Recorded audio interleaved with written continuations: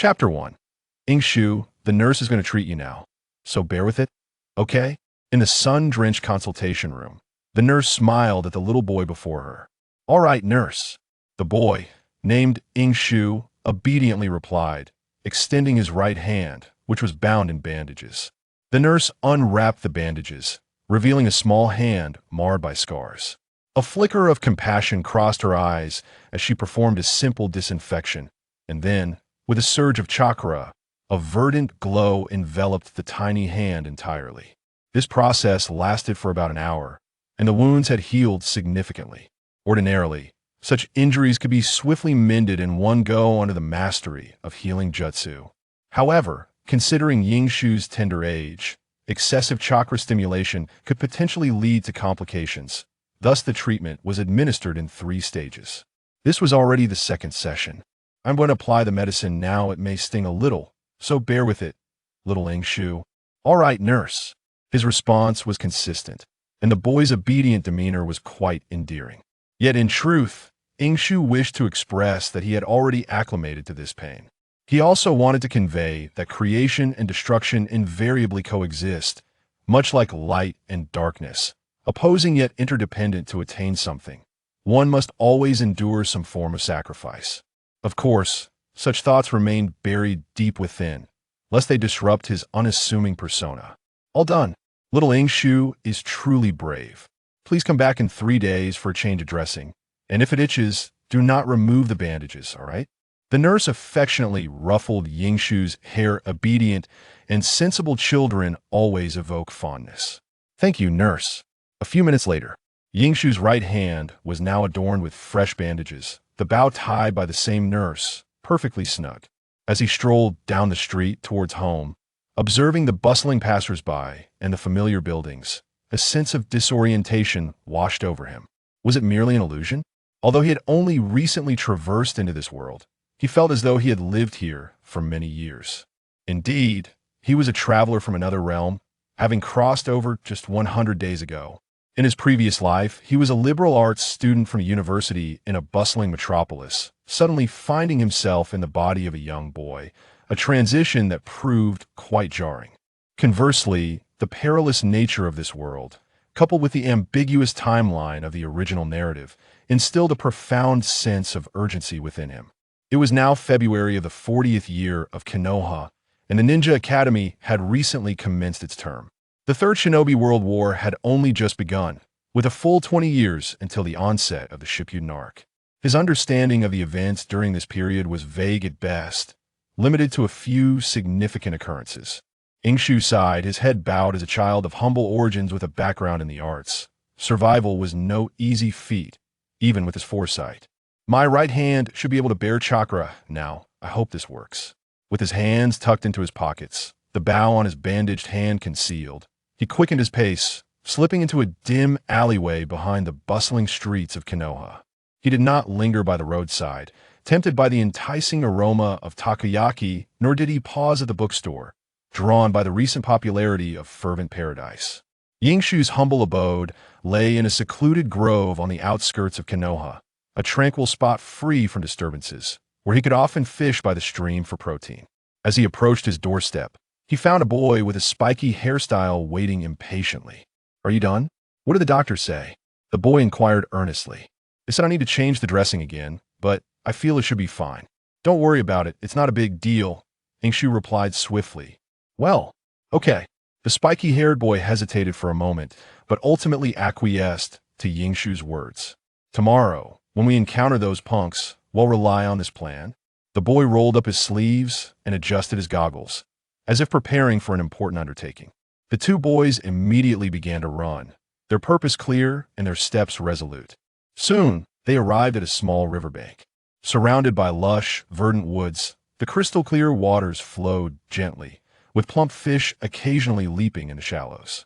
Yet, the 2 boys remained undistracted, locking eyes as the spiky-haired boy silently produced a lighter and a bundle of oil-soaked cotton swabs. After our last failure, I pondered for a long time and concluded that the issue lay with the cooking oil. This time, I secretly used my grandmother's kerosene. We shouldn't encounter any more setbacks. Indeed, you're quite clever, Aido, but it would be even better if you could master the great fireball technique more swiftly. Hey, it's only a matter of time. Aido seemed quite optimistic. Yes, standing before Ying Shu was none other than the future third greatest villain of the ninja world, Uchiha Aido. The reason they were together traced back to the very day Ying Shu had first arrived in this world. The original owner of this body was a timid boy, and upon Ying Shu's arrival, he found himself being bullied by a group of ruffians. The children were merciless, unaware that Ying Shu had knocked his head against a brick wall. Even as he was being beaten, he remained oblivious to his own injuries. At that moment, Aido appeared, driven by a sense of justice. With fervor and bravery, he intervened in the bullying, and that day marked the beginning of a profound friendship between the two misfits. Indeed, what they were about to do was to reclaim their dignity in the upcoming confrontation.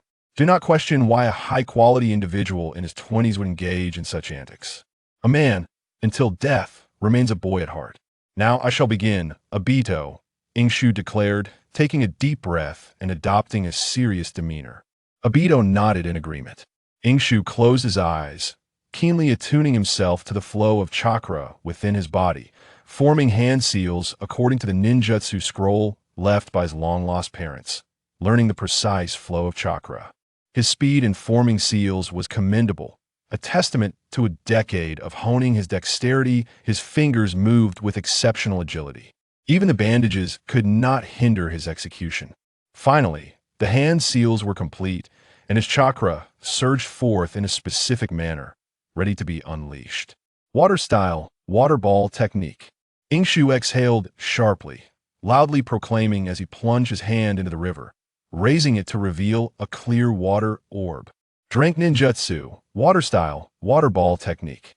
This technique could purify impurities from river water, yielding relatively pure water molecules. Though it was not recommended for drinking, it could serve well for bathing and laundry. A rather rudimentary water technique with minimal lethality, yet greatly facilitated daily life. The water ball, the size of a fist, clung to the back of Ying Shu's hand, refusing to dissipate, almost as if it had bonded with him. After 2 months of diligent practice, Ying Shu had become proficient in this technique, effortlessly controlling the size and position of the water ball. Now comes the main event. Ying Shu inhaled deeply, and even Aido beside him felt a surge of tension. Last time, they had been so close to success, but miscommunication had nearly resulted in Ying Shu's right hand being burned. Aido nervously ignited a cotton swab with the lighter, the small flame flickering to life. Meanwhile, Ying Shu remained focused. His left hand remained steady, only his fingers delicately forming the hand seals, slow and gentle, while his right hand moved with slightly more vigor. It was evident that controlling the water ball while forming seals posed a challenge. However, the execution was remarkably smooth. Ying Shu had studied this technique for over a month. Finally, lightning style, lightning bolt. With another powerful shout, a brilliant blue light erupted from Ying Shu's right hand. It was lightning style. A glimmer of envy flashed in Aido's eyes. Though both techniques were at the lowest rank, they were certainly superior to his own attempts at the great fireball, which he had studied for 3 months without producing a single spark. Indeed, Ying Shu was a prodigy. At that moment, Ying Shu wielded lightning in his left hand and water in his right. Though both are the most basic of ninjutsu, their mere existence would surely mark him as a small genius. Yet, Ying Shu's rhythm did not falter. What he aimed to achieve was far beyond merely unleashing 2 low-level techniques simultaneously for nearly a minute. The education he received forbade him from engaging in such ostentatious displays. The small water ball in his left hand slid from his knuckles to the palm. Ying Shu's lips turned pale. Despite being the most basic of techniques, his young age made it a challenge. It was a feat in itself to utilize them, but his chakra reserves remained insufficient. If only I could master the 8 gates and creation rebirth without a bloodline. It truly is a struggle. This thought suddenly sprang to Ying Shu's mind. The 8 gates could exhaust the body, providing an extraordinary surge of chakra. Creation rebirth, on the other hand, continually repaired the body. In this manner, chakra would flow unceasingly, akin to a perpetual motion machine. Yet, Aishi ultimately relinquished this notion. At present, he needed to maintain unwavering focus. He slowly brought his hands together, the lightning in his right hand piercing directly into the water sphere in his left. The lightning did not dissipate. Instead, bubbles began to form within the water sphere. Aishi held his breath and concentrated, carefully safeguarding these bubbles. Gradually, the water sphere in his left hand became increasingly distinct. Above were gases, while below lay liquid. In scholarly terms, the upper layer consisted of hydrogen and oxygen atoms produced through the electrolysis of water molecules, commonly known as hydrogen and oxygen. Below, however, remained water with certain impurities. 2H2O electrolysis, 2H2O2. At that moment, Aishi suddenly recalled his chemistry teacher from the 9th grade, with his gleaming Mediterranean hairstyle. Aido, are you ready? As the lightning in his right hand finally faltered, dimming into obscurity, the small water sphere in his left hand, under Aishi's meticulous control, shed the insufficiently reactive water and impurities, leaving behind a single bubble. Aishi crouched slightly, positioning himself as if to flee, extending his arm dramatically, evoking a sense of impending explosion. Yet, it was not he who would ignite the reaction, but Aido. Aishi, let's begin. 3, 2, 1, run. As Aido concluded the countdown, he hurled the burning cotton swab with great precision, landing it perfectly in the center of the bubble at the very moment Aishi was about to sprint away. In the next instant, boom! The explosion echoed far louder than any firecracker, and although Aishi had anticipated the blast and shielded his head, he was still left with a ringing in his ears. Yet, a smile could not help but curl at the corners of his mouth. It worked. It really worked, Aido. Wow, it worked, Aishi. You're amazing, Aishi. The two youths shouted excitedly at one another. Tomorrow's duel was bound to be a resounding success. That very night, Aishi returned home and took a well-deserved rest. Once his chakra had sufficiently replenished, he enjoyed a meal to restore his energy. By early the next morning, Aishi rose early and began refining his chakra. As noon approached, drawing nearer to the time of the duel, Aishi commenced the process he had employed the previous day. This time, however, he had a small beverage bottle by his side. Hydrogen gas requires open flame and a confined space. 400 milliliters should suffice. Aishi contemplated. Though he was a student of the humanities, he had often passed his chemistry classes in middle school. He was determined to emerge victorious in today's duel. That said, it was a rather melancholic tale. The inhabitants of the ninja world possessed physical prowess far superior to that of his previous life. Aishi felt that even if he donned a formidable disguise, he might still struggle against those rowdy children. Yet, he bore no concerns regarding the consequences. He had already been beaten to the point of traversing into this world. Why hold back now? Moreover, this amount was likely insufficient to rival even a low-level fire technique. If Aido had not been so lackluster, failing to master the great fireball technique despite lengthy practice, they would not find themselves in such a predicament. However, should anyone assume that his endeavors were solely for the sake of the duel, they would be gravely mistaken. By utilizing lightning to electrolyze water, producing hydrogen gas, and igniting it with fire, he was, in a sense, crafting a new ninjutsu. Furthermore, it was a remarkably intricate, composite ninjutsu. Water style combined with lightning style, topped off with fire style hydrogen, could also be controlled with wind style.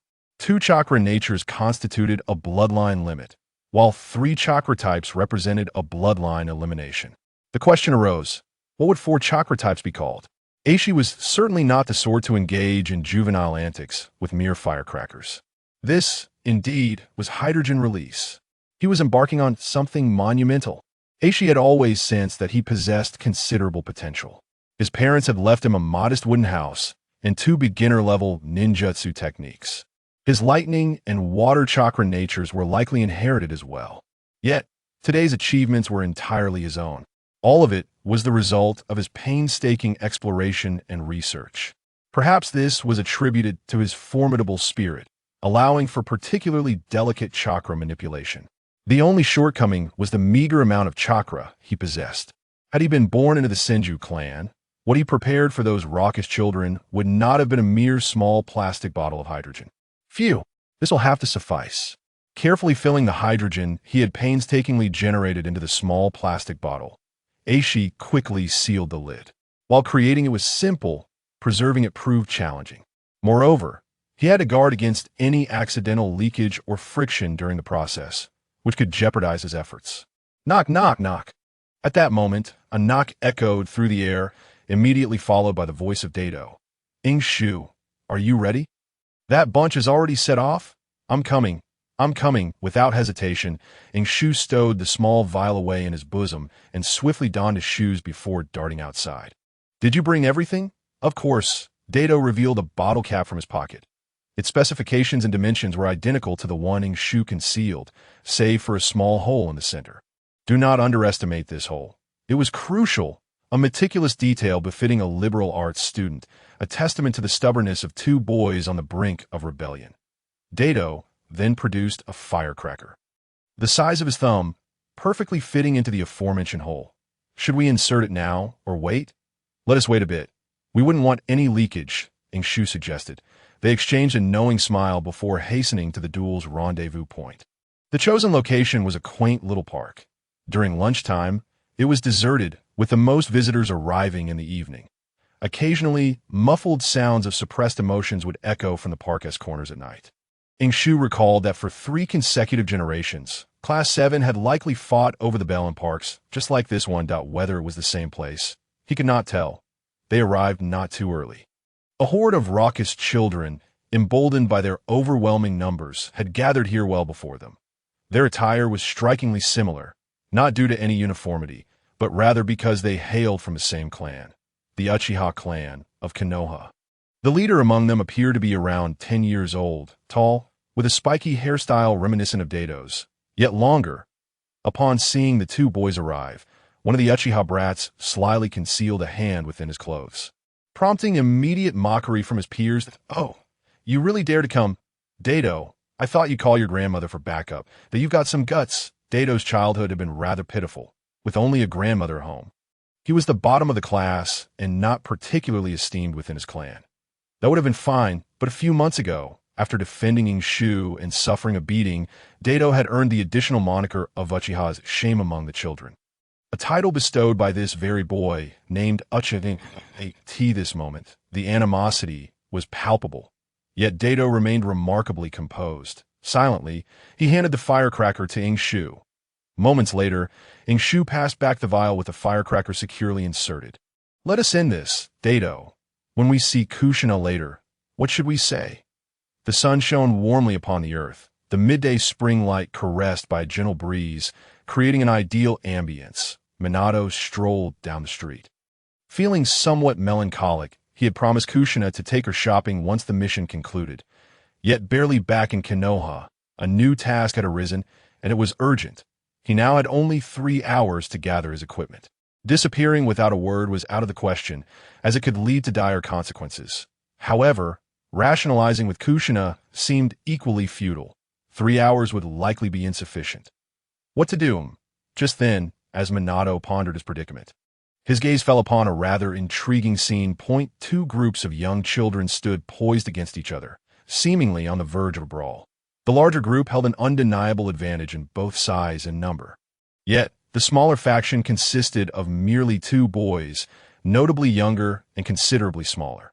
Nevertheless, they exuded an air of confidence. Fighting was ill-advised.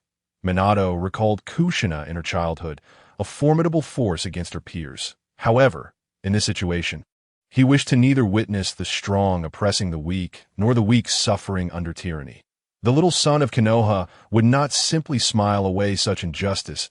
That moment, one of the spiky-haired boys unexpectedly produced a lighter. Minato felt puzzled, but when he saw the boy retrieve a small vial and ignite the unknown object atop the bottle cap, Minato could not comprehend the boy's actions. However, he understood that playing with fire was perilous. Without hesitation, he transformed into a blur, using his instant movement technique to arrive beside the boy. In Konoha, one could always trust in Minato's speed, even without the flying thunder god technique. His instantaneous movement was of the highest caliber. Today's humiliation would be settled. Wait, just as Aido prepared to launch his secret weapon, he suddenly froze, feeling an unidentifiable resistance. You really shouldn't play with fire. Young one, Aido looked up, only to be met with an extraordinarily handsome, sunlit smile. Under the sun's rays, the man appeared to be enveloped in a halo of divine light. But in the next moment, he heard his comrade's voice. Watch out. Get down. Was it watch out or get down? Aido's mind momentarily short-circuited, but soon Ying Shu pressed his head down, and they both fell flat against the ground. The next instant, boom! After what felt like an eternity, Ying Shu's senses gradually returned from the deafening ring in his ears. He lifted his gaze. The sight before him widened his eyes in astonishment. First, he noticed the Uchiha children in the distance, all frozen in place, eyes wide and mouths agape, as if they had stumbled upon adults engaged in something scandalous while playing hide-and-seek in the woods. Following their gaze, Ying Shu struggled to swallow and nearly stared blankly upward. He beheld a rather disheveled figure. The cool, flowing golden hair was singed, much of it now curled in disarray. Half of the man's face was charred, though thankfully it was not badly injured. Otherwise, he would surely have been disfigured. What moved Ying Shu was that this man stood in a protective, hunched-over posture, likely a reflex to shield the two boys from harm. This was the reason they had avoided direct injury. Ying Shu was momentarily stunned. Was this considered an accident? Thud! The man collapsed to the ground, and the Uchiha children witnessed the scene in its entirety. Run! Run! Quickly! Aido and Ying Shu have killed someone. One Uchiha boy shouted in a panic, his voice thick with impending tears, clearly terrified. Had Aido aimed at them, they would have been the ones to perish. The Uchiha brats had never witnessed such a spectacle before. They scrambled away in a flurry of fear and tears that Aido's humiliation had been swept away in an instant. Yet Aido's own situation was hardly better than that of the Uchiha children. Aido stared at the fallen man, desperately glancing at Ying Shu, pointing at himself, then at the man. I didn't mean to. Ying Shu, you saw it? He just calm down. The wisdom of an adult's spirit prevailed. Ying Shu's commanding voice steadied Aido's frayed nerves. He quickly turned the man over, checking for breath and heartbeat, and exhaled a sigh of relief upon confirming he was alive. The man was not dead, but he needed to be taken to the hospital urgently. Ying Shu spoke in a grave tone. Having studied emergency response in college, he was unprepared for the task of reviving someone who had been knocked unconscious by an explosion. Regardless, he was resolute in his decision not to flee. As he had always been taught, he could not abandon another in such a dire situation. Yes, to the hospital, quickly. Aido finally regained his senses. He is inherently kind-hearted. Or rather, he was a good youth before his descent into darkness. He did not flee from the scene of the incident, nor did he abandon those who were harmed. In this regard, he surpasses those Uchiha brats. The two youths exerted considerable effort to lift the man. The hospital in Konoha is quite distant, and they might not possess enough stamina. Fortunately, they had not carried him far when a kind-hearted passerby witnessed the scene. "Children, let me assist you." A burly bald man intercepted them. Despite the menacing scars on his face, he appeared remarkably endearing at this moment. The strong man hoisted the man onto his shoulder, moving with a steady and swift gait, darting towards the direction of Konoha Hospital. Both Ying Shu and Aido exhaled in relief. They exchanged glances, a chill creeping up their spines. "It should be all right, right?" Aido swallowed hard and inquired. "It should just be burned along with a mild concussion." "I think," Ying Shu replied, uncertain. "Then we should follow and check," Aido suggested. Indeed, the two youths displayed commendable virtue as they hastily followed suit. By the time they arrived, the man had already been taken inside. The bald man was conversing with the nurse, and upon noticing the two boys approach, his eyes lit up. It's those two children. They were the first to discover him. I merely lent a hand. With the bald man's exclamation, all eyes in the hall turned toward Ying Shu and Aido. In the background, whispers of bravery and commendation reached the ears of the two boys, who would have imagined that they were the instigators of the incident. Their faces flushed crimson. "Don't worry, children. He merely has slight burns." "Ah, is that you, Ying Shu?" At that moment, a nurse approached, the very same who had changed Ying Shu's bandages the day before. The nurse recognized the well-behaved child immediately and affectionately ruffled their hair. As expected of you. Ying Shu, such a good boy. Let me see your hand. Your injury hasn't fully healed, so you must take care. The nurse's words seemed to amplify the surrounding praises. Ying Shu's face turned even redder. Well, it's just minor burns and a concussion. Your constitution is quite good. A day's rest should suffice. Thank you, but rest assured, your face is unharmed. What a pity about your hairstyle, but it will grow back quickly, so it won't hinder your romantic pursuits. The doctor, having misinterpreted the situation, left the ward with a smile. Before departing, he reminded Minato, make sure to thank those two little fellows. If they hadn't acted promptly, your face might have been scarred. As soon as the words left his mouth, the two boys at the doorway tensed up. Just when they were at a loss, a figure rushed in, her striking red hair catching the eye. The woman appeared anxious, having caught a glimpse of Minato inside as she passed the door. However, Minato, with his hair transformed from flowing locks to a buzz cut, went unrecognized. The woman continued forward, evidently unable to find her intended target, and soon vanished into the corridor. Alas, so much urgency. One wonders what anguish the family must be enduring. The doctor sighed, shaking his head as he departed. Aido felt a shared sense of sentiment, sighing along with him. Yet Ying Shu's heart trembled. A thought struck him. Red hair, blonde hair, could it be mere coincidence? The moment this notion crossed his mind, the woman turned back. This time, she did not rely on intuition to locate someone, but instead followed the room numbers diligently. Upon confirming Minato's room number, she first peeked inside. Kushina, it's me, Minato's voice emerged, tinged with hesitation. Ying Shu's heart skipped a beat. Oh, it was indeed Kushina. No wonder she was able to intercept Aido in that fleeting moment. Her speed was not in vain. Aido felt a tightening in his chest. This was it. The principal's family member had arrived, and considering her earlier anxiety, they were likely to receive a severe reprimand. However, a laugh escaped Kushina as she approached the bedside, her eyes simultaneously filled with concern and amusement. Your hair, huffed. What happened to your hair? Cough, cough. It was an accident. Minato replied with a wry smile. I see, all right. Kushina chuckled for a while before recalling the matter at hand, promptly inquiring. Minato's smile turned even more bitter. He's fine, thanks to those two little fellows. If it weren't for them, Minato said, glancing toward the two boys peeking nervously at the doorway. The two youths tensed once more. That's so. Kushina turned her attention to them, beckoning. Come in so your sister can take a look.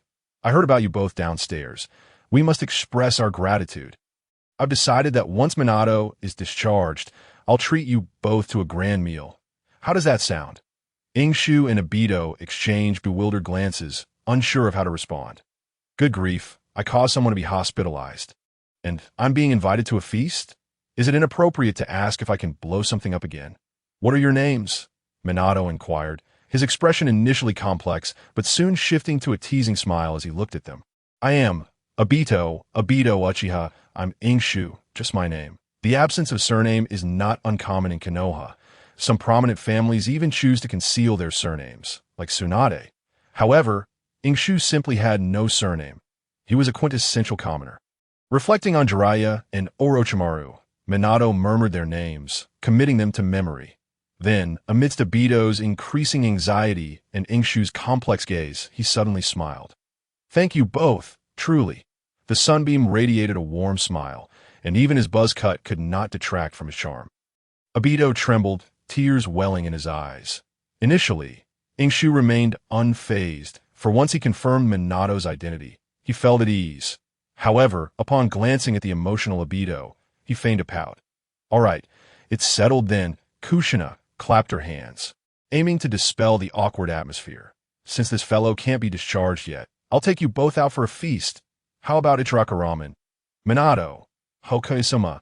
I apologize, but while Kushina took the two boys out for ramen, the buzz-cut Minato hurriedly arranged for his discharge and made his way to the Hokage office. However, by then, it was already late. He had spent hours unconscious, and oh worries, I've sent the umbu to cover for you.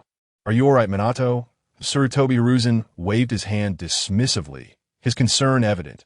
Minato's face was laden with shame as he replied, "I'm fine, just a bit careless. I didn't expect." Huh. Observing his glum apprentice. Sarutobi Hiruzen chuckled heartily, and he was already aware of the general circumstances. Minato had been injured and hospitalized due to an attack in Konoha, which was no trivial matter. The investigation results were equally amusing. It turned out to be a case of two groups of children who had accidentally injured the Jonin Minato during a brawl. Have children nowadays become this fierce? However, it was not long before Sarutobi Hiruzen turned his gaze towards Minato with keen interest. Minato. Did the Umbu discover anything at the scene? Minato was initially taken aback, but soon his expression grew serious. Without waiting for his response, Sarutobi Hiruzen directly revealed the answer. The traces left at the scene resembled explosive tags. Yet they were not of the same nature. Do you understand what I am implying? Minato nodded thoughtfully, his eyes igniting with a peculiar light. Indeed, that was not an explosive tag. If it were, I would not have sustained such minor injuries. Thus, it could possibly be a jutsu. As Minato spoke, his expression became strange once more. The question arises, what jutsu is contained within a bottle and ignited with firecrackers? I am uncertain. There were indeed faint traces of chakra at the scene, but they were not overt. Since your task has already been undertaken by another, you might as well take this time to delve into the matter. IT may prove beneficial to your recent research on the art of formless ninjutsu. Sarutobi Hiruzen remarked with a faint smile that Minato's demeanor shifted. Understood. Nightfall. Having consumed a hearty bowl of unjust noodles, Eishu returned home after a heavy farewell with Obito, who was burdened with thoughts. Rarely did he forego refining his chakra, adhering to his principle of the early bird. Primarily due to Kushina's warm hospitality, both he and Aido had indulged to the point of discomfort. Lying on the rooftop, he gazed at the scattered stars and the solitary moon. Aishu did not dwell on the complex feelings of longing for his homeland, nor did he entertain thoughts of inviting his three companions into his solitude. Instead, he pondered his future, the power of hydrogen release. Is it feasible? Today's encounter with Minato clearly indicated, so if the quantity were to increase, explosive tags would be rendered obsolete. Moreover, the critical issues of release time and timing would eventually be resolved. It merely hinges on proficiency, and the rank of ninjutsu IT is only a matter of time.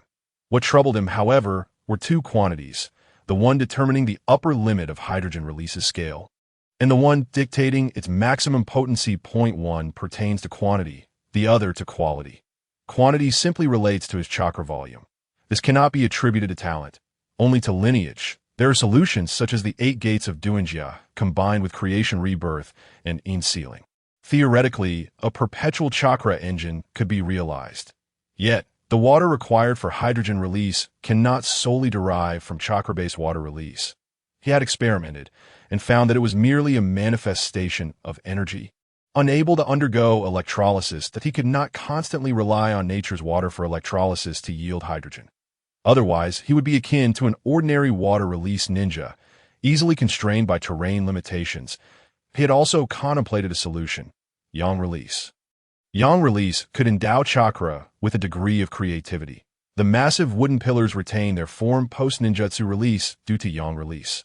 Logically, infusing water release with yang release should yield similar preservation. Acquiring yang release is not particularly difficult. The 8 gates of Duenjia is, in essence, a manifestation of yang release. Thus, the next step would be to pursue Might Guy. Eishu mused. Have you heard? Eishu and Aido got into a fight. Truly a pair of troublemakers. Teacher Tai despises such individuals. Eishu, would he really engage in a brawl? Moreover, it wasn't a simple scuffle. It seems they even hospitalized someone. What? That sounds utterly terrifying. It was those Uchiha who spoke of it.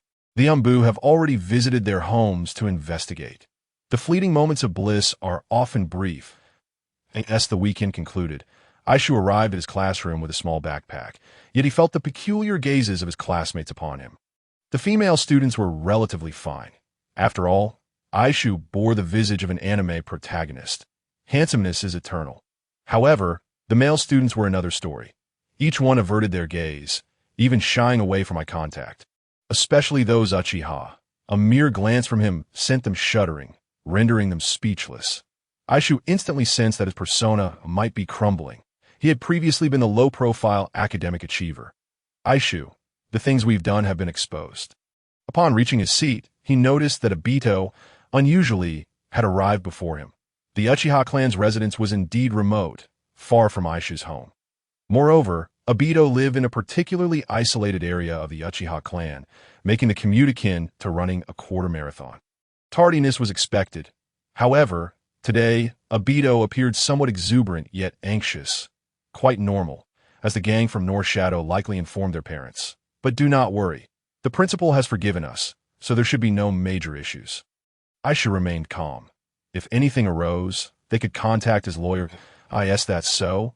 Obito exclaimed with sudden clarity, but, considering it further, still felt a tinge of concern, ultimately declaring with righteous fervor. Rest assured, Aishu, if anything happens, I will bear the consequences. Could you perhaps spare me half of your lunch? I woke up late and didn't prepare anything. No problem. At that moment, Aishu inadvertently noticed a pair of eyes from the front row of the classroom. Stealthily glancing in his direction, it was a white-haired individual seated at the front, able to clearly hear the teacher's lecture and the first to leave upon dismissal. This was none other than the top student of the first-year ninja academy. The son of White Fang, Kakashi. Aishu raised an eyebrow and, out of politeness, offered a smile. However, the other seemed unimpressed. Frowning, their expression turned disdainful before they averted their gaze, ending the brief exchange. Oh, you turned away. How lofty of you. Aishu, feeling exasperated, reminded himself that with his close bond with Obito, there would be no third party should they be separated into different classes in the future, that he glanced towards Obito, who was already dozing off. While the teacher lectured on the virtues of ninja, starting with the 3 prohibitions, being a good ninja is the second most hypnotic lesson. The first is the history of the ninja world. To be honest, Aishu did not wish to witness Obito's descent into darkness. The process was too heart-wrenching, to strive for something only to end up with nothing, having been deceived into 18 years of a pyramid scheme. If possible, Aishu still hoped to lend a hand to Obito that he had already devised a plan that he would start with Yang release it on one hand. He would seek out Guy to see if he could gain access to the 8 gates of ninja. However, that would only allow him to access and possess Yang release chakra. To utilize it, he would have to explore other avenues. Mastering Sage Technique was the path Aishu envisioned, that be why pursuing Might Guy. Enhancing Yang release and learning Sage Technique, he could master Yang release, thereby achieving a perpetual chakra engine coupled with dehydration operation. Most crucially, he could substitute for Rin and become the medical ninja of their team. The plan appeared flawless in theory and even formed a closed loop. Aishu intended to sign up at the ninja hospital after school, as his relationship with the nurse should facilitate the process. Finally, the school bell rang. Obito snapped back to reality, instinctively glancing at Aishu beside him. Is it time for lunch? Not yet. We still have a practical lesson. Aishu observed the nearly empty classroom and replied coolly. Oh, then let me know when it's time for lunch. I didn't sleep well last night. And I am? A practical lesson? Obito suddenly perked up, sitting upright with his eyes sparkling. A practical lesson. That's an excellent opportunity to shine. How could Lord Obito miss out? Let us go. Aishu, it's time to show off our skills. Obito rolled up his sleeves, adjusted his goggles, and strode out with swagger. Aishu sighed. After all, he was still a child, becoming excited at the prospect of physical education.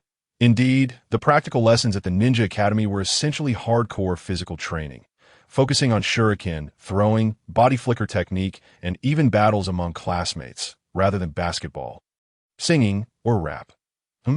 A peculiar sensation washed over Ying Shu as he realized something odd had infiltrated his surroundings. Without giving it much thought, he gathered his belongings and promptly made his way to the training grounds.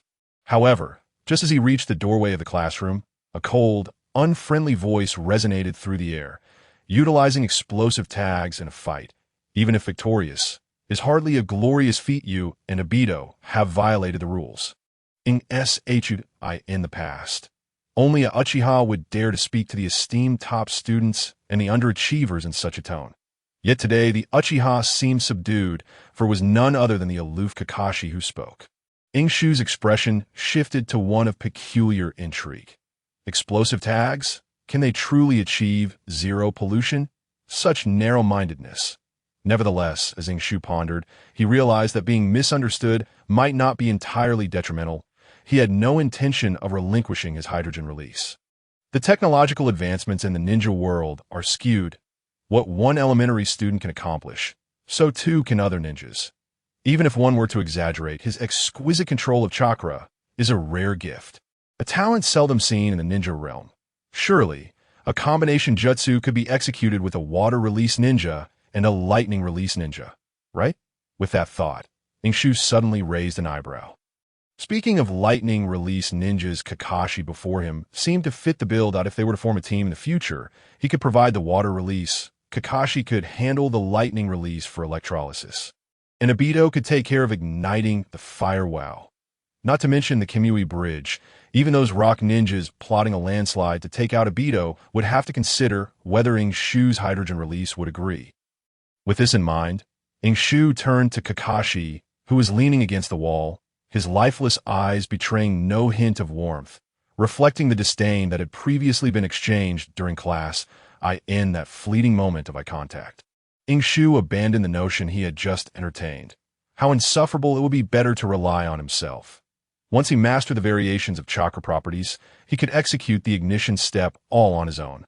Let alone the reaction process, he could even use wind release to manipulate hydrogen, whether for compression or long-range strikes, all by himself.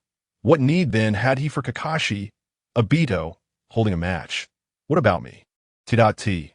In any case, I hope that during the practical training session, you won't overstep your bounds again. Kakashi, seemingly oblivious to the gravity of the situation, continued unperturbed.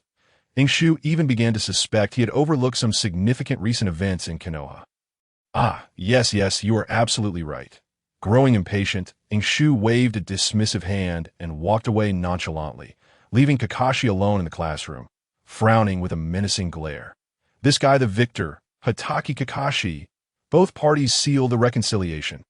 As a disheveled Aido found himself pinned to the ground by Kakashi, Ying Shu could only lament the unpredictability of fate. Poor Aido. Kakashi has clearly lost his mind. There's nothing I can do about it. How infuriating. It was so close. After the match, Aido, still indignant, remarked that it was merely a shadow clone. Kakashi truly lacked integrity. Ying Shu scoffed, his gaze laced with disdain. The difference between you two, merely a shadow clone. You fought with all your might, while he barely broke a sweat. Yet, to give credit where it's due, Kakashi is undeniably formidable, a true protagonist. Ying Shu had no intention of clashing with Kakashi. He was on a path of high-end elitism, pursuing the route of an intellectual. His weapon was a pen, not a kunai. Practical training sessions were merely a formality for him. Thus, the morning classes concluded. Ying Shu and Aido made their way to a small park adjacent to the campus, each taking a seat on a swing. Aido produced 4 rice balls prepared by his grandmother, and they savored them, sharing the delicacies between them. Sigh. When will I become a ninja?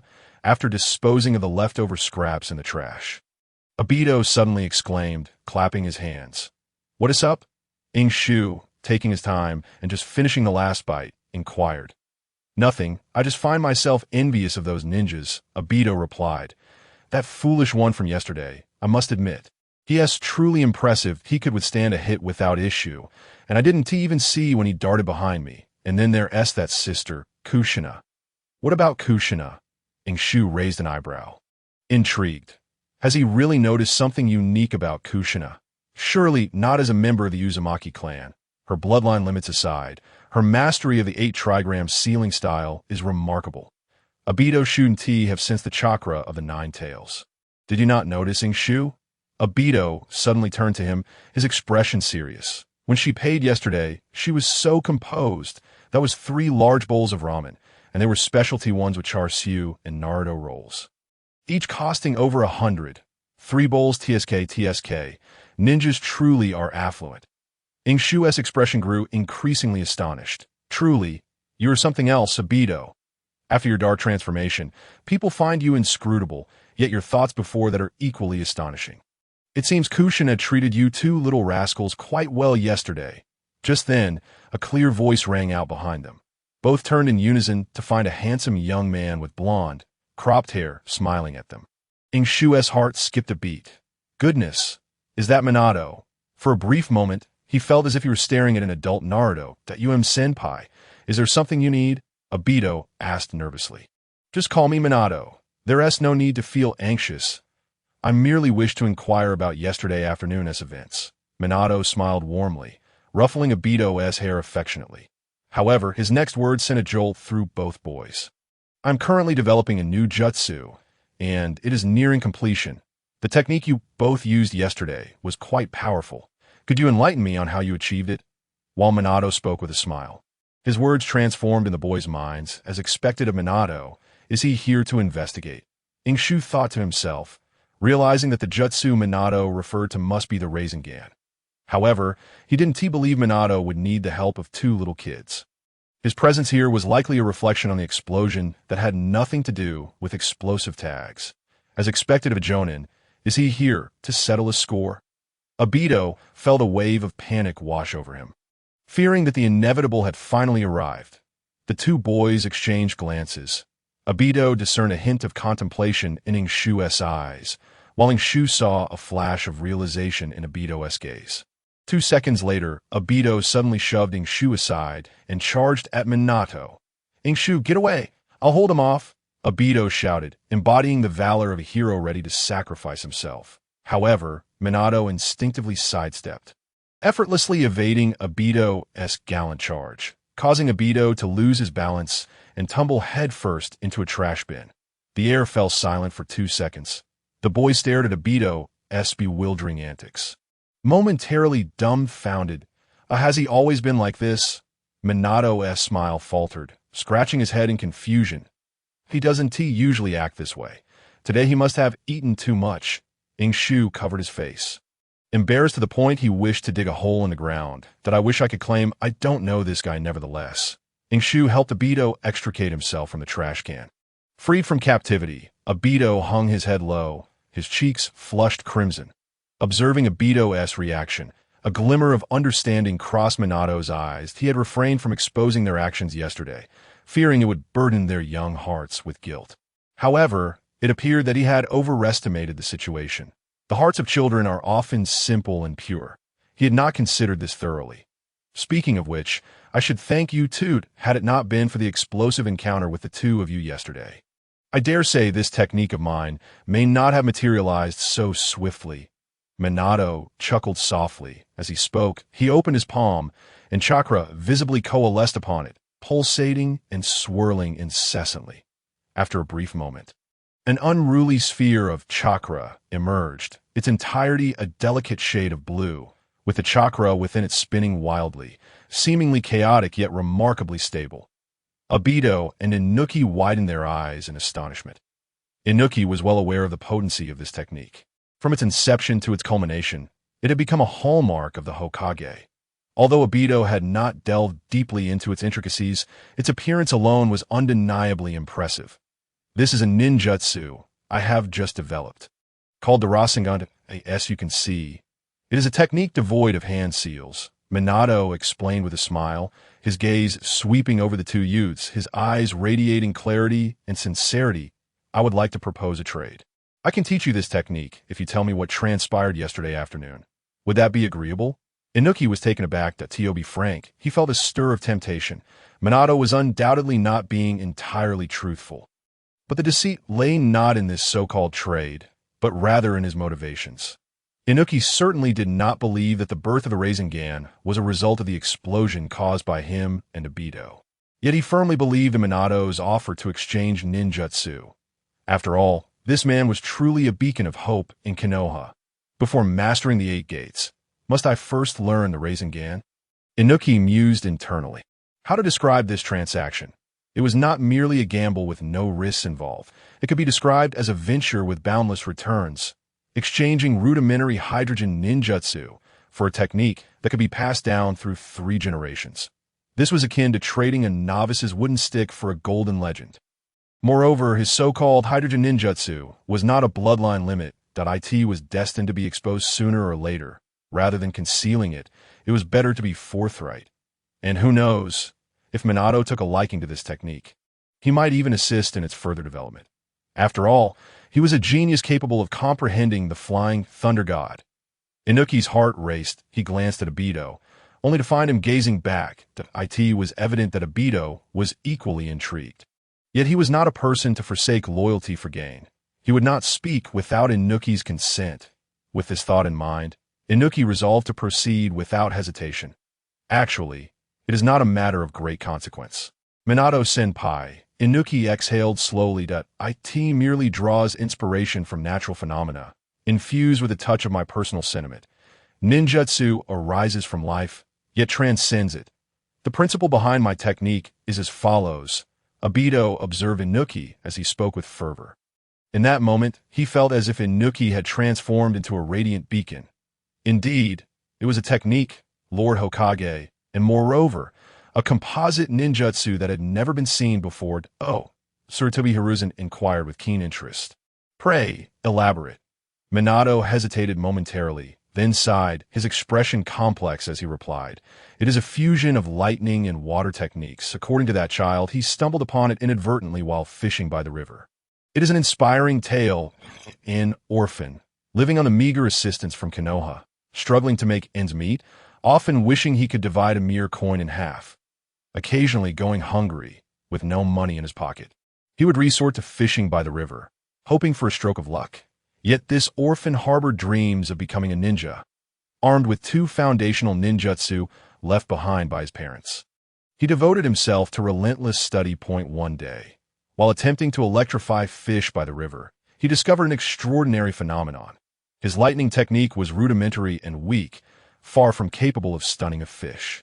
However, it caused numerous bubbles to erupt in the clear river water.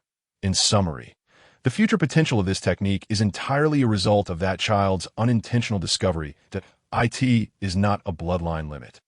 Minato sighed, taken aback by the hardships faced by these seemingly mischievous youths. Yet he evidently had not touched upon the crux of the matter.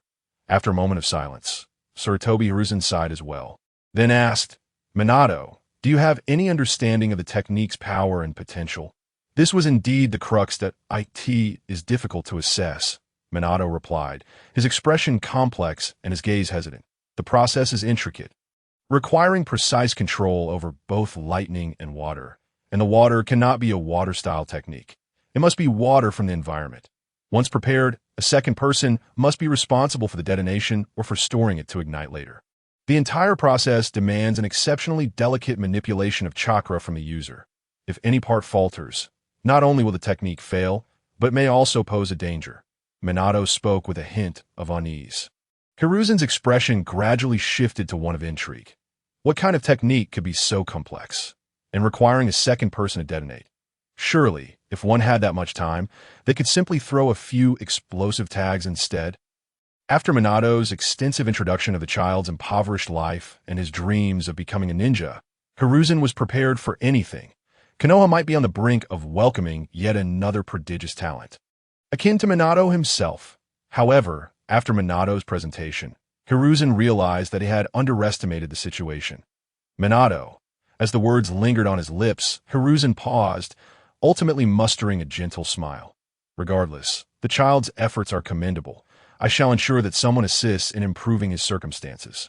If you have time, perhaps you could also offer guidance to that child. By the way, how far along are you with your formless ninjutsu? The conversation ultimately circled back to Minato's Rasengan. Minato responded with a confident smile. It has been successful, Lord Hokage. Is that so? Congratulations, Minato. I knew you would surpass that rascal Jiraiya. Just then, the door of the Hokage's office swung open. In Konoha, few could enter the Hokage's office without knocking. But the individual who entered was undoubtedly one of them, that he was a strikingly handsome man with long hair and violet eyeshadow, accentuating his serpentine gaze, exuding a chilling yet captivating aura. It was none other than the enigmatic Orochimaru, one of the legendary 3 ninjas. Teacher, you called for me? Orochimaru inquired in his raspy yet alluring voice, taking note of the golden-haired Minato beside him. Orochimaru recognized him instantly and offered a slight nod in greeting. Nice new hairstyle, Minato. Minato forced a wry smile. This is unexpected, Orochimaru. I was just discussing this matter with Minato. Hiruzen interjected. a gifted child has emerged in the village. At a tender age, he has begun to research the creation of ninjutsu, quite reminiscent of her younger self, Orochimaru. Orochimaru fell silent for a moment, and within his seemingly tranquil gaze, a fleeting spark of interest flickered. Is that so? That very night, Inuki sat on his bed, a round little water-filled balloon in his hands. He endeavored to infuse chakra into the balloon, causing it to move erratically, according to Minato's instructions. If the balloon could burst, he would be close to mastering this technique. Indeed, this was the second step in training the Rasengan. The first step, gathering chakra in the palm, was already within Inuki's grasp. He could even condense it on the back of his hand. As chakra flowed into the water balloon, the once docile balloon began to writhe restlessly, albeit subtly, appearing somewhat bashful. Inuki tried for an extended period, but was unable to burst the water balloon. Phew, this is quite challenging, isn't it? With a sigh, Aishu exhaled. After school today, he abandoned the idea of learning the sage art at the Konoha hospital, even neglecting to bid farewell to Might Guy, and hurried straight home. His sole purpose was to practice the Rasengan. Reflecting on it, Aishu felt a tinge of regret. As someone who had traversed worlds, it was rather embarrassing to be so captivated by a mere Rasengan. This was especially true when Minato was explaining the principles of the technique to the two of them. Memories flooded back, vivid and swift. He had watched Jiraiya teach Naruto, and Sasuke instruct Boruto. All from the comfort of his screen, it was akin to possessing a legitimate certificate for wielding the Rasengan. Oh, the irony! Taking a deep breath, Aishu refocused his attention on his palms. He aimed to master the Rasengan in the shortest time possible. For once the Yang release plan was set in motion, he feared he would lack the energy to further explore this skill. The sage art and the 8 gates technique would undoubtedly drain both his body and spirit. The next morning, Aishu stepped out with dark circles under his eyes. His backpack contained not only textbooks, but also 2 water balloons. Upon arriving at the classroom, Aido was not as early as usual. After a day's absence, the chatter among classmates had significantly diminished. Good morning, Aishu. Did you not sleep well last night? Morning Aishu greeted his peers and silently returned to his seat, retrieving the 2 water balloons. Indeed, Aishu was practicing ball control with both hands. The second phase of Rasengan training tested chakra manipulation, a strong suit of his he intended to refine his control over chakra while simultaneously progressing in his mastery of the hydrogen release. Ding, ding, ding. The class bell rang, and the teacher ascended to the podium. Aido rushed into the classroom at the last moment, sheepishly apologizing to the teacher, and then settled beside Aishu under the teacher's frosty gaze. Few that was close to why grandmother felt unwell today, and cooking for myself was quite a challenge, Aido said, still shaken, before turning to boastfully glance at Aishu. That you're in for a treat today. Aishu, Lord Aido, is personally, huh? Aido's eyes widened in shock as he finally noticed Aishu's subtle movements beneath the desk. That why you're doing that? Clearly astonished, Aido could hardly comprehend Aishu's skillful manipulation of the balls. But just then, bang, bang, the 2 water balloons burst in succession, soaking Aishu's pant leg and knocking Aido's jaw loose. Aishu mused, unfazed for someone who had been studying the hydrogen release for 3 months. Bursting a single water balloon was well within the realm of possibility. The next ball, however, was the main event. Aishu, Aido had lost the ability to articulate, yet the teacher did not. The commotion caught the attention of all the students in the class. At this moment, the advantages of good academic performance became apparent. While Aishu's practical grades were always average, he consistently topped the cultural subjects. This fact even made Kakashi take heed for Uchiha, Aido. What on earth are you doing over there? Get out and stand. Immediately. Time flew by. Unbeknownst to them, a month had passed, and a month is neither too long nor too short. It is sufficient to cultivate a habit or achieve small goals. At the Konoha hospital, little Aishu, don't be nervous. Just follow what your sister taught you and release your chakra. Believe in yourself. You can do it. It was still the same nurse who had bandaged Aishu, and he had learned her name, Takahizakumi. Half a month ago, a middle-aged man with a small cut on his shoulder sat there, claiming he had accidentally scraped himself while climbing through a window. Though the reason for such an action remained unclear to this moment, The middle-aged man appeared somewhat helpless. Young man, why not take a bold step and give it a try? No, Eishu replied earnestly. Medical ninjas must be accountable for every patient. Excessive bravado will only hinder the treatment. But if you don't start soon, I fear my wound will heal. The man chuckled bitterly. Compared to his trivial injury, he was far more concerned about whether his affair with Jeezy had been discovered by her husband. Coming to the hospital was merely a means of hiding away while allowing this aspiring medical ninja to practice. I'm ready to begin. Finally, Aishu took a deep breath and began forming hand seals. The sage art, also known as the healing technique, activates one's own chakra through specific seals, enabling rapid healing of wounds or ailments. However, not everyone's chakra can achieve such results. The scarcity of medical ninjas and those who can master the sage art is not without reason. To become a medical ninja, the most fundamental and crucial requirement is to possess the special chakra that activates the sage art, namely, yang release chakra. Yang release can be innate, like the expansion technique of the Akimichi clan. A family secret passed down through generations that, of course, one can also attempt to master chakra nature transformations later on. Fortunately for Aishu, his luck, or rather his aptitude, was commendable. Aside from lightning and water, he was also highly compatible with yang release. This saved him a great deal of effort. For instance, he did not need to perform 100 push-ups daily or walk upside down for miles to stimulate his body's yang release. A verdant chakra surged into his palms, with life energy continuously flowing into the small wound. After a brief moment, Aishu concluded the treatment and looked hopefully at the middle-aged man before him. How does it feel? Is it better? The man paused, contemplating his response that, I suppose it's healed? Then it's healed.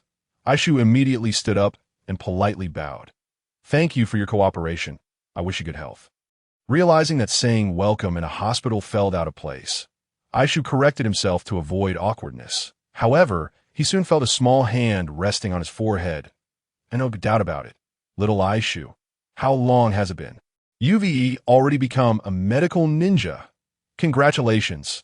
Nurse Kumi playfully ruffled Aishu's hair, her soft touch making it difficult for her to stop. In no time, Aishu's head resembled a bird's nest. It's all thanks to Senpai Yamanaka and Sister Kumi's excellent teaching. Aishu replied obediently, then turned to a slightly older woman. The woman, adorned with large glasses, appeared gentle and intellectual. Aishu owed much of his ability to learn the sage art to her presence. Your hard work and talent are what truly matter.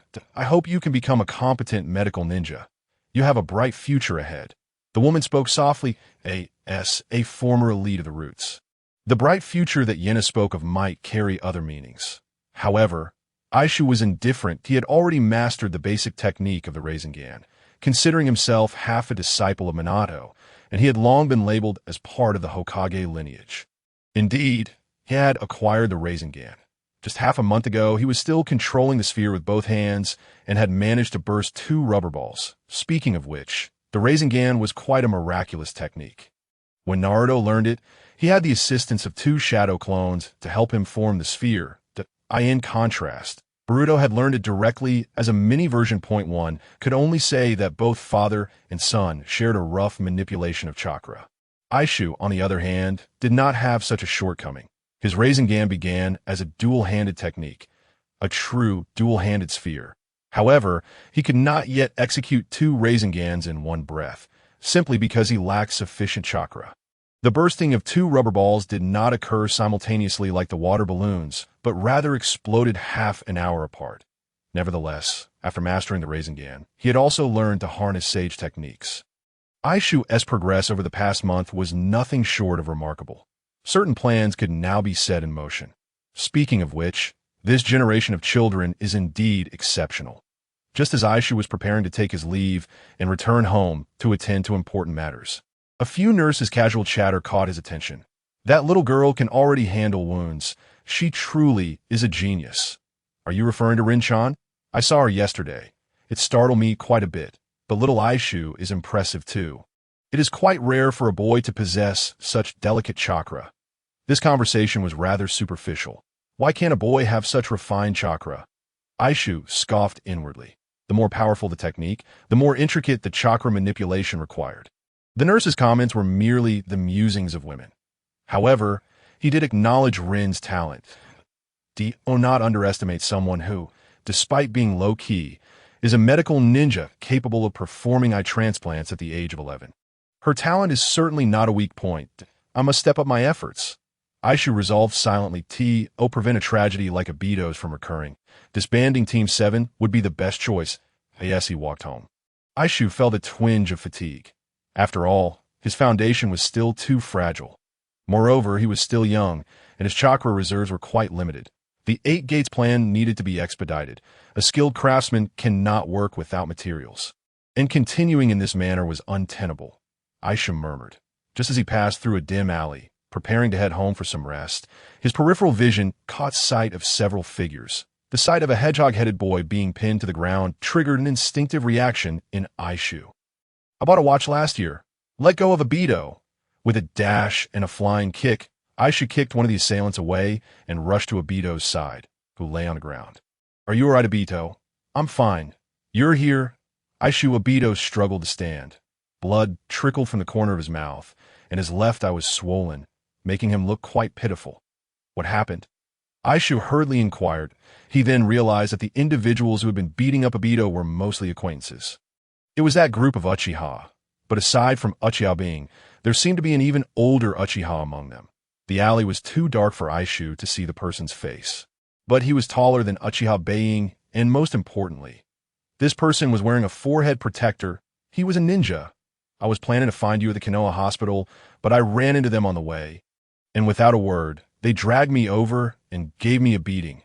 Aido said through gritted teeth, "Be careful. Aishu, there's a ninja among them." Aishu's expression darkened. I at this guy, the one who used explosive tags against you last time and was stopped? From the shadows, the Uchiha with the forehead protector spoke, his tone dripping with disdain. Yes, cousin, it's them. If it weren't for a ninja stopping us that day, we would have all been blown up. Uchiha being fanned the flames. Aido glared fiercely at Uchiha Being. Aishu initially wanted to encourage Aido, knowing that against such an enemy, one must not consider fleeing, for escape was futile. However, seeing Aido's resolve, Aishu chose to remain silent. It was worth considering. Although Aido was considered the bottom of their class, always trailing in academics and practical courses, much of this was due to Kakashi. Aido consistently faced off against Kakashi in practical lessons, rain or shine. Hence his record stood at 0 wins and 9 losses. Buy me some time, please. The voice that spoke was not Aishu's, and he was taken aback that he glanced at Aido, noticing that today he seemed somewhat different. Could it be that the Uchiha bloodline has awakened? Aishu pondered, but his body was already in motion. There was no point in saying too much. Relying on his fists was more dependable than mere words. Aishu propelled himself forward, but just as he neared the group, he suddenly pulled something from his pocket. Light and small, he clenched it in his hand and hurled it towards them. Last time I didn't blow you up. This time, I'll take you and your cousin with me. Aishu shouted. It was an explosive tag. Uchiha Being immediately let out a scream. The lighting was too dim for him to discern what Aishu had thrown, but he instinctively assumed it was an explosive tag. Stay calm. The Uchiha with the forehead protector barked, swiftly moving to seize the object. It indeed had the feel of an explosive tag. However, something fell off. It was a bit small and thin. The Uchiha focused his gaze and saw written on it, Ichiraku, ramen 20 off coupon. TCH. The panic in the Uchiha's eyes instantly morphed into disdain, tinged with a hint of lingering fear that TOB fair. In such a confined space, if an explosive tag were to go off, no one would escape. Moreover, he had been puzzled, as such items shouldn't be accessible to a child of this age. That was why he dared to grab it with one hand. Cousin, Uchiha Being had already covered his ears. Heaven knows why one would cover their ears in the face of an explosive tag at that moment. The look Uchiha Being gave his cousin was one of admiration. Next time, don't overreact. Don't forget your surname. As an Uchiha, you shouldn't be so timid. Cousin is right. Cousin is amazing. Uchiha Being nodded repeatedly, then provocatively glanced at Aishu. The feeling of having a strong ally is indeed wonderful. But just then, Aido, who had been overlooked by everyone, spoke up. Aishu, get down. Aishu immediately crouched. He had a rough idea of what Aido was planning. Approximately 3 weeks ago, the two had diverged in their training of the Rasengan. Don't get me wrong, it wasn't some grand philosophical disagreement about training methods. Aido simply wasn't capable. Aido had spent a full 10 days barely managing to focus his chakra in his palm, let alone forming a water balloon. Maintaining it was already a challenge. Thus, Aido decided to temporarily abandon his Rasengan training. Perhaps that buzzcut ninja was trying to fool us. What is so impressive about a chakra ball without hand signs? It is better to master fire release. Great fireball. Aishu had tried to persuade him, but Aido had already made up his mind, and Aishu did not want to argue further. Besides, practicing the great fireball would at least help him understand what chakra was. Since that day, aside from attending classes, the two had little interaction. Aishu had roughly mastered the Rasengan and began visiting Konoha Hospital in hopes of luck, while Aido delved into the study of the great fireball. At this moment, Aido held his breath and focused, his hands forming seals with remarkable steadiness. Each seal was perfectly executed. Chakra flowed steadily, devoid of the frenzied volatility typical of fire release techniques. He aimed for stability. That seal was impossible. Uchiha Being's cousin was utterly astonished. After all, he had only mastered that technique by the 3rd grade. Could it be that this little brat is a genius? Fire release. Great fireball technique. Aido took a deep breath, finally ready to unleash his power. Aishu, on the other hand, protected the back of his head, unwilling to become the second Minato at that moment. Aishu couldn't help but reflect. Has Aido truly grown?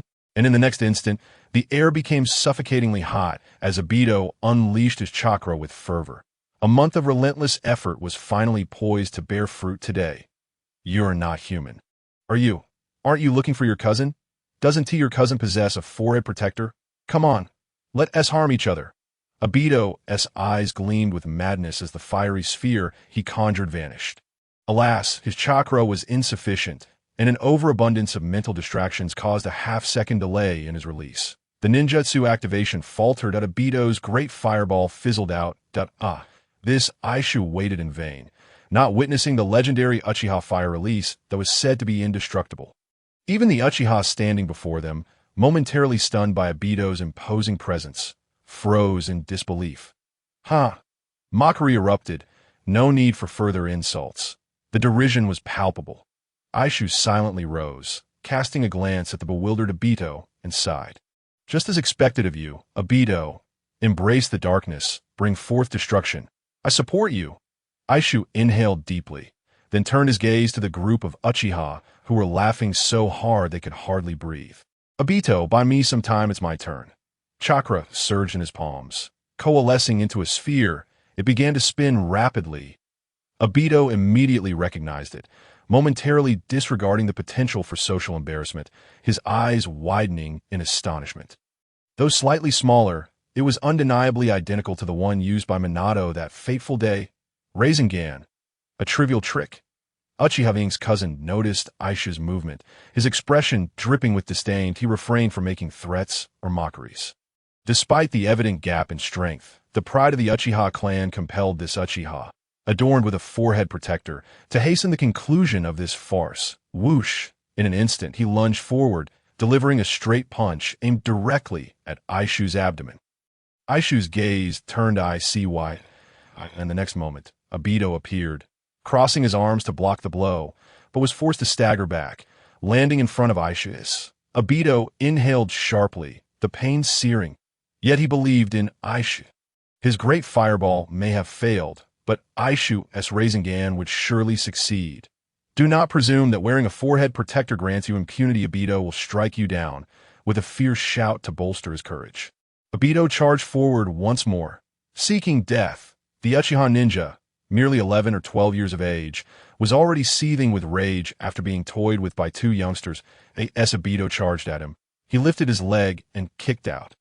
The force of that kick was formidable, landing squarely on Aido's face, and combined with Aido's momentum, he was sent reeling, blood streaming from his nose as he flew back. Cousin is awesome. Crush this disgrace of the Uchiha. The Uchiha behind cheered loudly. Meanwhile, Aishu observed as Aido lay on the ground, battered and struggling to rise. Aishu contemplated rushing to assist, yet the chakra was already gathered in his hand. To abandon it now would mean squandering all his efforts. Damn it, I've overused the chakra for today's technique. Aishu cursed inwardly. After countless practices at the Konoha hospital, his chakra reserves were running low. To conjure a stable Rasengan was simply beyond his means. At this moment, Aishu desperately attempted to channel his chakra. However, chakra is an energy produced by all cells in the human body, and excessive use triggers the body's self-protective mechanisms. An adult might push through with sheer will. And Aishu's soul, having lived 2 lives, was indeed formidable. Yet the crux of the matter was he was still too young, and no amount of effort could yield much more. Curse it! Aishu gritted his teeth. Just then, the swaying Aido suddenly looked at Aishu, grinning widely and giving a thumbs up. Don't worry, Aishu, I am fine. It was evident that Aido had reached his limit. Standing was a struggle, and he could barely maintain his balance. The Uchiha ninja continued to advance. That it was as if, mimicking adults, the slower he moved, the more intimidating he appeared. Aishu was momentarily taken aback. But moments later, his gaze grew cold, a surge of madness igniting within him. I have to take a gamble. Aishu had always been a cautious individual. He had once vowed to never share the same fate as gambling and poison. But today, it seemed he would break that vow. Aido wouldn't last much longer. And Aishu himself was unable to muster any chakra. The path before him had narrowed to a singular option. First, channel the yang release chakra. Aishu flipped his palm, and the chakra sphere he had been forming instantly dissipated. Yet the chakra did not vanish. Instead, it surged to the back of his hand. Aishu began to form seals. First, the water sphere technique.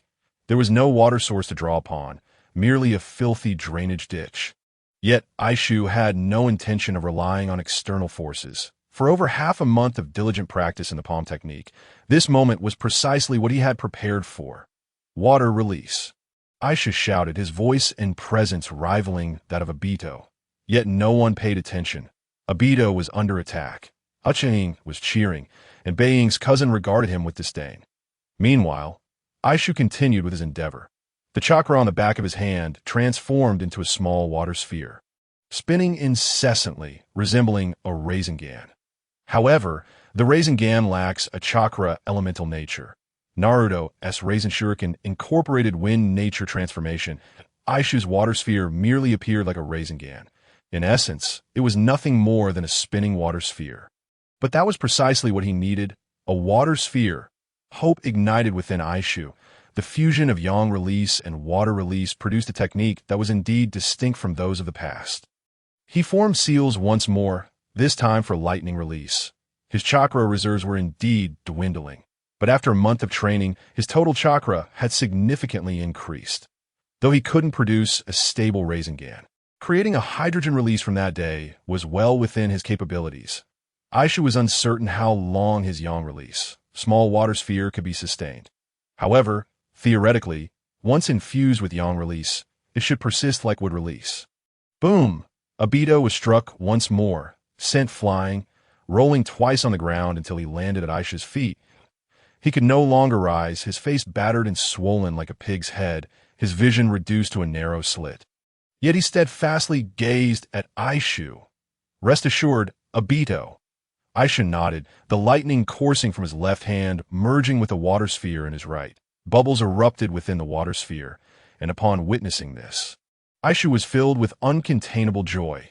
Yang release water release truly produced water molecules that could be decomposed, but then the issue arose: he had the water release capable of electrolysis, and his lightning release had sufficient power. At this moment, the water sphere had expanded slightly, resembling a balloon. But where was the fire? Aishu looked at the Uchiha ninja before him, that he wasn't particularly tall, just a half-grown child, still months away from adulthood. Such a person should not possess any fire, right? Aishu felt a jolt of alarm. The experiment succeeded, but what to do if there was no source of fire? Urgently waiting online. Just then, I never expected you to truly know ninjutsu. However, your technique is utterly worthless before the Uchiha. The young Uchiha ninja began forming seals. The pattern was familiar to Aishu, reminiscent of Aido's great fireball technique. Could it be? Allow me to show you what that useless technique truly looks like. Fire release. Great fireball technique. In that fleeting moment of 0.000735454 seconds, Aishu was momentarily stunned. But quickly, he regained his composure, pushing forcefully with both hands, launching his yang release. Hydrogen release forward. Jinghua, Book Pavilion. Though composed of gas, posed no significant issue for Aishu, despite his lack of proficiency in wind release.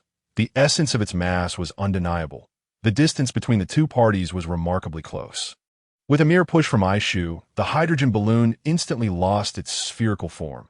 The Uchiha brat ninja merely felt a gust of wind rush by and smirked disdainfully, thinking that even a fart would surpass this feeble display. In the next moment, chakra transformed into flames, erupting forth. Boom! The fireball manifested as anticipated, but was swiftly deformed, directly reacting with the hydrogen in the air, resulting in an instantaneous explosion. A powerful shockwave and heat wave propelled the Uchiha brat ninja far away, colliding with his cousin and a throng of underlings, all of whom were sent tumbling backward. In a critical moment, Aishu threw himself onto Obito. Disregarding his own hairstyle, Obito had been reduced to a state of utter disarray. And Aishu could not stand idly by. The heat wave surged forward as anticipated, yet remained within Aishu's threshold of tolerance. He felt a scorching sensation on his head, accompanied by the acrid scent of burning. Alarmed, Aishu instinctively scrambled to extinguish the flames, and when he finally managed to save his head, the scene before him sent a chill down his spine. The enemy had collapsed. The explosion had been rapid, both in arrival and departure. Yet its origin lay within the Uchiha brat ninja's great fireball. He bore the brunt of the impact, his upper body charred black, while the Uchiha underlings behind him lay scattered, none remaining upright. Oh no! Aishu's heart trembled. This couldn't mean he was dead, could it? The great fireball might not have been lethal, but combined with hydrogen release, the outcome was uncertain. Cousin! Uchiha struggled to rise, gazing at his unconscious cousin, who he idolized, and upon seeing him motionless, he burst into tears. This wailing seemed infectious. The surrounding underlings, already shaken by the earlier explosion, joined in the chorus of cries. Aishu observed this with a gradually cooling demeanor.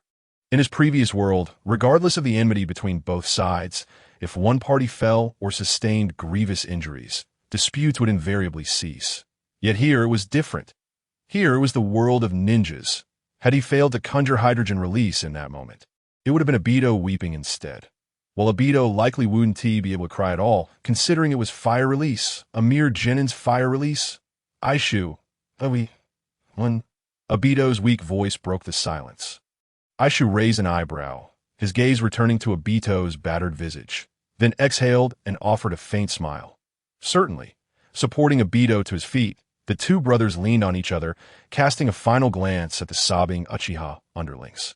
Their actions inexplicably synchronized, they turned and departed, devoid of any trace of compassion. Uchiha's cousin might be dead, or perhaps he was not, from Aishu's observations in Konoha over the past few days. It was highly likely he had sustained severe burns and a concussion, potentially with internal bleeding as well. But who cared? No matter how one might argue, if he unleashed the great fireball, he wouldn't have faced any repercussions. The two brothers limped out of the alley as the sun descended. The shadows of the two youths stretched long. Unbeknownst to them, perched atop a utility pole above, a figure watched their departing silhouettes with keen interest. How intriguing! Orochimaru's cold serpent-like eyes glimmered with curiosity. Is this the combination ninjutsu you have devised? Orochimaru surveyed the shadowy alley, echoing with cries. A smirk gradually forming on his lips. Old man, it seems you have misjudged this time. Ouch! That hurts! Sister, could you be a bit gentler? If you know it hurts, then you shouldn't fight anymore, understood? Konoha Hospital. Nurse Kumi reprimanded firmly while attending to Obito's wounds. For ninjas, Konoha Hospital charged no fees, even for first-year students at the Ninja Academy. Furthermore, Aishu was an insider. They were the ones who initiated the conflict, Obito muttered, but Kumi refused to entertain any excuses. It was unacceptable. Fighting is wrong. Do you understand? Obito bowed his head in silence. then discreetly glanced aside. Aishu was sitting obediently in a chair, while a girl was applying medicine to his hand. That he should be fine now. Eishu-coin.um. Thank you, Rin. Aishu leaned his head against the wall, not wanting anyone to see the little curls at the back of his head. You're welcome. Aishu-kun. The young girl smiled gently, causing Aishu to feel somewhat awkward. Observing this scene, Aido sighed. Aishu seems to be quite popular with the girls, doesn't he?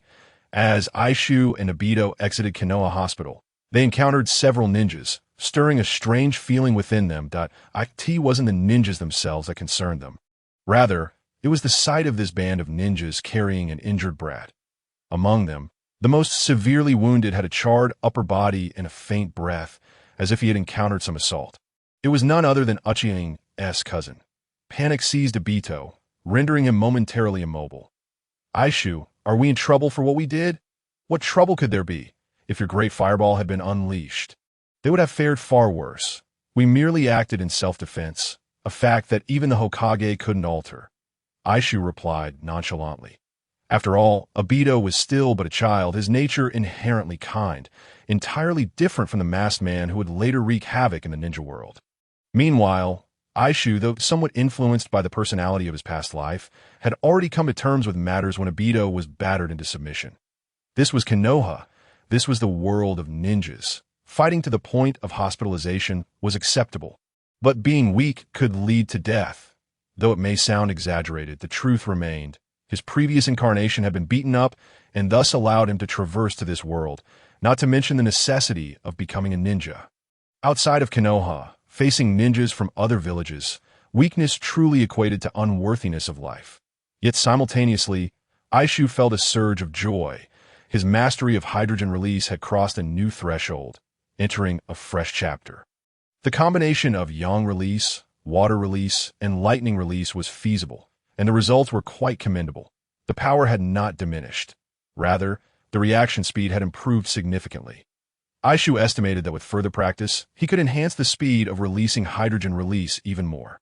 This progress was attributed to his training with the spiral sphere. Aishu even began contemplating whether he could operate both techniques simultaneously to further reduce the required time. Sigh. At that moment, Aido suddenly sighed, interrupting Aishu's musings. I actually succeeded at lunchtime today, but when I was about to strike them, I failed again. Aido appeared despondent, pondering where things had gone awry. Perhaps it was a matter of insufficient chakra. Aishu shrugged. I too lacked chakra today, otherwise I could have executed the spiral sphere. But you still managed to use that technique, Aishu. By the way, what is the name of that technique? That is not the point. Aishu's demeanor shifted to seriousness, momentarily catching Aido off guard. That we are currently too weak, whether in ninjutsu or taijutsu. Future adversaries will only grow stronger. If we continue down this path, we will find ourselves in peril. Today's events serve as a wake-up call for Aishu. Previously, he had believed in the adage of wielding the pen to secure peace, yet now it was evident that matters were not so straightforward. Hydrogen release was powerful, but if one lacked the chakra to utilize it, then no matter how formidable the ninjutsu, it would all be in vain. He resolved to embark on a regimen of physical strengthening. The 8 Gates technique was also due for its initiation. Indeed, Aido exhibited a rare seriousness, clearly deeply affected by today's event. As far as I know, Uchiha has more than just one cousin.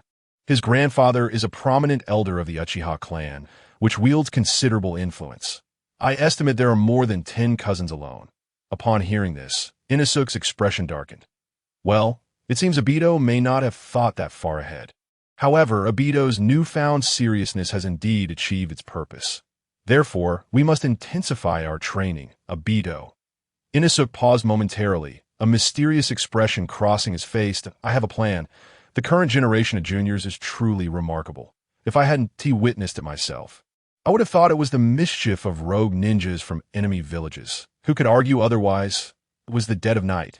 Within the sole residence of the Hitaki clan, 2 prominent figures from Konoha engage in conversation in the living room.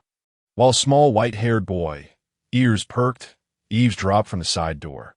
Unbeknownst to him, he had already been discovered, yet he listened intently. After all, it was merely a conflict among children, both parties consisting of Uchiha clan members. It had simply escalated a bit, Orochimaru remarked with a smile, addressing Shikumo, a senior and friend he held in high regard among the few ninjas he admired. Escalated a bit. The Hokage, Shikumo, known as Konoha's White Fang, wore a bitter smile at this moment. You realize that half of those Uchiha children are still hospitalized, suffering from abrasions, fractures, and the most severe, second-degree burns, some still in critical condition. Shikumo opened his mouth to respond, but, upon seeing Orochimaru's sardonic expression, refrained. He let out a bitter laugh. After all, it was he who had sent them to the hospital, being the first to discover the incident. Don't worry too much. Shikumo-kun. Orochimaru waved his hand dismissively. For Tsunade, those injuries are nothing to be concerned about. The White Fan was displeased. It's easy for you to say. Uchiha Fire is the most promising junior in the Uchiha clan, and being sent to the hospital is hardly... Mid-sentence, the White Fang suddenly recalled something. But what exactly transpired at the scene? If I'm not mistaken, Uchiha Fire has already become a genin. Hasn't he? Not only a genin, but he was also the top student of the last Ninja Academy class. Quite talented, though perhaps lacking in temperament. Orochimaru replied slowly. Shikumo gasped in disbelief. Those two little rascals, who haven't even completed their first year, managed to send a genin to the hospital? And they used the Uchiha's most proficient fire release? This is utterly inconceivable. Just as the White Fang pondered this, a sudden sound from the side door of the living room caught their attention. The two esteemed figures exchanged knowing smiles. Kakashi, at this hour, you ought to be asleep, the White Fang said, his gaze softening with a hint of affection. Sure enough, the next moment, Kakashi appeared, clad in pajamas yet still donning his mask, bowing to the two in the living room. Good evening, Father, and good evening, Lord Orochimaru. Orochimaru nodded slightly. Kakashi dashed upstairs, his expression filled with curiosity. Could it be that Father and Lord Orochimaru were discussing those two rascals? The following morning, on the path leading to the Ninja Academy, two boys paused midway, Aido's expression betraying a hint of anxiety. Inosuke, are we really safe doing this? It's no big deal. It's just a body flicker technique that I've become quite adept at it. But the teacher hasn't taught this lesson yet. When did you learn it? I learned it a few days ago from Nurse Kume at Konoha Hospital. Now be quiet, Aido. I need to concentrate. Inosuke's face was serious that he didn't just learn the body flicker technique at Konoha Hospital. Nurse Kume, kind-hearted and beautiful, was eager to teach him everything after Yano consented to his studies, at the cost of his boyish hairstyle, which had become a disheveled mess. According to Kume, Konoha Hospital sometimes experiences busy periods. And to avoid missing critical treatment times, every nurse utilizes the body flicker technique to its fullest. Inosuke took a deep breath, focused intently, and after performing a series of simple hand seals, suddenly, two more figures materialized beside him with a puff. Instantly, there were three Inosukes on the scene. Had this been during Naruto's peaceful era, such a display would have warranted graduation. Yet Inosuke's performance continued. One of the clones performed the hand seals again. And with another puff, the scene transformed into two Abitos and two Inosukes. The clones approached the two boys, uttering in perfect unison, "Hand me your backpack." What the Aido was taken aback, handing his backpack to the clone and then looking at Inosuke. When on earth did you learn this? I just learned it a few days ago. Master the great fireball technique, and I'll teach you. Inosuke rolled his eyes. The body flicker technique wasn't something he had taken seriously. So it was perfect, yet he couldn't mimic Aido's voice precisely. But fortunately, he seemed to maintain the clones for a decent amount of time, as long as he supplied enough chakra. Last night, he even conducted a little experiment. Sustaining 2/10 of his chakra throughout the night posed no problem whatsoever. Kakashi seemed a bit off today, even missing when the teacher called his name. Such occurrences were rare, especially for someone sitting in the front row of the class. What on earth did those two get up to that could garner such praise from both Father and Lord Orochimaru? Kakashi found it hard to fathom that the two troublemakers who dared to use explosive tags would earn the recognition of these two esteemed figures. Indeed, in Kakashi's eyes, Aido and Inosuke were nothing more than troublemakers. One was a dual subject underachiever who had never lasted more than 10 exchanges in combat. The other was a single-subject underachiever with perfect theoretical scores, yet couldn't throw a shuriken accurately. How could such individuals deserve father's attention? What Kakashi didn't realize was that some of what he heard was due to his father's peculiar sense of humor, perhaps to motivate his proud son. What he hadn't heard, however, would only leave him more astounded. Kakashi discreetly glanced back at his seating position. Today felt a bit unusual. It was typically the case that Aido would be asleep, while that fellow, Inosuke, would be attentively listening. Yet today, the two of them were remarkably focused together. Has Aido lost his mind? The thought immediately sprang to Kakashi's mind. Today's lesson was about the history of the ninja world.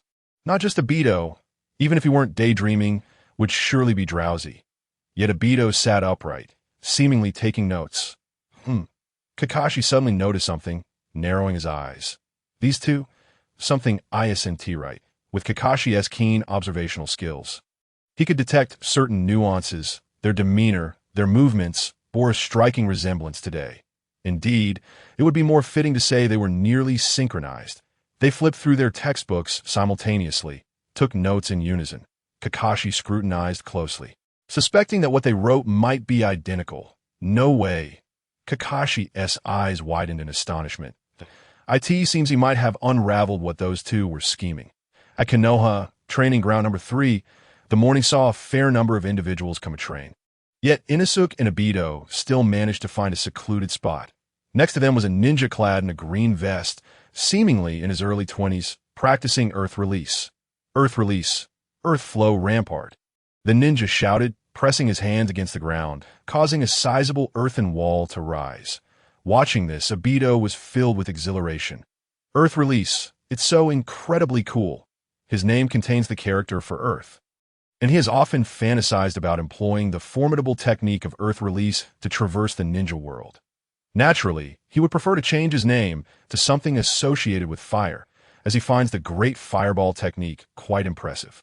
Ying Shu longed to voice his grievances, but was at a loss for where to begin.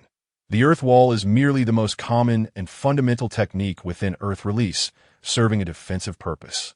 Once Aido has mastered the great fireball, he may find that facing Kakashi and his pack of hounds diminishes its allure. You should focus on perfecting your great fireball.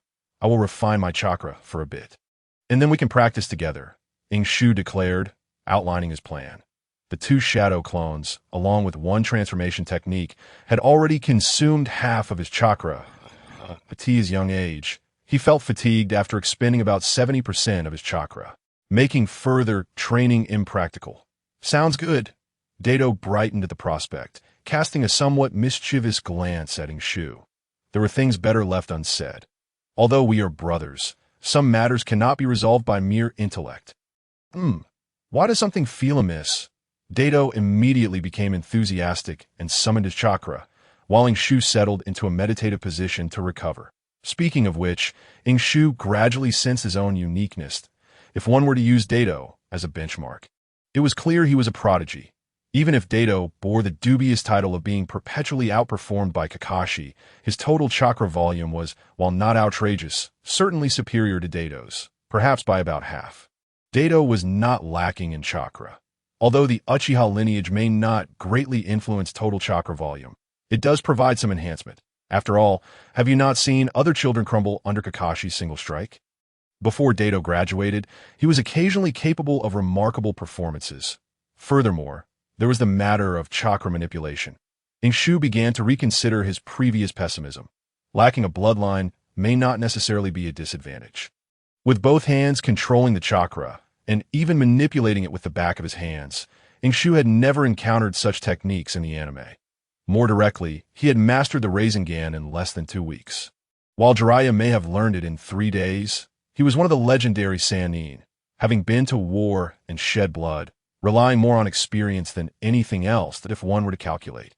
His current finesse in chakra manipulation could be said to be a quarter Jiraiya's. Thus, Ying Shu felt quite confident. The prodigy of Konoha, was that not him? Yet at that moment, fire release, great fireball technique. The searing wave of flames interrupted Ying Shu's self-indulgence. He turned in astonishment, only to see Aido wearing a smug expression.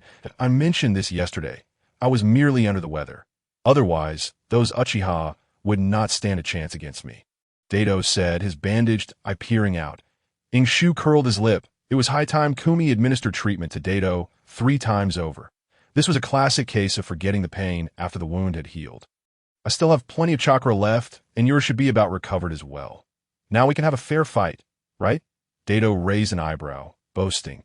Ying Shu paused for a moment before rising to his feet. Very well. Aido immediately assumed a fighting stance, while Ying Shu began to form a Rasengan with one hand. Come on, Aido, who had been contemplating how to pin Ying Shu to the ground, suddenly froze. What the heck? You're cheating, Ying Shu. Can you use the Rasengan in a fight? Do you think those Uchiha will play fair with you? Ying Shu replied, coolly. He actually wished to impart a lesson to Aido. The ninja world is vast, encompassing more than just Konoha and the Uchiha clan. The outside world is far more exciting and perilous, especially with another Uchiha recluse likely keeping a close watch on him. But if that Rasengan hits, it could be. Aido hesitated. It's just training. It doesn't have to be so severe, right? You have a point. Let me test its power first. Ying Shu felt uneasy. He wanted Aido to grow stronger, not to become broken. The two quickly approached a sturdy tree, thick as an adult's arm, its foliage lush, a perfect spot to escape the summer heat. After a brief moment of hesitation, Ying Shu pressed the Rasengan upward. The next instant, boom, the tree was blasted with a sizable hole, its frail branches unable to bear the strain, causing half to crash down. Crap! Run! The two bolted, narrowly dodging the falling tree. Aido stared at the wreckage. Swallowing hard, Ying Shu, is this the technique that ninja taught us? Ying Shu nodded, somewhat sheepishly. It was indeed his first use of it, and after his last training session, he had headed straight to the Konoha hospital. Hey, you little brats, what are you doing over there? At that moment, an old man rushed over with remarkable speed, clearly the training grounds administrator. Judging by his speed and commanding voice, he likely had many stories from his youth. Yet the two boys had no time for curiosity. Exchanging a glance, they took off running once more. In this matter, their synergy was astonishingly high. However, you old man, after all, is still the old man, with just a single instantaneous movement. The two boys were promptly caught. The old man hoisted one under each arm, leaving the once boisterous youths utterly speechless. What in the world are you two doing skipping school? The old man glanced at the severed tree, his expression a mix of shock and recognition. How could two little brats manage to break such a large tree? Such a tragedy. My dear wife, I am so sorry. The old man abruptly dropped the boys and began weeping uncontrollably over the beloved tree. Ying Shu and Aido exchanged bewildered looks, guilt flooding their hearts. Ying Shu's imagination ran wild, pondering what poignant love story lay behind that tree, capable of evoking such sorrow from the old man. That year, I was 18. That year, she was also 18. Ying Shu felt a sense of panic rising within him. He had never been this flustered, even after knocking out Uchiha Bei Ying's cousin yesterday. Ying Shu, what do we do now?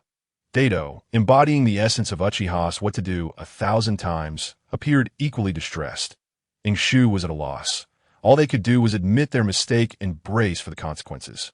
Aido sighed, rummaging through his pocket to produce a large bill of 100 ryo, offering it to Ying Shu. This is my living allowance for the month. I don't know if it's enough to cover the damages. Sigh. Ying Shu took the money, momentarily stunned, his expression shifting to one of complexity. This was clearly not merely about the money. Otherwise, the old man would not be crying so heart-wrenchingly. That tree was likely planted by the old man and his late wife, now serving as a bittersweet reminder of their shared past. Observing the still sobbing elder, Ying Shu sighed. There's nothing for it. It must be done, though he felt a sense of guilt deep within. He was still, after all, just a child, at least in the eyes of others. Children possess their own unique ways and charms when it comes to handling matters.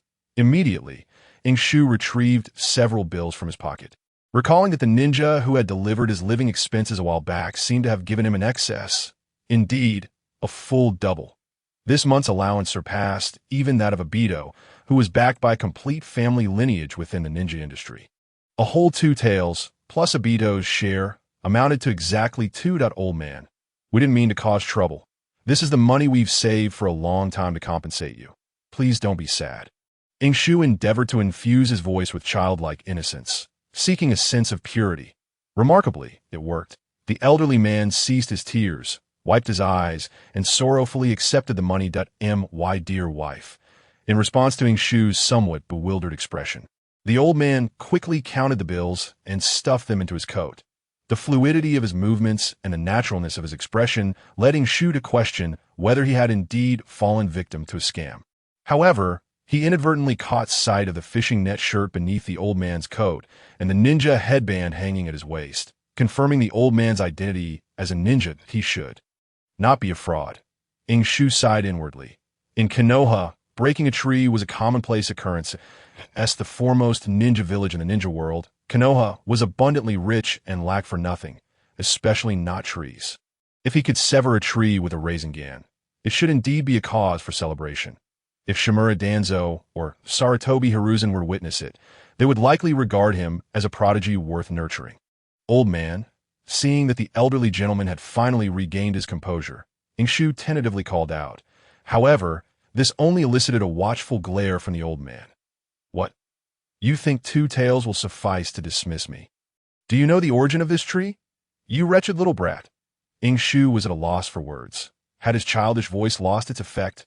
Surely, at not yet 6 years old, he had not yet reached the age of voice change. In any case, call your parents over. This matter is far from settled. The old man glanced at Ying Shu, then at Aido, his gaze lingering on the Uchiha fan emblem on Aido's collar, a flicker of disdain passing through his eyes. Another Uchiha brat.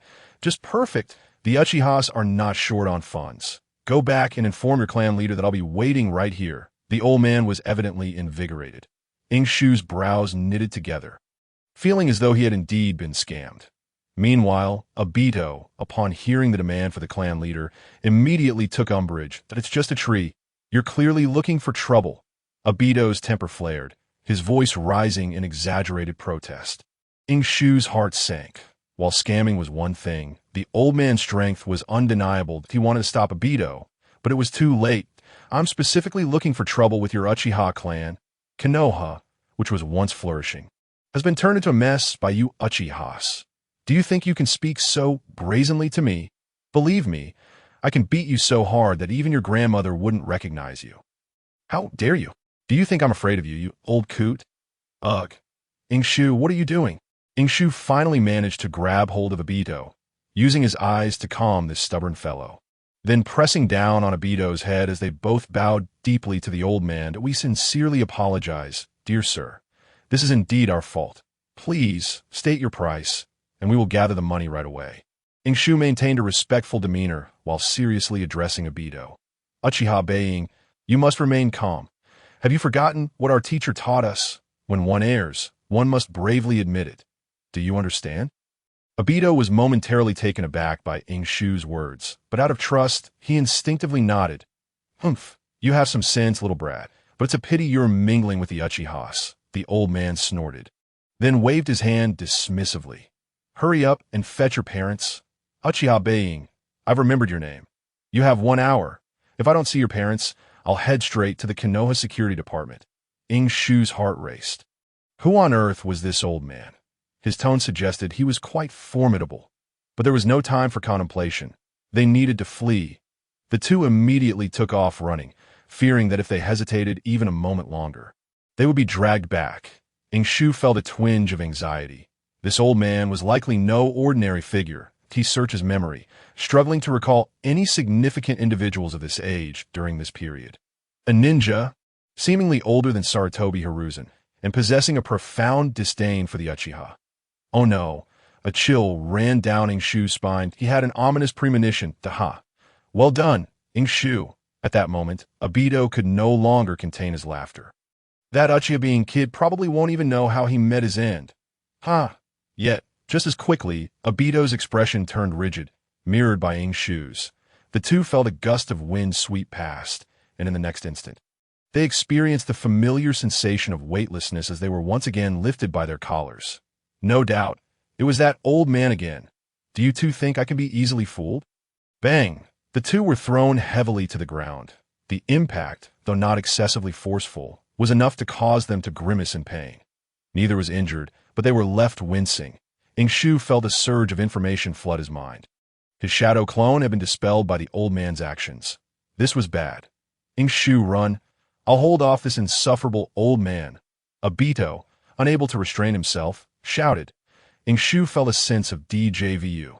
He recalled that the last time they encountered Minato, Aido had reacted similarly. To be fair, Aido was indeed someone who could rise to the occasion. If there was trouble, he would genuinely step up. Ying Shu, however, couldn't afford to think too much of it. You can't take him on alone. I'll help you. The old man's identity was temporarily unimportant. Indeed, it was unimportant. In that moment, Ying Shu felt a surge of indignation. Being lifted like a chick twice in succession was terribly humiliating. Thus, 2 minutes later, on the expansive grassy field, brimming with vitality, 2 small heads were firmly planted into the ground. Not a rare species of plant, but rather 2 defiant youths. Old man, if you have the guts, let me out. A fire-style jutsu from Lord Aido would teach you a lesson in no time. Aido's face flushed crimson as he raged. Old man, you will pay for this. The old man, wearing a mocking expression, did not respond, instead settling himself comfortably to the side and producing a small flask, sipping leisurely on his drink. This display only fueled Aido's anger, as he desperately pushed his head forward, wishing he could leap straight out of the ground. As for Eishu, his gaze was imbued with a hint of astonishment, after a fleeting moment of exhilaration.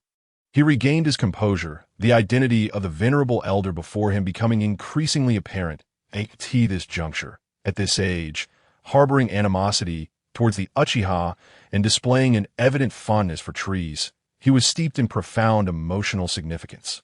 All signs pointed to a singular direction, a name that was gradually fading from memory in Konoha Senju. The mere mention of the Senju clan instinctively conjured images of the first Hokages would release and Tsunade's formidable prowess. The Senju clan once basked in glory, co-founding Konoha alongside the Uchiha, inspiring the entire shinobi world to emulate their legacy. The first Hokages would release, and Tobirama's water release had, for many years, rendered the shinobi realm incapable of raising its head in defiance. While Tobirama may not have wielded such overwhelming dominance, he undeniably facilitated Konoha's stable growth for over a decade, cementing its status as the preeminent shinobi village. However, after the Second Shinobi World War, the Senju clan gradually receded from the public eye. In his previous life, Eishu had heard numerous speculations. Some claimed they had chosen to live in obscurity, while others suggested they had perished in battle or faced issues with lineage, leading to their gradual disappearance from Konoha and the shinobi world. Regardless, the prowess of the Senju clan members was undeniable. The elder before him, appearing significantly older than Sarutobi Hiruzen, resembled the latter in the early chapters of Naruto. Goodness! If this elder truly is a member of the Senju clan, he must belong to the same era as Senju Tobirama. Aishu's heart raced with astonishment. Although there was no definitive evidence to prove that this elder was indeed a member of the Senju clan, lacking both a clan emblem and witnesses, Eishu remained resolutely convinced. It was solely based on the elder's formidable strength and his overt disdain for the Uchiha. You, young lad, possess quite the audacity, speaking falsehoods before an elder. Surely, this is not a frequent occurrence for you. The elder disregarded Aido's almost ferocious expression and outburst, turning his intrigue towards Eishu. Eishu fell into a contemplative silence. The aura of youth held no sway over the elder. He could not fathom a means of extricating himself unscathed from this predicament. Oh, quite the resilient spirit, yet you were just so polite moments ago, offering apologies and reparations. Ha! I nearly fell for it. Noticing Aisha's lack of response, the elder's curiosity piqued. What is your name? Where are your parents? Eishu, as in handsome tree, with no surname. My parents have passed away. Eishu answered with a certain bluntness. Eishu, what a cunning little rascal, quite fitting to be a shinobi. The elder pondered for a moment, retracting his flask and approaching Eishu. Squatting down. Oh, you wish to leave? The elder inquired, the strong scent of alcohol wafting towards Eishu. Eishu frowned slightly, still contemplating his response when Aido suddenly erupted.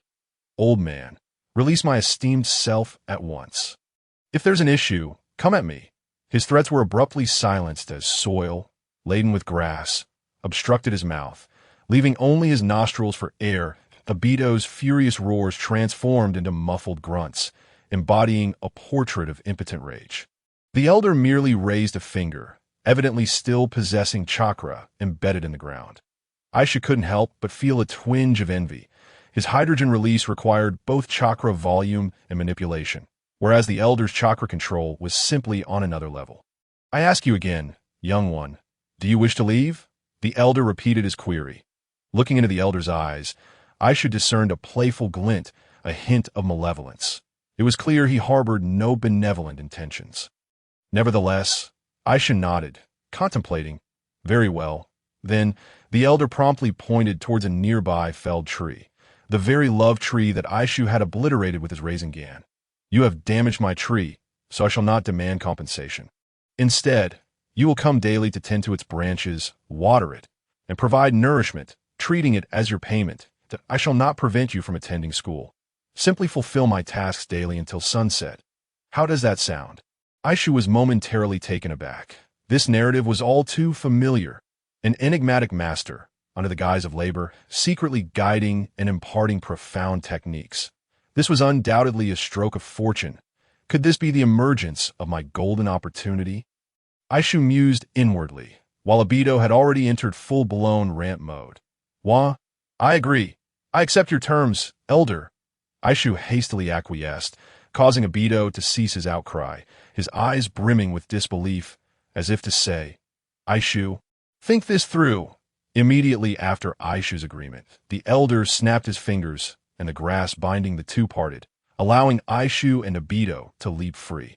Yet upon glancing back at the elder, they were met only with his retreating silhouette. You bear my chakra mark.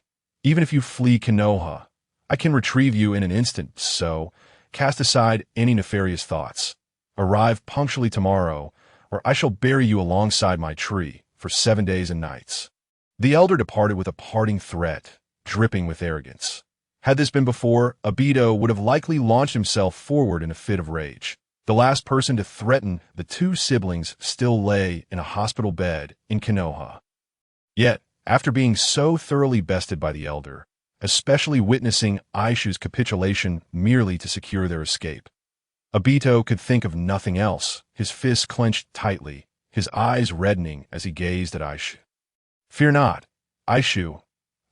I will certainly assist you in your tasks. Aishu shot a weary glance at Aido, doubting that if not for Aido's Uchiha lineage, the elder would have been so relentless towards them. A mere tree, along with that dreadful performance. Aishu paused, suddenly struck by the sensation of having fallen into a trap. The issue had circled back to its origin, that if it were merely a tree, it wouldn't seem significant. Not to mention the abundance of trees here. Konoha's greenery was unmatched in the shinobi world. He felt as though the elder had targeted him from the very beginning. Was it his formidable ninja talent that had caught the elder's eye?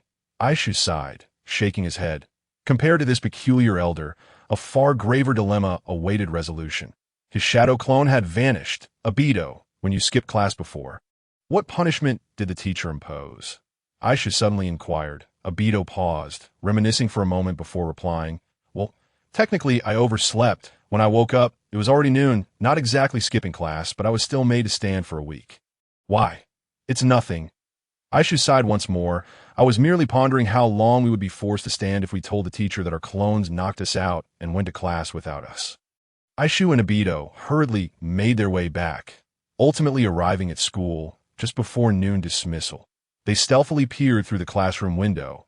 Teacher Kotai was delivering a lecture, and the students appeared drowsy. Everything seemingly normal. Yet Aido's heart sank. It's over, Aishu. What shall we do now? Oh no, they won't call our parents, will they? If my grandmother finds out, she will be furious. Fearless in all other aspects, but like any elementary school student. The prospect of parental notification was his Achilles heel. This is my fault, Aido. Aishu sighed again. Heaven knows how sneaking out for training led to encountering a seemingly Senju elder.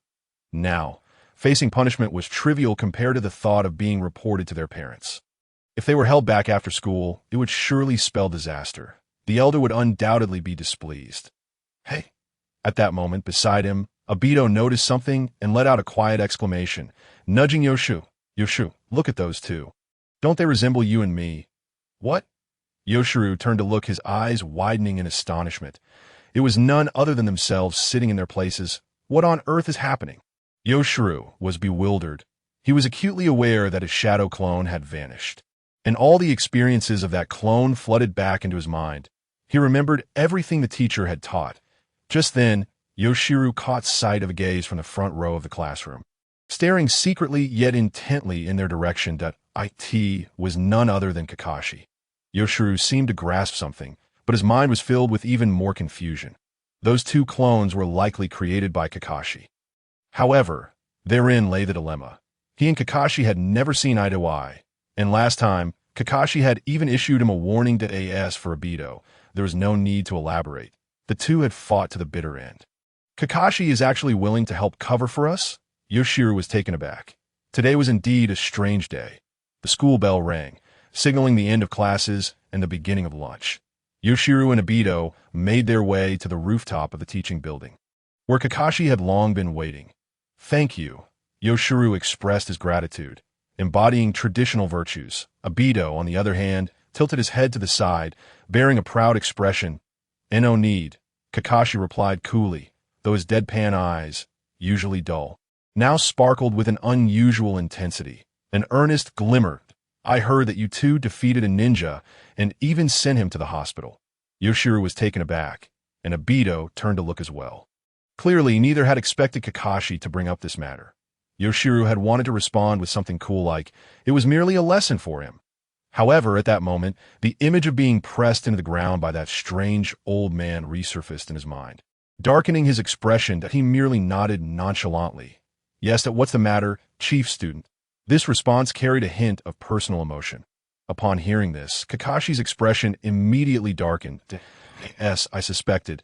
This guy has been hiding his strength. He mocking my position as chief student?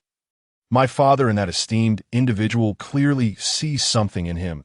In that moment, a flurry of thoughts raced through Kakashi's mind, but they ultimately coalesced into a single determination that in that case, Kakashi's gaze turned icy. Let us engage in battle. I am eager to discover the extent of your hidden abilities. Kakashi exuded a fierce battle intent.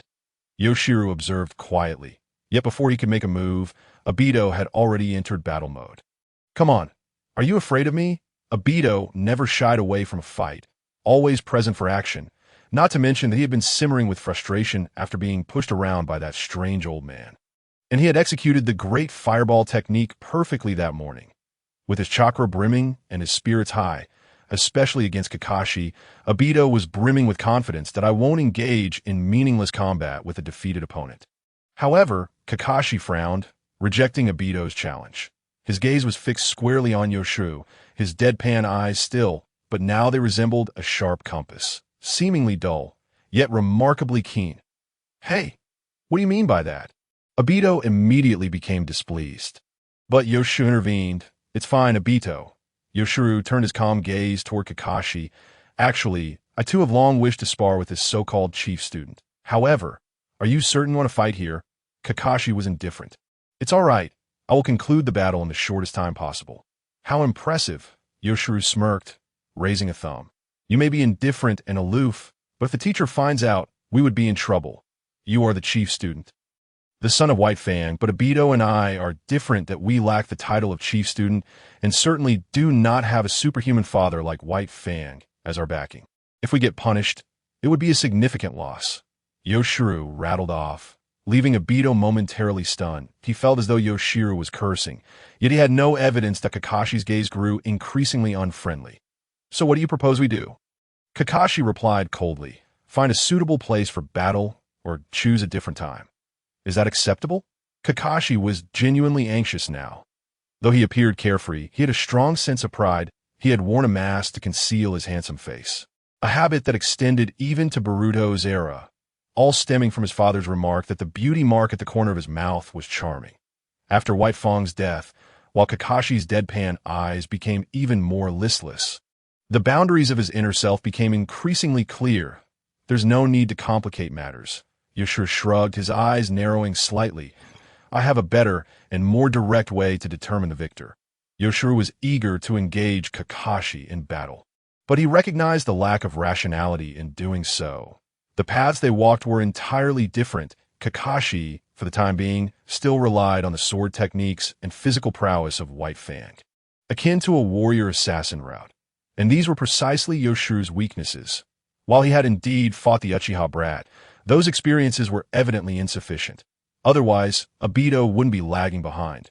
Currently, although Yoshiru had mastered close combat techniques like the Rasengan, he was, strictly speaking, merely a mage, a half-baked mage, one might say. After all, the Rasengan was developed by Minato to enhance the lethality of the Flying Thunder God technique. In this context, engaging in a head-to-head confrontation with Kakashi, who was essentially the archetype of a protagonist in their childhood, was far from rational. But rationality and courage are two different matters.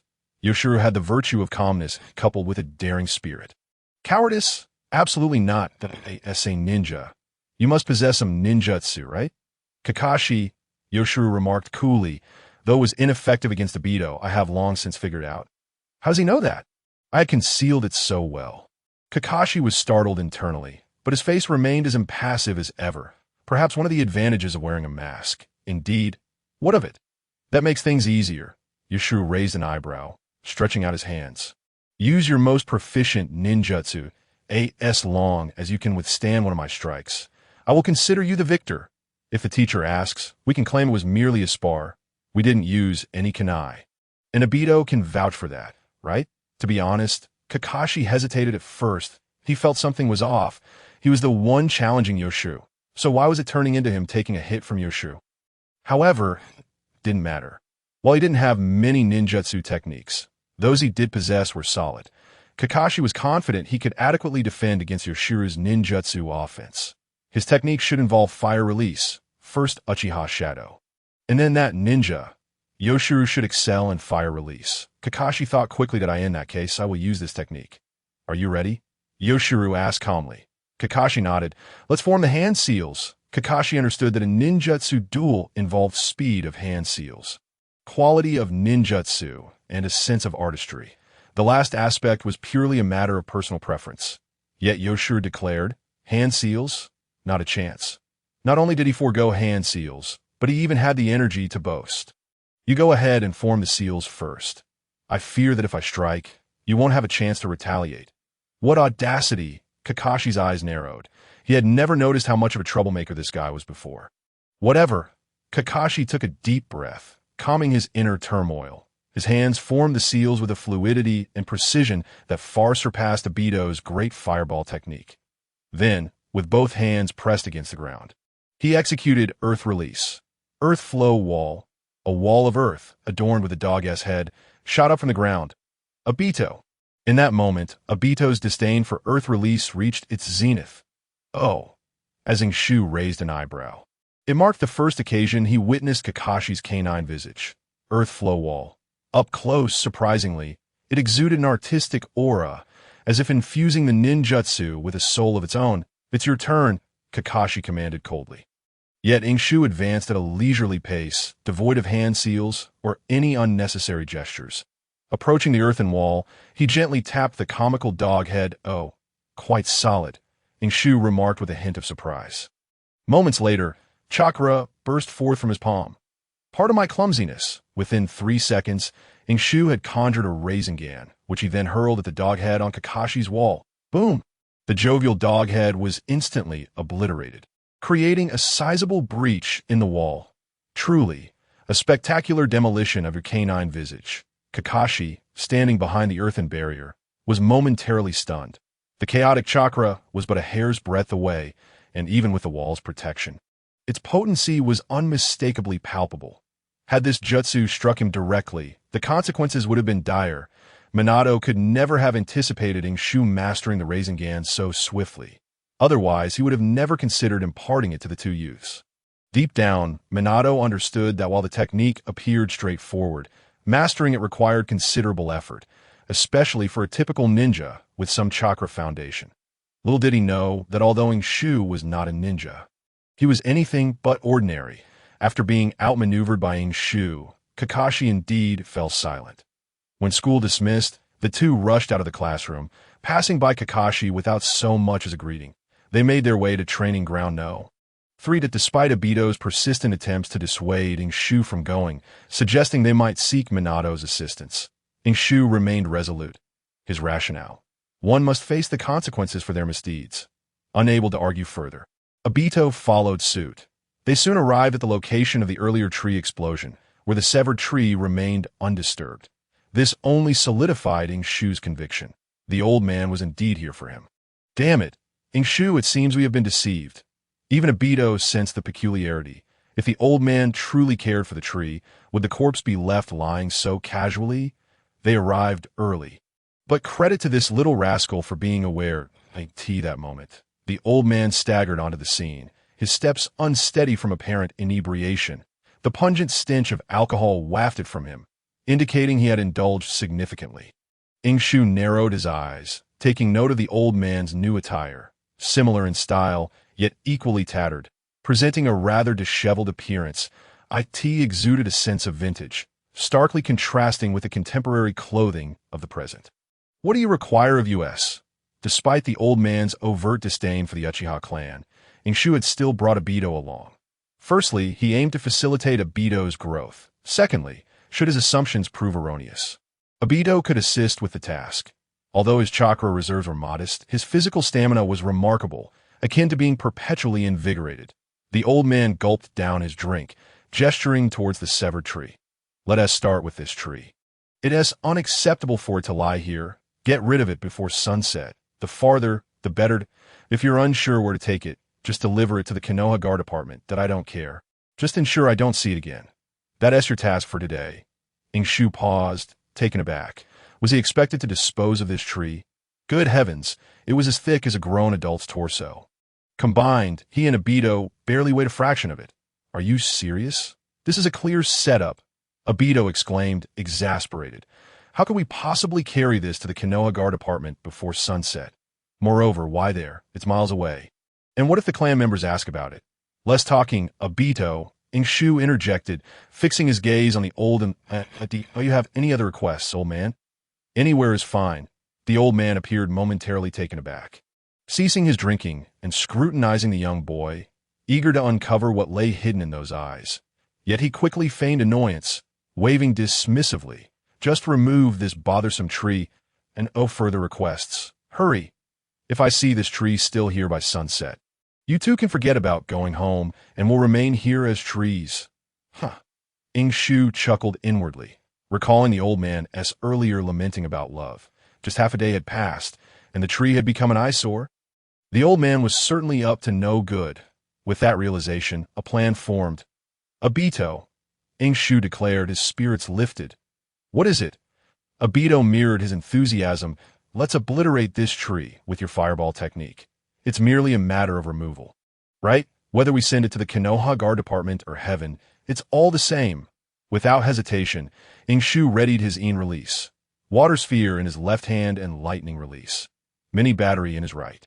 Before the old man could react, the three types of chakra began to merge. The water sphere bubbling in anticipation. Hydrogen release nearing completion. At this juncture, Ying Shu's hydrogen release had reached a commendably mature stage. Hydrogen was being generated rapidly, with remarkable efficiency, its speed exponentially greater than before. Ying Shu aimed to streamline this process further, initiating the reaction from the chakra level, evolving his technique into a form akin to dust release as artificial bloodline limit. Only then would his hydrogen release be deemed a true ninjutsu, seamlessly integrating lightning, yang, and water releases for a cohesive operation, with fire release igniting the culmination. The critical step was ignition. The previous incident of borrowing fire had etched a lesson in Ying Shu's mind.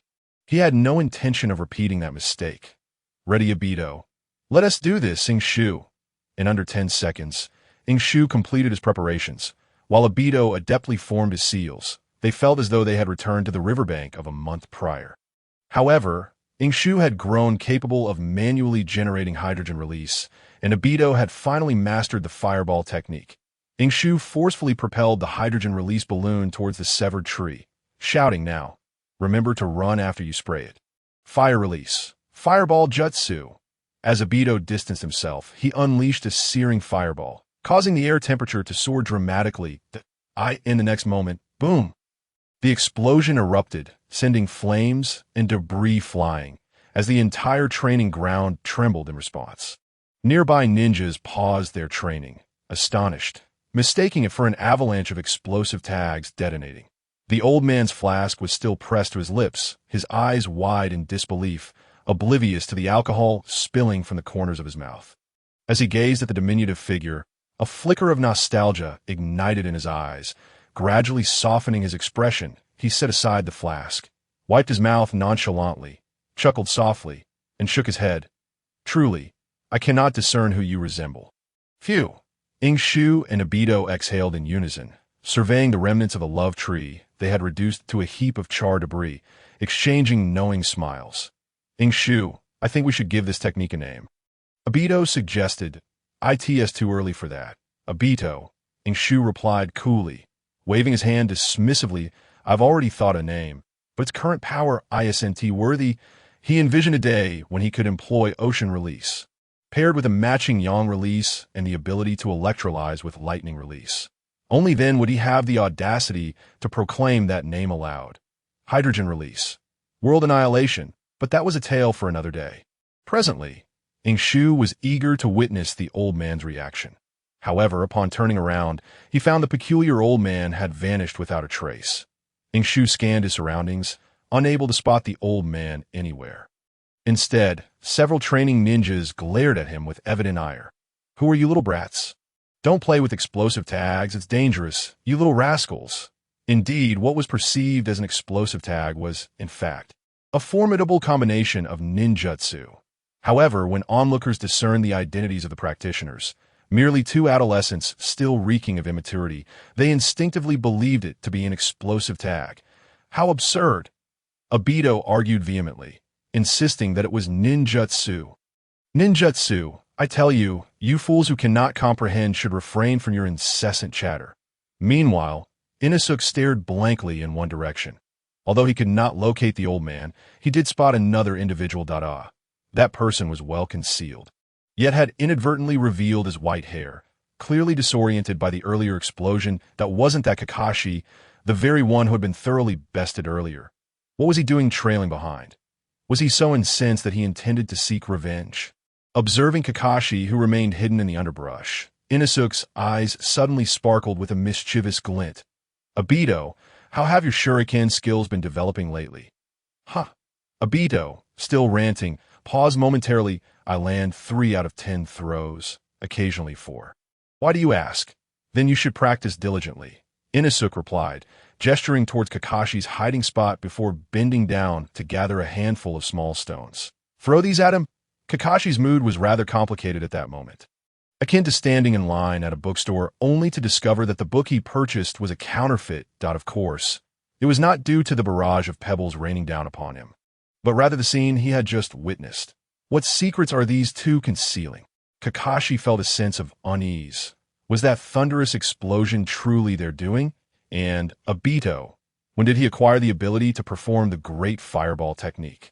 Had he been concealing his strength like Inosuke? With these conflicting emotions, Kakashi emerged from the bushes, adhering to the unwritten rules of the shinobi world. Engage without lethal intent, prompting Inosuke and Aido to cease their assault. Oh, if it isn't the esteemed chief student. What brings you here? How curious. Inosuke quipped, his demeanor shifting. Damn, it really is Kakashi. Had I known, I would have thrown shuriken. Aido, recognizing Kakashi's iconic white hair, wore his usual displeased expression. What, am I not allowed to pass by? Kakashi grumbled, feeling vexed. These two were insufferably irritating, each in their own unique way. One appeared to lack common sense, while the other, seemingly refined, harbored a wicked disposition. Kakashi glanced at the charred crater before him. Given the destructive power displayed, it was no wonder they were mistaken for explosive tags. Had he not witnessed it firsthand, he would never have believed it. What technique is this? Kakashi could not help but inquire. None of your business, Aido began, but was swiftly interrupted by Inosuke. It's merely an ordinary combination of ninjutsu, infused with my personal insights on life. Really nothing to speak of. Ninjutsu? A combination? What nonsense! This is anything but ordinary. Kakashi furrowed his brow. His curiosity piqued, yet his pride restrained him from asking further. After much internal deliberation, he settled on a simple remark. Well, it certainly seems impressive. Mediocre at best, hardly worth mentioning. Inosuke waved dismissively. Donning a facade of false humility, an awkward silence enveloped the group, laden with tension. Obito, having been interrupted mid-rant, chose silence, crossing his arms and turning his head away in a childish display of defiance. Despite his reservations, Kakashi could not suppress his curiosity any longer as you both defeated Uchiha Katayu and his freshly discharged cousin, Uchiha Ruaho, using this technique? Hardly worth noting, but discharged already? So soon. Inosuke's expression darkened, his pretense of modesty discarded.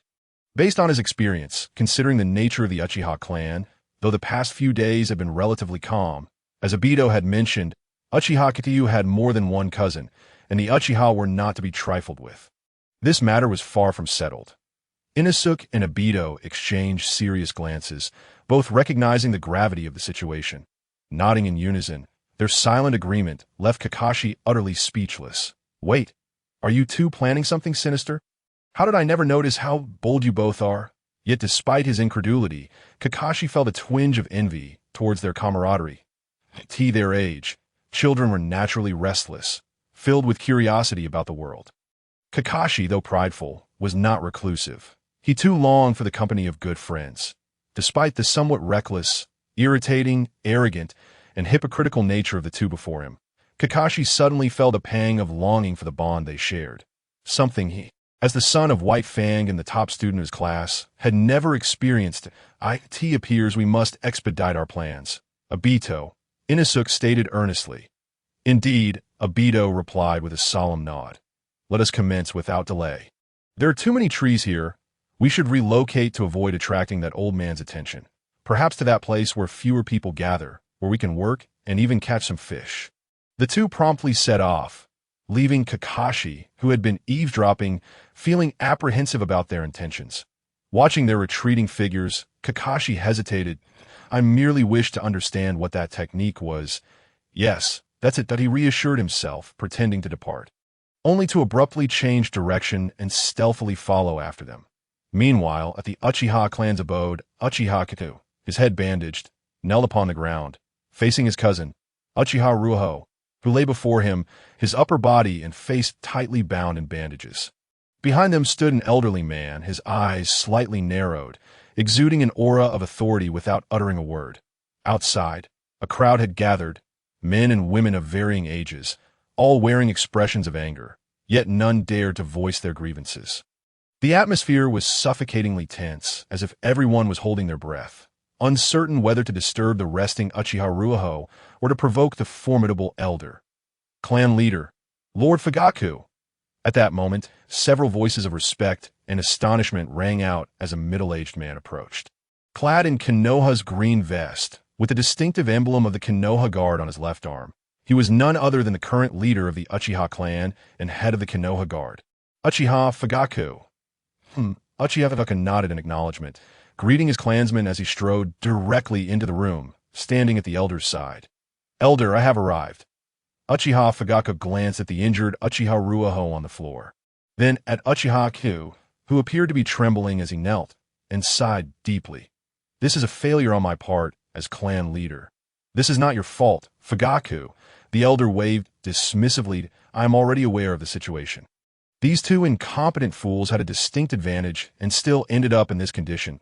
A.S. the clan leader and head of the Konoha Guard. You have more than enough on your plate.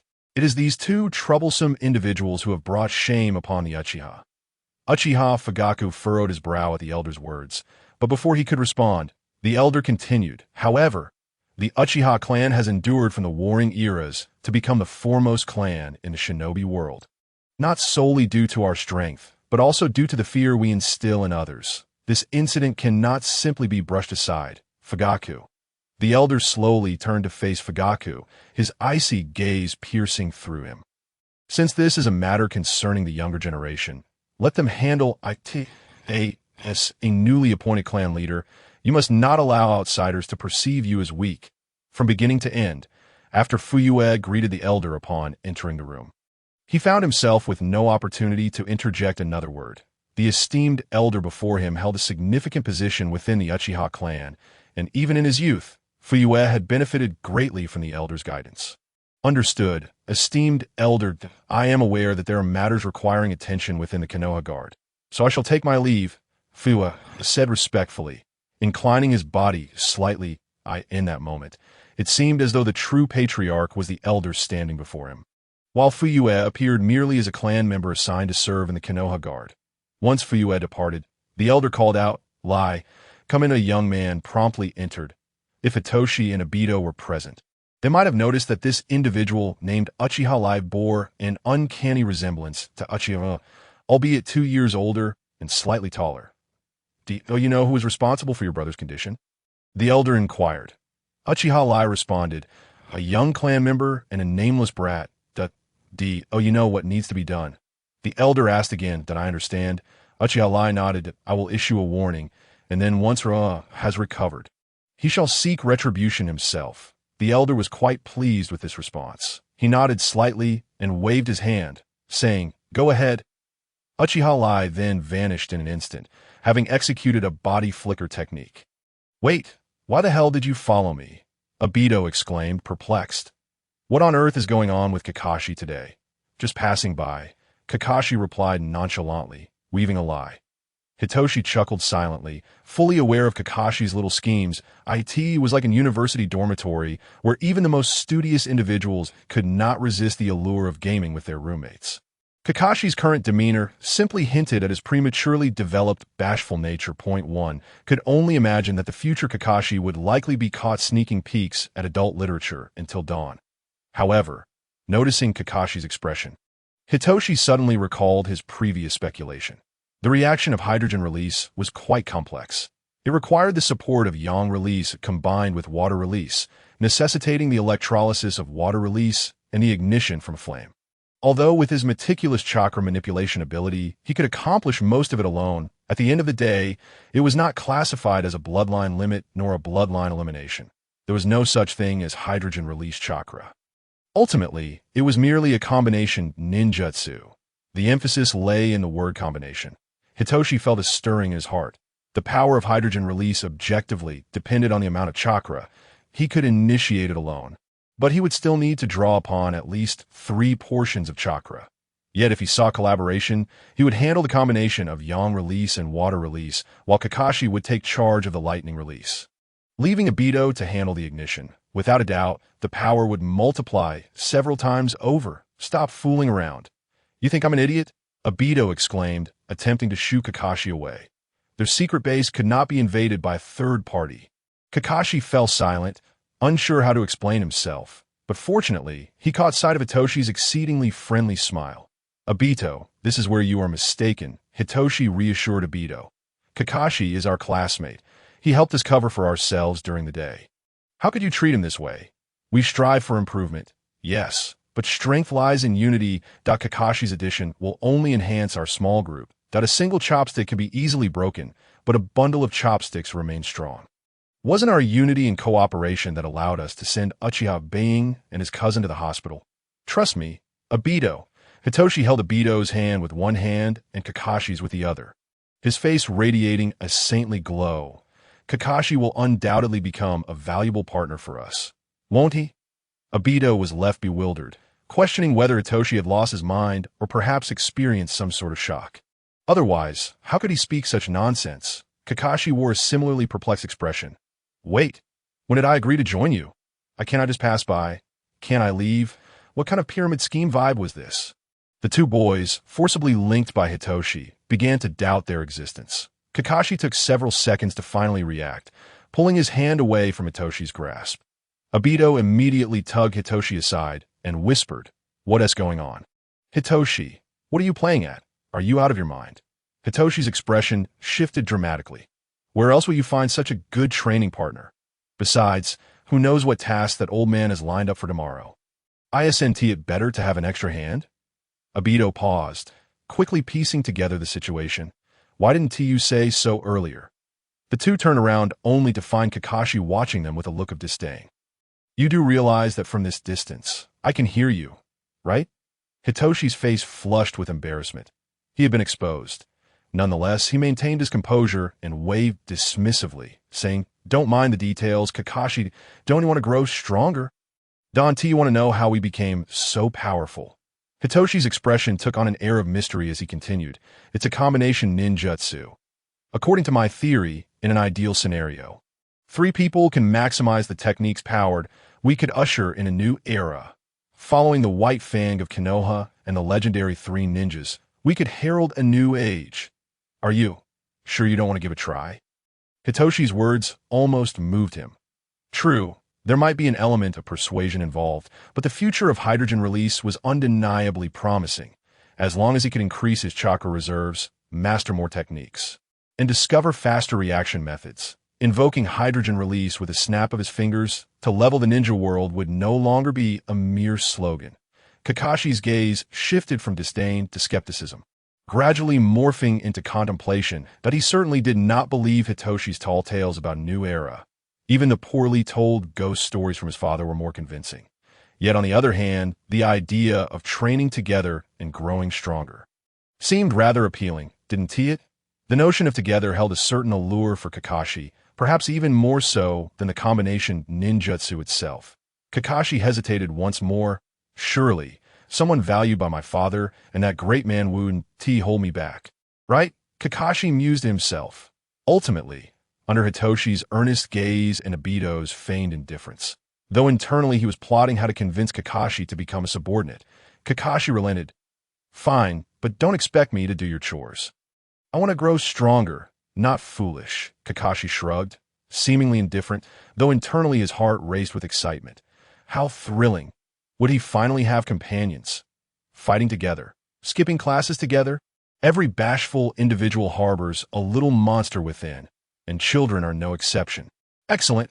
Let us get started," Hitoshi shouted, and Aido rolled up his sleeves. This scene left Kakashi utterly bewildered, prompting him to ask, "How do we start?" "Of course, we practice fighting. Only through battle can we achieve the fastest improvement. Otherwise, do you think we became this strong for nothing?" Hitoshi responded matter-of-faculty.is that really.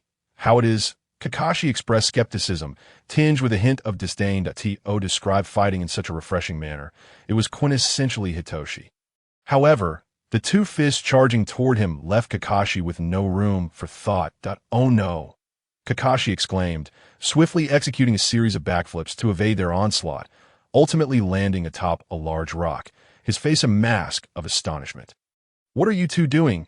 Didn't we agree to practice fighting?"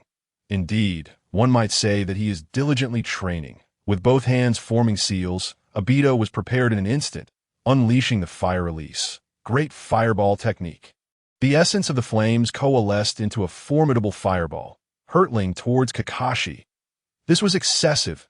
Kakashi, contemplating the absurdity of finding himself ensnared in a den of thieves, swiftly formed seals of his own, ready to employ the earth-style earth wall to block the impending inferno. However, the cunning Eishu had somehow maneuvered around to his side. Unbeknownst to him, he had already molded a Rasengan in his hands. "Let us progress together, Kakashi." Eishu, ever steadfast in his resolve, called out enthusiastically. 10 minutes later, breathless, Kakashi lay sprawled on the ground, his garments tattered and his visage marred with bruises, utterly disheveled.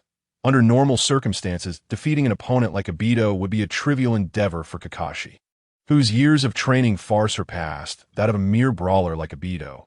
Yet, one must not forget Eishu, a strategic ninja who relentlessly employed the Rasengan to evade close combat, with a reckless warrior in front and a cunning strategist behind. Kakashi found it exceedingly challenging to extricate himself unscathed. Nevertheless, truth be told, Kakashi felt a sense of exhilaration. After they had united to bring him low, rather than delivering a finishing blow, they instead became entangled in a scuffle amongst themselves. While it appeared to be directed at him, in reality, ouch! Kakashi gingerly touched the corner of his eye, wincing in pain. This was indeed aimed at him, the scoundrels. Yet this sensation seemed rather enjoyable. The following morning, Eishu awoke, as usual, to the call of his internal clock, rising to prepare breakfast, taking the opportunity to wash up before the meal was ready. After dining, with over an hour until class commenced, Aishi spent some time refining his chakra. As a diligent and studious youth, his mornings were both busy and fulfilling.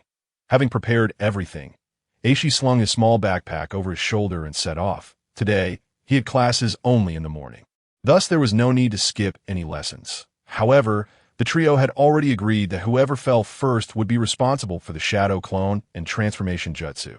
This arrangement fueled Aido's determination to target Kakashi, making Kakashi feel even more singled out. Aishi strolled leisurely to school, arriving at the classroom only to find Kakashi and Aido already present.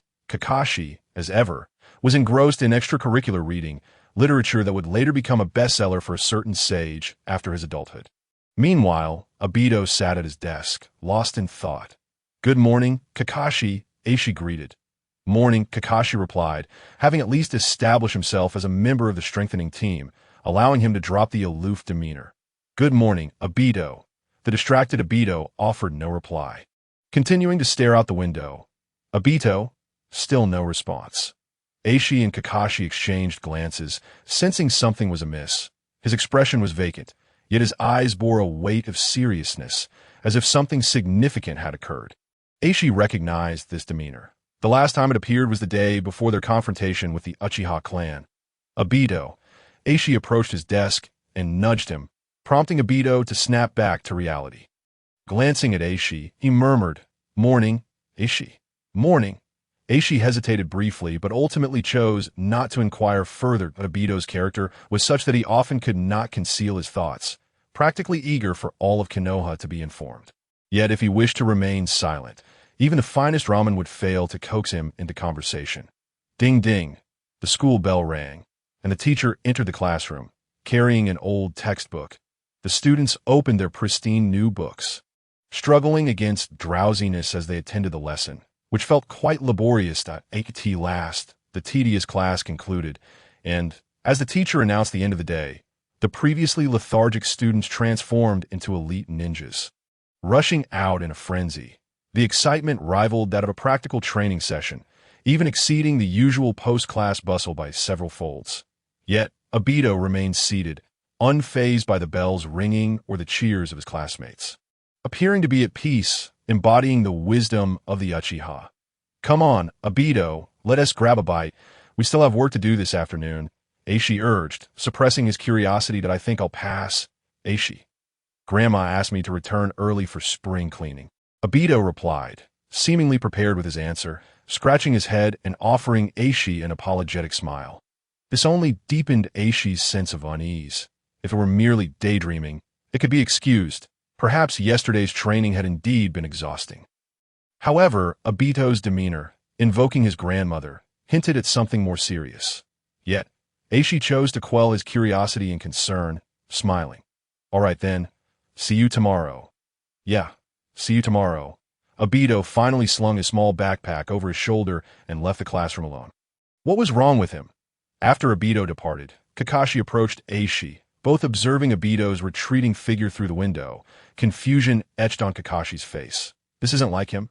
"Never mind, when he figures it out, he'll let us know." "It can't be anything too serious." Aishi raised an eyebrow. "It's not like we're facing a life-or-death confrontation at Shinbridge. It's probably nothing." Aido hurried along, reaching a street corner where he cautiously scanned his surroundings. Still feeling uneasy, and circled around a few times. "They shouldn't have followed me." Aido exhaled, his eyes filled with worry, but soon transformed into determination. Finally, he arrived at the Uchiha clan's territory, yet he did not head home. Instead, he proceeded directly to a training ground. Thanks to the relentless efforts of the second Hokage and Shimura Danzo, the Uchiha clan finally possessed a piece of land that was unequivocally theirs. Free from disturbances, the enclave boasted everything: snack streets, taverns, gambling dens, and training grounds, even a theater district resembling a miniature Konoha. Though it was somewhat remote, situated a good distance from the core of Konoha, it offered tranquility.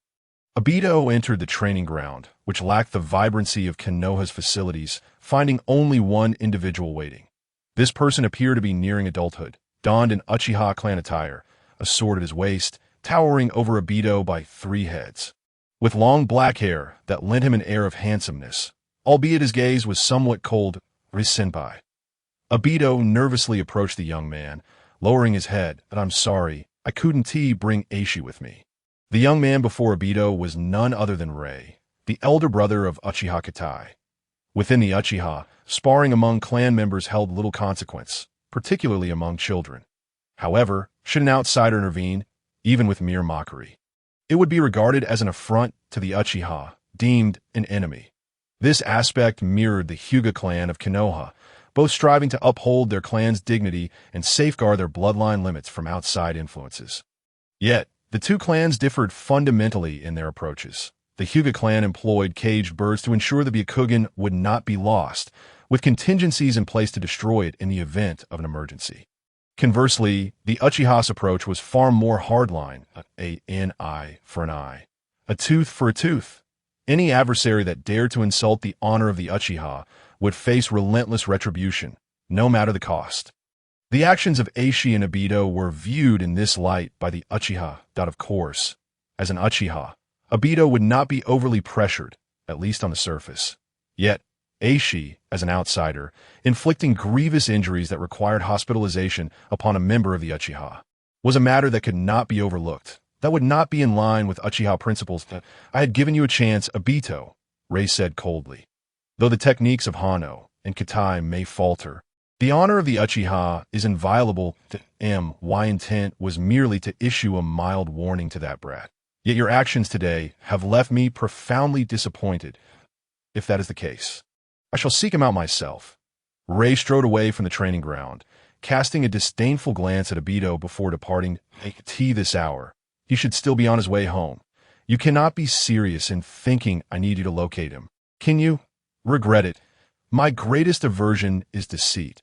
Initially, I merely required waiting for Katai to awaken to seek vengeance. Now, you shall face my wrath." Upon hearing this, Aido's expression shifted dramatically, and he quickly turned around. "Senpai," without receiving a response from Aido, Uchiha continued walking, completely disregarding him. Aido clenched his teeth, his fists tightening, his breath growing heavy. "If you have the ability, then come at me. Why didn't you appear when they were beating me?"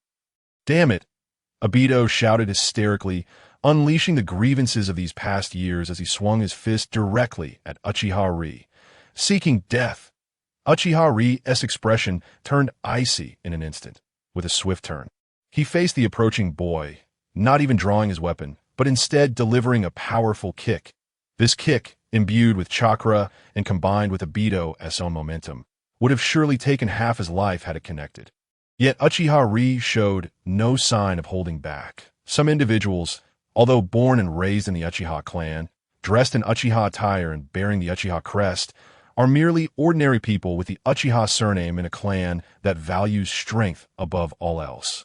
They are unworthy of the noble bloodline and glory of the Uchiha. Furthermore, since Aido was the one to initiate the attack, even if Uchiha were to beat him to a pulp, it would be of no consequence. Just as it seemed Aido was about to meet his doom at the hands of Uchiha, a sudden voice erupted. "Bring it on!" Uchiha was taken aback. In the next moment, a figure flickered between him and Aido just before they were to collide. Doton. Dori Heki. Aido was cunning. He understood that Uchiha was a nin, certainly not someone he and Inuki could contend with. Being a member of the Uchiha clan, he presumed he would not be too harshly dealt with, so he chose to shoulder everything alone. Aido was also quite reckless, although he knew Uchiha was a nin. Upon hearing that he intended to trouble Inuki, his immediate reaction was to fight back. Yet, while Aido was both cunning and reckless, he was not foolish. Challenging Uchiha was one thing. Crashing into a wall was another, especially when that wall bore the dog head of Kakashi. Bang! Aido hurriedly crossed his arms in front of him, but still took a solid hit, leaving his head buzzing. Meanwhile, Inuki, with a slow-motion hand sign, formed two Rasengan and charged toward Uchiha. "How dare you hit Aido? Don't you know he's under my protection?" Damn it! In the blink of an eye, the outcome of a ninja battle is often determined. Kakashi intervened, separating Aido and Uchiha, while Inuki swung his Rasengan straight at Uchiha. However, The disparity in strength was glaringly evident. As Inuki rushed forward, Uchiha remained remarkably composed. He positioned himself, sidestepping Inuki's attack, then delivered a solid knee strike to Inuki. The blow landed squarely, sending Inuki flying backwards, but Uchiha frowned at a shadow clone. As expected, in the next moment, accompanied by a puff, Inuki's body transformed into a cloud of white smoke and vanished. Kakashi's Dori Heki fell away, revealing three boys standing shoulder to shoulder. The trio from the small forest, the Konoha Ninja Academy, first-year truancy squad, reporting in. Inuki, damn it, Kakashi Aido, still somewhat dazed, looked at the two who had appeared beside him. Murmuring in a daze, Kakashi's expression darkened. Why at this moment was this guy still so combative? Your grand cleaning seems rather abstract, Aido. Inuki, however, maintained a calm smile. Does your grandmother know? Inuki, Aido's eyes reddened, his voice slightly choked. Yet Inuki's expression turned serious. We'll settle accounts later. For now, let us focus on taking down this bastard. Although only a shadow clone had been defeated, the pain still resonated, and the unexpected speed of the opponent indicated he was no easy target. Inuki felt somewhat aggrieved. First, it was Uchiha Kitai and his cousin Uchiha Ryo, and now this guy. Characters who don't even deserve a name keep popping up like a nesting doll, and he was getting a headache from all. It truly hurt. His name was Uchiha Ri, the elder brother of Uchiha Ryo, at least a CH Nin, possibly even AJ Nin. Aido had finally regained his composure. The earlier choking sensation disappeared. When it came to fighting, especially group battles, Aido could always muster his spirit. He shouldn't be AJ Nin. Otherwise, your shadow clone wouldn't even have a chance to get close, Kakashi analyzed. After all, this is Uchiha. Don't forget about the Sharingan and Jinjutsu, the three emblematic traits of the Uchiha. Fire release, Sharingan Jinjutsu, and hairstyle. Uchiha, swordsmanship. Inuki nodded in agreement, but even if he wasn't TAJ Nin, this guy likely had the potential to awaken the Sharingan. So be cautious. Not everyone shares the same fantastical fate as Aido. Not everyone who advances to CH Nin awakens the Sharingan, even before death. He only had 2 Tomo, yet somehow he leaped from 2 Tomo straight to Manjiki, a medical miracle. Inuki was uncertain whether Uchiha Ri had awakened Sharingan, but he couldn't very well fight with his eyes closed. So he had to take a gamble. Uchiha Ri regarded the 3 before him, that he neither mocked them nor displayed rage. Instead, he remained as aloof as ever, embodying the Uchiha ethos. His gaze swept over Aido and Inuki, showing no concealment of disdain.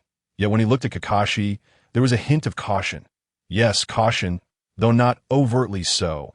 He merely acknowledged Kakashi as the son of White Fang, yet did not take it too seriously. This was Uchiha, just a matter of teaching a few brats a lesson. No need to be timid. However, Uchiha's pride ensured that Uchiha Ri would not take the matter too seriously. So, you 3 were the ones who injured Kitai and Ryo. With the son of White Fan present, it was to be expected. Uchiha Ri crossed his arms, presenting an air of a 1T strike first. Kakashi's expression suddenly turned somewhat peculiar. What to do? He regretted coming along a bit. They're the ones fighting, not me. If my father finds out, well, given his twisted sense of humor, he'd probably ask if I was fighting for a girl. Kakashi sighed, feeling as though he had boarded a pirate ship. Kakashi. Inuki called out to Kakashi with a complex tone, which momentarily stunned him. Are you planning to let me go? Not wanting to drag me down? It was natural for Kakashi to think this way. The current situation was quite clear. Although Aido was a bit off-kilter, he was still very loyal. Coming here alone was just to protect Inuki. Right? Kakashi would naturally assume that Inuki was of the same character. Seemingly cunning, yet actually very loyal. But Inuki was destined to disappoint him. This guy's not easy to deal with. We might only have one chance to strike. Aido and I have a very powerful technique. Our strongest move, but this technique requires some time, so I'm counting on you, Kakashi. Inuki spoke earnestly. In truth, he was already pondering how to quickly coordinate with Kakashi on hydrogen release afterward. Strength in numbers. This way, they could maximize the potency of hydrogen release. However, Kakashi knew nothing about it, still stuck at the stage of not being a detonating tag, so he couldn't involve Kakashi in using it together. Thus, he could only rely on Kakashi to buy time. Kakashi wore an expression of exasperation. He looked at Inuki with disdain, but saw only sincerity in his gaze. Both Inuki and Aido shared that same look. Had they conspired together? Damn it! Kakashi nearly couldn't suppress an outburst. Why was he getting involved with these two, instead of enjoying his role as chief student? But Kakashi restrained the impulse to turn away, gritting his teeth and saying, "Then you two hurry up." With that, he slightly bent his body, resembling a small leopard, casting a resigned glance at Uchiha.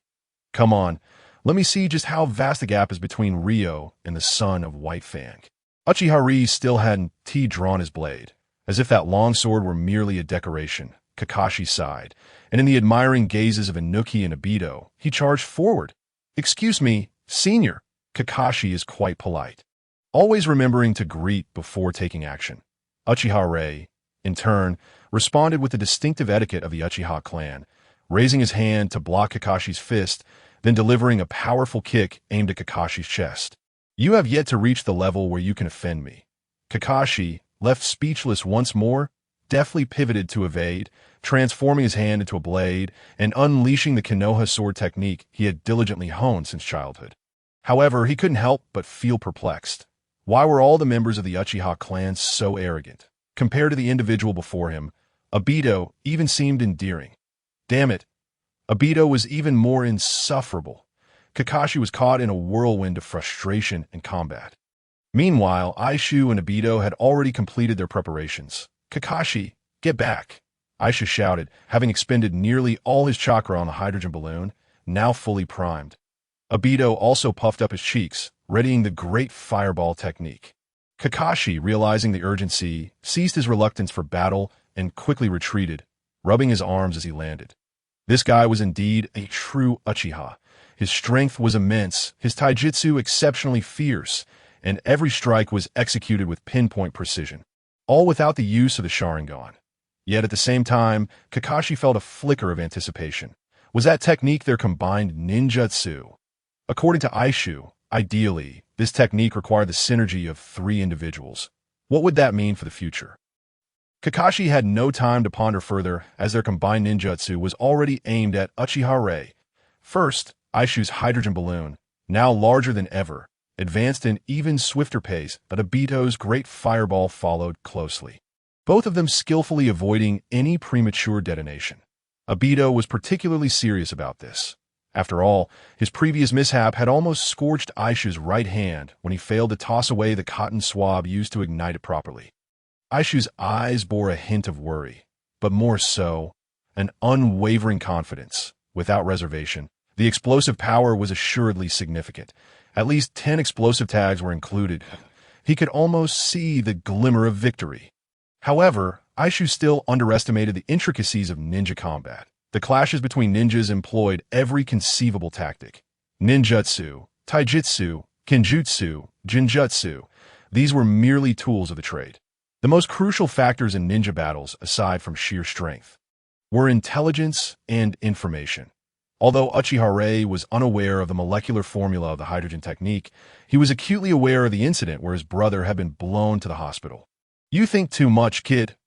Uchiha remained unmoved, hands forming seals with astonishing speed, leaving behind mere afterimages. Wind release. Wind surge technique. In an instant, a tempest erupted, and to Aishu's astonishment, his hydrogen balloon was forcefully pushed back, colliding with Aido's great fireball, resulting in a simultaneous explosion of flames. Boom! The explosion resonated as anticipated, yet the outcome fell short of expectations. Uchiha shielded himself with one hand, mitigating the limited force of the blast. His sleeve was singed and tattered, but that was the extent of it. Eishu and Aido's previously undefeated combination technique was easily countered by Uchiha with a seemingly mundane wind release. This was the reality of a CH-nin. Even though he still had a way to go before reaching J-nin status, he was not an inconspicuous presence in the ninja world, especially in Konoha. His strength and insight were far beyond what 2 inexperienced kids could measure up to. Had the full force of the hydrogen technique struck Uchiha, perhaps the narrative would have shifted, but such hypotheticals were futile. Uchiha was a CH-nin, possessing both power and intellect in truth.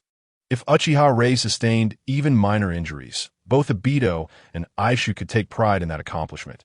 Yet before the two could come to terms with their situation and congratulate themselves, it's over. Remember, when encountering an Uchiha, keep your distance, the chilling voice echoed behind them. Uchiha Rei, having seemingly teleported, stood behind the two, his hands formed into blades, raised high, ready to bring them down in an instant. But just then, a raspy yet captivating voice interjected, "Ninjutsu, Great Serpent." Accompanied by that voice, an enormous serpent charged forth. The serpent, as thick as a water barrel and composed of indestructible white phosphorus, not only intercepted Uchiha Rei's assault, but also shielded Aido and Eishu beneath its massive form. Uchiha Rei retreated repeatedly until his back met the wall of the training ground, his chakra adhering to the surface, rendering his body parallel to the ground. His gaze fixed upon the serpent and the imposing figure of Orochimaru, who stood with 2 fingers raised, exuding an aura of cold arrogance. "Orochimaru, Lord." Uchiha Rei furrowed his brow, clearly displeased with Orochimaru's arrival. It was rare to see Lord Orochimaru in the Uchiha territory. He wondered what business brought him here. Uchiha Rei inquired, his brow still knitted in concern. The newcomer was none other than Orochimaru. This aloof figure from Konoha seldom had dealings with the Uchiha clan. His sudden appearance and direct intervention on behalf of the 2 youngsters left Uchiha Rei in a perplexing position. He could not decipher Orochimaru's intentions, nor did he understand the relationship between Aido, Eishu, and Orochimaru. "I rarely come here," Orochimaru replied in his gravelly voice, simultaneously dispelling his jutsu. The white serpent dissipated into smoke. And Eishu, observing, was momentarily unsure whether this was ninjutsu or summoning. Orochimaru noticed Aishu's gaze, his serpentine eyes sweeping over the young boy before returning to Uchiha Rei against the wall. "But given your level and strength, even if I frequented this place, you would not be worthy of my attention. Such a venomous tongue."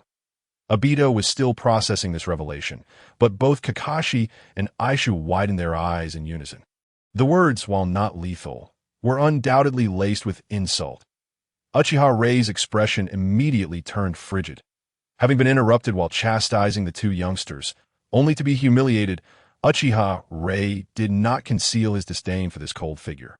Orochimaru, the Uchiha clan would not cower before anyone. Yet the distinction between fearlessness and the willingness to engage in combat was significant. The Uchiha had ambition and pride, yet their intelligence was equally commendable. Uchiha Rei cast a cold glance at Eishu and Aido, then redirected his gaze to Orochimaru. "One day, I will make you meet my gaze, Lord Orochimaru." With that, Uchiha Rei vanished from sight.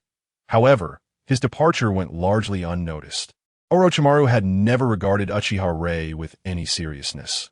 He was unaware of who this man was at that moment. Orochimaru's serpentine gaze was captivated, fixated on the young Eishu before him. Eishu, in turn, stared intently at Orochimaru, completely oblivious to Uchiha Rei's exit. Uchiha Rei had countered the hydrogen technique with a wind release, an outcome that had indeed taken Eishu by surprise. Yet compared to this, the unexpected appearance of Orochimaru was far beyond what Eishu had anticipated. What on earth is going on with this guy? Eishu pondered, feeling somewhat dazed. After all, during this era, the level of danger posed by Orochimaru was comparable to that of Uchiha Madara. Fear not the thief, but rather the thief's intent. In this regard, Orochimaru and Uchiha Madara were fundamentally alike. Both were driven by ulterior motives, particularly concerning the abduction of children, targeting those under 10 years of age. It seems you have become adept at manipulating chakra. Very good. Orochimaru's voice was both raspy and enchanting, leaving Aido bewildered, igniting Kakashi's curiosity, while sending a chill down Aishu's spine. This man was indeed harboring sinister designs against him. The tone suggested he had been lying in wait for quite some time. In truth, the primary credit belonged to Aido, as he had made the most significant progress. Eishu decisively opted to let Aido take the lead, hoping that Orochimaru would soon recognize Aido's potential and challenge Uchiha Madara. However, before Eishu could elicit a heartfelt response from Orochimaru suddenly raised his fingers once more. This startled Eishu, immediately gathering chakra in his palms, entering a defensive stance. In moments of urgency, a person's latent potential often emerges explosively. Ying Shu's swiftest record for performing the spiral sphere is 3 seconds, and this time, he has inexplicably shortened it by another second. Yet, as he prepared to create the spiral sphere within 2 seconds to fight for his honor, Orochimaru revealed a small white snake clasping a scroll in his hand. Aido was once again left bewildered. What was happening with Ying Shu? Even Kakashi found himself at a loss, perplexed by Ying Shu's sudden display. The atmosphere on the field grew noticeably awkward, but Orochimaru seemed unconcerned. He gazed at Ying Shu with a half-smile, his eyes gleaming with an unsettling interest. Your technique demands a high level of chakra nature transformation. Here are some ninjutsu. This should suffice for you at this moment, Orochimaru stated, his form gradually melting into the ground, evoking the sensation of submerging underground. The small snake then released the damp, sticky scroll before vanishing alongside Orochimaru. I look forward to our next meeting. His voice echoed in the air, causing Ying Shu's expression to shift dramatically. First, it was the eccentric old man, then Orochimaru. He felt as though he had unwittingly angered fate, even though he was not yet in his coming-of-age year. Daringly, Aido picked up the scroll left behind by Orochimaru and opened it, his eyes widening in shock. Fire release. Fire dragon bullet. Water release. Water ball barrage. Lightning release. Lightning burst. Wind release. Great breakthrough. Earth release. Hell. How do you pronounce this? Swamp. Earth release. Hell swamp. An A-rank earth release ninjutsu. Kakashi, who had approached without notice, provided an explanation, his expression oddly peculiar. Aido exclaimed in astonishment. Wow, we struck gold, Ying Shu. The fact that Orochimaru had left behind such potent ninjutsu, all of which were of a higher caliber than Ying Shu's meager water sphere and small battery, was truly remarkable. Orochimaru-sama is truly an amiable and approachable senior. Kakashi marveled after a long period of astonishment.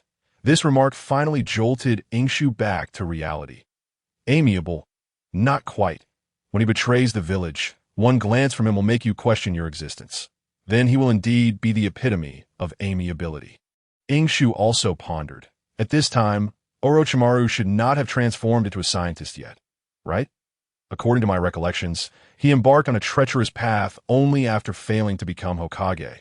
There should be no reason for him to fixate on me now. In the future, I must find an opportunity to express my gratitude to Orochimaru properly. Aido sighed, looking at the scroll containing the great fire dragon, and remarked. Ying Shu nodded in agreement. Regardless of the circumstances, Orochimaru's appearance today had indeed aided the three of them significantly. Not only did he drive away Uchiha Itachi, but he also left behind such a valuable scroll of ninjutsu, addressing their immediate needs. Just hearing the names of those techniques made Ying Shu realize their potential utility, particularly their compatibility with his hydrogen release. In this instance, Orochimaru truly was a benefactor. What a pity that the Hokage position is based on a hereditary system. Otherwise, I would undoubtedly cast my vote for you. Ying Shu mused internally. The future transformation of Orochimaru was of little consequence to him. After all, that was a matter for another time. Give him some time, and he might become genuinely amiable, and not just in a superficial sense. After a brief commotion, the trio soon realized they had yet to eat lunch. Ying Shu promptly proposed they dine together to celebrate, and Aido confidently declared he would treat them. They made their way to Ichiraku Ramen, arriving just after the lunch rush, thus avoiding any lines. However, Aido faltered, Ying Shu, do you have any money left? We spent all ours on that old man, right? Where am I supposed to get money from? Ying Shu, having subsisted on instant noodle for the past few days, expressed his inability to help. Allow me. Kakashi finally raised his hand, taking on the entire expense. Aido and Ying Shu felt a twinge of embarrassment, only daring to order a standard meal. But when Kakashi pulled out his wallet, a thick stack of cash that rivaled a textbook caught their eyes, and they instantly lost their composure. Kakashi, how are you so wealthy? Aido exclaimed in disbelief. Ying Shu, too, felt a tinge of annoyance. While it was understandable that Kakashi, being the son of the White Fang, had better resources, carrying around several years' worth of living expenses seemed excessive. This isn't my money. It's my father's. Kakashi quickly tucked away his wallet, looking down on the two with disdain. This is my reward for my last mission, but since I'm out on another mission, the Umbu left the money with me. Aido was left speechless for a long moment, ultimately exhaling a long sigh. I just want to graduate quickly and start earning as a ninja. Meanwhile, Ying Shu blinked and cast a meaningful glance at Kakashi. Graduation, early graduation, then becoming a CH Nin or J Nin. Kakashi indeed held such a record. This record was so formidable that even the future Uchiha Itachi could not match it. Yet, the reasons behind this record were somewhat tragic. Ying Shu calculated the time. That incident seems to be drawing nearer. A powerful figure should not perish on the battlefield, but rather succumb to the whispers of their own comrades. Dying from their own fragile hearts, it all sounded rather abstract. After lunch, the three returned to the familiar small grove. They had come to train, yet they did not engage in a simple and brutal battle.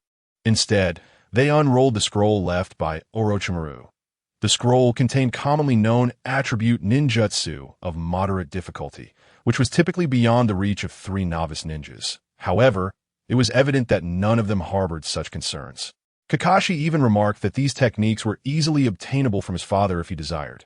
This realization sparked a thought in Ying Shu's mind. Perhaps he could mooch some ninjutsu lessons from Kakashi's household in the future. Of course, White Fang needed to stay alive, but that was a matter for later, beyond Ying Shu's current purview. Aido, do you think this fire release, Great Fire Dragon, might be too challenging for you? Ying Shu asked, his expression peculiar. Perhaps you should fully master the fireball technique first. This was not a tactic to provoke. Ying Shu genuinely worried that Aido might overreach. However, if Aido wished to learn, he would not stand in his way.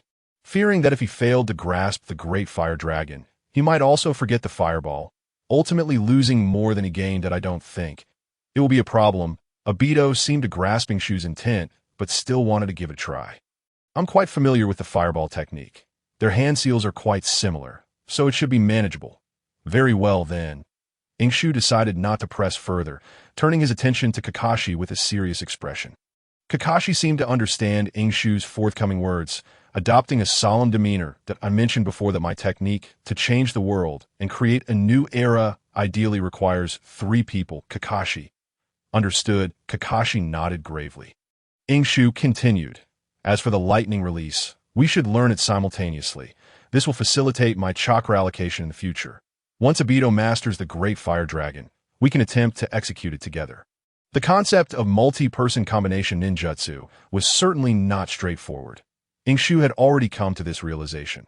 While he could manage the operations of double-hand control and backhand control, that was merely his individual capability.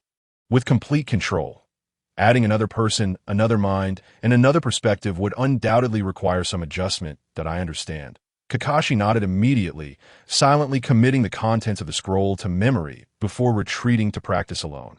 Meanwhile, Eishu was not idle. Compared to Aido and Kakashi, his workload was the most substantial. Currently, he could only utilize 3 types of ninjutsu: lightning release, water release, and the palm technique representing yang release. Although he could not yet master the fire release that Aido was striving for. He needed to be proficient in both lightning and water releases to minimize errors. Simultaneously, he had to balance the training of the palm technique, ensuring he could inject sufficient yang release into his water techniques.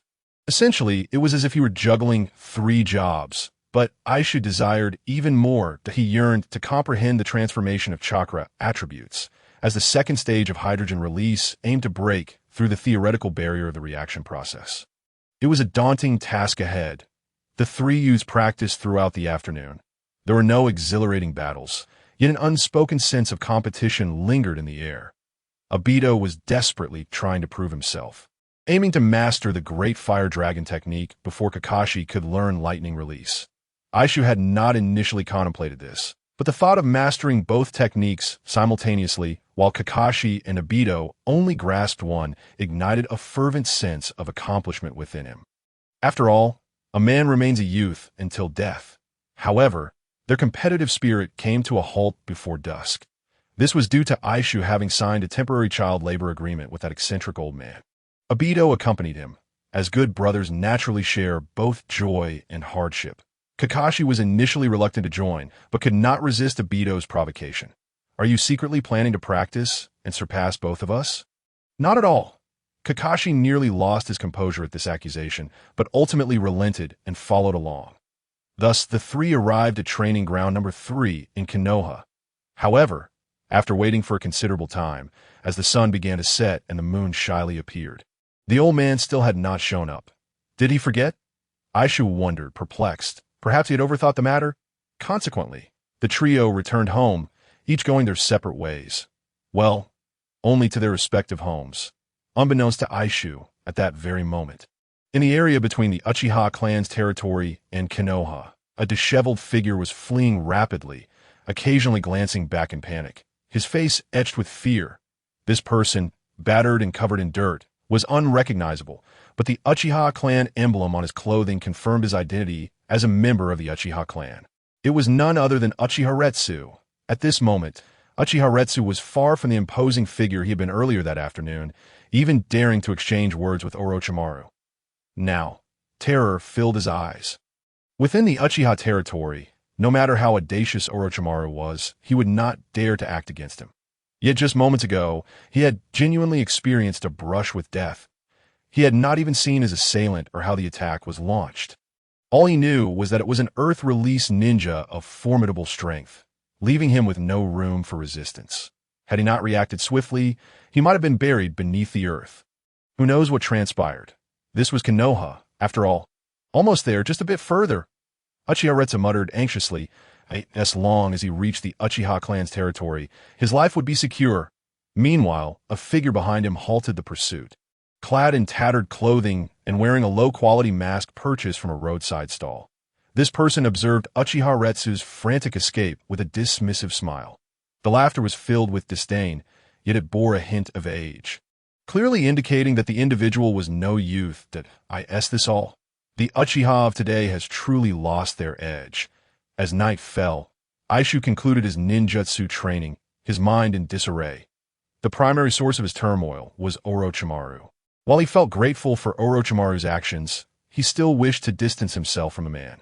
Just as Eishu was at a loss, a sudden rustling at the door caught his attention. Who? He quickly turned to investigate, stepping to the door only to find it empty, a cool breeze sweeping through the summer air. Just as he was about to close the door and retreat to bed, preparing to gather his strength for the competition the next day, an unexpected figure materialized in his room, causing Aishu's expression to shift dramatically. What the hell? Aishu exclaimed, instinctively preparing to form a Rasengan. Before entering the second stage of hydrogen release, the Rasengan would be his go-to skill for unexpected situations, such as dealing with the troublesome Uchiha. Moreover, it served to establish his leadership within the trio, as Kakashi had yet to find a way to counter it, much to his chagrin. If Minato, who was currently on a mission and unaware, were to find out, he would undoubtedly regret teaching Eishu that technique. However, upon recognizing the figure, the chakra in Aishu's palm dissipated. His expression turned peculiarly incredulous. Why are you here? I told you, I have a chakra mark on you. I could track you down even if you fled Konoha. What? Are you already wishing to join the trees just 2 days in? It was indeed that eccentric old man, older than even the ancient sages. Aishu had assumed the old man had forgotten their arrangement due to his age, only to find him arriving unexpectedly that very evening. Aido and I waited for you until sunset. What was I supposed to do? Aishu frowned as he spoke. His day had been tumultuous. First, Uchiha wind release had countered his hydrogen release, and then there was the bizarre candy gift from Orochimaru. Although he had narrowly avoided disaster, the day had left him utterly exhausted, both mentally and physically. Thus, he naturally did not greet the old man with much warmth. However, the old man's response was in stark contrast to Aishu's demeanor. He appeared to be in high spirits, his complexion rosy, even drinking with a more boisterous flair. Let today slide. We can make it up later. The old man waved his hand dismissively, taking another swig of his drink. As Aisha looked on, bewildered, the old man suddenly turned his gaze towards him. Kid, the feeling of being unable to defeat others. It's rather unpleasant, isn't it? Aisha was taken aback by this remark, given the events of the day. His subconscious instinctively related it to Uchiha situation. Following that, he again unconsciously excluded the old man from the equation, associating him with his own forced labor. This mental transformation occurred in an instant. Yet it was enough for a new question to arise in Aishu's mind.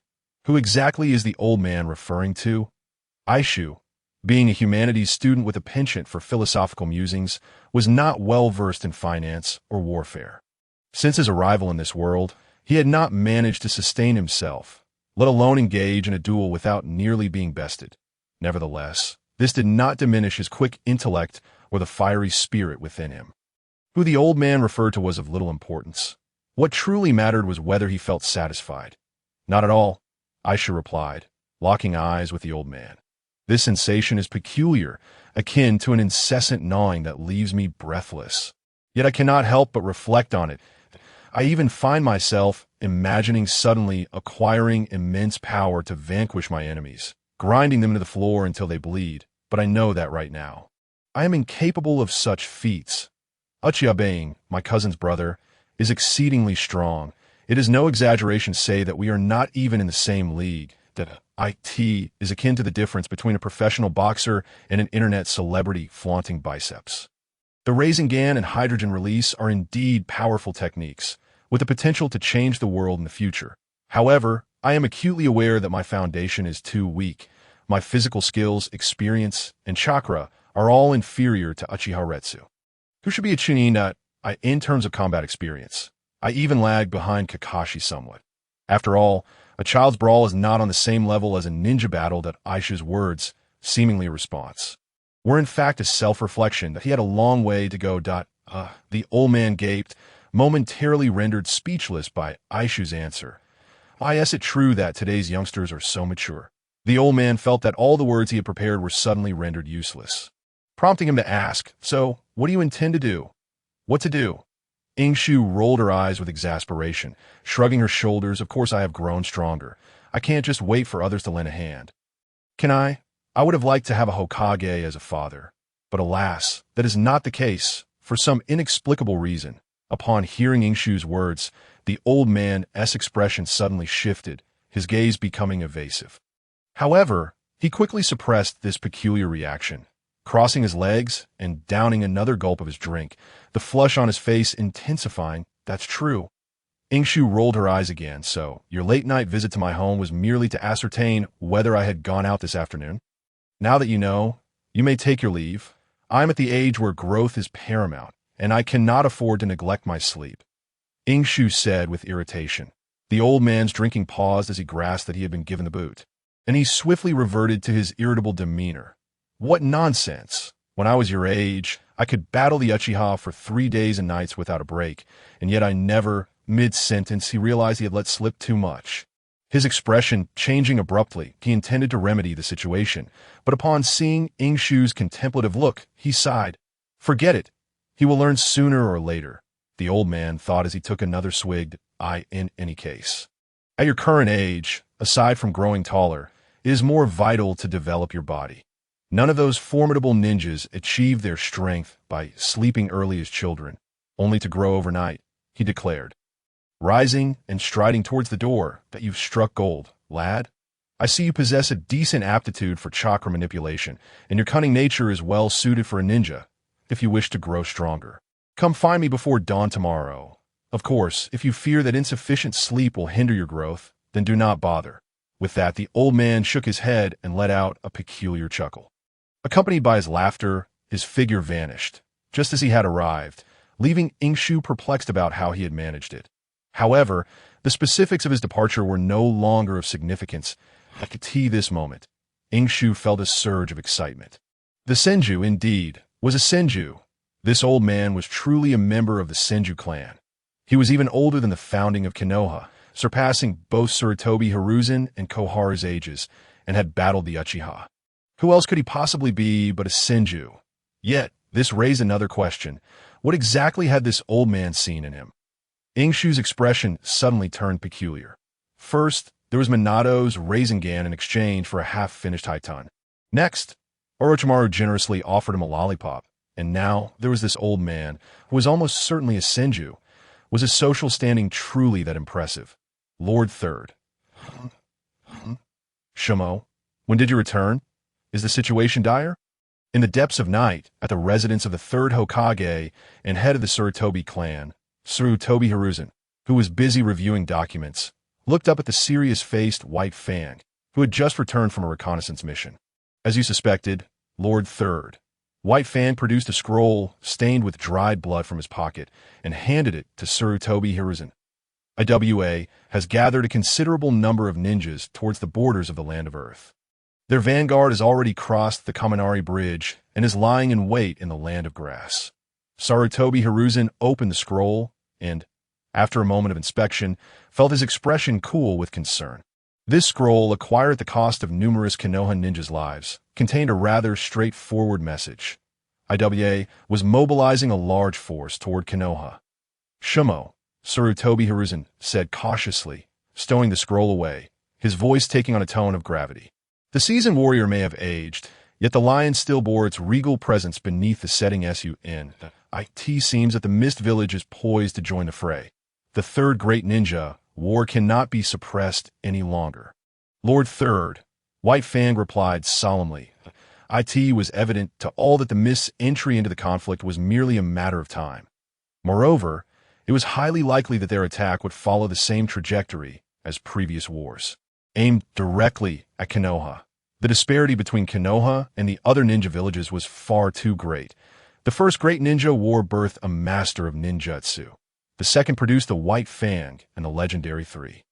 Since the first great ninja war, while each village has remained in a state of attrition, Konoha has consistently held its position as the foremost ninja village.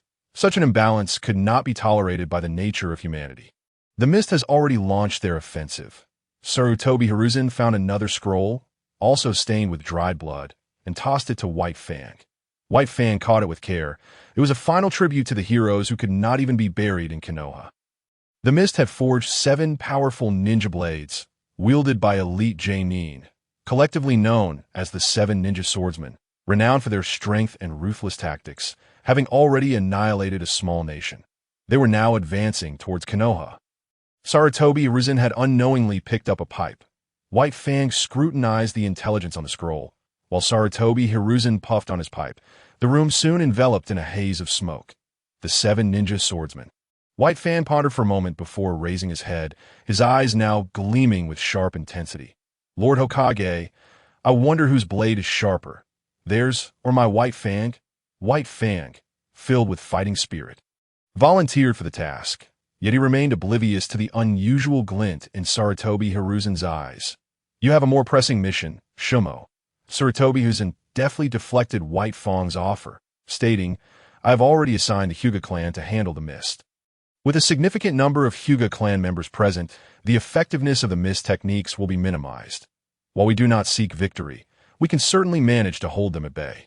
As Sarutobi Hiruzen exhaled a puff of smoke, he continued, "Compared to the Mist, the battlefields against IWA and Kumo require you far more, Shumo." White Fang's expression faltered, and he immediately bowed in submission. "Yes, Lord Hokage."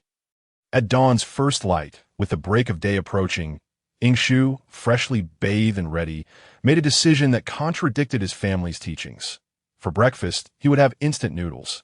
After satisfying his hunger, Ying Shu stepped out of his home. Bathed in the starlight of dawn and greeted by a gentle breeze, his stride resolute. Today would mark the first day of his journey towards strength. Before long, Ying Shu arrived at Training Ground No. 3 that the old man had yet to arrive, but Ying Shu was unperturbed.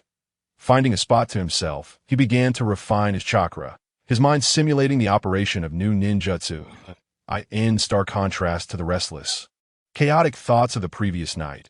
Ying Shu now appeared intensely focused. Having lived 2 lives, his worldview had transformed, yet his values remained unchanged. The approach to striving had merely shifted from a 996 work schedule to one of combat. Finally, as the moon was shrouded by clouds, the sun began to rise on the horizon. The old man's silhouette finally appeared. Oh, the old man, upon spotting Ying Shu, initially intended to tease him for arriving early. But seeing Ying Shu's earnest expression, he gradually adopted a more serious demeanor. I am ready. Let us begin." Ying Shu's enthusiasm caught the old man off guard, yet he felt it was this very demeanor that truly represented the young lad. Just like those from his past, Hit me. The old man uttered something shocking. Yet Ying Shu remained unfazed, standing still, gazing intently at the old man, his expression tinged with confusion. Just imagine me as the person you loathe the most. Go on, strike, the old man urged impatiently. However, Ying Shu shook his head as if bound by moral constraints sealed by conscience. The old man grew increasingly impatient. What I mean is there is no need for imagination. Buzzing with energy, Ying Shu unleashed two Rasengan, one in each hand, charging directly at the old man. Having read numerous novels in his past life, Ying Shu understood the process. He needed to give his all so that the old man could truly grasp everything about him. The old man, watching Ying Shu charge at him, was now the one left perplexed and no need for imagination. You little brat are? The elderly gentleman, who was poised to enter a state of furious rage, suddenly paused. A glimmer of amusement playing at the corners of his mouth. Is this truly one of your methods of attack? I can hardly fathom from whom you learned such tactics, he murmured softly, his eyes reflecting a sense of gratification. Yet, all of this transpired in the blink of an eye. With a swift gesture, he raised his fingers, sealing a pact that commanded a torrent of chakra to surge through the earth beneath them. While the display was formidable, its speed was lacking, and its intentions were all too evident. This was not a mere street brawl. Young one, the elder summoned his chakra, intent on burying Eishu beneath the soil, intending to start anew. This would serve as Aishu's first lesson, the decapitation of one's spirit. However, at that moment, Eishu roared, "Do not think you can use the same trick on me twice. You old fool." With that, he slammed one hand into the ground, unleashing a spiraling sphere of chakra that erupted with such ferocity it carved a deep crater into the earth. The destruction of the grass was trivial.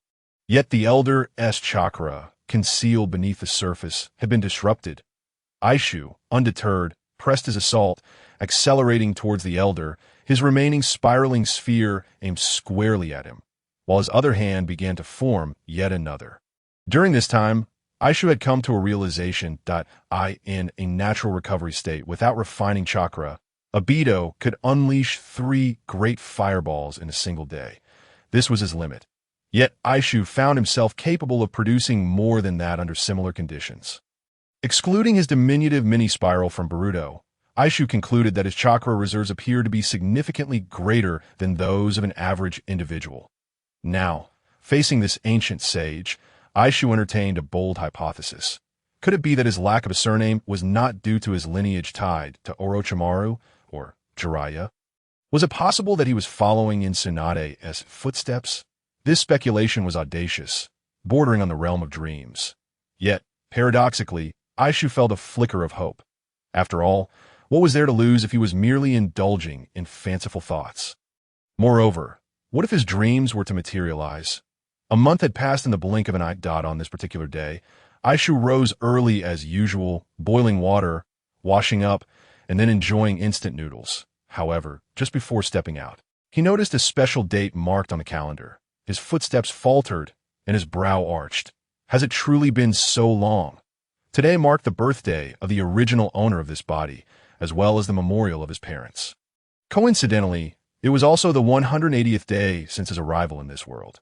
Eishu glanced at his reflection in the mirror. He still looked handsome, albeit slightly tanned and a touch leaner, exuding a more vigorous aura. Additionally, a ninja tool pouch was now strapped to the outside of his thigh, enhancing his appearance as a true ninja. That a month's time, neither long nor short, had been sufficient for him to shed some bad habits or cultivate a beneficial one. For someone like Eishu, who was diligently training, this month had witnessed a qualitative leap in his ninja skills. Ninja skills encompassed not only physical prowess, ninjutsu, and genjutsu, but also a myriad of essential abilities required of a ninja. The elder had imparted to Eishu knowledge that seemed boundless and without limits. Skills such as concealing one's breath in tracks, analyzing battlefield conditions, understanding coded language and intelligence gathering, as well as the nuances of assassination. These were lessons unattainable in the Ninja Academy, which primarily focused on instilling the will of fire and the fundamental rules of ninjutsu. With Aishu's current strength, even if he chose to graduate early, he could easily surpass Kakashi's records, yet he refrained from doing so. The atmosphere in Konoha had noticeably shifted, becoming somewhat desolate. While ordinary citizens felt little impact, the number of ninjas leisurely wandering the streets had dwindled dramatically. The Third Great Ninja War had erupted, and graduating now meant heading directly to the battlefield. Aishu felt unperturbed, but Aido was not yet ready. Though Aido had mastered the Great Fire Dragon technique gifted by Orochimaru and was no longer afraid of Uchiha's fire techniques, he was still far from the realities of true combat. Suddenly, with a swift motion, Aishu launched a shuriken. He was not idle. Swiftly forming seals, he conjured a water release, water bullets technique, though in a dry environment. Aishu's chakra sufficed to execute this jutsu. The water bullets flew rapidly, not densely packed but numerous nonetheless. The elder, having narrowly avoided the shuriken, soon realized he had lost all avenues for evasion. What a clever lad. The elder mused, admiration flickering in his eyes. Without forming seals, he stomped his foot upon the ground, summoning a humble yet robust earthen wall. Bang, bang, bang! The water bullets struck the wall with a resounding force, creating a spectacular display while causing negligible harm. Yet the elder showed no signs of underestimating the threat. He began forming seals with both hands. Earth release, earth flow, rampart. A wall of earth sprang forth, rivaling the gates of the Ninja Academy. In the next instant, a thunderous explosion resonated, shaking the very forest. The early birds, oblivious to the impending destruction, continued their search for insects. Dust filled the air as the elder emerged from the opposite direction. Casting a fleeting glance at the gaping hole in the earthen rampart, his astonishment briefly evident. Enough, bring it on again. Aishu, undeterred by the elder's display, formed a complex series of seals that numbered over 20. From a scroll bestowed upon him by Orochimaru, Aishu could currently practice only lightning release, lightning burst, and water release, water bullets. Although he had yet to grasp the threshold of chakra nature transformation, he was not hindered from developing hydrogen release to its second stage. By initiating the seals, he fused chakra during the ninjutsu formation stage. He owed this innovation to Orochimaru, whose seemingly random jutsu choices belied their profound utility. As a cold genius and a master of ninjutsu, Orochimaru's foresight was remarkable. The lightning release, lightning burst he provided was designed for mid-range strikes, harnessing chakra to form lightning for localized attacks, perfectly complementing water release, water bullets. Even without the premise of hydrogen release, ordinary water bullets could be infused with lightning, doubling their potency. However, for Aishu, the power would amplify exponentially. One after another, the water bullets took shape, now transformed into explosive orbs under the influence of lightning. Aishu retrieved an explosive tag attached to a kunai from his tool pouch, ready to launch it. Just then, the elder bellowed, interrupting Aishu at the precise moment he activated the explosive tag with chakra. Aishu paused, quickly regaining his composure, withdrawing the explosive tag as the hydrogen dissipated before him. You truly ought to be more prudent with your resources, young man. The cost of a single explosive tag could afford you a week's worth of instant noodles. The elder admonished, his tone tinged with irritation. Yet Aishu merely smiled faintly. Ever since befriending Kakashi, he had ample supplies of explosive tags. He and Aido had been fortunate enough to peruse Kakashi's vast collection of ninja tools, a sight that left them in awe. With supplies measured by the box, Aishu had even felt a fleeting impulse to pilfer some for profit. Strangely, despite his initial financial struggles, his monthly allowance had doubled to a staggering 2,000 ryo. Surpassing his previous meager existence of 500 ryo, he could now indulge in the finest instant noodles and purchase milk and eggs in bulk without hesitation. However, rather than basking in his newfound success, Aishu felt an unsettling sense of urgency. If all went according to plan, this sudden windfall was likely a result of Orochimaru's influence. All right, your training will conclude for now. You needn't return anymore, the elder declared abruptly, leaving Aishu momentarily stunned. He exclaimed, "Did I said you needn't come back?" The elder shot him a disapproving glance. "You're still young. A few hours less sleep won't harm you. Look at me. How old do you think I am? Every day spent in your company is a test of endurance. In any case, the special training has concluded. Come find me again once you have mastered the nuances of chakra nature transformation." The old man said, rubbing his aching back as he walked away from the forest, leaving Ying Shu with nothing but his silhouette. Really, I wonder how many days of rest it will take to recover. Faintly, Ying Shu could still hear the old man's grumbling, yet his gaze grew increasingly filled with respect. He bowed deeply in the direction the old man had departed. Although he did not know the elder's name, he expressed his gratitude. "Thank you, grandfather." The old man seemed quite sensitive about his identity. Ying Shu had once attempted to casually inquire, but each time, the old man deflected the question with various excuses. Nevertheless, Ying Shu had long ceased to be troubled by this matter. Even the long-gone Senju clan held no significance anymore. This once glorious clan had vanished, and all he could offer was the highest respect. Alongside that, he felt profound gratitude toward the old man. Simultaneously, Ying Shu made a silent vow to swiftly master chakra nature transformation. The old man appeared to have no children, yet the earth release technique should not go to waste. Fire release. Hey, Ying Shu, you are lacking in martial ethics. While forming hand signs, Aido was abruptly interrupted by several water bullets. Dodging while lamenting that, "I know your hand speed is impressive, but you can't expect me to not even complete my signs." Ouch. Take it easy, Ying Shu. The enemy will only be faster than me. Aido exclaimed. Bang, bang, bang. After a flurry of punches and kicks, Aido lay sprawled on the ground, gasping for breath, casting a resentful glance at Ying Shu. "That you've changed, Ying Shu. You used to be this ruthless only towards Kakashi, but now..." Humph. Aido turned his head away in a huff, not wanting to gaze upon that handsome face. Speaking of that face, there was a rather sorrowful incident tied to it. Not long ago, during a practice session among the three, he had accidentally grazed Ying Shu's arm with a shuriken. The injury was not severe, but still required care. Their practice sessions were quite intense, especially after facing formidable foes like Uchiha Aido. Aido was acutely aware of the importance of becoming stronger. At that time, Ying Shu's exhausted chakra left him unable to perform sage techniques, and Aido and Kakashi had to take turns supporting him to the hospital. It was there that Aido witnessed a scene that filled him with despair. Due to the urgency of the ongoing battles, the Konoha hospital had begun operating at full capacity. Many nurses were utilizing shadow clones, and even Kumi had no time to tease Ying Shu's little head. Because the wound was minor, the intern nurse, Rin Noara, took charge of Ying Shu's treatment. Their actions were so intimate that it was evident their relationship had surpassed mere camaraderie. Perhaps even, in truth, Ying Shu was familiar with Rin because he had not neglected his training in medical ninjutsu during the past month. This was partly for the purpose of learning yang release, but also for the sake of class separation.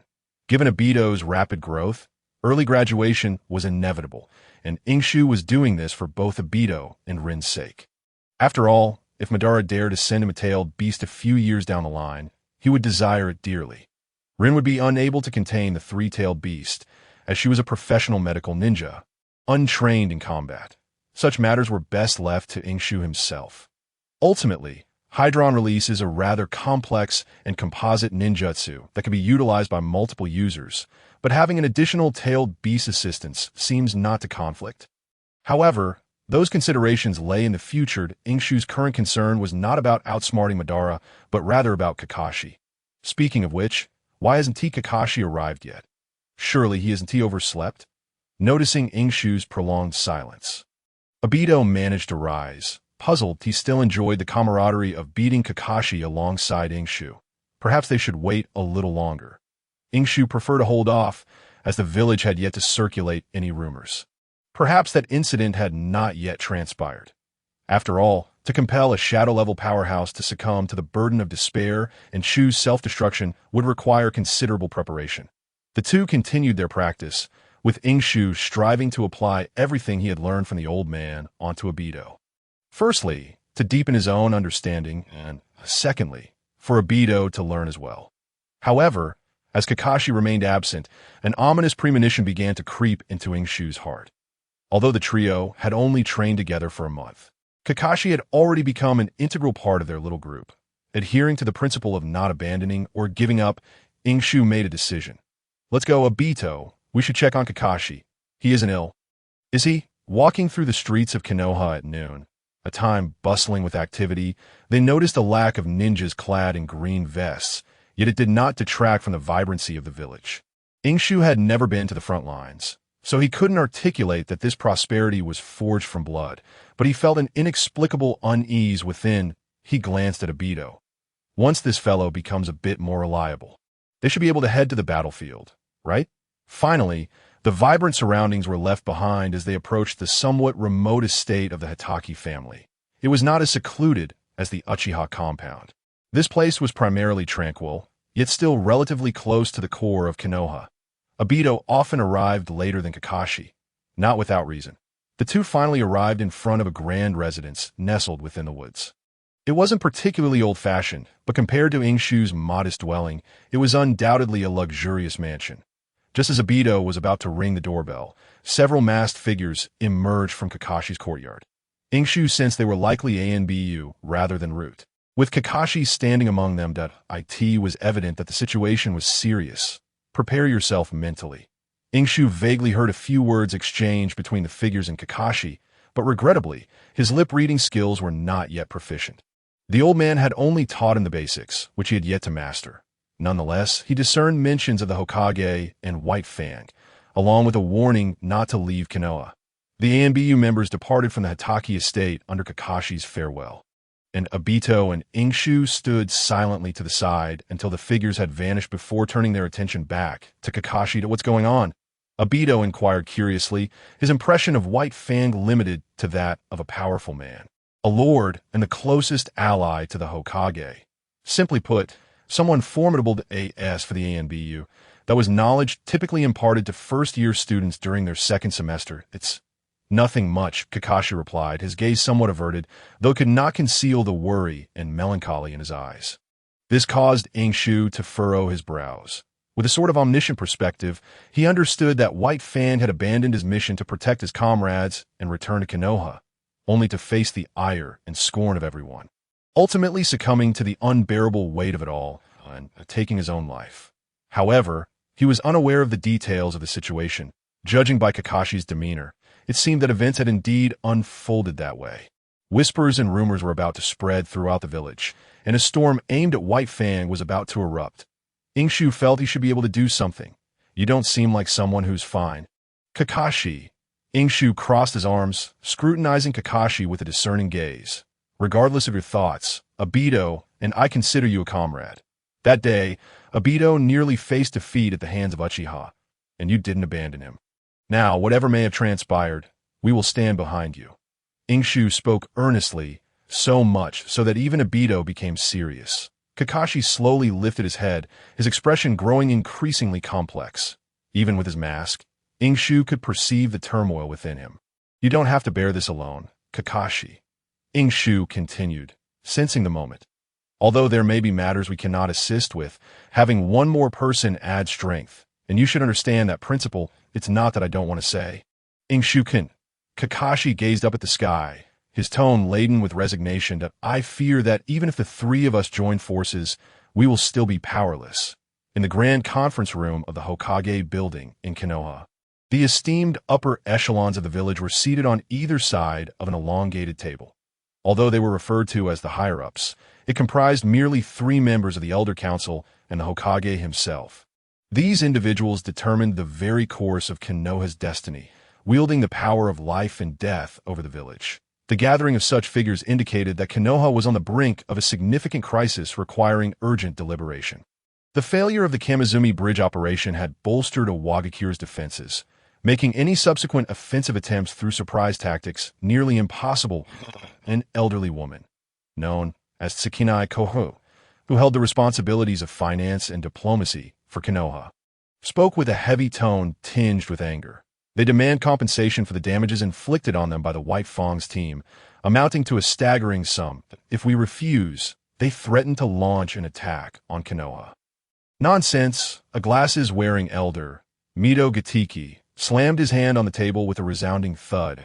If they were never planning to attack Konoha in the first place, and they dare to ask for reparations. Bah, that scoundrel Inoki! Mito, a disciple of the second Hokage and a longtime comrade of Sarutobi Hiruzen, also served in the diplomatic and internal affairs of Konoha. That you've known Inoki for quite some time now. If he were to make any demands, they would be far more insidious. Sarutobi Hiruzen, puffing on his pipe, appeared calm, though his brow was furrowed with concern. Given the gravity of the situation, he had anticipated such developments. Everyone present had endured 2 great ninja wars and would not easily succumb to irrationality over a fleeting issue. However, the defeat of the White Fang necessitated the cessation of Konoha's original battle plans, while not a total loss. It was certainly not favorable news for the village. This was precisely why they were gathered here.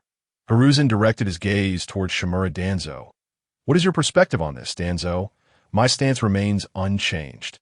"Hiruzen," replied Danzo, narrowing his single eye, his cold gaze revealing an undercurrent of menace. "War is inevitable. It has always been. Even with the destruction of the Kamizumi Bridge, Iwagakure's aggression will not cease, nor will the other major ninja villages. I have warned you before, Hiruzen," Danzo continued, his cold stare unwavering. "Had you heeded my counsel, the one burdened with a headache now would be Inoki. The Kamizumi Bridge connected the land of fire with the land of earth, serving as a crucial channel for economic exchange during peacetime. While Konoha, prosperous and strong, had little need for it, Iwagakure, with its scarcity of resources, benefited greatly. However, in times of war, this bridge would transform into a vital route for Iwagakure to transport military supplies and shinobi. The Kamizumi Bridge was easy to defend but challenging to assault. A mere handful of troops stationed there could become a thorn in the side of hostile forces. Danzo had proposed on several occasions that, even at the risk of straining diplomatic relations, Konoha must maintain control over the Kamizumi Bridge. This proposal had neither garnered opposition nor support from the other 2 elders, but had not received the Hokage's endorsement either. "The village harbors significant dissent regarding your decisions, Hiruzen," Danzo continued. "The failure of the White Fang's mission was your command. After all these years in power, Konoha has suffered consecutive assaults from across the ninja world. People believe this reflects Konoha's vulnerability, that I have long stated that mere defense is a testament to weakness. Instilling fear in others and being perceived as a fool are entirely different matters." Hiruzen, ignoring Hiruzen's darkening countenance, Danzo narrowed his eyes even further, disregarding the expressions of the remaining 2 elders. As Konoha's hawkish representative, Danzo always wielded a specific authority in times of impending war. After all, the pacifist doves had proven their misjudgments time and again. "Danzo, enough has been said," Tenai Kuru interjected, her face stern, seemingly attempting to counter Danzo, though her words lacked conviction. Sarutobi Hiruzen raised a hand, conceding Danzo speaks truth. Konoha has reached a juncture where it must demonstrate its strength. If we cannot instill fear in the ninja world, then our predecessors, the first Hokage and my teacher, will find no rest in the afterlife. In that moment, the once mighty lion on the verge of twilight revealed his indomitable spirit. The meeting swiftly pivoted towards Konoha's counteroffensive strategy, 4 fronts of battle, where defense was typically the preferred route. Yet all present understood the unspoken truth. Konoha desperately needed to assert its strength at last. As the meeting drew to a close, Tsukinai Koharu and Mito Gatiki departed to execute orders and manage affairs. However, Sarutobi Hiruzen and Shimura Danzo remained behind. The atmosphere grew heavy with silence. Hiruzen exhaled languidly, while Danzo appeared to be in a state of feigned slumber, neither showing any intention of leaving. "Share your thoughts regarding the Kamizumi Bridge and the White Fang's failure." Hiruzen finally sighed. Danzo opened his eyes, refraining from an immediate response. Instead, he produced a scroll. This contains the complete details of the White Fang's operation, from commencement to its abandonment. My roots were involved throughout, providing a level of detail beyond what the White Fang could relay upon his return. Hiruzen took the scroll, his expression shifting dramatically. That it was not merely the fact that Danzo had ensnared his roots within the Umbu, infiltrating the ranks of the White Fang's direct subordinates, but rather a particular phrase caught his attention. Abandon the mission. So, Uncle White Fang chose to forsake the mission and rescue his comrades. In the main hall of the Hitaki estate, Obito questioned in disbelief. Indeed, Kakashi sighed, worry etched across his features. This is what the Umbu informed me. They were once my father's subordinates, and my father has yet to return to Konoha. Beside him, Inosuke remained silent. The situation aligned with his understanding. The White Fang had indeed abandoned the mission to protect his companions. This chain of events directly led to a series of tragedies. The White Fang's suicide. Kakashi's descent into darkness.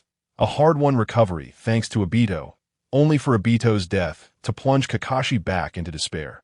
Followed by Rin, the Minato couple. The cycle of tragedy, akin to nesting dolls, repeatedly unfolded within Kakashi's life. I apologize, I shouldn't have shared this with you. Kakashi knelt on the ground, cradling his head in his hands, his body trembling slightly, revealing his deep anguish. I simply don't know what to do now. What if my father? At this moment, Kakashi was not yet the formidable being capable of standing toe-to-toe with Kagaya Otsutsuki. He was merely a young boy. The sudden failure of his powerful father's mission, coupled with the uncertainty of his fate, evidently posed a substantial threat. Even an adult would be deeply concerned, and a more sensitive individual might be on the verge of emotional collapse. And no matter how mature Kakashi appeared, he remained vulnerable, for otherwise he would not continuously retreat into himself. Aido stood nearby, his expression complex, unsure of how to offer comfort. Instinctively, he thought to treat Kakashi to ramen with the meager allowance he had just received. However, before he could voice his intention, Inosuke suddenly delivered a swift kick, knocking Kakashi to the ground. Look at you. Don't even think about whether your father would be disappointed if you returned. I don't even want to acknowledge you as a companion. Inosuke rushed to Kakashi's side, gripping his collar tightly, shouting at him. The scene left Aido stunned, while Kakashi was utterly bewildered. You need to rise to the occasion, Kakashi, even if Uncle White Fang truly perished in battle. He did so for the glory of Konoha. The only thing you can do now is to train and grow stronger. If Uncle White Fang is alive, complete the mission he could not finish. If he has died, then avenge him by wiping out Iwagakure. Do you understand? The manner in which Eishu offers comfort is nothing short of hardcore. Having known Eishu for such a long time, Aido has now discovered for the first time this formidable side of him. Just as Aido was about to secretly give Eishu a thumbs up in approval, he was taken aback when Eishu suddenly turned his head sharply, fixing a serious gaze upon him. Oh dear, Aido felt an inexplicable panic arise within him. I will obey.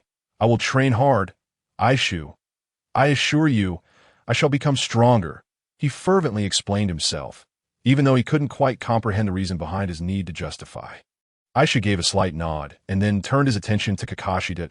In the following week, the three of us dedicated ourselves to relentless training, subsequently applying for graduation. If White Fang truly doesn't return, then we shall storm Iwagakure together. Aido and I will accompany you. This is the only course of action available to you at this moment. Do you understand? Graduating early does not necessarily imply stepping onto the battlefield. Eishu is acutely aware that at this stage in the war, Konoha has not yet reached a state of utter desperation. Furthermore, even in the mid to late stages, when Aido entered the battlefield and fell prey to Uchiha Madara's schemes, Konoha had largely refrained from sending youngsters of their age into combat. And no matter how one articulates it, the essence of a ninja world war revolves around the distribution of interests, a situation far from critical enough to threaten Konoha's very existence. The four great shinobi villages chose to split their forces for attack rather than forming a united ninja coalition against Konoha, which serves as the most compelling evidence. Everyone covets Konoha, eager to take a bite out of it. Yet none dare to push this foremost shinobi village to its limits. Thus, in Aishu's view, the logical course of action at this juncture is to hastily graduate from the Ninja Academy, obtain a ninja forehead protector, and become a ninja, which presents exceptional value. During these tense times of war, there are often opportunities for experiences and growth that one could never attain while remaining in Konoha if the old man is still willing to teach him. That would be fortunate, yet he is still far from mastering chakra nature transformation, and progress cannot be rushed. Moreover, even if the old man is inclined to instruct him, the knowledge he can impart is limited. Eishu indeed desires the old man's earth style and the Senju clan's extensive chakra reserves, but he cannot possibly drain the old man of his blood. Of course, there is one more crucial point. Eishu believes that his hydrogen release has now reached a stage right for practical testing. The core of a ninja world cannot be refined in isolation. The validity of truth must be tested through practice. Thus, the trio's plan to rescue ninja White Fang officially commenced. The plan involved skipping classes and training, but unlike before, each of them prepared their own shadow clones, including Aido. Furthermore, this was not the basic shadow clone technique that Eishu had previously employed, but rather a more robust version known as the shadow clone technique. To ensure everything would go smoothly, Eishu conducted a series of experiments. However, he discovered that among the three of them, only he possessed this ability. Kakashi needed to allocate all his chakra to his shadow clones in order to maintain them for an entire day, achieving results comparable to Aishu's. As for Aido, no matter how hard he tried, his shadow clones could only endure for half a day and were exceedingly fragile. They shattered upon mere contact, necessitating a cautious approach that Aido's starting point, it seems, is indeed the lowest. Yet this only left Eishu perplexed, wondering whether his own chakra was simply abundant, or if the shadow clone technique had grown stronger under the old man's training. Consequently, Eishu decided to take on Aido's afternoon shadow clones as well. And only then did the three of them commence their unique training, and no longer were they merely sparring. They engaged in shuriken throwing, ninjutsu application, and the refinement of hydrogen release. Aishu's concept was as follows. He and Kakashi would simultaneously employ water release, water bullet, and lightning release, lightning strike. Once Kakashi's technique struck his, the control would remain with him, preserving the ability to launch water bullets. Meanwhile, Aido would utilize Great Fire Dragon to target the enemy, amplifying the power with hydrogen release. The Great Fire Dragon, a technique of considerable repute within the realm of fire release, is not merely noted for its power, but for its potential for development, that a skilled practitioner could unleash multiple fire dragons simultaneously. Though Aido clearly could not achieve this due to chakra limitations, forcing him to focus on directing the fire dragon's trajectory. According to Aishu's vision, this maneuver could aptly be termed Great Fire Dragon, Hydrogen Release Cannon. Once they mastered it, the combined chakra of the three would yield unexpected chemical reactions. Days passed, and the trio trained fervently, as if they were all holding their breath. Kakashi transformed his worries into motivation, while Eishu was eager to grow stronger, and Aido, though seemingly aimless, simply did not wish to let Kakashi outpace him. Then, on the fourth day of their training, a sensational piece of news erupted in Konoha. White Fang has returned. Within the corridors of Konoha Hospital, the third Hokage, Hiruzen Sarutobi, and the leader of Root, Danzo Shimura, hurriedly made their way, receiving utmost respect from the nurses and ninjas in their path, who fell silent and parted to make way. The head nurse, Nayu, quickly reported the situation. 6 stab wounds, a blast injury to the calf from explosive tag, yet none were life-threatening, due to excessive chakra consumption and severe exhaustion. Lord White Fang is currently in a comatose state, but has passed the critical period that could last. Hiruzen arrived at the patient's room, where Nayu opened the door for him. What met his eyes was a robust man, unconscious and clad in a hospital gown, with bandages wrapped around him. Remarkably, the specially crafted chakra short sword was still firmly gripped in the hands of the unconscious man, albeit ensnared by the bandages. The tenacity of Lord White Fang is astonishing. We exerted considerable effort, but were unable to pry it from his grasp. Even employing techniques to stimulate his nerves proved futile. Truly remarkable, Nanoyu remarked with a sense of awe. Because he is White Fang, Hiruzen murmured, then sighed, his tone complex as he added, the White Fang of Kono It is regrettable that this sharp blade has yet to sever the bonds of the Shinobi Alliance. At this moment, Danzo, standing nearby, interjected coldly. Hiruzen furrowed his brow, while Nanoyu lowered her head. Now is not the time for such discussions. Danzo, Hiruzen shot a frosty glance at Danzo, shaking his head.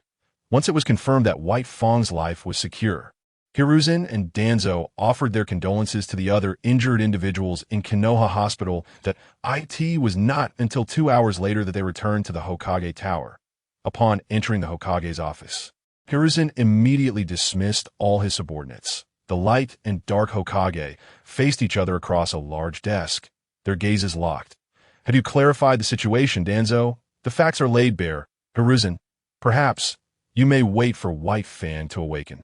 That is contingent upon you. 2 simple sentences plunge the air into silence. Hiruzen, troubled, drew on a cigarette, his peripheral vision catching sight of a report on the desk that IT originated from the Ninja Academy. And rather than being a single report, it was, in fact, 3.3 children had simultaneously applied for early graduation, one of whom was White Fang's son. Hiruzen's expression grew increasingly complicated.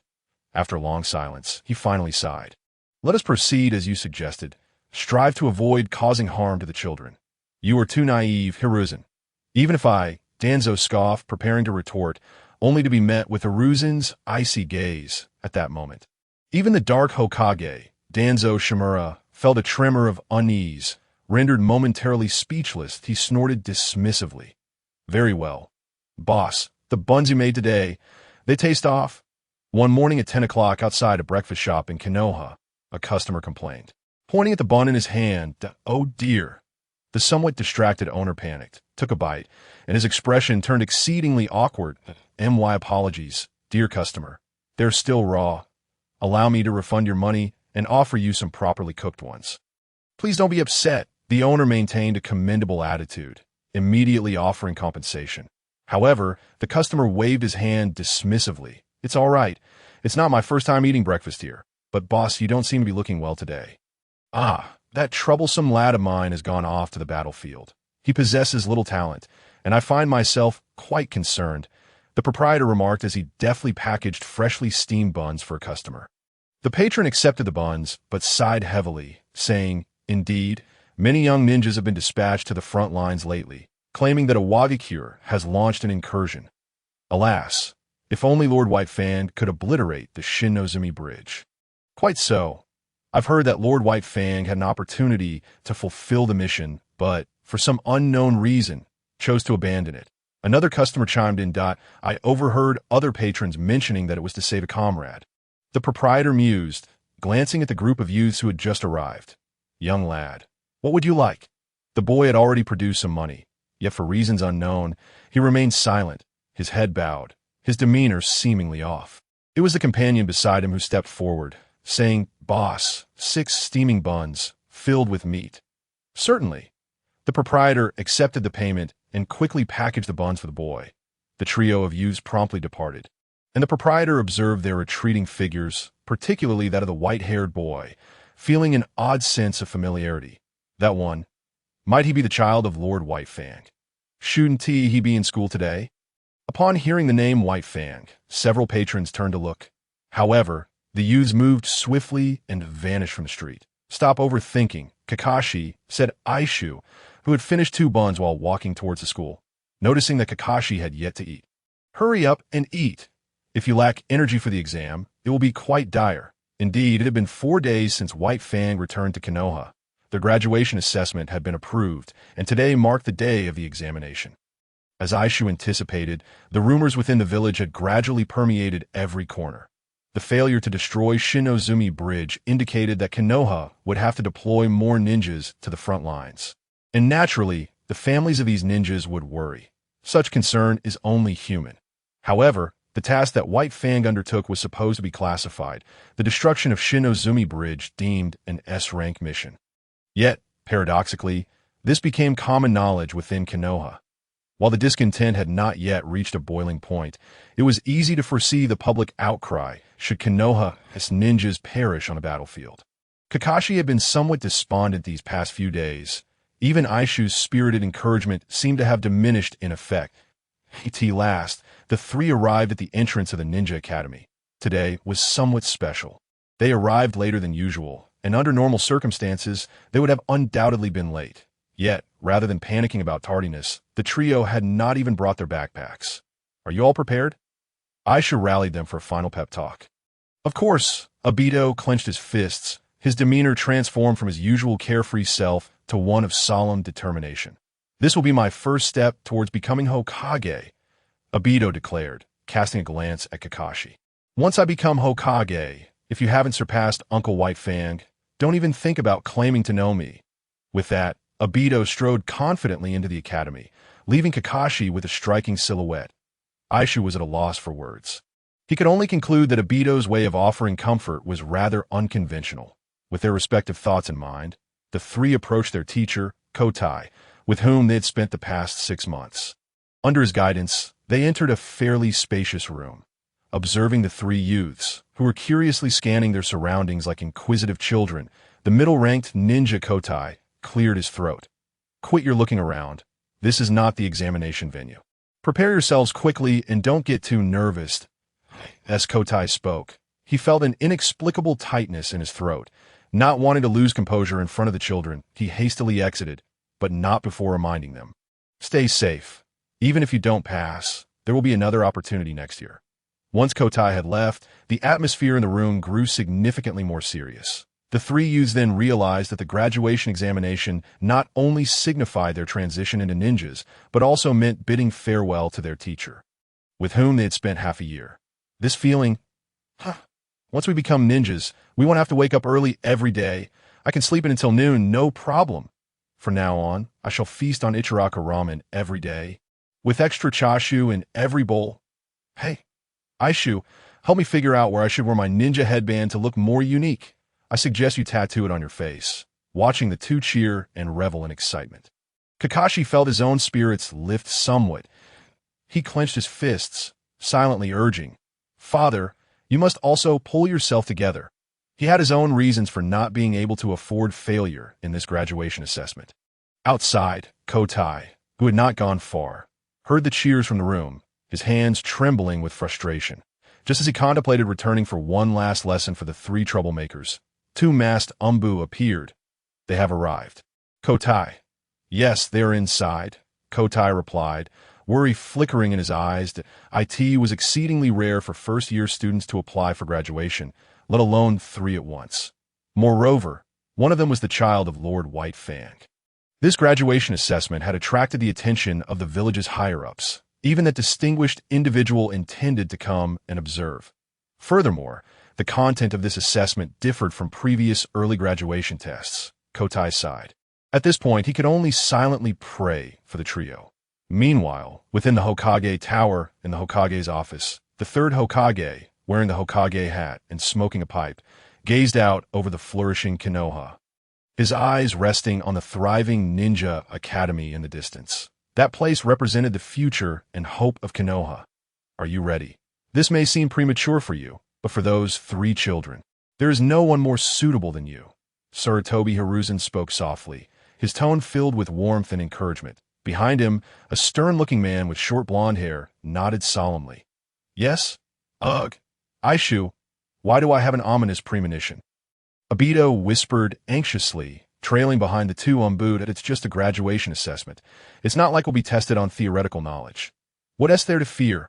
Aishu retorted, slightly exasperated, in truth, from the perspective of a ninja honed by this month's rigorous training. He could discern deeper nuances. The two umbu before them were silent, stoic, and uncommunicative. Each movement appeared natural and indistinguishable from ordinary individuals, yet they remained perpetually tense. Undoubtedly, should any sudden situation arise, these two umbu would transform into lethal killing machines, ready to eliminate any intruders. This was also the reason why Aido, who had previously been brimming with enthusiasm, suddenly felt deflated. Ultimately, it stemmed from the fact that Aido had never encountered real combat, his body instinctively recoiling from the prospect, or perhaps it was a consequence of his lack of experience. Eishu, while he too had never faced battle, felt as though the old man's training had been akin to preparing him for the battlefield. Kakashi needed no introduction. His father was the captain of Konoha's umbu, responsible for overseeing the umbu operatives. However, soon enough, Aisha found himself unsettled as well. He caught sight of a figure in the distance. Though he could not name them and had never met them, the vague sense of pressure emanating from the individual instinctively tensed his body. As they followed the two umbu, drawing closer to the assessment venue, Aido suddenly recognized a figure in the crowd, exclaiming in astonishment, "What the? Is that the clan leader?" Aido was taken aback. To think his graduation assessment could attract the attention of the clan leader. "This is it, Aishu. It's truly our Uchiha clan leader. Oh no, oh no. Do you think he is here to cause us trouble?" Aido felt a surge of anxiety. It had been many days since he last encountered Uchiha Being. The members of his class would evade him upon sight, which had initially been quite exhilarating. But now, upon reflection, a sense of dread washed over him. After all, they had sent Uchiha Being's cousin to the hospital. Calm down, Aido. Aishi observed Aido's flustered demeanor and found himself losing patience. Can you imagine that such a fellow could potentially become the third greatest villain in the ninja world? If he were truly seeking trouble, he would have done so long ago, not waited until now. Just perform well. Perhaps your clan leader will come to appreciate you. Don't forget, you are the first genius of the Uchiha clan. Aishi hastily consoled him with a mix of flattery and encouragement. Uchiha, first genius? At these words, Aido's eyes suddenly sparkled with hope. Having calmed Aido, Aishi turned his gaze towards Kakashi, asking, "Are you ready, Kakashi?" Kakashi replied nonchalantly, appearing to have adjusted his state of mind. Aishi, our graduation assessment has drawn quite a crowd, hasn't it?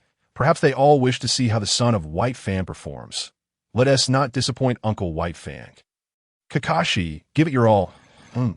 The three of them promptly made their way to the open training ground.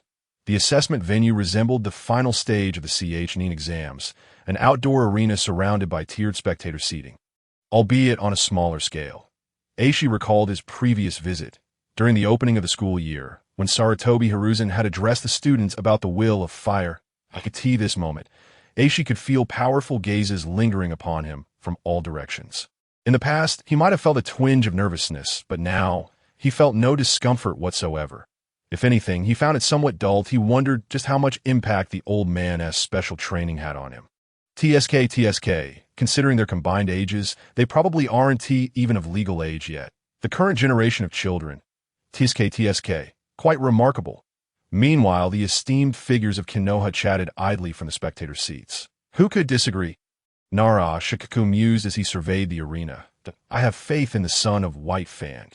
Akimichi Choza stuffed a handful of fries into his mouth, mumbling, the other two children seemed too frail.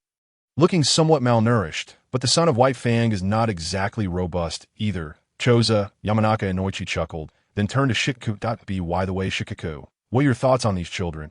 To be honest, I also find the one in the middle a bit too weak. And considering one is the son of White Fang while the other belongs to the Uchiha clan, that child has already lost at the starting line. Yamanaka and Noichi nearly recited Aishi's identification number. Yet this sentiment reflected the views of most. Commoner ninjas often found themselves at a disadvantage when compared to those from prominent clans. This was not a matter of bias, but rather a reality. However, Nara Shikaku shook his head, asserting that some things cannot be judged solely on appearances. Inoichi. Suddenly, Shikaku's eyes lit up as he noticed a figure flickering into view at the center of the training ground. With golden hair and a handsome face adorned with a sunny smile, he radiated an aura of warmth that Minato. At this moment, the three candidates standing in the spotlight were feeling rather complex emotions. Kakashi was oblivious, but both Aishi and Aido wore expressions of peculiar surprise. This buzz-cut handsome fellow seems oddly familiar. Good to see you again, everyone. I didn't expect you all to have applied for graduation. Time certainly flies, Minato greeted with a smile. Hello, Minato-senpai. Aishi responded, feeling a twinge of guilt as he glanced at Minato's new hairstyle. So, Minato has abandoned his flowing locks. It was evident that his hair was neatly trimmed, suggesting that he had taken care of it since that incident occurred 2 months ago. Aishi was left with a singular concern. Would this new haircut affect his future title as the Yellow Flash? If he became known as the Buzzcut Flash, that would be quite embarrassing. In contrast to Aishi, Aido's thoughts were more straightforward, primarily stemming from a sense of guilt. After all, up to this point, he had neither mastered the Rasengan nor even taken the first step towards it. However, as fate would have it, just as Minato finished his greetings, he smiled and inquired, by the way, how is your practice with the Rasengan coming along? If you encounter any issues, feel free to come find me. Aishi was unsure how to respond. Was progressing too quickly considered a problem? Nevertheless, it appeared that Minato was indeed their supervising ninja, provided they passed the graduation assessment. Aishi cast a discreet glance at Aido, feeling quite reassured regarding his capabilities. Aishi was unaware of how Aido had fared in his original world, but the current Aido had already mastered 2 fire release techniques and could go toe-to-toe with Kakashi. Although he had yet to win a match, He should be more than capable of becoming a genin. Eishu's worries were not about Aido's strength, but rather about the nin who would be overseeing the assessment. If they harbored any peculiar biases against the Uchiha clan or were merely agents of Danzo, it would spell disaster. Yet while Eishu was lost in thought, he suddenly realized that Minato showed no intention of leaving. Gazing at Minato's radiant smile, Eishu came to a realization and swallowed hard. Minato-senpai, Eishu tentatively asked, "Do you have something planned for today?" Eishi's unexpected query left Aido somewhat bewildered. However, Kakashi, standing nearby, seemed to grasp something, his expression shifting to one of alarm. Minato chuckled, scratching his head. "I knew I couldn't hide it from you, haha." As he spoke, Minato maintained his smile, yet he extended a hand, opening it wide. His expression grew serious, though he still wore a smile. "Children, I am your assessment instructor, Namikaze Minato. You only need to endure the bell for my hand to pass. You still have ample time to prepare." Upon hearing this, the three young men were simultaneously taken aback. Not only them, but even the esteemed figures in the spectator seats were equally astonished, though Minato had yet to become the renowned yellow flash of the ninja world. It was merely a matter of time and recognition. His strength was undeniable, having risen to become an elite jonin of Konoha and mastering the Flying Thunder God technique, a testament to his prowess. In fact, Minato enjoyed great popularity and favorable relations within Konoha. Setting aside his strength, his girlfriend was none other than Kushina, the princess of the Uzumaki clan, a direct descendant of the first Hokage's wife. And the host of the Nine Tails, Minato's mentor, was Jiraiya, one of the legendary Sannin and the direct disciple of the third Hokage. This master-apprentice relationship traced back to the second Hokage, such a formidable and renowned jonin serving as the assessment examiner for these three youngsters was nothing short of astonishing. How could anyone not be astounded? Don't you dare falter. Even if it were a few nin, I fear they might not hold up. In the spectator seats, Nara Shikaku stroked his goatee. His interest peaked further. It seems the Hokage has high hopes for these three little rascals. This is going to be quite the spectacle. The revelation that Minato would be their graduation assessment instructor truly caught Eishu off guard. However, with the situation unfolding, he had no time to contemplate further. Eishu gestured for the trio to huddle together, leaning in with their heads down, shoulders resting on one another as they prepared for their final pre-battle briefing. "We need to act quickly, lest we find ourselves at a disadvantage in close combat," Eishu stated gravely. Aido recalled the unexpected incident from that day, nodding in agreement. "I'm worried we might not even be able to utilize ninjutsu. That would be disastrous. After all, ninjutsu required hand seals and chakra manipulation, and he had been thwarted by Minato even when merely tossing a bottle. What shall we do then?" At long last, Kakashi, with a perplexed expression, found himself at a loss for words. He believed he had a reasonable understanding of this buzzcut senior. After all, his father had often spoken about him. Yet, it appeared that these two individuals were even more acquainted with him than he was. Moreover, judging by Aido's demeanor, he seemed to be somewhat haunted by past memories. So, what exactly had these two endured? "We are not without hope, my friends," Aishu spoke in a serious tone. In a life-and-death struggle, Aishu would opt for surrender. Losing to Minato was no disgrace, nor would it be embarrassing to join him. However, the crux of the matter was that this was merely an assessment. They didn't even require a victory, merely to stall the time. The three began to quietly deliberate their battle strategy. Minato, arms crossed and still smiling, patiently awaited the commencement. The eyes of the onlookers darted around the arena, and discussion from the spectator stands grew increasingly raucous. Meanwhile, in the Hokage building, an elderly man stood before a crystal ball, engrossed in the live broadcast. "This child is extraordinary," muttered Sarutobi Hiruzen, taking a puff from his cigarette. In comparing the weak, the strong found admiration. Among the three candidates, some saw the disparities in lineage and beginnings, while others perceived something entirely different.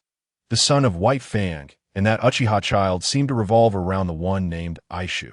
This piqued Hiruzen's curiosity, for his impression of Eishu remained rooted in the phase of suspected genius. Yet at that moment, he suddenly noticed a half-mummified figure standing before him. Hiruzen blinked. "When did you arrive?" Shimura Danzo remained silent, his single eye fixated intently on the crystal ball. or rather, on a specific figure within it. Just then, the three youths stood in a line, fully prepared. Teacher Kotai raised his hand high before bringing it down. The assessment begins. Minato maintained his smile, but his crossed arms naturally fell to his sides. Although unarmed, it served as a sign of respect for the evaluation. Minato embodied politeness, refinement, and grace. However, the demeanor of the three candidates was quite different. "Let's do this," Aisha bellowed, prompting the trio to charge forward in a straight line. "Hey, they're full of spirit." Many spectators chuckled. The three aspiring ninjas dared to launch an offensive against an elite jonin, opting for close-quarters combat. Whether this was bravery or folly was open to interpretation. Bang, bang, bang. The sound of fists and legs colliding echoed throughout the arena, while it seemed Minato was merely toying with them. The truth was the trio could hardly approach him, consistently being pushed back. After 100 or so exchanges, the three tactfully separated, forming a triangular formation to encircle Minato. The youths panted heavily, creating a stark contrast against the calm demeanor of Minato. Yet the onlookers erupted in applause. Regardless, it was quite impressive that their age could spar even briefly with Minato, though they may still have a long way to go before being true ninjas. Most of the audience had merely come for the spectacle. In a quiet corner of the bustling crowd, a couple sat together, the woman in the prime of her beauty, her smile soft yet tinged with allure. Her belly round, suggesting she was 6 to 8 months along. They were largely isolated from the others, as if they were spectators of an entirely different event. What outstanding children they are. Our child should be just as exceptional. Right, Fugaku-kun? Of course, for he is the son of the Uchiha clan leader. Our child, Fugaku gently replied. The couple exchanged a knowing smile, radiating sweetness, much like the distant camaraderie of the Uchiha within Konoha, with the surrounding aloofness affording them ample space. Fugaku then turned his gaze to the spiky-haired boy in the arena. His eyes shimmered with admiration, but also glinted with a different light. The Uchiha clan had grown accustomed to external threats and the exclusion from Konoha, with various clan elders forming their own factions, hinting at internal strife. As clan leader, he needed to ensure the Uchiha experienced a rebirth before pursuing greater ambitions. Fugaku's thoughts drifted, his gaze growing more resolute, as if he held immense hope for Aido. Unfortunately, Aido was oblivious to this, or else he would have been invigorated on the spot. Yet, perhaps this was for the best. Aido needed to remain composed, for soon he would be in the spotlight. The three youths exchanged knowing glances and nodded in unison, beginning to maneuver around Minato under the scrutiny of Aido. Narashikaku, observing from the stands, noticed something and his eyes brightened. They have prepared a strategy. No, it must have been devised just moments ago. How intriguing. The trio, while darting about, pulled out smoke bombs from their ninja tool packs and threw them down. In no time, Minato was enveloped in a swirling cloud of smoke, which formed a ring, rendering the movements of the three youths merely shadows within. The battle instantly elevated to a new level. The audience gasped in amazement. The adults, adopting a playful demeanor akin to children at play, had not anticipated the youngsters' high level of skill, of course. Some were utterly bewildered, particularly their teacher, Kota. He had already been astonished beyond measure during the trio's taijutsu phase, even entertaining the thought that if they did not graduate soon, he might lose his position. However, now, one question consumed his mind. Where had the trio procured their smoke bombs? Surely they hadn't pilfered them from the academy. While stealing smoke bombs from the school may not be a significant crime, Kotai would be overjoyed if the three managed to graduate. Yet, with the appearance of smoke bombs, what about explosive tags? Kotai dared not contemplate further. He felt as though he was teetering on the brink of unemployment. Regardless of whether the trio graduated or not, of course, Kotai's concerns were unfounded. Eishu and his companions had not stolen anything from the Ninja Academy. The kunai, shuriken, smoke bombs, and explosive tags had all been acquired from Kakashi's home. Although it was uncertain whether such items would be prohibited during the exam, it was always better to be prepared. The three youths continued to maneuver amidst the smoke. Meanwhile, Minato, after a brief moment of anticipation, finally began to form hand seals. Indeed, Minato had been waiting. The third Hokage had summoned him not merely to serve as the examiner, but also to act as the guiding jonin, to gain insight into the abilities and compatibility of his students. To have 3 aspiring genin withstand the scrutiny of an elite jonin was inherently a flawed premise. Minato's intention in waiting was to observe the trio's tactics. Now that he had seen enough, it was time for him to counterattack. Wind release. Great breakthrough, a fundamental wind technique, perfectly suited for dispersing smoke, was the ideal choice. That Minato's hand seals were executed flawlessly, smooth, and highly aesthetically pleasing that a tempest erupted, swiftly scattering a significant portion of the smoke enveloping him. However, it did not fully reveal the 3 youths. With a slight curve of his lips, Minato pivoted into an offensive stance, aiming at the direction from which he sensed movement. In the next instant, astonishment flooded his azure eyes. I must take this seriously. Minato-senpai. 3 identical figures surged forward, each manipulating a blue chakra ball with both hands, forming a triangular formation aimed at Minato. All were Eishu. Moreover, all were utilizing dual hand control. That was Minato's spiral flash. What on earth? In the stands, Akimichi Chuzo wore a look of disbelief. Minato had been absent from Konoha for 2 months, primarily engaged on the front lines. During a recent support mission, Chuzo had been fortunate enough to witness Minato execute this technique without hand seals. The combination of its power alongside the Flying Thunder God was formidable, but it was the name of the technique that had left a lasting impression on Chuzo. Yet, he never expected that at this moment, a mere child would replicate it, and even more astonishingly, with both hands and 2 clones. If Chuzo was astonished, it was nothing compared to Minato's reaction. I've already mastered it to this extent. Minato suddenly felt a sense of unfamiliarity toward the young boy before him. How long had it been? It seemed like just a little over 2 months. He merely imparted to the 2 children the direction of their training and the fundamental principles of the spiral sphere, his words totaling no more than 10 sentences. While his intention was not to be dismissive, he was prepared to provide a more detailed instruction at a later time. However, to his astonishment, not only did they learn it, but they also excelled beyond expectations. Nevertheless, Minato's foundational ninja skills remained robust. Despite his astonishment, he assumed a battle stance in the face of the 3 Aishu's assault. With a swift motion, Minato executed a kneeling strike against one of the Aishu, causing it to arch its back like a large shrimp, followed by a puff of white smoke that a glimmer of understanding flickered in Minato's eyes. This was undoubtedly a shadow clone, and given his impression of that child, the real body would not be easily discernible. Just as Minato prepared to retaliate, his brow furrowed slightly. The sensation of the clone felt. Off? I've got you now. In the mist, Aido gritted his teeth, his silhouette materializing as he clung to Minato's leg with unwavering tenacity, not even hesitating to use his teeth. This fierce determination somewhat affected the onlookers, who regarded Aido with an unusual gaze. Even Fugaku's eyes reflected a hint of surprise. What an unconventional Uchiha! Yet the 3 youths' offensive was far from over. Following Aido, the remaining 2 Aishu charged forward, one of whom was Kakashi, who promptly dispelled his transformation technique. At that moment, Kakashi brandished a short blade, clearly intending to engage in close combat, but upon seeing Aido clinging to Minato, a hint of helplessness crossed his features. Holding him down doesn't mean hugging him, you fool. With no other option, Kakashi bit down on the short blade and began forming hand seals as he neared Minato. He abruptly halted and pressed both hands into the ground. Earth style. Hell swamp. This was a technique bestowed by Orochimaru, and after an entire month of rigorous training, Kakashi had mastered it.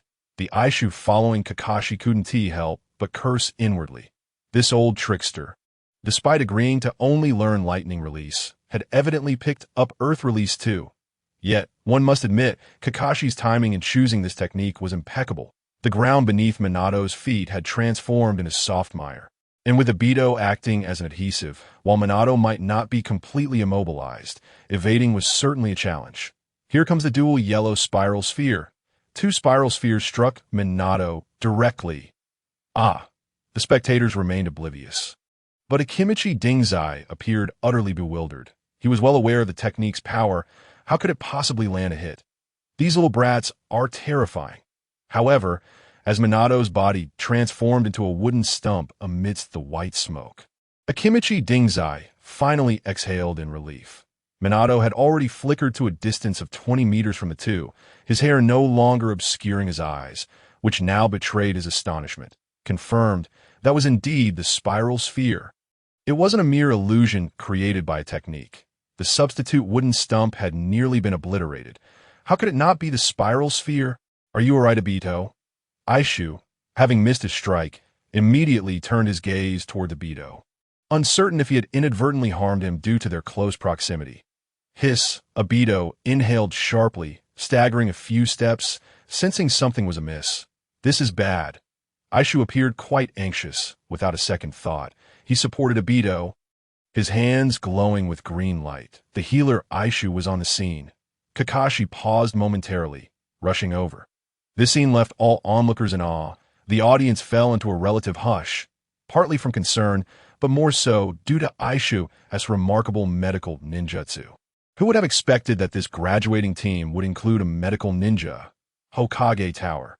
Sarutobi Hiruzen nearly tugged out a few strands of hair, his gaze fixed on the crystal ball, uncertain whether it was panic or astonishment. Beside him, Shimura Danzo appeared contemplative. These rascals, what are they still dawdling for? Hurry and save him.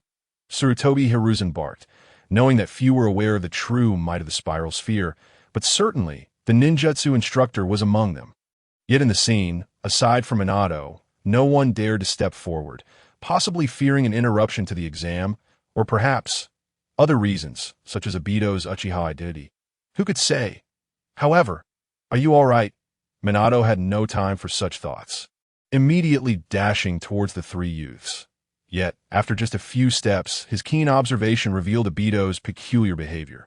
There lay Obito in Aishu's embrace, yet his hands were fidgeting restlessly, seemingly forming hand seals. Minato felt momentarily bewildered. Just then, Earth-style, inner decapitation technique. A voice erupted from beneath Minato's feet, a small hand grasping at his ankle. None other than Kakashi. Was it the chakra left behind from the earlier Earth-style? Hell Swamp, or a shadow clone concealed by the smoke bomb. In that instant, Minato understood everything he could see through the enemy's cunning plots. A man destined to become Hokage cannot simply be a Na'vi fool. Yet he could not comprehend why these little rascals were so cunning. Simultaneously, the unconscious Obito suddenly executed a remarkable recovery and crouched on the ground, his hand seals already complete. Fire style. Great fire dragon technique. But that was not the end. Kakashi's real body had reached Aishu's side, standing guard like two protectors beside Obito. Lightning style. Lightning burst. Water style. Water bullet. In a flash, three ninjutsu techniques were ready. However, Obito did not launch his attack immediately. While Kakashi and Aishu's lightning and water techniques, although manifested, remained stationary at this moment, the observation area fell into a profound silence. The battle had turned on its head in an instant. Some spectators, initially distracted, now struggled to comprehend what was happening. Yet Minato, renowned as the fastest man in Konoha, despite being caught off guard, quickly regained his composure. With a powerful thrust of his legs, he disrupted Kakashi's clone, then leaped into the air, forming hand seals, exactly the wind style, great breakthrough he had previously employed. In just 2 months have you all grown to this extent. As long as he dispersed the fire style, your technique would be rendered ineffective, wouldn't it? A smile returned to Minato's face. Let us not forget, Minato was well versed in the principles of hydrogen release. Meanwhile, target trajectory deviation, adjusting the trajectory upwards by 4. Left by 1. Obito, fire at will. Roar. Obito let out a cry. The delayed fire style erupted from his mouth, transforming into a fire dragon that surged toward Minato. Wind style, great breakthrough. A tempest arose. Minato's wind style was equally prepared. Its scale and power amplified compared to when he dispersed the smoke, yet still limited. The fire style, great fire dragon technique, was also within Minato's skill set, the very first ninjutsu taught to him by his unreliable teacher. Minato immediately recognized Obito's technique and began estimating the amount of chakra Obito possessed, even calculating how to avoid harming the three youngsters. However, Minato's good intentions were surely in vain, better suited for a dog's meal. The fire dragon collided with the whirlwind, and rather than being extinguished immediately, it persisted for a moment, leaving behind a few sparks in the air. Although minimal in number, they were more than sufficient for Aishu, who had been waiting for his chance. Hydrogen release. Nuke ball barrage. Water orbs raced towards the airborne sparks, propelled by the reaction of the lightning release. The next moment, boom, boom, boom, boom. The series of explosions resounded throughout the arena, echoing in the hearts of the spectators. Mikoto even felt her unborn child kick her, seemingly startled. The crystal ball in the Hokage's office lost its image in an instant. Bang! Shimura Danzo, who had remained silent, slammed his palm down on the table. These children, they're the roots of my being, and they shall be mine. Tsurutobi Hiruzen glanced at the few whiskers that had been tugged from his face, then shifted his gaze to his visibly excited old comrade. His expression gradually morphed into one of disdain. Oh, you truly believe that is feasible? Huh. He pointed at the crystal ball. That I have already chosen my guiding Jonin, and you dare to bring this up now? Regarding the choice of Jonin, Hiruzen felt a sense of relief for his foresight, judging solely by the potency of the recently displayed ninjutsu. Had a Chunin been sent instead, they would surely have met a dire fate. But what of it? Shimura Danzo exclaimed, his voice rising. You have witnessed their tactics, disguise, deception, cunning. They are clearly born spies, innately suited for the route. Danzo appeared somewhat agitated, as if he had stumbled upon a hidden treasure. Hiruzen furrowed his brows, recalling the last time Danzo had been so animated was upon hearing of the third Kazekage's mysterious disappearance. Surely it could not be so grave? Hiruzen, displeased, huffed and exclaimed, They are but children. They are merely being mischievous. How can you label them as deceitful and cunning? That is called excellence. Isn't it indeed excellence? Danzo countered. Hiruzen felt that the strategic aspect was secondary. From the perspective of a seasoned ninja instructor, the combined ninjutsu executed by the three children was what he valued most. While he could not ascertain its exact power, it was evident from the images conveyed by the crystal ball that it was formidable. How old could the three of them be? How delicate could their chakra manipulation be? How pure their chakra quality? What magnitude of chakra could they possibly combine? Most crucially, this was not merely a matter of bloodline limits. Minato had previously expressed disappointment for a brief period regarding this. The conclusion was clear. The trio's combined ninjutsu had a low threshold and great power, if it could be disseminated among the ninjas of Konoha. The village's combat capabilities would undoubtedly ascend to new heights. This would be a testament to his achievements during his tenure. Hiruzen, Danzo was momentarily taken aback by Hiruzen's words. The tone and demeanor suggested that today's negotiations would not be straightforward. However, the word give up had never existed in Danzo's lexicon. He was even prepared to contest for the position of Hokage. His single eye grew cold, and his aura began to rise ominously. After the First Shinobi World War, you succeeded as Hokage, and I established the route, which initially comprised only 17 members. Before the Second Shinobi World War, the route had expanded to nearly 2,000 personnel dedicated to the Umbu. Yet post-war, it dwindled to less than 200. Hiruzen's expression shifted dramatically. Was Danzo truly resorting to a sob story? This was unlike his usual demeanor. They have no names, no surnames, and even in death, they cannot have tombstones, only code names. Danzo continued, As it stands, I have fewer than 10 jonin left under my command. With every word, Danzo's voice grew colder, and his presence intensified. Hiruzen, I do not ask for much. I require no funding or authority from you. Merely a few youngsters whom I can train myself. You refuse even this? He slammed his hand down in frustration. Are you truly attempting to dismantle the very foundation I built? Hiruzen was taken aback. The scenario he had envisioned had not materialized. Instead, he was startled by Danzo's fervor for these three children. Following the Second Shinobi World War, there was no shortage of personnel anywhere. Hiruzen rubbed his temples, dismissing Danzo's aggressive stance with a nonchalant wave. However, since his old comrade had unleashed his full might, he felt compelled to respond. Thus, granting you all three is clearly out of the question. Choose one instead, and do not even think about laying a hand on White Fang's son. You know I could never agree to that. Hiruzen tossed Danzo a sweetened morsel while subtly warning him about the matter concerning White Fang. Yet, Danzo seemed to have misunderstood, believing it to be a prompt to accelerate proceedings. With a cold snort, he declared, "Then I shall take two. It cannot be any less point one, or the discussion is over, and you cannot force the children. I must be present throughout the recruitment process. Monkey, do not overstep your bounds." Danzo's single eye widened in fury that I'm the third Hokage. This is an order.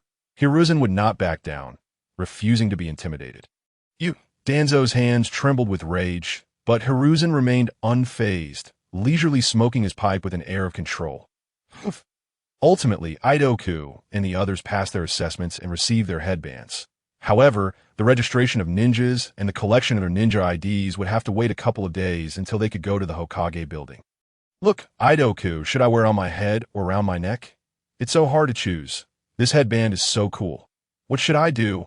Aido was brimming with excitement, undeterred by his bottom-of-the-class ranking.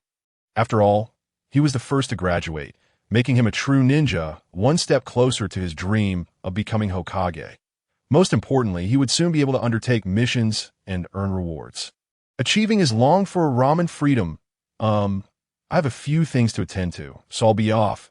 See you later. Kakashi apologized briefly before swiftly disappearing from sight. Aido raised an eyebrow, hoping Kakashi's early graduation would help White Fang come to terms with the situation. Congratulations, children. At that moment, Minato approached, smiling at the two who had donned their headbands. Aido scratched his head, grinning foolishly. Meanwhile, Aido noticed that although many spectators had gradually left, a significant number were making their way towards them.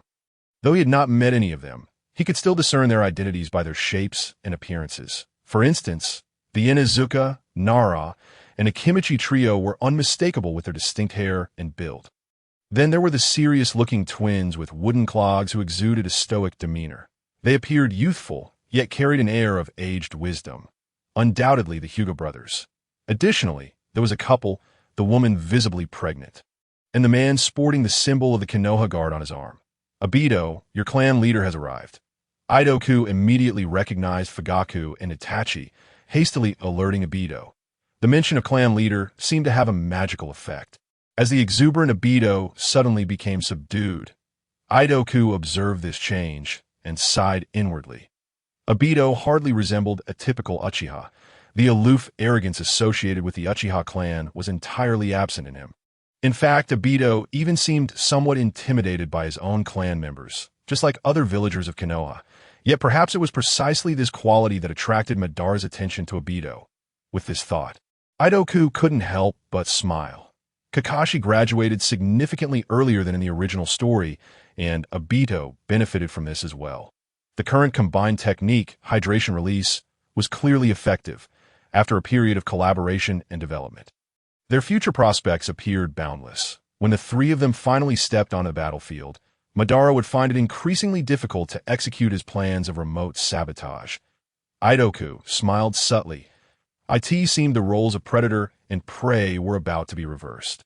That evening, after treating himself to a bowl of Ichiraka ramen, Aido returned home, took a shower, and felt a wave of fatigue wash over him. Gazing at the pristine headband of the bedside, he felt an urge to share the joyous news with that eccentric old man. However, he swiftly quelled that impulse. He was no naive child like Aido. Forget it, it's merely a minor achievement as a genin, hardly worth boasting about. Aido raised an eyebrow, rather than flaunting his success to the old man. He deemed it far more prudent to swiftly master chakra nature transformation. The first stage of hydration release was already quite refined, whether used independently or in combination with other techniques. What he needed to focus on now was swiftly resolving chakra fusion, essentially developing the so-called hydration release chakra that, of course, as per their agreement, once he mastered chakra nature transformation, he would also inherit the old man's earth release techniques. This was a far more lucrative return on investment. The only lingering concern was Kakashi's father. Aido murmured, if White Fang could refrain from taking his own life, it would greatly benefit Kakashi and himself. After all, considering their long-standing camaraderie in ditching classes together, wouldn't it be a breeze to cling to his coattails? Navigating through the hidden leaf and the world of ninjas having a formidable ally to rely on certainly brings a sense of reassurance. Take, for instance, the current situation at the front lines of Sunagakure, where the legendary Sannin are about to part ways. In their earlier days, before they earned the title of Sannin, they fought their way to the formidable Hanzo of the Salamander in the Land of Rain. Despite not being his match, they survived and emerged victorious. Why? It was simply because they had a capable mentor in the prime of his strength, the Hokage, though their master would eventually become the illustrious Yellow Flash. That was still in the future, wasn't it? If White Fang had been alive, Watergate would surely have called him Senpai. As Aishu pondered aimlessly, his eyelids grew heavier, just as he was about to dream of an epic battle with Uchiha Aido. A sudden, urgent knocking at the door jolted him, almost causing him to falter. Damn it! Aishu sprang up, thinking if it were a Aido at the door, he would turn him into a Aido the second night. Cursing under his breath, he rushed to the door. However, upon opening it, he found nothing but emptiness, a gust of wind brushing past him. This familiar sensation inexplicably soothed his restless heart, a slight smile creeping onto his lips as he turned back to the room. Indeed, a drunken figure lay sprawled inside. Wasn't it the old man? You're here? Humph, you heartless wretch. Not even a word upon your graduation, trying to secretly pocket the mission rewards. The old man began with his usual sharp tone. Aishu feigned indifference, dismissing the matter as trivial, for he was merely a genin. After all, this remark left the old man momentarily taken aback, before he took a swig of his drink and chuckled lightly. T-Sage, you may be young, but you speak the truth. Genin are merely the most common fodder in the ninja world, mere cannon fodder on the battlefield. Nothing to be concerned about. Aishu, however, was unfazed. He had grown accustomed to the old man's biting words. To be honest, he felt quite pleased that the old man had come. Although the old man had a bit of a temper, was a tad rough around the edges, and had a sharp tongue, he was still endearing to in this foreign land. Aishu had few people he held dear, and this cantankerous old man was one of them. Here, take this. Suddenly, the old man rummaged through his robes and tossed a well-wrapped object to Aishu. Catching it, Aishu felt it was somewhat heavy, and from its texture, it seemed to be a weapon, albeit far too light, that he immediately thought of the chakra short sword that Kakashi's father carried. Rumored to be lighter the more advanced the weapon. Aishu couldn't help but grin widely, thinking how unnecessary it was for the old man to bring a gift. However, upon unwrapping the package, his expression shifted to one of confusion. It was neither a chakra short sword, nor even a kunai. It bore no relation to weaponry whatsoever. The old man's gift was a scroll, an ancient-looking one with a peculiar texture, akin to a hardwood. This is... Aishu was curious and about to unfurl the scroll, but the old man cleared his throat, prompting Aishu to halt and look at him. Before you open that scroll, I wish to ask you. Young one, are you certain you wish to become a ninja? The old man suddenly dropped his usual persona of a cantankerous elder and assumed a serious, earnest demeanor, leaving Aishu somewhat taken aback. Yet, without hesitation, Aishu replied, of course. Why? The old man's gaze turned scrutinizing, suddenly taking on the air of sage. Aishu furrowed his brow. Why do you want to be a ninja? The old man pressed, emphasizing his tone, or rather, are you prepared to face everything that comes with being a ninja? Death, betrayal, conspiracies? Aishu fell silent. Indeed, in the world of ninjas, being one is a perilous profession, since the establishment of the Hidden Leaf. There had been 3 great ninja wars in over 40 years, with countless ninjas perishing. With his omniscient perspective, he understood full well how challenging it was to make a name for oneself in this world without any advantages. Compared to facing these dangers, perhaps living a tranquil life until the end would be a splendid choice. Yet, a slight smile graced Aishu's lips, having traversed through this life, if he would merely pass through it blandly. That would be a tremendous waste. Aishu raised his gaze to the old man, his eyes clear and filled with resolute determination as he declared, though I have not experienced what you mentioned, I have certainly contemplated it. The path of a ninja is undoubtedly fraught with challenges that I've spent time at the Leaf Hospital, so I know the dangers well. If given the choice, I would rather be an ordinary person, tending to fields, or perhaps a forest ranger, playfully teasing unwitting children, gazing at the sea with springtime blooms. The old man frowned his words. Then you, Because I have a dream, old man, Aishu replied, a confident smile blooming on his face. As if it were the most natural thing in the world. This smile seemed to possess a certain magic, prompting the old man to ask a dream. Yes, Aishu glanced towards the sky. My dream is to achieve global annihilation. The old man. The atmosphere instantly turned awkward. The old man observed Aishu's confident demeanor, suddenly realizing that his concerns and questions were perhaps unfounded. Meanwhile, seizing the moment of the old man's distraction, Aishu quietly unfurled the scroll. As soon as he opened it, he exclaimed, "What the hell?" Before he could contain himself.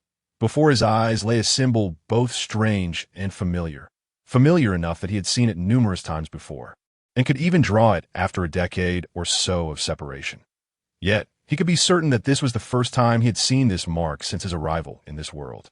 Beneath the emblem, there was a line of ancient text, the chakra refinement technique of the clan of the forest. Volume 1, and today, Aido walked with a certain swagger, striding with confidence, his nose held high. He proudly displayed his forehead protector to anyone he encountered as, oh what? A ninja must exude the confidence and flair befitting their status. Otherwise, what sets them apart from those who have yet to graduate even after a year in the academy?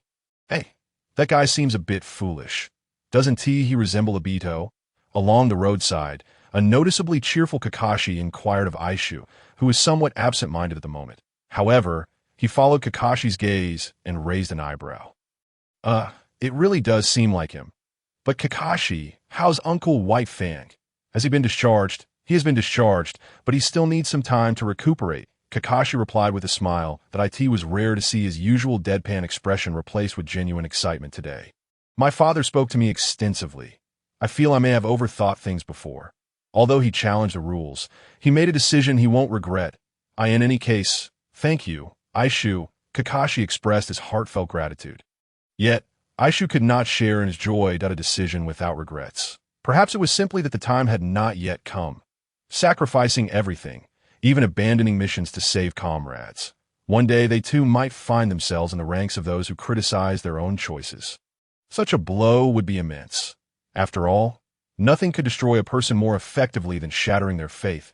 That's good, Eishu replied with a smile, though it was somewhat strained. Kakashi, perceptive as ever, noticed Aishu's unease. Is something wrong, Eishu? Eishu paused. It's nothing, just feeling quite remarkable. We were once skipping classes, and now we are already ninjas. Time flies. Indeed, it's astonishing how much has transpired in such a short span, from skipping classes to applying for graduation for my father. Things I never dared to dream of, Kakashi reflected. Originally, I was set to enroll early, and now I find myself graduating ahead of schedule. Truly astonishing. Point two youths gazed up at the sky, their expressions reflecting a maturity beyond their years. Starkly contrasting with the spiky-haired boy who approached them. Is that not Ninja Aishi and Ninja Kakashi? What a coincidence! Are you both preparing to embark on your journey as ninjas today? Aido called out, his voice echoing, drawing sympathetic glances from those around him. Kakashi instantly reverted to his signature deadpan expression, sharing a tacit understanding with Aishi to ignore the interruption. Both wished to feign ignorance of this fellow. Fortunately, just then, a handsome young man with a buzz cut appeared above them. None other than Minato, the examiner for the trio, and their guiding jonin. It was Minato who would lead them to receive their ninja licenses today. As ever, he radiated an invigorating energy. Shall we set off? The Hokage has likely been waiting for quite some time. Minato's smile was as refreshing as a spring breeze. Aido grinned foolishly. Kakashi nodded politely, while Aishi gazed at that handsome face, unable to summon any joy. Alas, he had once hoped to write a tale of triumph akin to Minato's, to rise from humble beginnings without any external aids, relying solely on courage and wisdom to bring peace to the ninja world. Yet he never anticipated that he would succumb to despair, the memory of the old man's torment of his body the previous night. Under the guise of correction, left Aishi feeling tainted. 10 minutes later, in the Hokage's office, the three youths received their respective small booklets, each adorned with their photographs and a string of ninja codes. Kakashi was designated 009-720, Aido 009-721, and the eldest, Aishi's of 09722. Indeed, Aishi was the oldest in this little squad, having just turned 6 years old, while Aido still had 2 months to reach that milestone, and Kakashi was even younger. Yet, one could not deny that this team of minors, once adorned with headbands, truly resembled what one might expect of ninjas. One with a spiky head and a goofy demeanor, another with white hair and dead fish eyes, and a third, a melancholic youth whose expression suggested he had lost something of utmost importance. Sarutobi Hiruzen gazed at the trio with increasing fondness, unable to suppress his smile. From this day forth, you shall officially be recognized as ninjas of Konoha, my young shinobi. Hiruzen's voice rose, yet it remained imbued with warmth that Aido's face flushed with excitement, trembling with joy at receiving acknowledgement from his idol. What a blissful moment! I hope you all strive diligently, embodying the will of fire, adhering to the 3 rules, and becoming powerful ninjas worthy of respect. Hiruzen continued, rummaging through his desk drawer to produce several scrolls. The scrolls were exquisitely crafted, contrasting sharply with the other scrolls on the desk, small yet exuding elegance. Aishi, with his keen eyes, immediately recognized that these scrolls shared a design with the one Orochimaru had given him. Albeit lacking some of the viscous substance, could becoming a ninja also come with the benefit of acquiring ninjutsu? He had never heard of such a thing before. Aishi felt a mixture of confusion and intrigue, but he harbored no curiosity about the contents of those scrolls. No, thank you, I already have enough. Ever since he had opened the scroll given to him by the old man last night, and subsequently endured a harsh correction with chakra, Aishi felt a loss of innocence. However, he had also gained a wealth of benefits. For instance, ninjutsu, an array of techniques, the collective knowledge of the Senju clan. Accumulated over countless years, the forbidden techniques the old man claimed he could not share, yet the foundational ninjutsu was abundantly available. Yes, the old man was not merely a third training ground administrator. Their fateful encounter and the ensuing chaos were all part of a grand design. A final safeguard for a clan that had chosen to fade into obscurity and integrate into the village. Although he often felt his chakra was insufficient and his talents lacking, he managed to achieve results through sheer effort, surpassing others with diligence. That IT was not solely due to his hard work or compatibility with those ninjutsu. Of course, those factors played a role, but more significantly, it was because his chakra reserves surpassed those of his peers, and his innate talents were exceptional. Aishi only discovered last night that he was not without a surname. Rather, it had been concealed. Much like Tsunade and Hashirama, his name should have been Senju Aishi. He was a member of the Senju clan. He was also a prodigy. Children, these are the ninjutsu I have meticulously selected for you.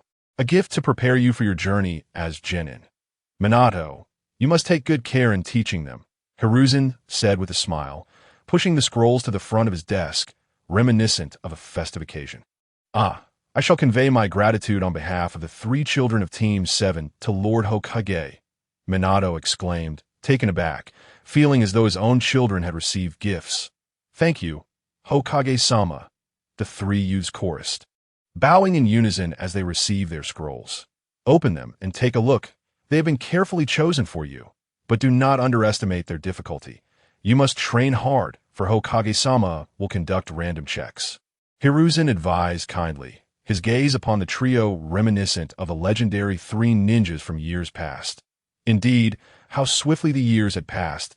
He had not anticipated that the most unreliable among them, Jiraiya, would take on a disciple and train him so well. Naturally, the disciple of his disciple's disciple must also be exceptional. Hiruzen smiled, but as he gazed at Aishi, a flicker of something unspoken crossed his eyes. What a remarkable child! With such high talent, he had mastered a technique that Minato had developed over 3 years in just 2 months. Moreover, he could collaborate with his peers to create combination techniques, a spirit of teamwork that Hiruzen valued immensely. This was the very essence of the will of fire. No, he must not allow Danzo to squander such potential. Hiruzen recalled their agreement and glanced at the scrolls he had presented, a sly smile gracing his lips. Brimming with confidence. Old friend, you never saw this coming, did you? I've already set the wheels in motion. Not a single one shall escape your grasp. Aishi opened his scroll only to find a water release technique, water dragon jutsu. He was well acquainted with this technique, not only due to its frequent appearances, but also because he had witnessed it firsthand the previous night, every detail etched in his memory. Eishu promptly lost interest. Damn it! Upon discovering his lineage as a senju, he felt as though he had lost so much. He then glanced at Aido, only to find him eagerly staring back. He must not recognize the characters.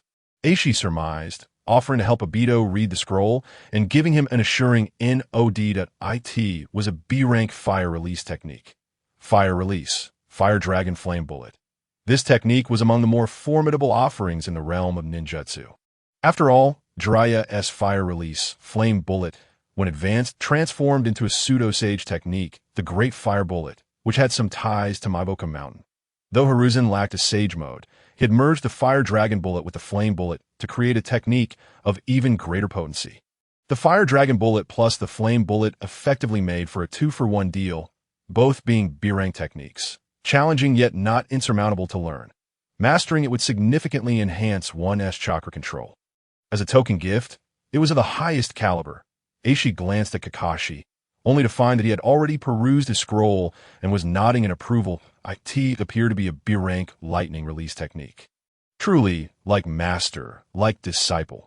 Even their gifts reflected their discerning tastes, each a necessity for lightning release. Minato, here are the most recent D-rank missions. I have selected a few suitable ones for you to consider. Hiruzen remarked, retrieving yet another scroll, making this the fourth. Yes, Shui Min nodded immediately, intending to express his concern about being assigned a mission right after graduation. Was it not a bit premature? One must first acquire some fundamental ninja skills. After all, however, recalling the battle from 2 days prior, Shui Min swiftly grasped the rationale behind the Hokage's arrangement. It appeared that the Hokage harbored considerable expectations for the trio. Shui Min diligently selected a task to assist an elderly gentleman in tree maintenance. With a reward of 6,000 Ryo, 6,000 Ryo, though the lowest remuneration for a D-rank mission, still constituted an enormous sum that Ying Shu and Aido had never encountered before in their lives. As ninjas, the labor costs were certainly higher than those of ordinary civilians. Shui Min chose this task, naturally, with the intention of honing his skills concurrently. Thus, upon receiving the mission, Team 7 officially embarked on their journey. Yet, Shui Min did not rush them into action. Instead, he opted to take a team photo first. Ying Shu positioned himself, with Aido on his left and Kakashi giving a thumbs up on his right. Standing behind them was Shui Min, sporting a sunny smile, while Ying Shu struck a pose reminiscent of a renowned figure from his past life, smiling and extending his hand. May the ninja world achieve peace, free from war. After completing the photo and receiving their mission scrolls, Team 7 was officially established. Ying Shu had fulfilled his desire to replace Lin, rescuing an innocent girl and simultaneously positioning himself as a potential Jinchuriki for the Three Tails, thereby advancing the cause of peace in the ninja world. At this moment, it was already noon. Children, shall we convene at Park Number 2 at 2 o'clock this afternoon? For now, let's disperse, Shui Min announced with a smile before vanishing in haste, seemingly in a hurry. This sparked strong dissatisfaction from Aido, who exclaimed, "Hey, shouldn't he treat us to a meal? I specifically starved myself this morning, all for the sake of lunch. Perhaps teacher Shui Min will treat us in the evening." "You could hold out until then," Kakashi suggested with a hint of mischief. Ying Shu, however, gazed in the direction where Shui Min had departed, suspecting he knew what was in store for the afternoon. Though it seemed unnecessary, he felt that not engaging in it would lack a certain ceremonial essence. "All right, let's disperse and hurry home for a meal. The afternoon might not be so simple," Ying Shu stated as he headed homeward. Aido sighed with a grimace, lamenting his misfortune. Upon returning home, Ying Shu tossed the scroll gifted to him by Sarutobi Hiruzen onto his bed and began boiling water, preparing to indulge in instant noodles. He was now a ninja, soon to undertake missions, and in the future, he would not rely on instant noodles. Yet he couldn't bear to waste food. His current stockpile was still substantial, and discarding it would be a pity. Ying Shu resolved to finish the meal quickly. Not that anyone should question his hearty appetite. Some things were beyond Aido's comprehension. As he awaited the water to boil, Ying Shu lost himself in thought. The events of the previous night had been overwhelming, and he needed to sort through them. For instance, aside from the old man, did anyone else know he was a descendant of the Senju clan? Aside from Tsunade and the old man, how many remained of the Senju clan? Who exactly was the old man? Why was he so invested in him? Could there be other underlying motives? A flurry of questions plunged Ying Shu into contemplation, to the point that he nearly let the water boil dry. Knock, knock, knock. A sudden, urgent knocking at the door jolted Ying Shu from his reverie. Oh no. As he rushed to open the door, he realized the water had boiled dry and quickly turned off the stove before dashing to the entrance. Yet upon opening the door, he was momentarily frozen in place upon seeing the visitor. To be precise, he could not see the visitor's face due to the mask they wore, exuding an aura of menace. The figure bore a distinct artistic style on their mask, starkly contrasting with the umbu he had encountered before. Ying Shu, the elder Shimura Danzo, has recognized your ninja talents and has granted you special permission to join the Root organization. Prepare yourself and follow me. Root and ANBU, while similar in name, were fundamentally different organizations that ANBU served as the first and last line of defense for the ninja village, whereas Root's responsibilities leaned more towards internal purification. In Ying Shu's understanding, it was akin to targeting one's own comrades, much like a class representative, gazing at the lifeless mask of the Root member and the cold eyes hidden behind it. Ying Shu fell into introspection. Why would Danzo take note of me? Am I not pure enough? Ying Shu felt a pang of bitterness, considering Guy, a man who nearly kicked his way to a tragic conclusion, desperately sought admission in a Root only to be mercilessly rejected by Danzo. What had he done to attract Danzo's attention? He was only 6 years old, still just a child, though Ying Shu felt deeply troubled. His face betrayed an innocent expression. Regardless, he was resolute in his decision not to join Root. Simply put, the honor of the Senju clan did not permit him to descend into degradation. Danzo? Root? I am not familiar with it at all. Ying Shu exclaimed with suspicion. What do you all do? In the Hokage's office, Sarutobi Hiruzen slammed his palm onto the desk with a resounding thud, exhaling a long breath. That wretched Danzo! How is this any different from abducting a child into Root? Thankfully, the child has remained vigilant. Knock, knock, knock. The rhythmic knocking echoed as Shimura Danzo strode into the Hokage's office with purposeful steps, just in time to catch Sarutobi Hiruzen entranced by his precious treasure. A flicker of helplessness crossed Danzo's. I doubt you're not getting any younger. When will you overcome your habit of peeping? And in doing so, you've completely abandoned the most fundamental vigilance of a ninja. How can you still claim the title of Hokage?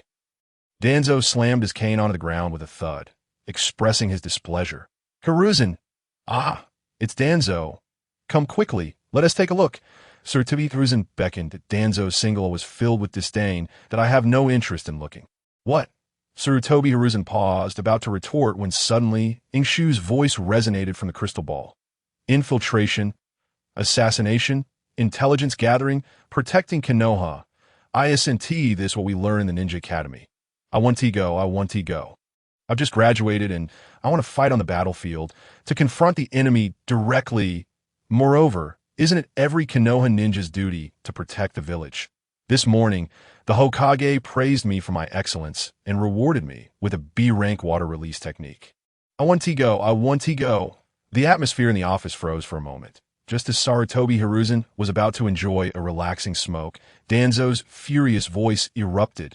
Monkey, what on earth have you been hiding from me? I haven't said anything bad about you, Danzo, Sarutobi Hiruzen replied, exhaling smoke nonchalantly. Good child. The Hokage hasn't misjudged you. Danzo's hands trembled with anger. This old man was indeed quite devious. Yet at that moment, Ying Shu's voice rang out once more. The battlefield of Root? More advanced. In what way is it advanced? Is it true? Can I face the elite of enemy villages directly? Is there a chance to assassinate the enemy's leader? Can I really do it? Ying Shu's voice brimmed with excitement, reminiscent of an elementary student hearing they had been selected as a model student. Sarutobi Hiruzen's composed demeanor gradually stiffened. Danzo's lips curled into a slight smirk. Didn't he expect that, did you? My Root has stood the test of time in the ninja world. What storms have I not witnessed? A mere child, and yet it is all within my grasp. Danzo, you must explain honestly how many children your Root has deceived. Sarutobi Hiruzen's voice trembled with anger. What a Danzo, leading children astray so effortlessly, to confront elites directly, to assassinate the enemy's leader? What nonsense is this to deceive children? Danzo scoffed disdainfully, even too lazy to explain to So. What are the benefits in Root? Ying Shu's voice echoed again. If I join Root, can I learn numerous lightning and water release techniques? Are there rewards for defeating enemies? Is that true, masked uncle? Can I really do it? It is over. Upon hearing these words, Sarutobi Hiruzen felt a sudden chill in his heart. The corners of Shimura Danzo's mouth curved into a more pronounced smirk. His single eye narrowing slightly, a look that bespoke his confidence in victory. Strategizing from behind the scenes, peering into the secrets of his adversaries to seize control of the situation, disrupting their plans to strike with composure, Danzo had long since grown accustomed to the taste of triumph. Alas, Hiruzen sighed, waving his hand dismissively. Very well. I shall inform Minato later, but Danzo, are you certain you wish to take him to the Root for training at such a young age? He may have graduated. But still, you needn't concern yourself with that, Hiruzen, Danzo replied coolly. The training for spies is fundamentally different from that of ninjas. Severing bonds while young is far more advantageous. If he were a scion of a prominent clan, it would be impossible for him to join the Root at such a tender age. Joining the Root signifies something, a tacit understanding among the higher-ups of Konoha, to sever ties with the past and future, to thrive in darkness, and to navigate the shadows of the village. Such is the essence of the Root. However, since Eishu's records indicate he is an orphan, the matter is different that Danzo's mood lifted considerably. Having anticipated the outcome, he showed little inclination to linger further, tossing a scroll to Hiruzen. This is a list of suspicious individuals who have recently entered Konoha. The Root must keep an eye on the Uchiha, but we are short on manpower. Kindly assign someone to monitor them. Hiruzen accepted the scroll, not even bothering to open it, his mind in turmoil as he waved his hand, signaling Danzo to leave. He had already begun to contemplate how to explain things to Minato. That little fellow, though merely a civilian ninja, played a substantial role in Team 7, a fact evident to any discerning eye, as he was subtly positioned at the core of the trio. Moreover, he was a medical ninja. Such a versatile civilian ninja was truly a pity to lose. Just then, excuse me, masked uncle. May I make a request?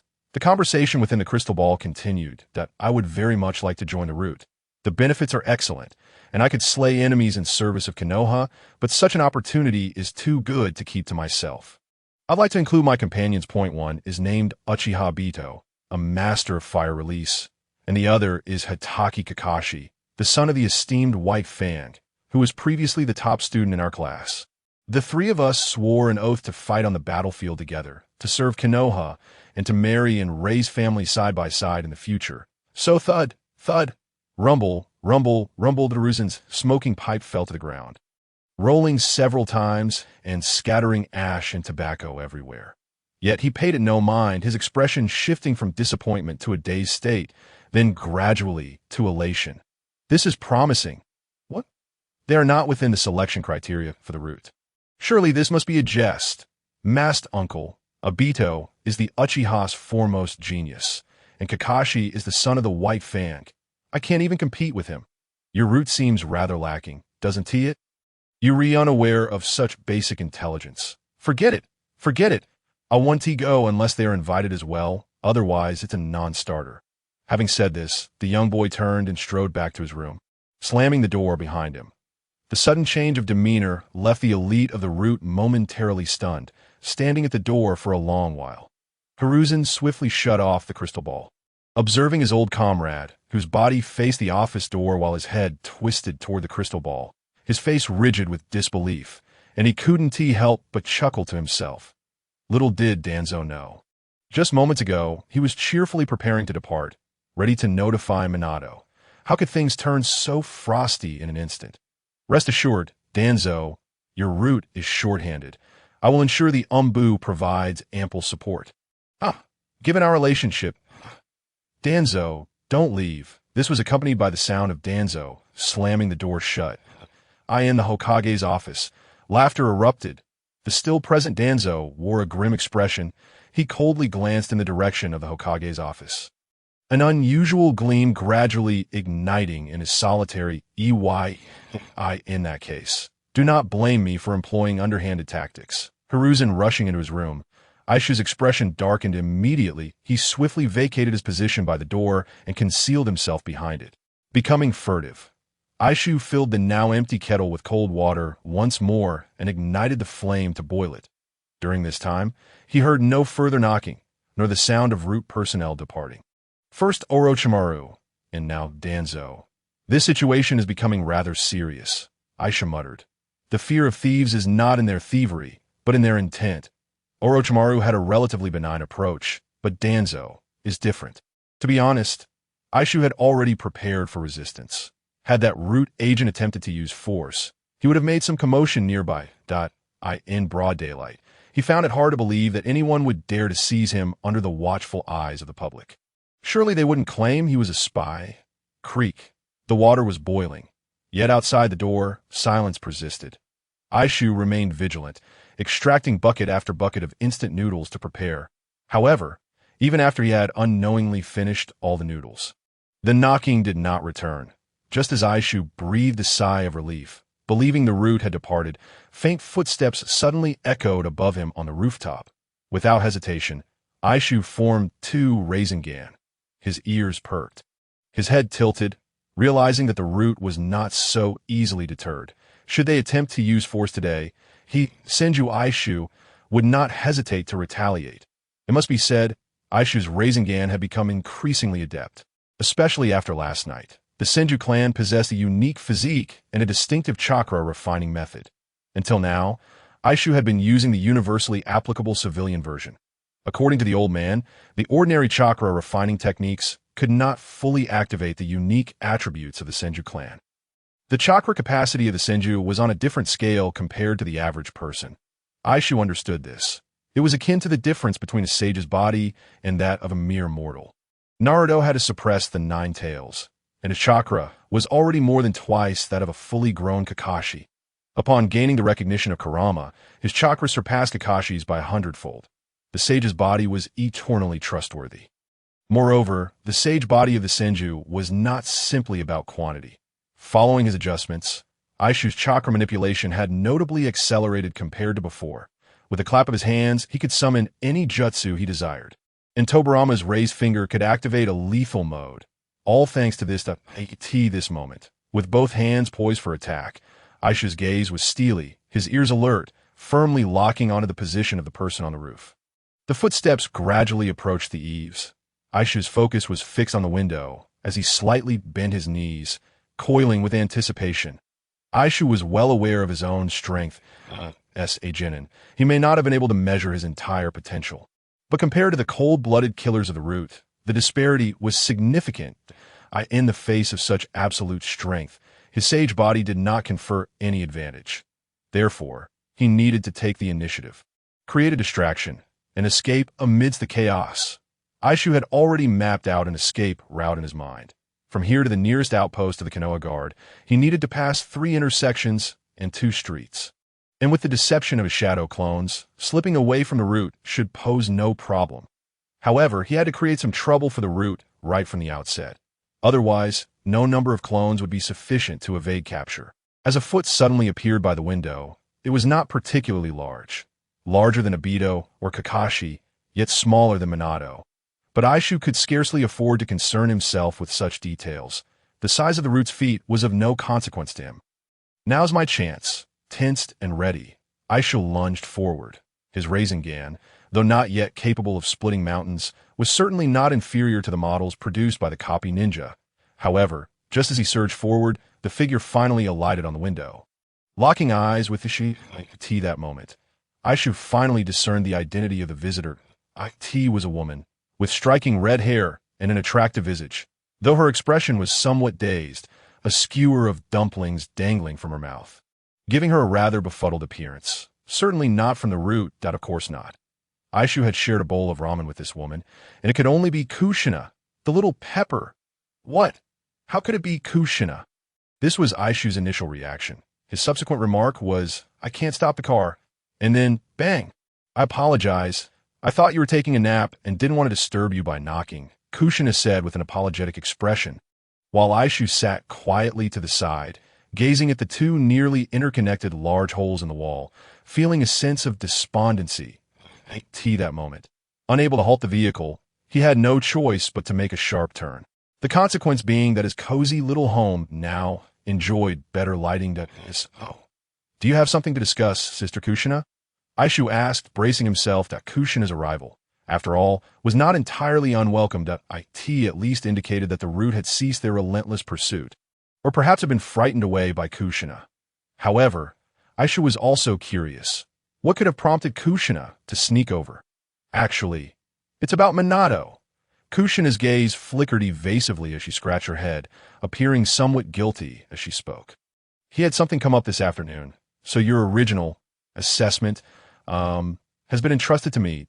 Yes, that's so. Aishu replied, his expression filled with skepticism. It was as if the words lying were nearly inscribed on Kushina's face. Trusting her seemed dubious, but then again, how did Kushina know where he lived? Of course it's true. He begged me for quite some time before I agreed. For some reason, Kushina suddenly gained confidence, but quickly realized something was amiss. Her eyes narrowing. Are you doubting me, little Aishu? Not at all. Aishu spread his hands. I'm merely curious as to why you didn't wait for us at the agreed location. Well, if I knew you all were. Kushina, having inadvertently let slip, felt something was off. Looking back at Aishu, she was met with his almost amused expression. For some reason, Kushina felt that this little brat was rather infuriating. I'm sorry, Lord Hokage. Inside the Hokage's office, Minato wore a look of regret. Feeling guilty, it's no great matter, Minato. Hiruzen Sarutobi waved his hand with a forgiving demeanor. Though you are the guiding jonin of Team 7, you will inevitably have to undertake some special missions. So occasionally letting Kushina substitute for you is a good thing. Minato silently breathed a sigh of relief. During the last graduation assessment, he had returned in haste and thus failed to inform Kushina, which directly led to her explosive reaction when he announced Team 7's debut. Why wasn't I told about such an exciting opportunity as being a guiding jonin? Just the thought of Kushina's fiery red hair swirling in a frenzy made Minato's head swim, while simultaneously evoking sympathy for the three little ones. Let us hope Kushina doesn't go overboard. Minato thought to himself with a wry smile. Aishu, is this the reason you sold my address to your girlfriend? I'm going to lose money, you scoundrel, in the afternoon at Konoha's second park. What is going on? Looking at Kushina rummaging through her small bag, seemingly in search of something, Aido quietly inquired of Aishu. They said Minato-sensei has something to attend to. Let's not dwell on it. Just cooperate. After all, she is the teacher's wife. Aishu replied discreetly. Get your act together, Kakashi said earnestly. According to my dad, our teacher's wife is quite formidable. She is reputed to be the most fearsome entity in Konoha. When she gets angry, even the Hokage has to stay indoors. In agreement. Aisha nodded, while Aido appeared puzzled. Sister Kushina, is the teacher's wife really that terrifying? She seems rather gentle to me, and quite generous. Aido, unsurprisingly, had a favorable impression of Kushina, still reminiscing about the exquisite supreme ramen she had treated them to. Strange, I thought I had packed it. Ah, found it. At that moment, Kushina finally unearthed a delicate bell intended for her teaching purposes from the cacophony of trinkets in her bag. Holding the bell in her hand, she rang it lightly, squinting her eyes with a smile. All right, children, the assessment is about to commence. No matter what method you employ, as long as you can snatch this bell from my hands, you will have passed. As she spoke, she kept shooting glances at Aishu, seemingly confirming something. Aishu was at a loss for how to respond. I can assist you in getting to the gathering point, but I can't reveal the content of the assessment. Can I? That would be tantamount to admitting to cheating. Gazing at the solitary bell in Kushina's hand, Aishu felt perplexed. Logically, there should be two bells. The assessment was supposed to reflect the trust and bonds among comrades. Yet, it was evident that Kushina hadn't considered this, probably having only heard about the bell-snatching game from Minato. So, shall we begin the assessment now? Kushina announced in an inquiring tone. The three boys, including Aishu, momentarily froze, but the first to react was surprisingly Aido. Then I must apologize, Sister Kushina. Without hesitation, Aido launched himself forward. After all, in the eyes of the Uchiha prodigy, the essence of life was continuous offense. Call her teacher S-wife. Kushina merely placed her fist gently on Aido's head, and then, boom. The Uchiha prodigy, defeated, Kakashi and Eishu exchanged alarmed glances, both seeing the signal to retreat in each other's eyes. Crap, this assessment feels even tougher than the graduation exam. Minato was strong. He would rigorously test the three boys while still holding back, allowing them the maximum pressure. But Kushina was different. Observing the swollen bump on Aido's head, which seemed to be emitting smoke, the two quickly realized that this assessment would be anything but simple. Aishu's mind raced. This wasn't how one snatched a bell. With the current intensity, it felt like life and death. What to do? Kakashi swallowed hard and asked. Perhaps Kakashi himself had not realized that he had developed a habit of relying on Eishu in specific scenarios, especially under such extraordinary circumstances that we can't go head-to-head. We can't confront her directly. We need to, first, let us rescue Aido. Cover for me, Kakashi, Eishu said, steeling himself. Though snatching a bell shouldn't necessitate such drastic measures, one couldn't simply stand idly by. The two exchanged a knowing nod, then charged toward Kushina from opposite sides. As Kushina pondered whether she had been too harsh, she noticed the two little rascals charging toward her. The words "think of how Minato would act" echoed in her mind. I need to be serious in this assessment. Thus Kushina raised her fist. Oh no. The fastest, Kakashi, abruptly skidded to a halt, reaching into his ninja tool pouch. With a flick of his wrist, he opted to use shuriken instead of charging head-on. Then he witnessed a sight that would be etched in his memory, forever. Kushina infused her hands with chakra, her feet never leaving the ground, effortlessly catching the shuriken mid-air. Kakashi had thrown multiple shuriken, yet Kushina caught 2 with one hand and 3 with the other. After securing them, she gathered her hands and forcefully crushed them, the sound of metal crumpling echoing as the shuriken were reduced to scrap. Gulp! Kakashi's throat tightened, feeling parched. If he managed to halt his charge. At that moment, Eishu had already dashed forward. Kakashi felt a surge of panic, but instinctively wanted to give Eishu a thumbs up. Truly a warrior. As Eishu approached Kushina, it appeared he was about to meet the same fate as Aido. "Hello, Teacher S-wife. You look stunning today," Eishu exclaimed as he rushed up to Kushina, an unprecedented survival instinct surging forth. Strangely enough, this tactic proved effective. Kushina's fist transformed into delicate gestures as she smiled, preparing to deliver a light tap to Aishu's head. What a sweet tongue. Kushina thought of easing up a bit, also reflecting that educating children was indeed no simple task. However, Eishu had no intention of engaging with Kushina. He would rather risk everything against Root in a life-or-death struggle than provoke the fiery redhead. Suddenly, Eishu dove down, not with the ground technique, but to grab the seemingly lifeless Aido. "Kakashi, smoke bomb!" With a resounding shout from Eishu, Kakashi was quick to respond, and almost simultaneously, the smoke bomb was primed and ready. Bang! The smoke erupted instantaneously. Eishu immediately seized the opportunity to drag Aido away, yet a small hand on his shoulder, imbued with immense strength, startled him. "You cannot escape." Little Eishu. Kushina's voice was soft, tender like a devil from the depths of hell. At that moment, a thought abruptly crossed Aishu's mind. Angels to instill fear in devils, disfigure themselves into grotesque forms, while devils, to tempt the masses, assume the visage most beloved by mankind. This is not the time for pretentious displays of intellect. Gritting his teeth, Eishu released his grip on Aido and delivered a swift kick, sending him flying, while simultaneously forming hand seals. Kakashi caught him decisively, but a chill crept into his heart, swapping Aido for Eishu. How could they possibly contend? Soon, however, Aishu's voice rang out beside Kakashi. "Run, run, run!" Eishu, having narrowly escaped using the body replacement technique, urged them frantically.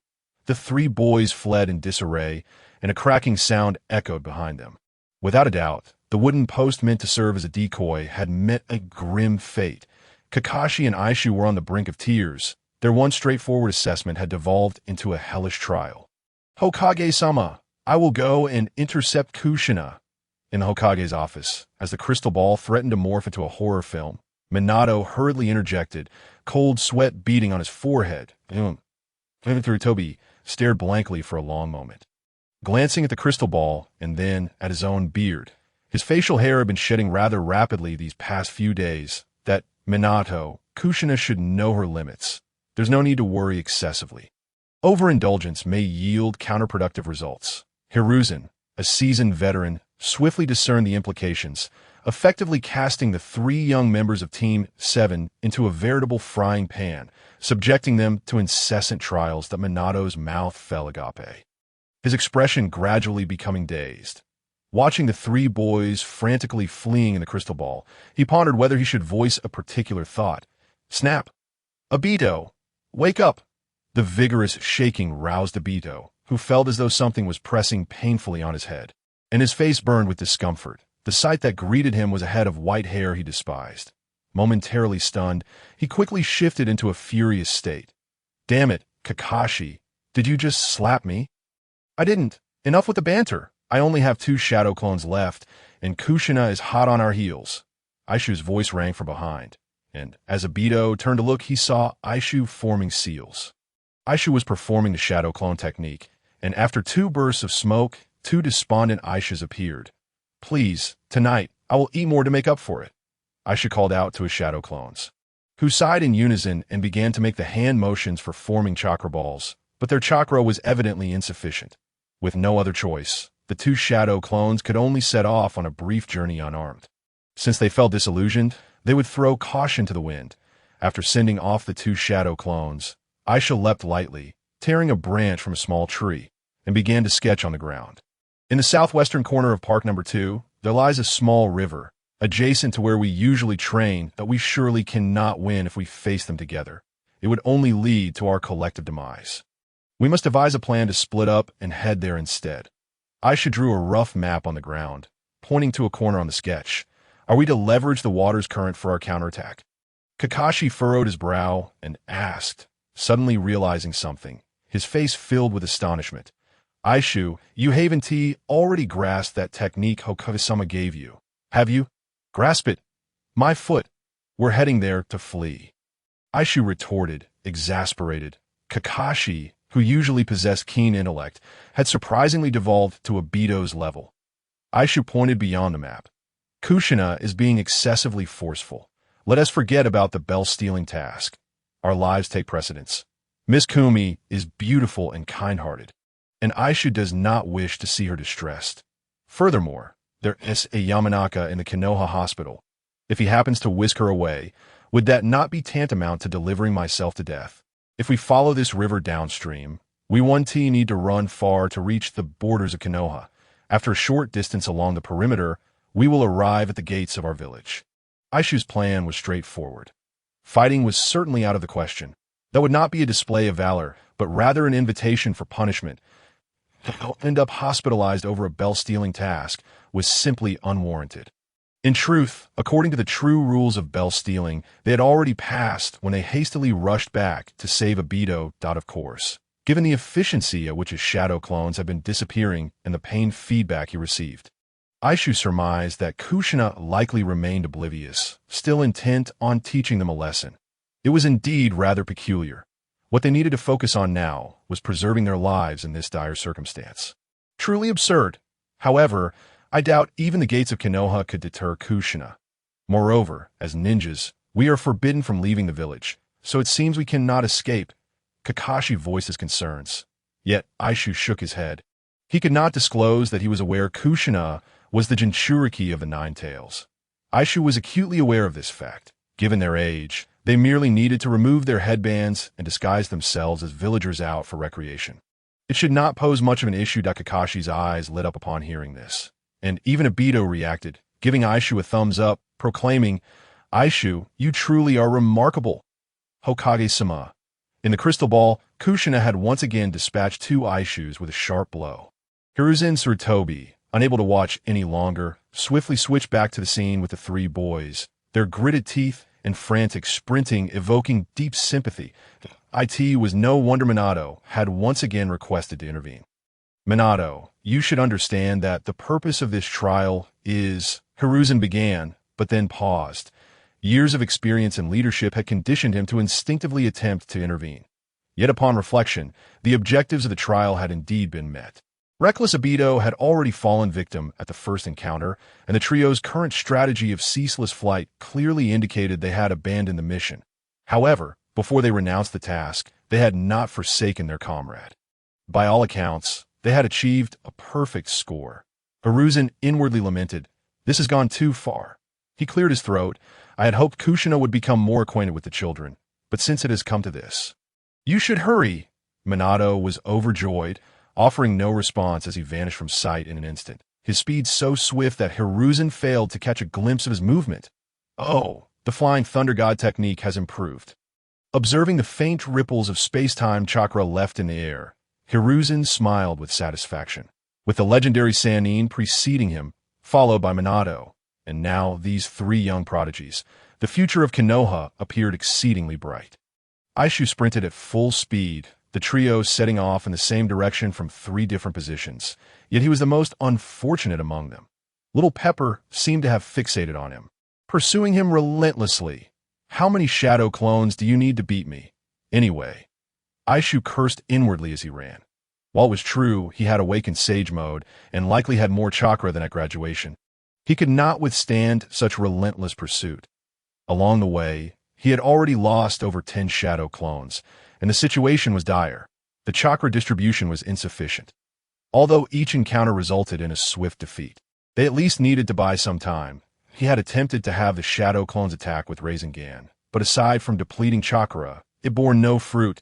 He had also tried having the shadow clones impersonate Minato and even Hiruzen.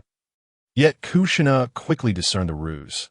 Fortunately, Eishu was nearing his destination, and Aido and Kakashi displayed commendable camaraderie, standing by the river and waving from a distance. They had not retreated ahead of time, suggesting they had been waiting for quite some time. Aisha glanced back at the approaching Kushina and sighed. Kushina must have been holding back. Otherwise, given her strength, she could have caught up in mere seconds. However, even a Jonin's leniency toward the genin was still far from sufficient. Why can't she learn from Minato? To the point, the timing was just right. Eishu had indeed contemplated unleashing his ultimate technique. Although his chakra consumption was considerable, it was not impossible for him to hold back alongside Kakashi and Aido. Yet, this was not a life-and-death struggle. There was no need for such extremes. He consoled himself with the thought of repaying the favor of that bowl of ramen. From a distance, Eishu waved at the two and shouted, "Run! They are coming after us!" Life for the three youths proved to be exceedingly harsh. Once again, they embarked on a journey of flight, and it was almost laughable that in the vast expanse of Konoha, there was no place for the three of them to find refuge. A truly astonishing reality. Meanwhile, Kushina felt that she had finally found her rhythm. She resolved to be firm with the shadow clone, making it understand the ruthlessness of the enemy, while being gentle with the original, allowing it to feel the love of its teacher. Who would have thought? I might just have a knack for teaching. With unwavering confidence, Kushina had even planned to supervise the D-rank mission for the three of them the following day. At that moment, a figure suddenly appeared beside her. It was Minato, having arrived via the Flying Thunder God technique. Minato's expression was somewhat flustered, but upon noticing that there were no students beside Kushina, he breathed a sigh of relief. He forced a tender smile and gently inquired, "Kushina, what if, little Eishu, your tactic is futile?" As the fist loomed larger before him, Minato was left dumbfounded. Kushina exclaimed, "Huh, little son, checkmate." The three little ones of Team 7 ran and ran. Following the small river, they darted into another grove, and they could almost see the main road. Konoha's gates were not far off. Yet it seemed that Kushina had not pursued them. This was perplexing, Eishu muttered, unable to believe it. However, his last shadow clone had indeed held out for quite a while, breaking today's record, so... what now? Are we truly going to leave? Kakashi gazed at the distant gates, his eyes filled with longing, but even more so with hesitation. After becoming a ninja, leaving the village without reporting could be deemed a serious offense, and such actions were often treated as defection. Nonetheless, Eishu remained composed. Whether or not they left the village was inconsequential. As long as he avoided punishment, that was sufficient. He did not wish to be delivered to Danzo on a silver platter. The matter of snatching the bell was trivial, but earning Danzo's goodwill was of greater consequence. Let's go. Teacher might be lost, but if she truly wants to find us, it would probably take her no time at all, Eishu declared. This pertained to a specific ability of the Uzumaki clan. The Kagaya's it was said that upon closing one's eyes, everything within a 10-kilometer radius could be comprehended with clarity. Eishu was certain that Kushina had lost her way, and if she truly could not find them, she might activate the Kagaya's eye in her panic. This led Eishu to reflect, and surprisingly, Kushina had imparted a lesson to him. The feeling of being weak was indeed quite uncomfortable. He resolved to double his training upon returning. The development of his hydrogen release could not be neglected, but he also needed to quickly master a plethora of ninjutsu. Even if the research cycle for the second phase of hydrogen release might not be brief, he needed some means of self-defense. The three immediately set off towards Konoha's gates. Kakashi, despite some hesitation, walked alongside them without a second thought. In contrast, Aido found it hard to part. He wished he could wear his forehead protector even while bathing or sleeping. But today, how infuriating! I will train diligently when I return. This is the last time. I will never again allow anyone to force me to remove my forehead protector. Minato, you're awake? How do you feel? Dizziness? Minato opened his eyes, and Kushina's concerned expression made him momentarily forget the throbbing pain in his head. Perhaps this was the power of love. He managed a strained smile and replied, I'm fine. Kushina. Only then did Kushina let out a sigh of relief. Her worried look transforming into a playful complaint. It's all your fault for appearing so suddenly. I thought it was little Eishi's shadow clone. It was my fault for not dodging in time. It has nothing to do with you. Kushina got a girlfriend is never at fault. The one at fault is always the inadequate self, a principle Minato adhered to wholeheartedly. Yet, Kushina reminded him, his three students seem to still be on the run.um. Kushina, how long have I been lying here? Minato inquired. About half an hour. It's a bit quicker than last time, Kushina replied, feeling somewhat embarrassed, as she hadn't exerted much strength, thinking he was merely a shadow clone. Understanding the fate of being the Jinchuriki of the Nine Tails, Kushina was destined to remain within the village. The immense strength she possessed had no outlet, which was why she had struck without restraint. Of course, Minato's passive acceptance only fueled Kushina's audacity. Half an hour? Huh. Minato rubbed his temples, gently touching the bump on his head. This sensation of dizziness, coupled with the sharp pain, was indeed quite invigorating. They shouldn't have gone too far. Kushina, can you try to sense their location? Minato was solely focused on finding the three students quickly to reassure them that Kushina was, in fact, a gentle person. Otherwise, it would be troublesome if they were frightened. However, Kushina shook her head, unable to do so. It's been tough. Huh. Minato was slightly bewildered. About 10 minutes ago, they had already left my sensing range. Kushina sighed, glancing at the bell in her palm, feeling somewhat disheartened. The children must be very afraid of me. Minato wished to reassure Kushina. You are overthinking it. They simply do not wish to die. Nothing more. Yet the instinct for survival prompted Minato to rephrase. You're just too eager, Kushina. After all, they're still children. It's normal that they cannot grasp your feelings. Minato, embodying the warmth of the sun, caused the shadows in Kushina's eyes to dissipate significantly. Now, shall we go find them together? The journey of Team 7 exiting Konoha's gates was not without its dangers, but it certainly was not overly ostentatious either. There were no inquiries, nor any need for registration. Yet the three were acutely aware of the numerous gazes scanning them closely. Not only the Byakugan, but also other sensing-type ninjas were present. The area outside Konoha's gates was far from as simple as it appeared. It was only after they had walked a considerable distance that Eishu finally exhaled. He had exited Konoha's gates before, participating in a spring outing organized by the Ninja Academy, on which occasion he had received many heartfelt sushi offerings from his female classmates. However, that experience felt quite ordinary, and he had even entertained the thought that Konoha's defenses were rather lax. Yet, with the growth of his abilities, stepping outside Konoha's gates again filled him with an undeniable sense of exposure. If he were to start as a Hyuga, it might not be so bad, Eishu mused. But that was merely a passing thought. In Eishi's perspective within the ninja world, Sage Mode outweighed the Sharingan, which in turn surpassed the Byakugan. Where shall we head next? After walking for a while, Aido suddenly inquired. Kakashi turned to Aishi, clearly expecting him to bear the burden of decision-making. Aishi hesitated for a moment, suggesting, how about we head to the place we visited during our spring outing? I remember there's a river nearby. We could catch a few fish to eat. I'm starving. This proposal was unanimously approved. Having been chased by Kushina for quite some time, their physical exertion had indeed been considerable. The three quickly oriented themselves and set off anew, soon arriving at their destination. The lush green lawn was refreshing and soft, with a clear stream nearby. Under the bright sun and gentle breeze, the spirits of the three youths were considerably lifted. The location of the Ninja Academy's spring outing was not too far from Konoha, allowing for immediate assistance in case of any unforeseen circumstances. Nevertheless, they were certainly beyond the barriers and surveillance. Team 7, seeking refuge, planned to replenish their energy and return just before sunset. They would undoubtedly be scolded for leaving the village without permission. But it was certainly preferable to facing punishment. Aido, go gather some branches for a fire. Kakashi and I will go catch some fish. Ying Shu divided the tasks. In an instant, Dai-2 dashed towards the nearby forest. Kakashi, on the other hand, took to the water to catch fish. Although Ying Shu had not lacked fish to eat over the past 6 months, when it came to fishing skills, Kakashi was undoubtedly superior. With a swift motion, he drew a kunai and aimed at a large, plump fish glimmering in the clear stream, plunging it down with precision. There it was. Kakashi tossed the fish towards Ying Shu.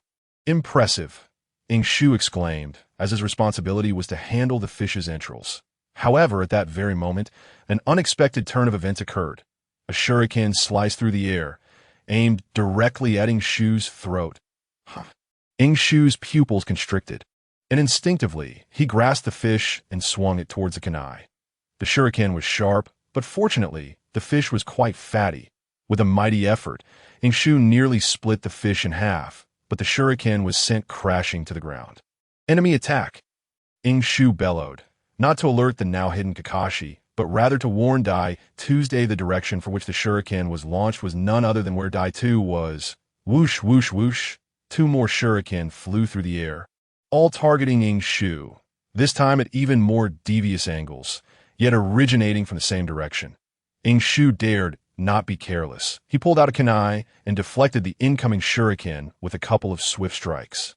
While his mind raced, he had underestimated the situation.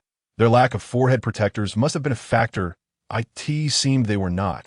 From the enemy village ninja, the enemy was hidden while he was exposed. But that was not what Ying Shu was most concerned about. Dai-2 had just run off, and now he was in even greater danger. I'll circle around and cover you. Ying Shu, Kakashi's voice resonated with determination. Without hesitation, Ying Shu pulled a smoke bomb from his pocket and hurled it towards Kakashi's path.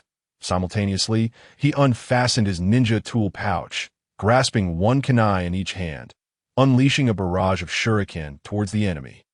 Ying Shu's shuriken technique was quite commendable. The elder had trained him well. At a distance of 10 meters, he could hit his target 99 times out of 100. However, the enemy was over 100 meters away, and all Ying Shu could do was play the role of Zhou, seeking out Huang Gai. Damn it, did I misjudge? In the depths of the forest, a figure cursed under his breath, having underestimated the strength of these 2 youngsters. Swish! A shuriken sliced through the air, and by sheer luck, Ying Shu managed to strike it just as it reached him. Just 2 little Konoha brats, seeking death. The figure's eyes narrowed, and with a swift motion, he deflected the shuriken with his blade, crouching low and moving like the wind, dodging the careless shuriken as he charged towards the white-haired youth. Ying Shu and Kakashi quickly caught sight of the assailant's appearance.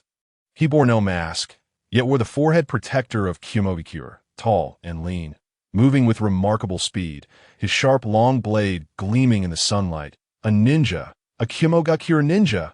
Kakashi, hold steady, Ying Shu shouted, rushing to support Kakashi. To have ventured so close to Konoha, this Kumogakure ninja was evidently no ordinary foe. He might even be a Jainin. Just a month ago, the 3 of them had faced Uchiha. nearly meeting their demise in a single encounter. Uchiha Lai was merely a nin, and while he could be ruthless, he would not truly kill them. But the situation now was different. The enemy was likely a nin, and he would undoubtedly strike to kill, especially with Konoha still engaged in conflict with Kumogakure. The predicament was dire, exceedingly perilous. Yet, instead of feeling anxious, Ying Shu found himself exhilarated. In the eyes of others, he could claim that his rigorous training was for the sake of serving Konoha, for the glory of the village. When the elder questioned him about his reasons for becoming a ninja, he could feign noble ideals of achieving peace in the ninja world. But only Ying Shu knew. He had always been a grounded individual, a person of simplicity, one who had transcended base desires.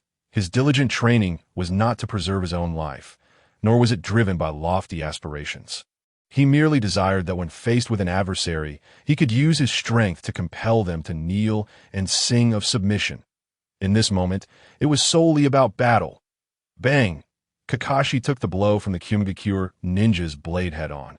The strength was far greater than he had anticipated. Kakashi had exerted all his might just to receive the strike, only to be forcefully kicked in the stomach by the Kumogakure ninja. Sent flying backward, Ying Shu arrived just in time to catch Kakashi, and the two stumbled back several paces, barely managing to absorb the impact. "What's the verdict?" Ying Shu inquired swiftly. "Impressive strength and decent speed. But his swordsmanship is average.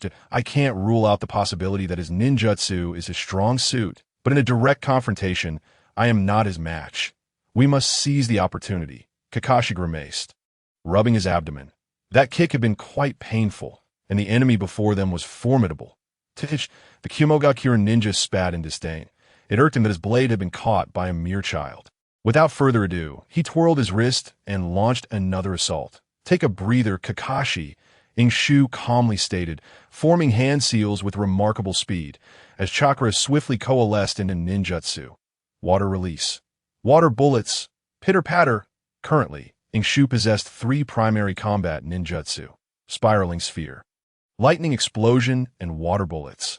While it was a limited repertoire, he was proficient in all 3. Ying Shu launched a counterattack, not infusing it with yang release, but relying on sheer quantity to unleash a torrent of water bullets.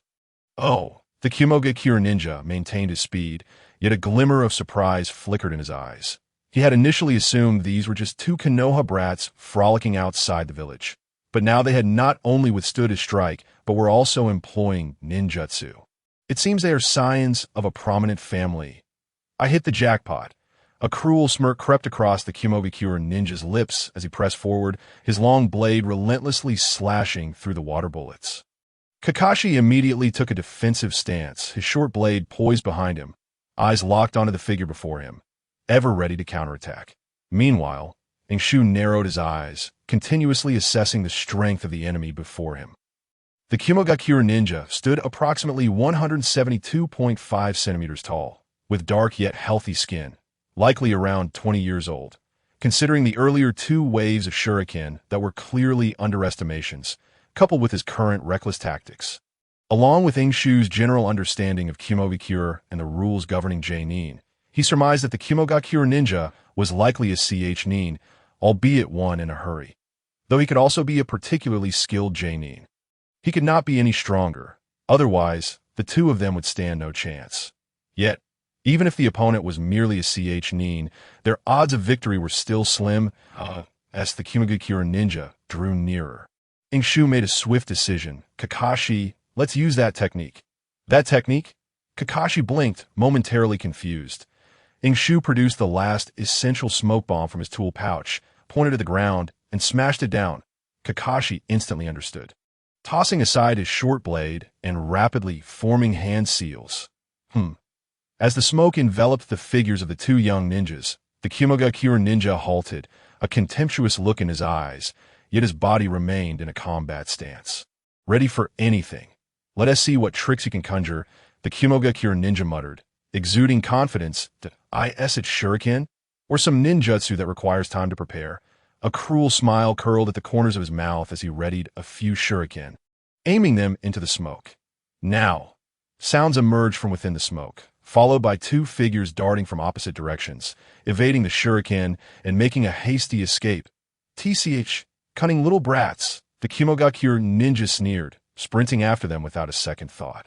But just as he began to move, he suddenly stopped. The smoke had thinned out slightly, appearing rather mediocre, and the Kumogakure ninja's gaze fixated on a corner of the smoke. How fortuitous! It was Kakashi's short blade that he had discarded to form seals. The Kumogakure ninja chuckled silently, glancing towards Konoha. Although the area appeared calm, lingering in battle was not a wise choice. In Konoha, you might be deemed geniuses, but unfortunately, should this be on the battlefield, I would relish playing with you two little prodigies. The Kumogakure ninja taunted, his voice turning cold and mocking. Come out. Your shadow clone is too crude. You think I'm a fool? Within the smoke, there was no response. The Kumogakure ninja's gaze grew increasingly impatient. He raised his long blade, eyes icy, and boldly charged into the lingering smoke. Yet, amidst the haze, there were no signs of the two little spirits. Indeed, the short blade lay upon the ground, but the surroundings were utterly devoid of life. TC, a transformation technique, perhaps. The cloud-hidden ninja's expression shifted dramatically as he began to piece together the scenario. They had both employed transformation techniques, deliberately leaving the discarded blade as a ruse to lure me in. Those wretched little fiends! The cloud ninja's voice was tinged with exasperation. But suddenly, his gaze turned icy, and the corner of his mouth curled into a smirk as he raised his long blade. Its tip pointed downward, aiming directly at the empty space beneath him. Just now, that must have been the very thing you wished to hear, was it not? Foolishly naive, you little imps!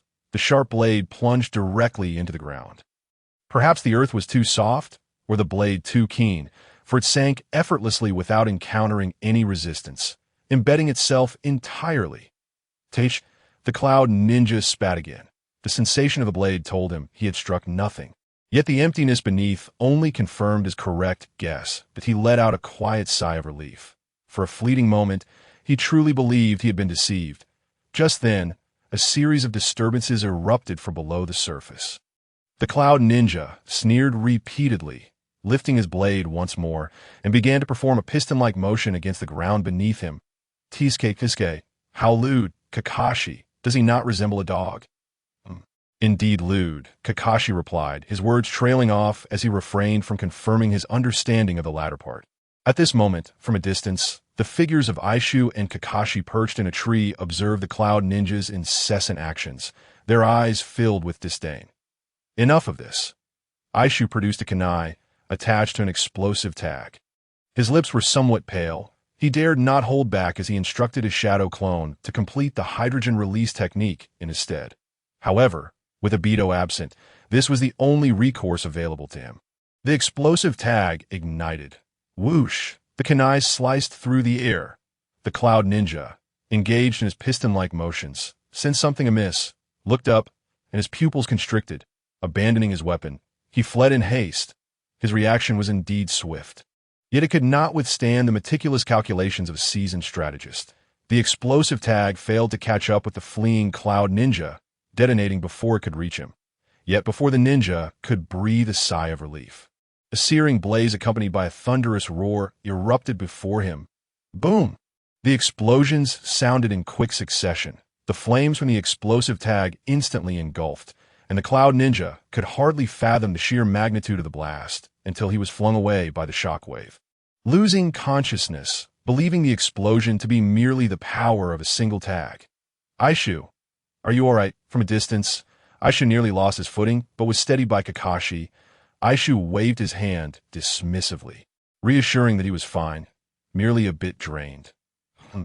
As Eishu spoke halfway, both he and Kakashi's expressions suddenly grew peculiar. In the distance.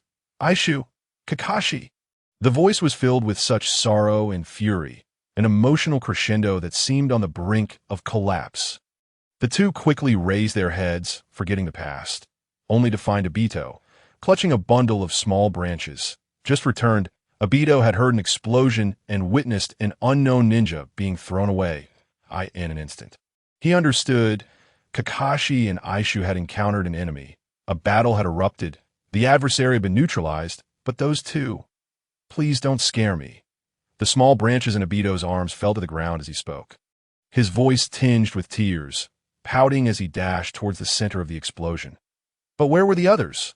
Aside from the charred lawn, there were only the remnants of the heart-severing technique left by the shadow clones of those two. A vast pit, utterly empty. The pit had collapsed. The explosive force that could nearly obliterate an adult was no trivial matter. Yet Aido remained undeterred, tears and snot mingling as he rushed to the edge of the pit and began to dig with his bare hands. Aishu, Kakashi, please don't scare me. Come out, please. In the distance, Aishu and Kakashi watched this scene in silence. Aido was clearly on the verge of emotional collapse. The explosion had been so fierce yet yielded no signs of life, leading him to believe the worst for his friends. Yet the more he panicked, the less inclined they were to reveal themselves, not out of any malicious intent, but simply to preserve Aido's dignity. That a man as proud as Aido would surely struggle with the knowledge that this fragile moment was being broadcast live. They feared he might not cope well. To their surprise, Aido was rather sentimental. Kakashi mused for a while before finally exclaiming this thought. Aishu remained silent, pondering why Madara chose Aido. Wasn't this the reason? One cannot deny Madara's keen insight. While the world considered Aido to be a mere afterthought, only Madara recognized his potential. The truth had proven everything. The double tomo evolved into Kimui, mastering the wood release that came with the white zetsu on the night of awakening. And unleashing the power of a single-eyed Kimui ignited the fourth great ninja war, throwing the entire ninja world into chaos. Wait. Aishu's expression suddenly shifted. The Sharingan. Aishu and Kakashi had deliberately created a commotion in the forest for Aido's sake. Aido believed there were other enemies present, and, in a surge of emotion, grabbed Kakashi's relic and charged forward. However, upon seeing Aishu and Kakashi supporting one another, rather than displaying the dazed and bewildered reaction they had expected, he launched an attack instead. Do you think you're toying with whom? Aido roared, his crimson gaze frigid, brimming with frenzied, murderous intent as he swung Kakashi's short blade towards them. Aido, calm down, Aishu shouted, shedding any pretense of calm. This shout was filled with vigor. The sage body, aside from its lengthy chakra reserves, possessed remarkable recovery abilities. In this brief moment, he could not only regain a portion of his strength, but also maintain normal functionality. Yet, Kakashi was truly exhausted. He lacked the sage body, and as he beheld Aido charging at him with his own blade, he found himself devoid of even the energy to evade. Ultimately, it was Aishu who yanked Kakashi away. Aido's short blade nearly sheared off Kakashi's mask, only taking a small tuft of his white hair. I will not be calm, you fool. I will slay you. Aido persisted relentlessly. Aishu was anxious, yet he remained composed enough to form a Rasengan. His last chakra reserves, its power was modest, and once unleashed, he would be left defenseless. Look closely, Aido. It's me. I am your Aishu. This Rasengan saved both Aishu and Kakashi as Aido froze in place, mouth agape and expression vacant. Before his eyes gradually reddened, and his lips once again formed a pout. Aido, Kakashi, still shaken, felt a complex array of emotions as he watched Aido's expression, which seemed on the verge of tears, filling him with guilt. But the next moment, I refused to believe it. Aido cried out, a tremor in his voice, charging once more at Kakashi. Aishu sought to intervene, but upon seeing that Aido had discarded the short blade, he realized something and sighed in relief, collapsing to the ground. Aishu, help me! Kakashi, pinned beneath Aido, sent a silent plea for help, yet the line he dialed was out of service. Aido unleashed a torrent of blows upon Kakashi, seemingly intent on venting all his pent-up emotions. This went on for a full 10 minutes. Finally, when Aido was utterly spent and Kakashi had been rendered a bruised mess, he ceased his assault. The three youths lay sprawled on the ground. It was uncertain who laughed first, but soon all three erupted into raucous laughter. Kakashi, you pighead. Huh, you truly did it on purpose. Crybaby, damn. Did you all see that? Aishu, Kakashi, please don't scare me. Damn it. Aishu, you too. How infuriating. Ah. The three individuals rested for nearly half an hour before returning to the battlefield where all began. There were no terrifying tales of vanishing corpses. The Cloud Ninja lay motionless on the ground, resembling a lifeless body. Had it not been for Aishu's experience in the Konoha hospital, where a slight examination revealed a faint breath, he might have genuinely believed that the individual had been killed in the explosion. Nevertheless, even in this situation, the trio remained vigilant. They first stripped off the tattered clothes of the Cloud Ninja, tearing them into strips with shuriken to bind him securely. Eishu was particularly concerned that the Cloud Ninja might awaken and unleash a surge of primal strength to escape, so he deliberately dampened the strips, allowing water to fill the gaps between the fibers, enhancing their resilience. An intricate detail that don't ask how a humanities student knows so much. It's simply the result of a 9-year compulsory education that treats all equally. Still, Eishu was not entirely at ease. He was eager to bind every joint of the Cloud Ninja and even inserted an explosive tag into the ninja's groin. Was such severity truly necessary? I can't shake the feeling you probably won't wake up, Kakashi mused, a look of confusion on his face. Eishu regarded the Cloud Ninja, who had nearly been transformed into a work of art by his bindings, raising an eyebrow. Regardless, this fellow's life isn't particularly valuable. Besides, as far as interrogation goes, it seems that merely keeping his head intact suffices. Eishu, you certainly know a lot. However, I believe I heard my father mention something similar. Speaking of which, Aido hesitated, inquiring, are we certain his brain wasn't blown to bits? Should be, right? The trio caught several fish by the riverside, and the small branches Aido had gathered earlier finally came into play. After roasting a few fish and consuming them, they set off towards Konoha. As dusk fell and the sun dipped below the horizon, the three victorious youths cast elongated shadows. What? The person has been found. And they brought back a cloud spy. In the Hokage's office, Sarutobi Hiruzen, who had been worried about the three children's disappearance, felt his beard grow one strand shorter. Yes, Hokage-sama. Minato couldn't help but chuckle. Who would have imagined that the trio would dare to venture out of Konoha just to evade Kushina? Even more absurdly, they left as 3 and returned as 4. Where are they?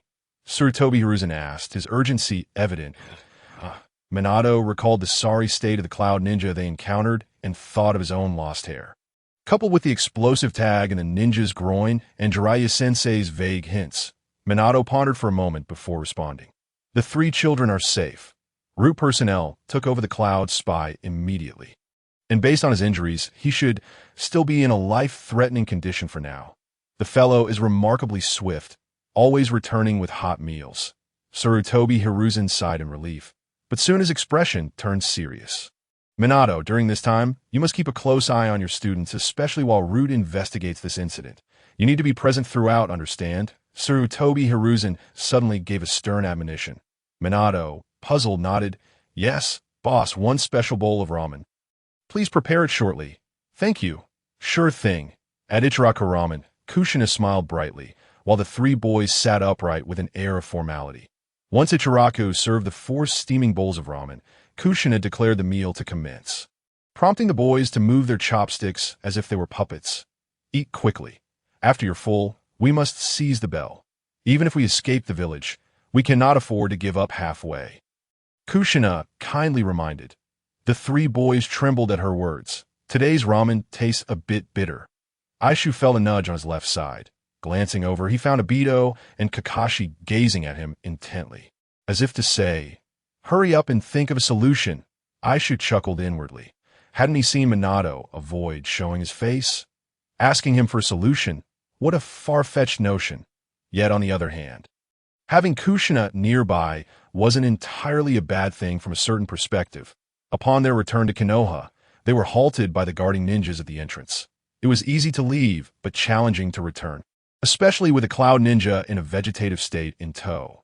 However, Aishu never anticipated that the first to approach them would not be Minato or Kushina, but several Root ninjas. Aishu had yet to discern the specific artistic styles of the masks worn by Root and Umbu. But he recognized one of the masks. It belonged to the ninja who had sought him out earlier that day. Reflecting on the day's events, Eishu found it truly rich in experience. First, Team 7's debut, then the arrival of Root personnel, a chase from Kushina, and finally a battle of wits against the Cloud Ninja. As Eishu had expected, the Root Ninja, upon receiving the Cloud Ninja, intended to involve them in their mission as well. The stance of Root was resolute, their reasoning grandiose, claiming that the three must cooperate in the investigation. Naturally, Eishu refused, citing a gas leak at home. This was in fact a signal for action. Kakashi drew his sword on the spot. While Aido nearly revealed his newly activated Uchiha VIP single tomo Sharingan, T6 years old, Aido was still too inexperienced, considering it was an accidental incident, almost a stroke of luck. The atmosphere was tense as the three youngsters prepared to resist the unfairness of fate and fight for their freedom. And it seemed they were on the brink of being educated. Fortunately, Minato and Kushina arrived just in time. Kushina said nothing but raised her fist, prompting Root to make a swift retreat without uttering a single harsh word. Thus, the drama of Defiance came to a halt. Following this, Minato reported back while Kushina led the trio to their current location. What they ordered appeared to be a bowl of ramen, but in reality, it symbolized their resistance, a representation of their freedom. Kushina sat nearby, ostensibly ready to scold them, but in truth, she served as a protective talisman, warding off any ill-intentioned individuals. My apologies for the delay. At that moment, Minato's cheerful voice rang out, like a refreshing breeze or a ray of sunshine, illuminating the hearts of the three boys. Customer, your ramen. Ichiraka was quick on his feet, swiftly placing a steaming bowl of ramen on the table. The first gathering of Team 7 officially commenced. Minato thanked the owner and was about to dig in when he noticed the three students staring at him eagerly, suddenly realizing what was happening. He smiled slightly, giving them an expression that conveyed, "It's on me." Kushina, look. Kushina squinted and smiled, her crimson hair flowing as if stirred by an unseen wind. Ha! Today's ramen smells delightful. Ha! The expressions of the three boys shifted from hope to bewilderment, then to disdain.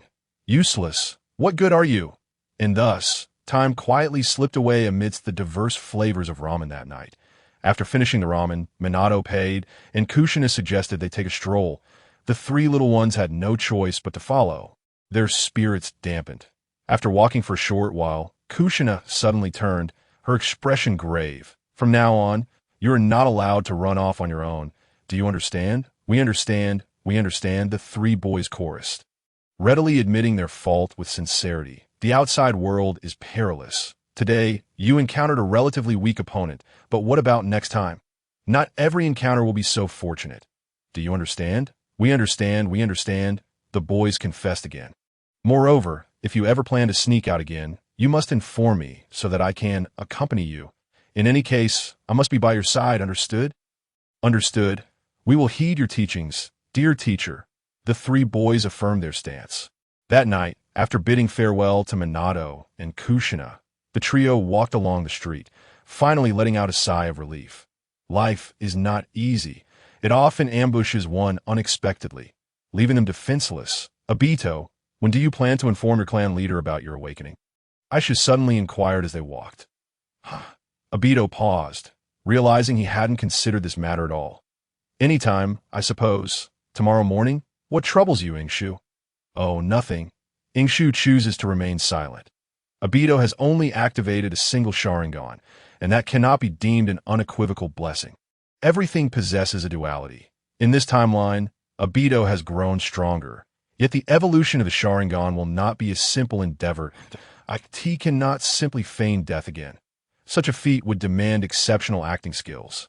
And following this incident, Aido's mental fortitude will undoubtedly be fortified. Never mind for now, there is no need to dwell on such matters. Ying Shu shook his head, casting aside the clutter in his mind. His current focus must be on becoming stronger and repairing the walls. Indeed, the thought of the two gaping holes at home weighed heavily on his heart. What a day it has been! This morning he savored steamed buns purchased with cash. Ying Shu arrived early at the rendezvous point, the time being approximately 6:30. Though the assembly time had yet to arrive, he wished to practice for a while. The second stage of hydrogen release, with its transformation and fusion of chakra properties, must be hastened. Yesterday had been perilous. Using transformation jutsu to escape, had an experienced ninja pursued him, they could have dispatched a shadow clone. Frankly, even against a clone, the two of them would certainly have fallen short. It was a high-stakes gamble, one that hinged upon the enemy's intelligence. Fortunately, he emerged victorious. Otherwise, Aido might have faced a kaleidoscope of despair. In truth, had he been able to initiate the second stage of hydrogen release directly and react instantaneously. Igniting with freedom, that Cloud Ninja would never have gotten close. It would have been akin to hurling miniature hydrogen bombs at the opponent. Who could withstand such an onslaught? However, mastering the transformation of chakra properties is no simple task. The old man once remarked that grasping chakra transformation is, in essence, a process of refining the quality of chakra. The more jutsu one masters, the greater their control over chakra becomes, thus allowing gradual mastery over chakra property transformation. Of course, some individuals may only manage to master 2 or 3 techniques throughout their lives. Ying Shu, with his innate duel abilities, can be considered quite talented. Ying Shu found this notion quite understandable. Imagine chakra as a body of water. By controlling its temperature, it can freeze into ice, boil into vapor, or transform into gas. Introducing further variables allows for reactions of dual chakra types, potentially even electrolyzing in a hydrogen gas, or morphing into magma for lava release. This is the principle at play. Yet, understanding is one matter. Execution is another. Ying Shu is now aware that his talent is indeed commendable, but he has not grown so arrogant as to consider himself capable of creating a bloodline limit at the tender age of 6, solely based on lightning and water release. Adding fire release would result in the elimination of the bloodline, that he would start with water release. Taking a deep breath, recalling the contents of the scroll, he mobilized his chakra and formed hand seals. Ying Shu resolved to achieve his goal of becoming a water release ninja before aspiring to be a nuclear peace envoy, even if he could not master water release. He would settle for being a river release ninja. Water release. Water dragon bullet. Just past 8, the sun began its ascent. Aido and Minato arrived in succession, with Kakashi nearly running late. Ying Shu, lost in his fervent practice, did not immediately register the unfolding events. However, upon witnessing Kakashi apologizing to Minato, he was taken aback. He could understand Aido's punctuality. Women, after all, often affect morning routines, but Kakashi nearly being late was a curious anomaly. Ying Shu observed Kakashi surreptitiously. Indeed, something was amiss. That Kakashi's usually vacant eyes had regained their spirit, yet he appeared utterly detached. It seems White Fang has retreated again. Ying Shu sighed inwardly. He had long anticipated that greater hopes lead to deeper disappointments. A comrade brought back from the brink of death showed no gratitude, and instead joined the ranks of the discontented. Such a blow was substantial. Nevertheless, the root of the issue lay with Kakashi.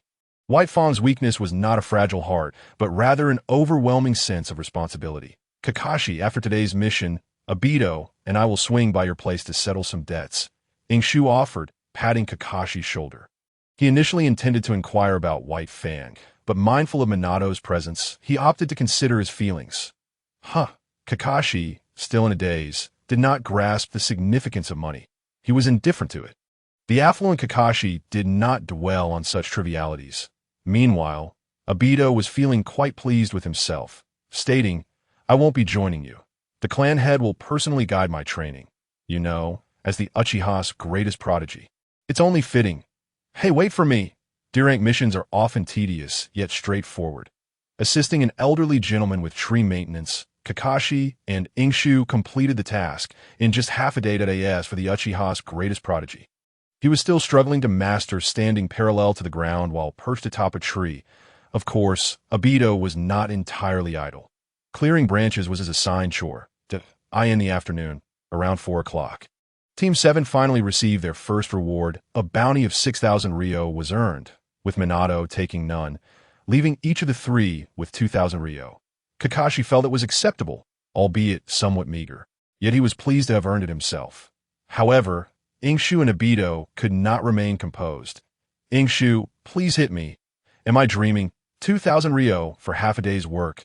Oh my!" Aido exclaimed, repeatedly counting the money. Each time convinced he had miscounted. "Tisich, it's merely 2,000 Ryo. Look at your enthusiasm." Ying Shu scoffed, equally engrossed in counting his own earnings. Dismissing Aido's excitement, at T4:30, Ying Shu accompanied Kakashi back home. "I'm back. Father, we have a guest."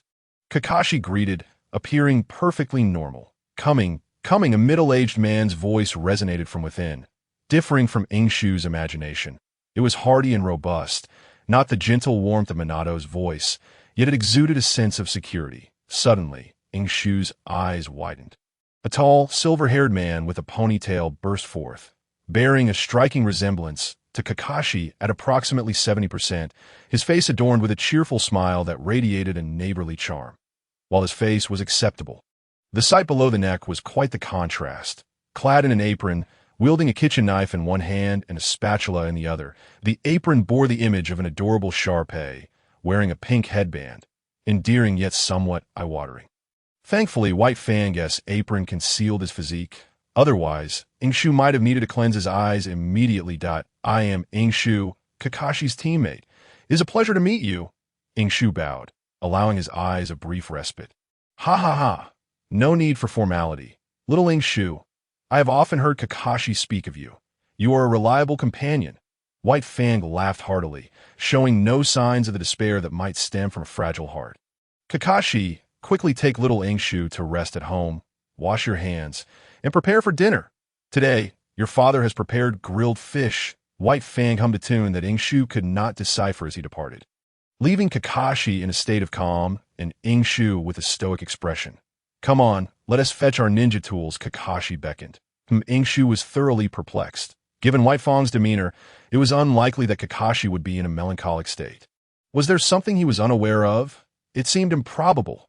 This morning, he had overheard numerous complaints while purchasing buns. Never mind. One step at a time. Ying Shu suppressed the doubts swirling within his heart and followed Kakashi forward. His concern for White Fang was not solely to assist Kakashi. Indeed, there was a measure of self-interest at play. As Ying Shu understood it, Danzo was a man who would not relent until he achieved his goals. He would undoubtedly prefer death to submission to root. Perhaps that was somewhat exaggerated, but he had no desire to bow to malevolent forces unless absolutely necessary. Yet, Ying Shu was aware that this could not continue indefinitely. In Danzo's eyes, there were no eggs without cracks. Kushina and Nagato could protect him for a time, but there would always be moments when they could not. Eventually, he could find himself imprisoned in Root's dark confines, subjected to various seals and prohibitions, followed by relentless brainwashing, or tempted with wealth, beauty, or forbidden techniques, coerced into submission, unable to extricate himself. In short, he was being targeted by Root and found himself in a precarious position. However, he yearned to resist, to become the master of his own fate, and thus needed to devise a strategy. White Fang was similarly under Root's scrutiny and as a natural ally and pillar of support. Ying Shu had no reason to overlook him. It would be prudent to carry more smoke bombs, as they seem to be quite useful for our purposes. That moment, Kakashi unexpectedly spoke, interrupting Ying Shu's thoughts. All right. Ying Shu promptly began to stow the items into his ninja tool pouch, recognizing their monetary value. Yet he cautiously inquired of Kakashi, has Uncle White Fang always been so, accommodating? Kakashi visibly stiffened, as if a smoke bomb in his hand had malfunctioned. My mother passed away early, and since he is often busy with missions, whenever he is home, he essentially behaves like this. Kakashi turned his face away, seemingly to retrieve a kunai from the other side. But Ying Shu could tell, without looking, that Kakashi's expression was one of acute social embarrassment. Okay, that's fine. Ying Shu genuinely wished to convey to Kakashi that the most important aspect of being human is to cherish those around us. However, he found himself perplexed. If White Fang's demeanor was indeed his norm, then why was Kakashi so melancholic? Shouldn't he have become accustomed to it by now?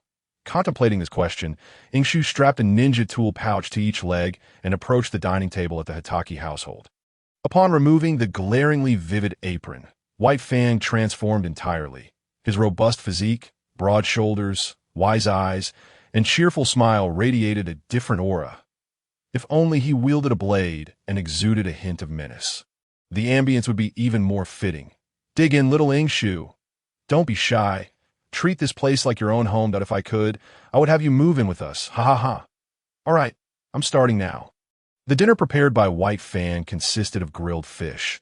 Although he had not anticipated Ying Shu's arrival, judging by his demeanor, it seemed there was an ample supply of fish on hand. Ying Shu and Kakashi ate leisurely, while White Fang, instead of rushing to eat, curiously observed Ying's to avoid the awkwardness. Ying Shu could only lower his head and continue eating. Yet suddenly, when Ying Shu glanced at Kakashi beside him, he noticed Kakashi was in a similar state. At that moment, Ying Shu seemed to grasp something. Could it be that Kakashi's melancholy was not due to any signs of despondency from White Fang, but rather because his father had spent too much time at home? Perhaps for a child, having an all-powerful father remaining at home as a mere house husband, causing White Fang to be overshadowed, was the most disheartening of all. Little Ying Shu, White Fang began. Yes, Uncle White Fang, I heard from Kakashi that you developed combined ninjutsu, and its power is quite formidable. It's a pity you couldn't attend your graduation ceremony in person. Ying Shu recognized that his opportunity had arrived, and he promptly set down his chopsticks, his expression earnest as he replied, I merely proposed an idea. The activation of ninjutsu relies on our collective effort. Kakashi also raised his head, and Ying Shu's discourse continued. I am fortunate to have two excellent companions. Kakashi's lightning release and my water release complement each other well. And Aido, our other teammate, has impeccable timing with his fire release. The three of us share a remarkable synergy. No, you are being overly modest, little Ying Shu. White Fang waved his hand. Synergy and bonds can be cultivated over time. But the concept you propose is not something just anyone could conceive. You are a genius, child. White Fang's words were sincere, devoid of flattery. After all, he was a man whose insight could rival Madara's.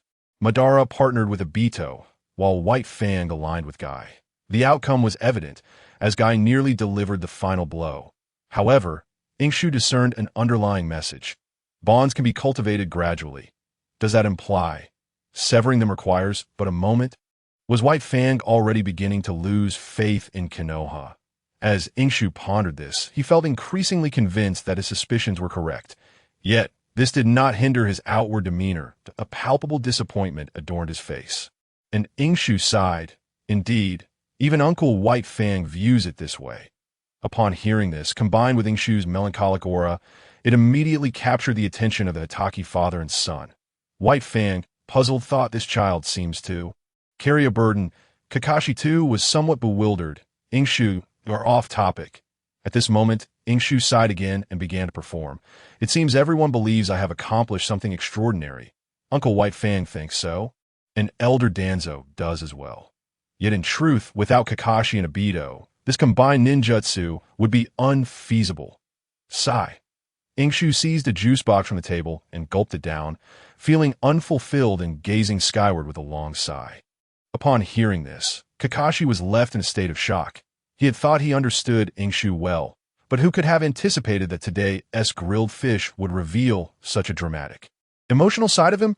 Meanwhile, White Fang's neighborly smile began to wane.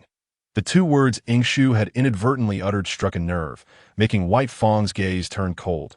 The effort of comrades should indeed not be obscured. You are correct, little Ying Shu. White Fang smiled as he lifted the juice box from the table and drank it down, though it lacked some flavor.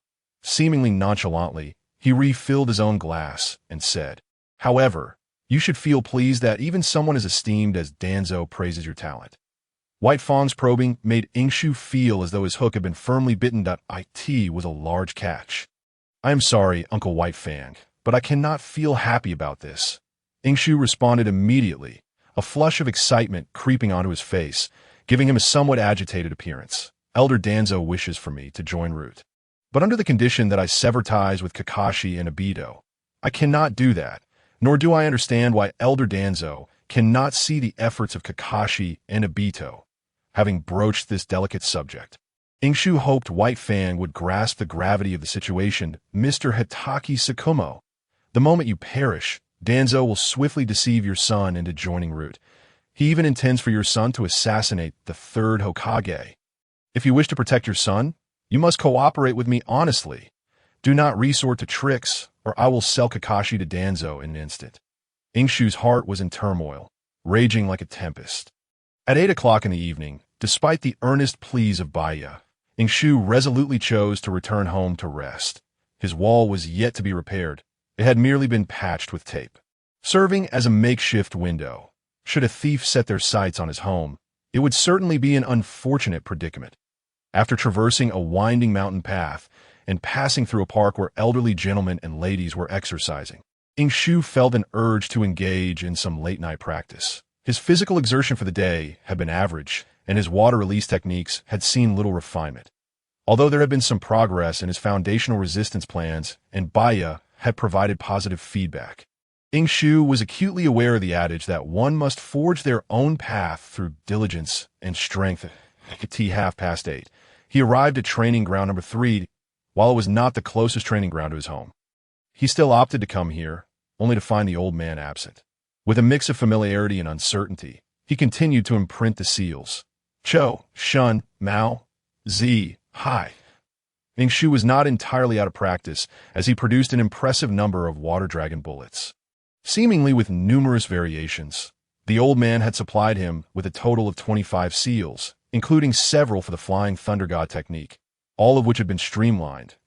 If Ying Shu did not scrutinize closely, he might not have discerned the differences. That he was puzzled as to why the Flying Thunder God technique required 44 seals for the water dragon bullet, especially when Kakashi was simply copying the technique, which was rather embarrassing. Currently, Ying Shu was utilizing the refined version of the water dragon bullet provided by the Flying Thunder God. IT featured 2 activation modes, one that harnessed the surrounding water flow to coalesce into a water dragon, and another that expelled a water dragon using his own chakra. Naturally, he dismissed the notion of borrowing from the water's current. The Senju clan held their own honor. He intended to master it independently. Recalling the chakra flow patterns etched in his mind, Ying Shu steadily formed the seals, channeling his chakra with a sense of assurance. The process felt smooth, and a flicker of hope ignited in his eyes. This could be it. Water release, water dragon. Wait? A considerable amount of saliva escaped his mouth, and he realized he had faltered in the final step, which had drained over 20% of his chakra.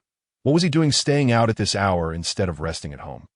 Irritated, he glanced at the 2 figures in his line of sight, both of similar height, likely around 11 or 12 years of age. They had appeared suddenly, staring at him with an intensity that resembled ghosts, causing his thoughts to scatter and bringing to mind the tragic incident involving Aido.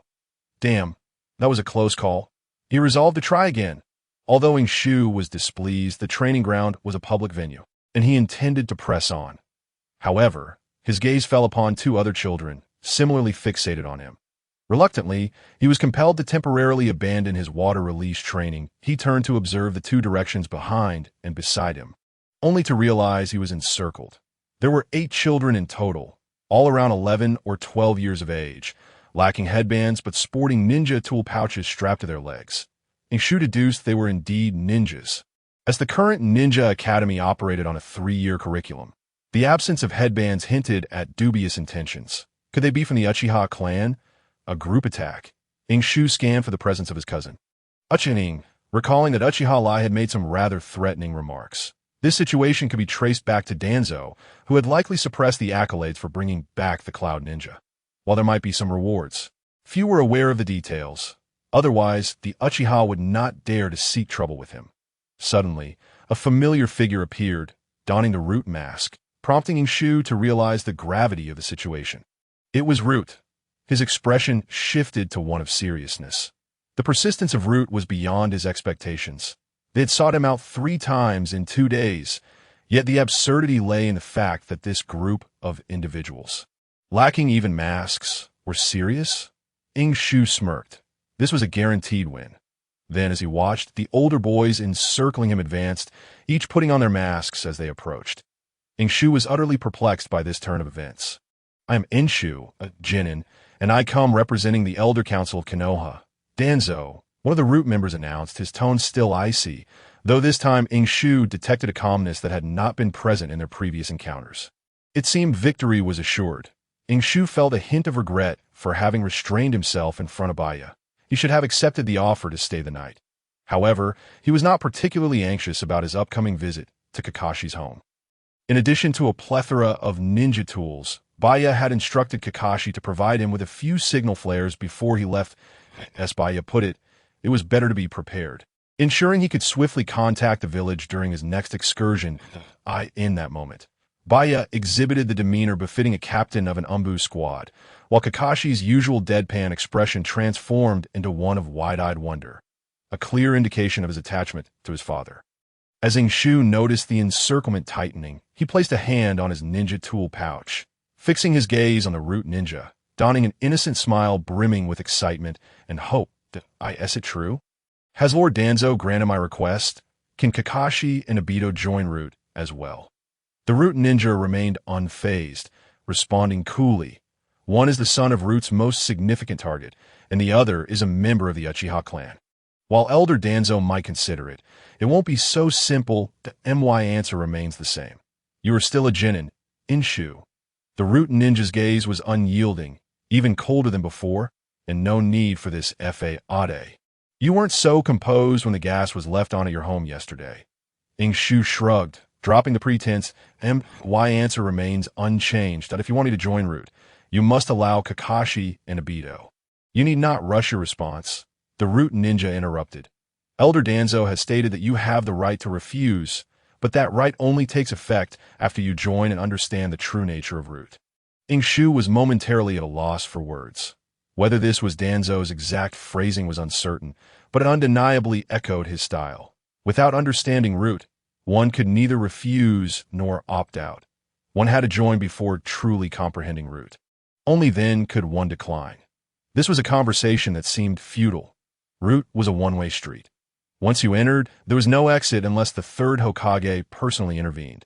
Ying Shu was not so arrogant as to believe that the third Hokage would confront Danzo on his behalf. This was not the era of the third Hokage's administration, when their relationship was amicable. He could not reveal his identity as a member of the Senju clan, for that would only heighten his danger. Then can I choose to remain uninformed? Ying Shu attempted one final gambit, though one hand had already crept to the signal flare. However, the Root ninja let out a cold laugh, his body flickering back. Accompanying this movement, the 8 older boys surrounding him simultaneously drew their kunai, an ominous aura filling the air as tensions escalated. You may select a group of opponents from among us. Only by defeating them will you have any choice in the matter. This statement prompted Ying Shu to relinquish the signal flare. Whoosh! Acting on instinct, Ying Shu chose one of the groups, launching a volley of shuriken while simultaneously creating distance. As anticipated, the Root boys scattered, subtly sealing off his escape routes. Though he indeed desired to flee, this was not the right moment. 2 boys weaved to dodge the shuriken, with one brandishing a kunai while the other began forming seals. TCH, Ying Shu spat in frustration. They had always been the ones teaming up against others. Yet here he was facing a similar fate. To combat them in close quarters while being wary of the ninjutsu from behind was a precarious balance. And retreating indefinitely would leave him at a disadvantage. Ying Shu made a swift decision. He needed to leverage his strengths.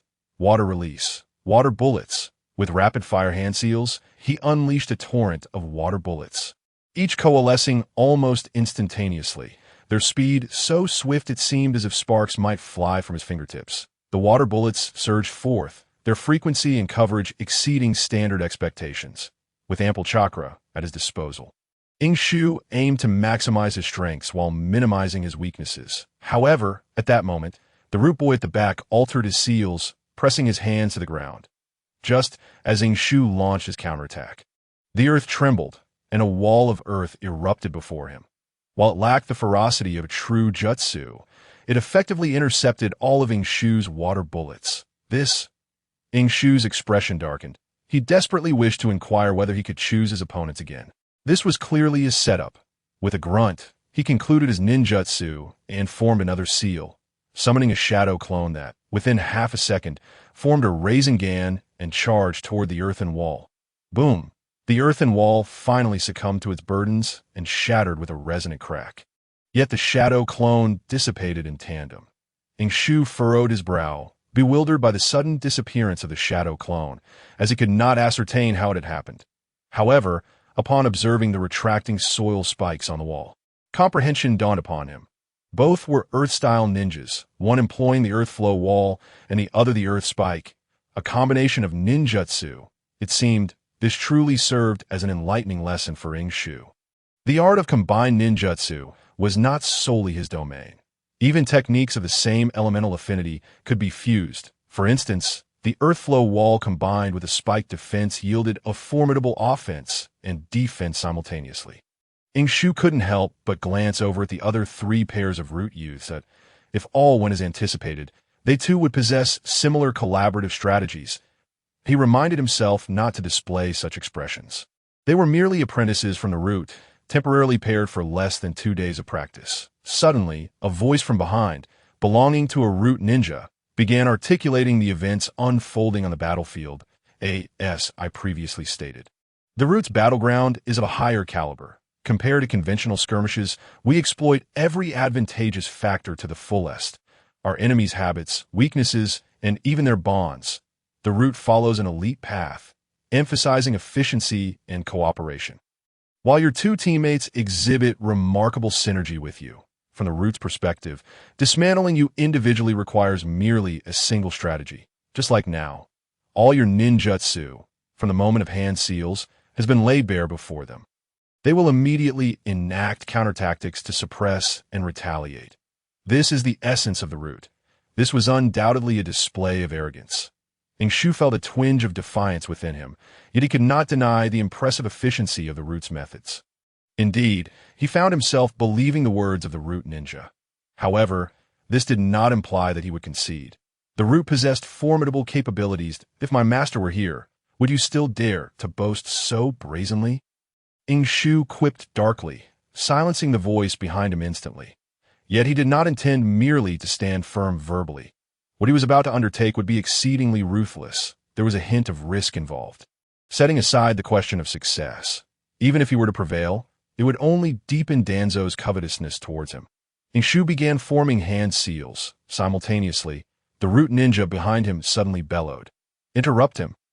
While this was somewhat dishonorable, Ying Shu paid it no mind. He realized that the role of this root ninja was to unsettle his mindset.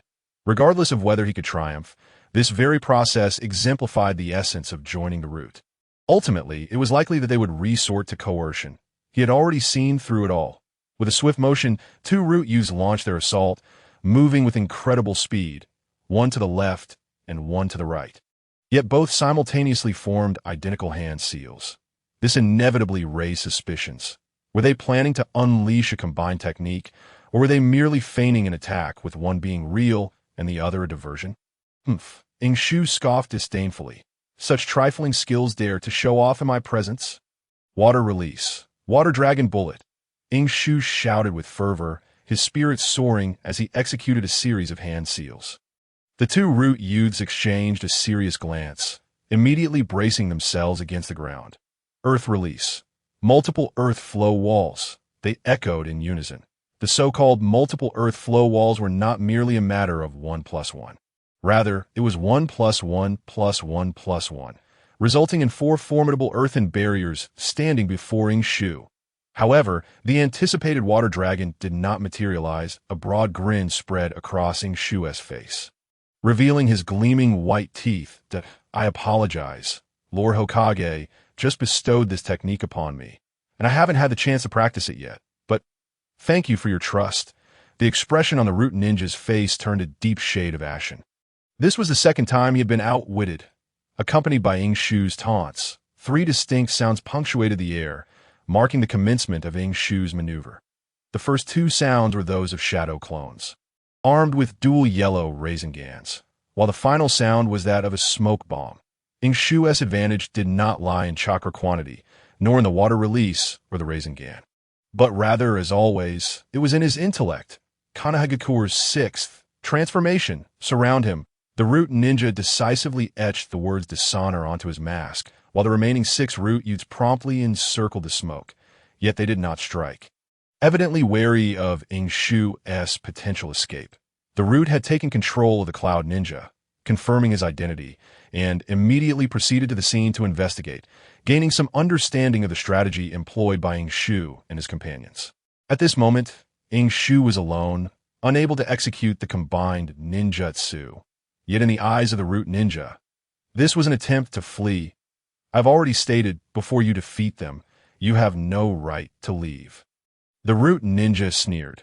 Meanwhile, The two Earth-style youths exhibited the fruits of their training, coordinating seamlessly to swiftly dispel Ying Shu's two shadow clones. They exchanged glances, hesitated not, and charged into the smoke. However, just at that moment, from within the smoke, Ying Shu's voice resounded. I have also mentioned, do not flaunt trivial skills in front of me. Behold my mighty water dragon bullet. Humph, the root ninja scoffed, dismissing him as merely a child. Always, Suddenly, from amidst the smoke, a majestic azure water dragon erupted with a ferocious roar.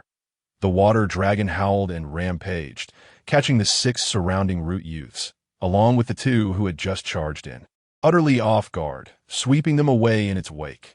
But that was not the end. The water dragon surged upward after a chaotic sweep, beginning to dissipate in the process, yet it still surged towards the root ninja. Do you dare to lay a hand on me? Do you know the consequences? The root ninja bellowed in fury, yet his body obediently formed the hand seals for the body replacement technique. Ying Shu chose not to respond, instead silently producing 2 explosive tags, along with his kunai, and launching them in opposite directions. You lot think you can recruit me. You might as well ask me to be your leader instead. Pathetic, Ying Shu derided vocally, yet his actions spoke truer than words. Having issued a bold proclamation, he made his escape. At this moment, in the shadows, an elderly man, adorned with a low-quality mask purchased from a roadside stall, silently observed all that transpired. Little brat, the old man chuckled softly, diverting his gaze from the water dragon that struck the replacement wooden post and the root ninja who was about to face an explosion. He raised his head to gaze at the moon above, truly reminiscent of you. At 9 o'clock in the evening, an anxious Ying Shu wandered the streets, the cold wind howling around him. Well, perhaps that was an exaggeration. He was not truly homeless, and it was summer after all. Ying Shu was primarily hungry, having expended considerable chakra in his earlier exertions, and he had indeed executed the water release, water dragon bullet. Moreover, it was not that he was afraid to return home. The root, though seemingly brazen and lawless, would likely prioritize capturing him over mere displays of power. Unlike the Umbu, the root also valued efficiency. To simply drag him back to the root and subsequently showcase their might would prove far more effective. Thus, Ying Shu concluded, Danzo had clearly taken a keen interest in him, salivating over the prospect. Yet he did not dare to make a bold move, of course. Had he failed to engage in battle or successfully escape today, that would have been an entirely different narrative. Danzo, the final say rests with me. Ichiraka ramen, boss, 1 regular, and 1 supreme set. Please. Accustomed to frugality, Ying Shu suddenly recalled the 3,000 ryo he had in his pocket, and thus, emulating Kushina, he decided to indulge a little that it had only been a few days into the month. His living expenses seemed to possess a reproductive quality, and not splurging would be a disservice to himself. All right, just a moment, young customer. The Ichiraka staff member responded warmly. Speaking of which, Ichiraku is in his early 20s and should be considering marriage. Ying Shu pondered whether to contribute a gift, perhaps securing a lifelong discount card for himself. As he waited for his noodles, he found himself daydreaming. However, before his meal arrived, 2 new customers entered the shop. Oh, what can I get for you 2 young patrons? Ah, young Asuma has arrived. Please take a seat. What would you like, young Asuma? 2 bowls of supreme ramen. Y'all has become increasingly enthusiastic to the point where Ying Shu could distinctly feel the disparity in treatment between ordinary members and the esteemed VIPs. One can only surmise that the youthful Yael, not yet firmly established, has ultimately been bent by the weight of life's burdens. Ying Shu, snapping out of his reverie, turns to see a little girl energetically bouncing towards a chair, alongside a spirited young man with a toothpick in his mouth. Just a small bowl will suffice, boss. Asma, please stop that. I have money.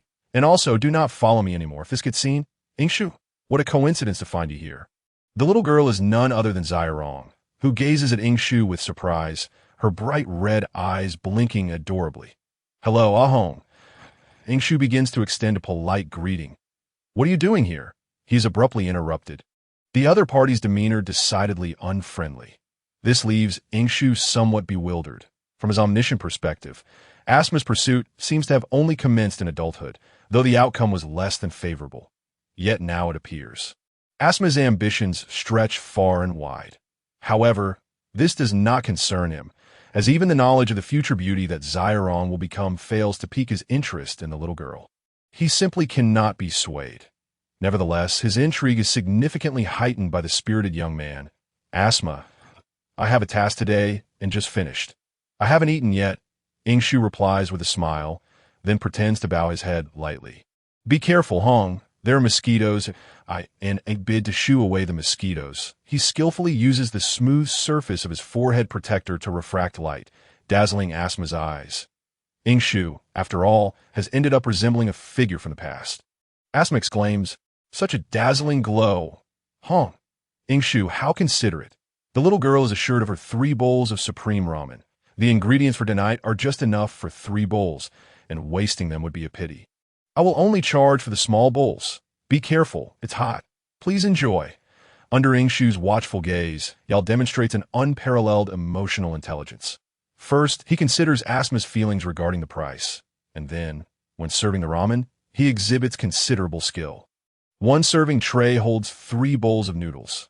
The little girl is served first, followed by Ying Shu and Asma, side by side, without preference.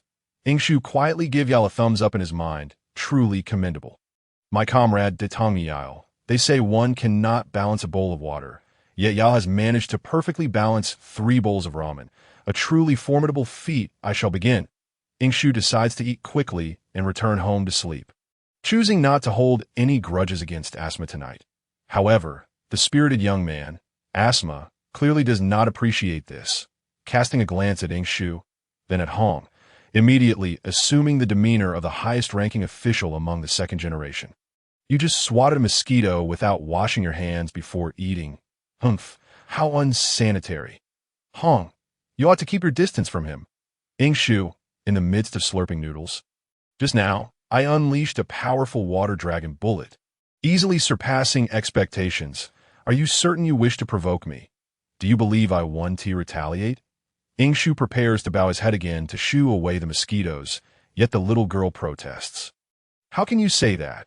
Ying Shu was only trying to help me with the mosquitoes. You are being too much.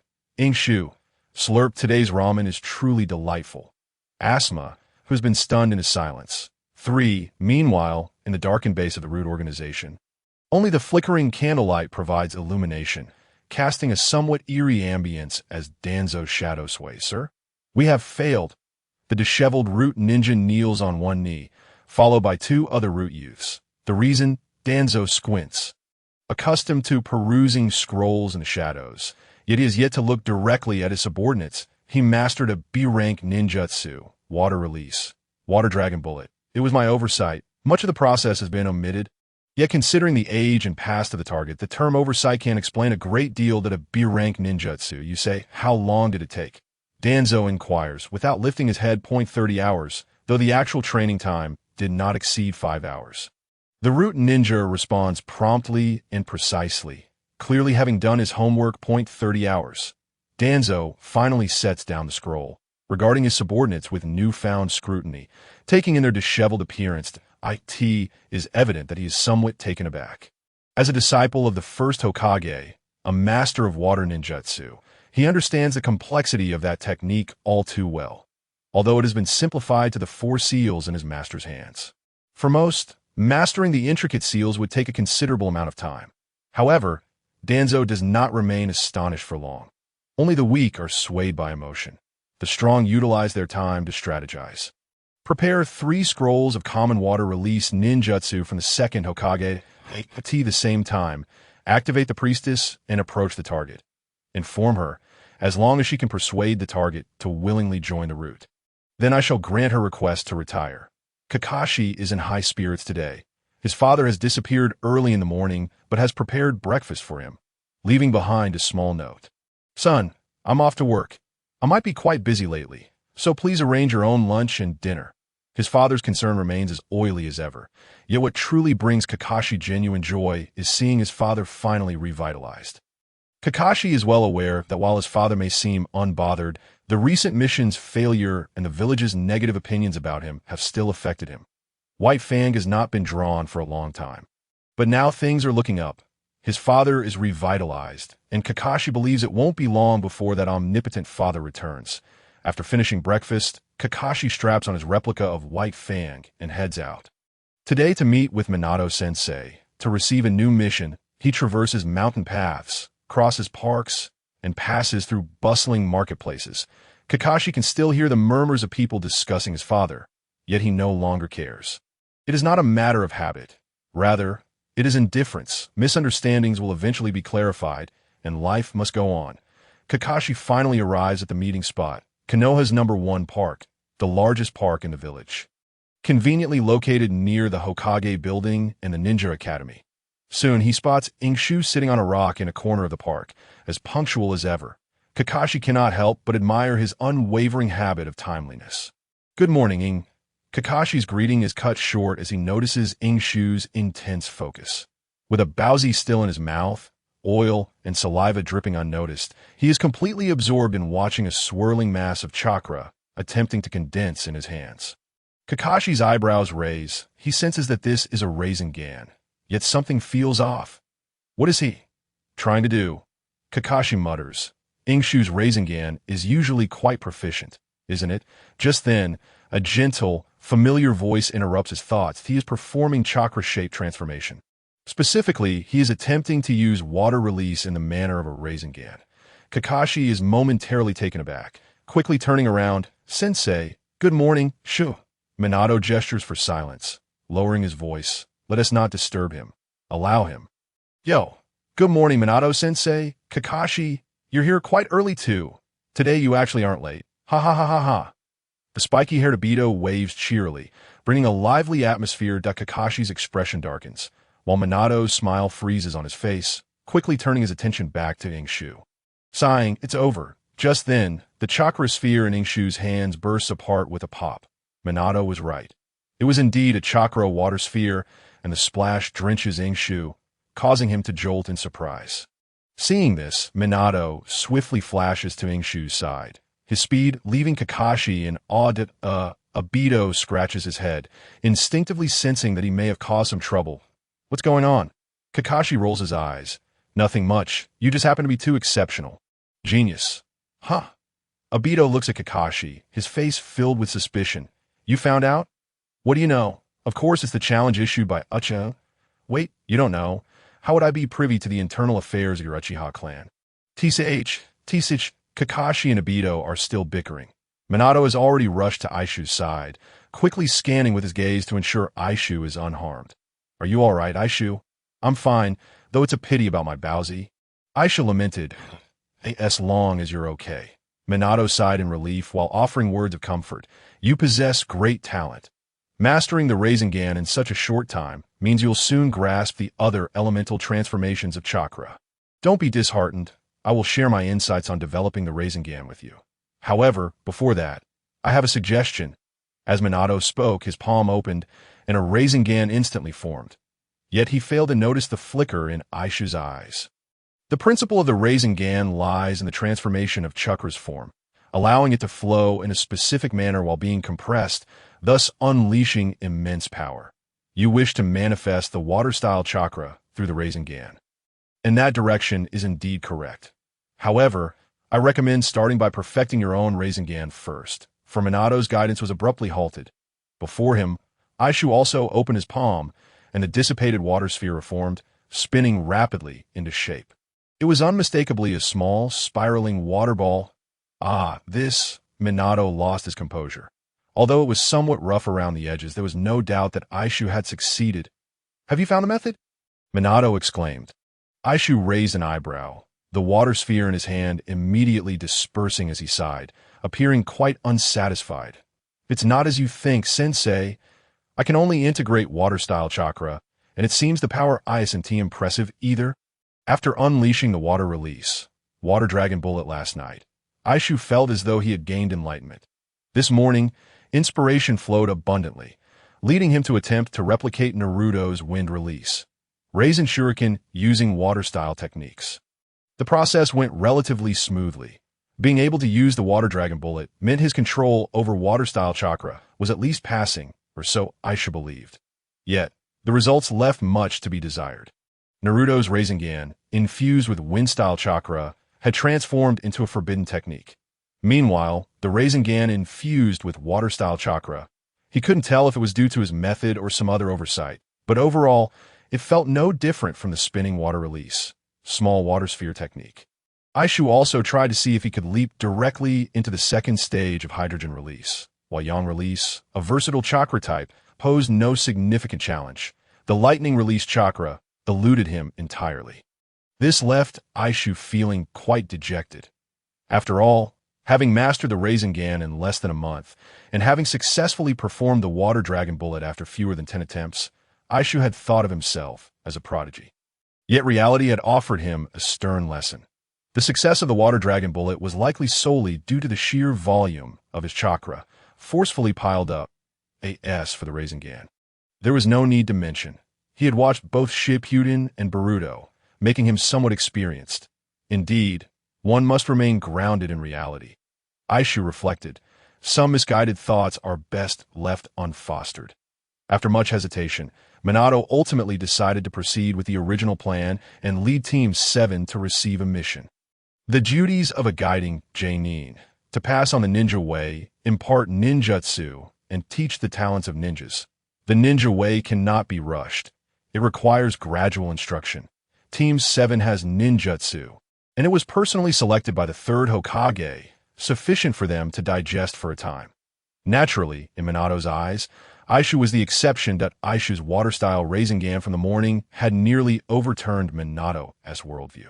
He could scarcely fathom how this young prodigy had managed to access techniques typically reserved for lower-ranking to elite ninjas. Of course, Minato was eager to enlighten his student, assisting Aishu in refining his understanding of chakra transformations.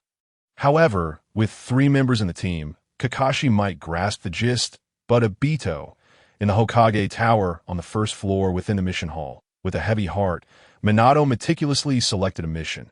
The 3 youths whispered among themselves, their conversation lively. What did Minato-sensei just say? Why do I feel like his mood is off? He mentioned needing to train me alone. Perhaps my training direction is misguided.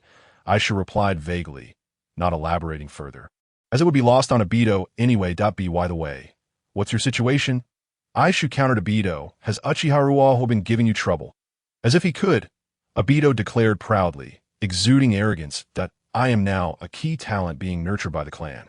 The clan leader has high hopes for me. It's enough that I don't trouble him.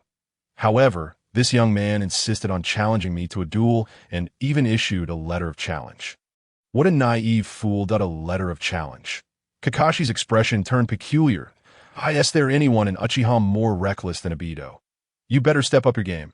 You can't embarrass Team 7. Aishu encouraged, as he currently only held favorable sentiments towards Aido within the Uchiha clan. Given their long-standing friendship, as for Fugaku, he harbored no particular animosity. Of course, just look at who I am. Aido boasted confidently, a fleeting glimmer of crimson in his eyes, although he possessed only a single tomo. Those of his age capable of awakening their Sharingan were indeed few. This was why Fugaku placed such importance on him, frequently personally guiding his training. This era saw the Uchiha clan severely restricted. The second Hokage's policies had been harshly enforced by Danzo. The entire clan was on the verge of being ousted from Konoha. From Aishu's divine perspective, in recent years, only Shursui and Aido had emerged as geniuses. Yet there was no doubt both were epic-defining figures. Regrettably, both of these geniuses, one merely sought to use genjutsu to prevent war. The other, however, was excessively extreme, leaving nothing in his wake. Aishu couldn't help but ponder. If Aido were to grow healthily, could he truly hold his ground against Shursui and Itachi in the future? Furthermore, was there a possibility that Madara might abandon Aido and alter his plans, selecting a different successor? Yet, these were matters for another time. Aishu patted Aido on the shoulder, saying, whenever the battle commences, Kakashi and I will cheer for you. It should be in the next few days. Depending on what Minato-sensei finds for us, if it's like last time, we might even fight tomorrow, Aido replied. Let us go for it. Aishu rallied. Give it your all, Kakashi said, somewhat reluctantly. The composed Minato brought Team 7 their second D-rank mission. serving as guides for a local noble from the land of soup who had traveled a great distance. Commencing immediately. The reward was a hefty 3 Ryo, which was relatively generous for a D-rank mission. Though the duration was somewhat lengthy, at a full 7 days. Excellent. Minato-sensei probably thinks little of this amount, meaning each of us will receive 16,660 Ryo, leaving 20 Ryo? Just enough for a skewer of Sansei Dango, 1 for each of us. Eishu, having once served as the math representative in elementary school, calculated the figures the moment he saw the mission request. Damn it, a 7-day task benefits that scoundrel. Aido grumbled, wiping drool from the corner of his mouth. Kakashi. At just past 10 o'clock, Team 7 awaited the arrival of their client at the designated mission site. The atmosphere was initially calm, but 2 Umbu suddenly appeared and whispered something to Minato. His expression shifted significantly after their departure, and he solemnly addressed the 3, "I apologize, children. A special situation has arisen that I must attend to. It may take some time. Unfortunately, we cannot proceed with this mission." Eishu and Aido exchanged glances of dismay. "That I'm truly sorry, kids," Minato said with a wry smile. "We'll have to leave it at this for today. Tomorrow, we'll gather in our usual place, and I will select a suitable mission. Then let us disband right here," Minato commanded, feeling a sense of helplessness. "That it's perfect, Aido. You can apply to take on the challenge today." "My father isn't home, so I can go watch the battle," Kakashi remarked with a hint of schadenfreude. "Being a guide is too much hassle. It would be better to manage the forest. And the pay is so little. Just 10,000? Aido hesitated upon hearing this, prompting Minato to shake his head with a smile and make the leave. But at that moment, no way. Eishu suddenly shouted, eager to negotiate further. "That's 16,660 Ryu? I've never spent that much money since I came to this world." "What's the matter, Eishu?" Minato felt a sense of foreboding.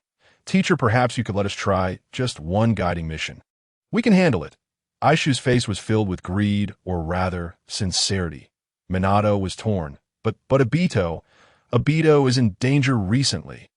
Eishu abruptly pulled Aido closer, who was taken aback, and promptly covered his mouth. Aido had been challenged to a duel by a member of the Uchiha clan, and the opponent was formidable. He was likely no match. Aido protested. Eishu continued to weave his tale. "Aido needs ample time to prepare. Otherwise, he could be killed. Minato-sensei, please. I've grown up in Konoha. Being a guide is a piece of cake for me.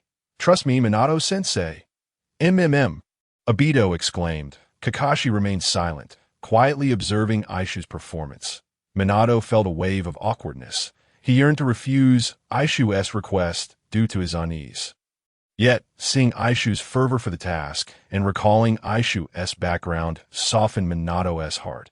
After much deliberation, he sighed in resignation. "All right, just be careful, especially with etiquette. Don't take the client wandering around before noon. I will ask other colleagues to come help in the afternoon." Minato's first instinct was to find Kushina, but then he thought better of it. Ultimately, feeling uneasy, he handed the mission scroll to Eishu and hurried away. "You've gone too far, Eishu," Aido lamented, his expression one of grievance. Indeed, it felt impossible to slack off, Kakashi concurred. Eishu, frustrated by their reluctance, exclaimed, "Don't you all feel a sense of accomplishment in completing a task on our own?" With that, he opened the mission scroll with wide eyes. The first thing that caught his attention were 2 photographs, one of a plump middle-aged man and the other of a girl on the verge of adolescence. The middle-aged man had an unremarkable appearance, with no distinguishing features, named Nishuizuwa, the benefactor of this mission. In contrast, the young girl, presumably the benefactor's daughter, named Nishuiyu, had brown hair and an adorably charming visage, prompting Eishu to glance at her again. The more he looked, the more familiar she seemed. Teacher, he thought to himself, on the bustling streets of Konoha. The little girl held onto an adult's hand, her large curious eyes sparkling with innocence, utterly delightful. "Young lady, from now on, you must refer to me as father. We are in a father-daughter relationship, so please play the part." The plump middle-aged man spoke gently, his face adorned with a warm smile. Their voices were soft, barely audible to passers-by. Even those brushing past could not catch their words. Father, the quick-witted Terumi, May adjusted her demeanor, pointing towards the most prominent building in the distance. and asked with a bright, melodic voice, "What is that?" It's so big the girl's innocent inquiry drew the attention of several onlookers, who couldn't help but glance at the evidently foreign father-daughter duo. Yet, the seasoned Mist Village spy, Terumi Kinjiro, remained composed, affectionately ruffling his daughter's hair as he replied, "I'm not quite sure, but it's all right. We will soon have a guide who will provide Yuchan with the answers." "Really? Where are they?" the little girl continued to ask innocently. "Well, it seems they are just ahead, waiting for us," he replied. As the father and daughter approached the inn where they were staying, they found only 3 young ninja waiting for them.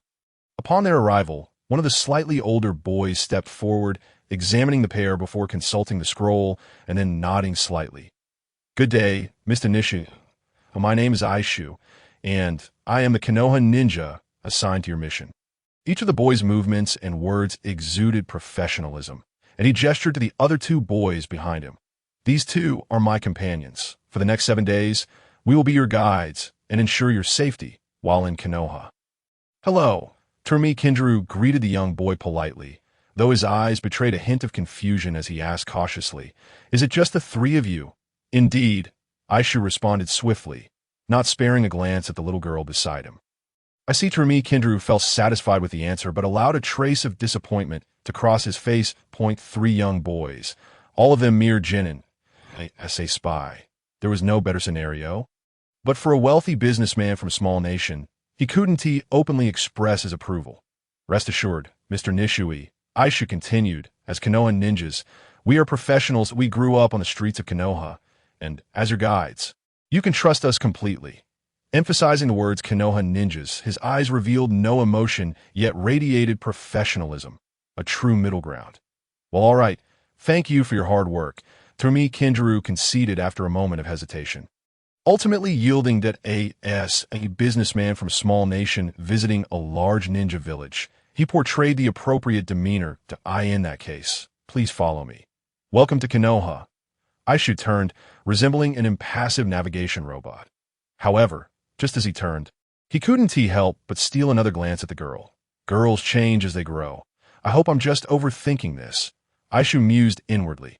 The land of hot water was not far from Konoha, and many nobles traversed this route. Yet, having attended the Ninja Academy, Aishu recalled that the nearest nation to the land of hot water was the land of water, coupled with the striking resemblance that aligned with his memories and her matching age.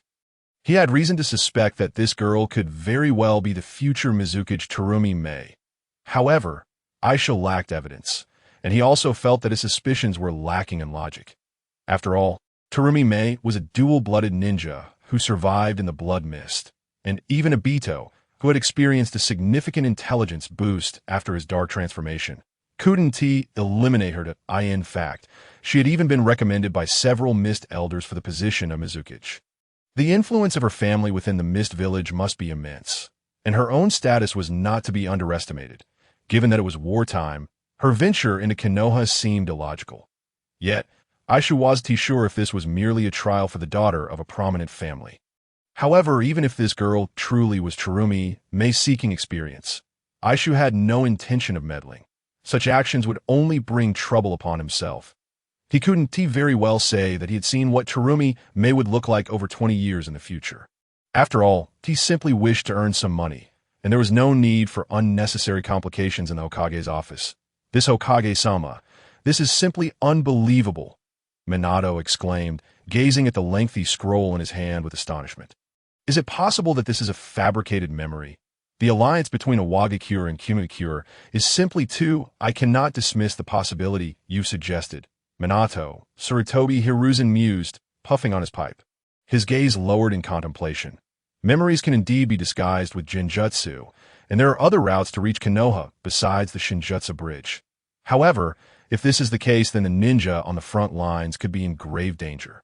In the midst of multifaceted warfare, it is inevitable that there will be oversights along the front lines. It has not been unheard of for enemy village ninjas to inadvertently infiltrate the heart of the Land of Fire, even discovering the whereabouts of Konohagakure. However, the crux of the matter lies in the intelligence extracted from the mind of the Cloud Ninja.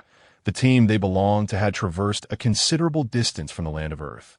utilizing the heavily guarded Kemizuna Bridge, controlled by Iwagakure's formidable military. Their intention was to circumvent defenses and ambush the Konohagakure forces at the forefront of the battlefield in the Land of Clouds. But they were ambushed along the way, scattering their ranks. Ultimately, this particular Cloud Ninja, by a twist of fate, found himself near Konohagakure. Lord Hokage, please issue your command. Minato, still astonished, collected the scroll, yet as an elite shinobi of Konohagakure, he maintained his professionalism. Let us not be hasty, Minato. Sarutobi Hiruzen gestured dismissively, yet tacitly acknowledged that the investigation into this matter had fallen upon Minato's shoulders. The gravity of the situation was undeniable. The process would undoubtedly be perilously fraught and could very well be a trap laid by the enemy. This concerns the frontline situation. A single thread pulled could unravel the entire tapestry. The Council of Elders, and I need to deliberate further. You understand? Minato nodded in comprehension. Understood. Please grant me permission to proceed to the interrogation department. I wish to further inquire about the Cloud Ninja brought back by those 3 children. Very well. Sarutobi Hiruzen responded readily, his serious eyes reflecting a glimmer of reassurance. In critical times, one must rely on one's own disciples. It is worth noting that this Cloud Ninja was indeed apprehended by those 3 children.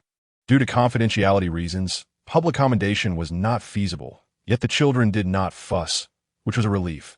What more could one desire than to have such promising disciples? Speaking of which, what are those 3 little rascals up to?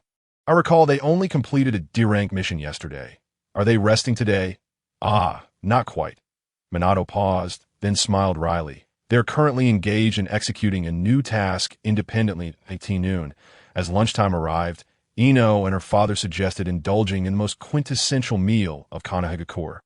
They found themselves in front of a barbecue restaurant, but considering his youth and the various dietary restrictions, including digestion, nutritional intake, and fat absorption, Ino's father proposed they opt for Ichiraku ramen instead. It was affordable, delicious, and distinctly unique. The observant Uchiha Kakashi promptly declared, "My treat." Thus, Team 7 enjoyed a hearty meal. After lunch, Team 7 diligently escorted the father-daughter duo to their lodging. The pair claimed to be weary from their journey and wished to rest in the afternoon before venturing out again in the evening.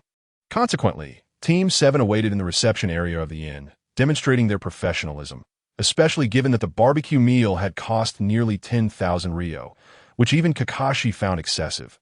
Within the room, Uchiha Kenjiro meticulously arranged and inspected the space. After a slight repositioning of the furniture, an area emerged that was impervious to external observation from any angle. Only then did Uchiha Kenjiro boldly draw back the curtains, rendering the scene perfectly ordinary. "Father, it is now quite safe. There are no listeners or watchers, my lady," Uchiha Kenjiro remarked with a smile. This smile was devoid of any pretense, transforming Uchiha Kenjiro from a robust, middle-aged man into a figure radiating wisdom. Leaving Uchiha Mei in awe. "You are surprised, my lady."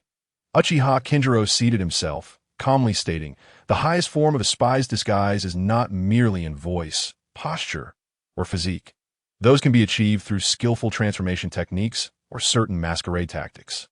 However, uncovering flaws is far simpler than disguising oneself.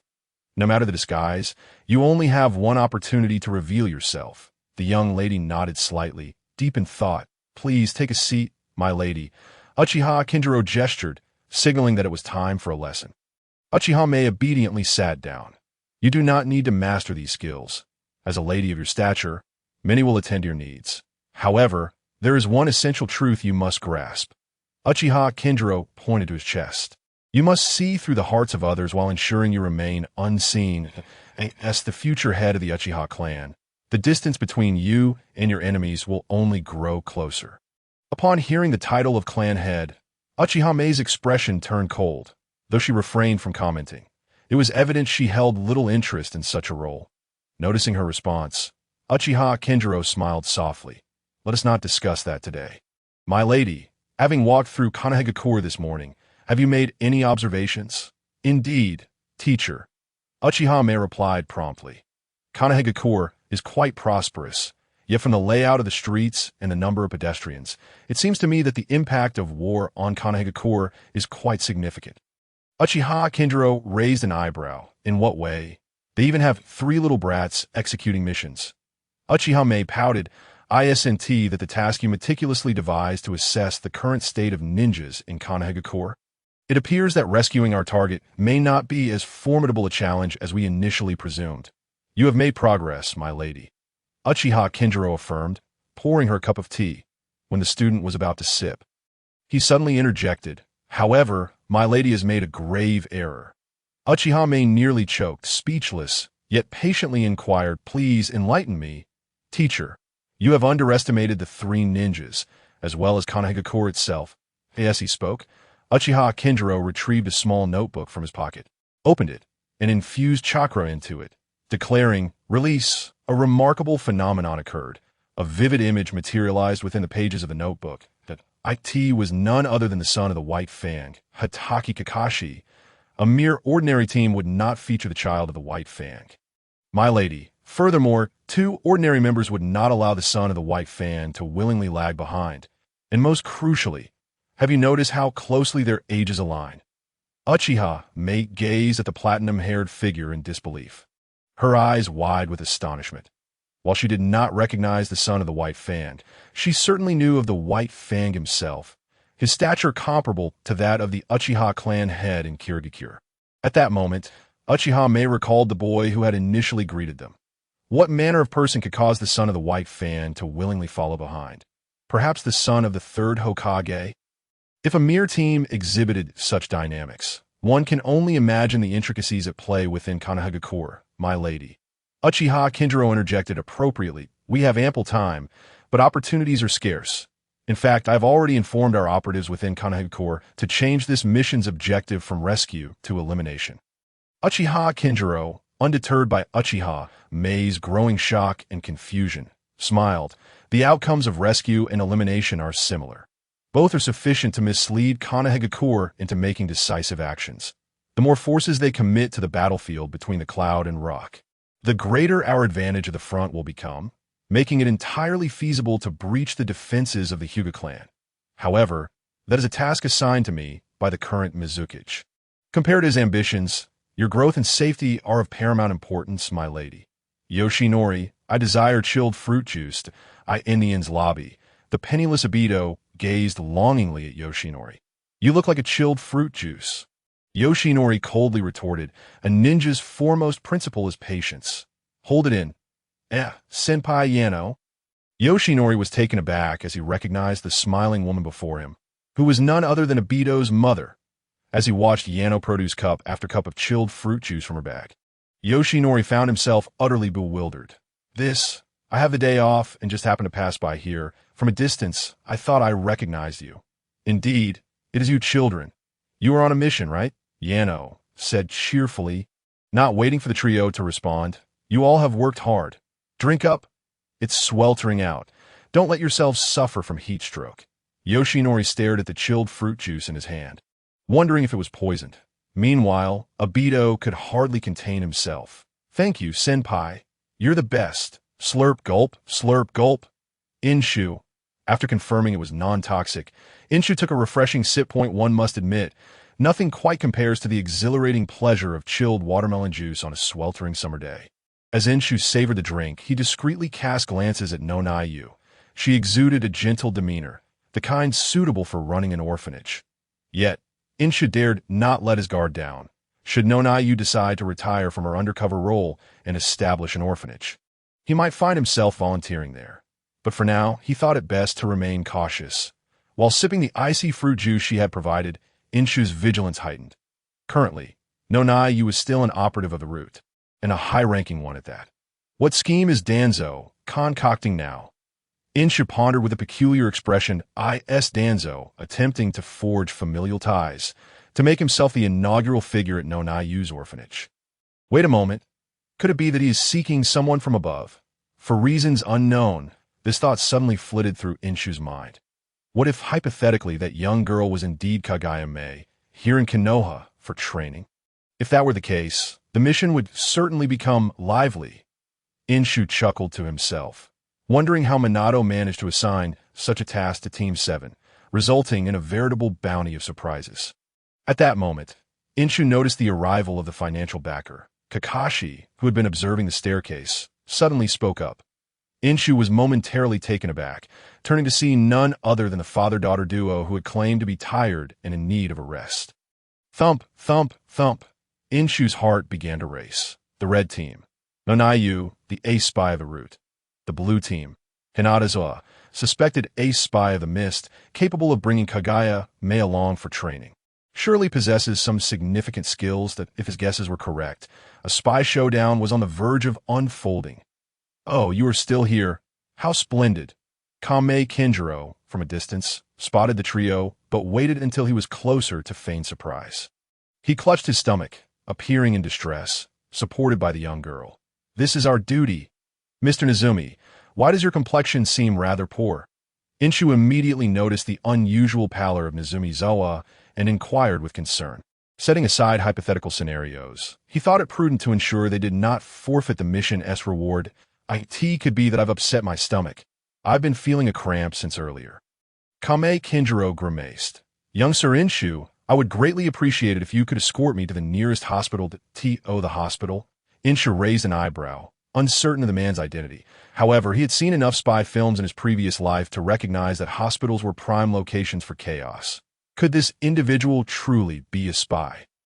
Inshu's heart raced again, though he replied, Very well, Mr. Nezumi, the hospital is not far from here. Please bear with me. Then I must entrust this to you. Young Inshu. Kame Kinjiro, still unaware that the genin before him was somewhat inept, expressed his gratitude, saying, I'm fortunate you haven't left. Otherwise, I would truly be a loss for what to do. Ouch. Indeed, Konoha Hospital was one of the locations Kame Kinjiro intended to personally inspect. Additionally, the Ninja Academy, the security department, and even the barrier division were all part of his plan. The three genin before him would serve as his best guides, and Konoha Hospital was merely the first stop. Just as Kame Kinjiro felt confident about this plan. Allow me to take a look. The gentle yet somewhat stiff voice rang out, prompting Kame Kinjiro to turn and see a woman with glasses approaching him. Her expression was one of seriousness and concern. Based on Kame Kinjiro's years of experience, it was highly likely that the woman before him was a medical ninja. Why? Did this little brat just call her senpai? Could this child also be a medical ninja? Has Konoha placed such importance on medical ninjas that even the child of White Fang is subject to their command? Kame Kinjiro's mind raced with questions, still holding on to the hope that perhaps this woman was merely kind-hearted. However, that fantasy was swiftly shattered as Nonayu produced a stethoscope from her bag. Sir, please have a seat over here. Rest assured, I am a medical ninja from Konoha, Nonayu said kindly. Kame Kinjiro felt an urge to curse, but quickly regained composure and devised a counter-strategy. Then I must trouble you. Konoha truly is astonishing, he exclaimed, feigning pain. Kame Kinjiro praised Konoha, using the moment of conversation to discreetly crush and swallow the pill hidden within his specially designed teeth. As a highly skilled spy, attention to detail was paramount. Beside him, Kagaya-Mei showed appropriate concern and asked, Father, are you all right? I told you not to eat so much greasy food. One must admit, Kagaya-Mei possessed a natural talent for espionage, a blend of genuine concern and mild reproach. With a touch of youthful innocence, she managed to deceive Inshu and the others. But let us not forget, the woman standing before them was no ordinary medical ninja. She was the head nurse of Konoha Hospital. Oh dear, a misunderstanding. Let us try that again. She was the ace spy of the root. Codename, the Walking Priestess. Who else in the entire root could hold such an esteemed title? Nonayu not only noticed Kame Kinjiro's subtle tells, but deemed them inconsequential. What truly piqued Nonayu's suspicion was Kame Kinjiro's slight, peculiar movement of his jaw, a maneuver often employed by root spies. Nonayu's suspicion flared, yet she maintained her composure, activating her spy mode. With the advantage now in her favor. Please lean back slightly and breathe, according to my instructions. Do not be anxious. Nonayu exhibited the professionalism of a medical ninja. She placed the stethoscope against his abdomen. She successfully concealed the truth from Kame Kinjiro, the ace spy of the Mist S Kagaya clan, that a moment later, Nonayu displayed an appropriately grave expression. It appears to be food poisoning. However, it has not fully manifested yet. Currently, it is merely a warning from the body, requiring prompt treatment. Upon hearing this, Kame Kinjiro felt a surge of joy, but his fa ade remained intact. Ouch! It hurts so much. Father! Kagaya may recited her lines. Inshu, captivated by the unfolding scene, momentarily forgot to assist. As per mission protocol, he was supposed to carry the man to the hospital. However, at that moment, Nonayu spoke again, rousing Inshu from his daze and causing Kame Kinjiro's heart to plummet. However, one should not move too easily with food poisoning.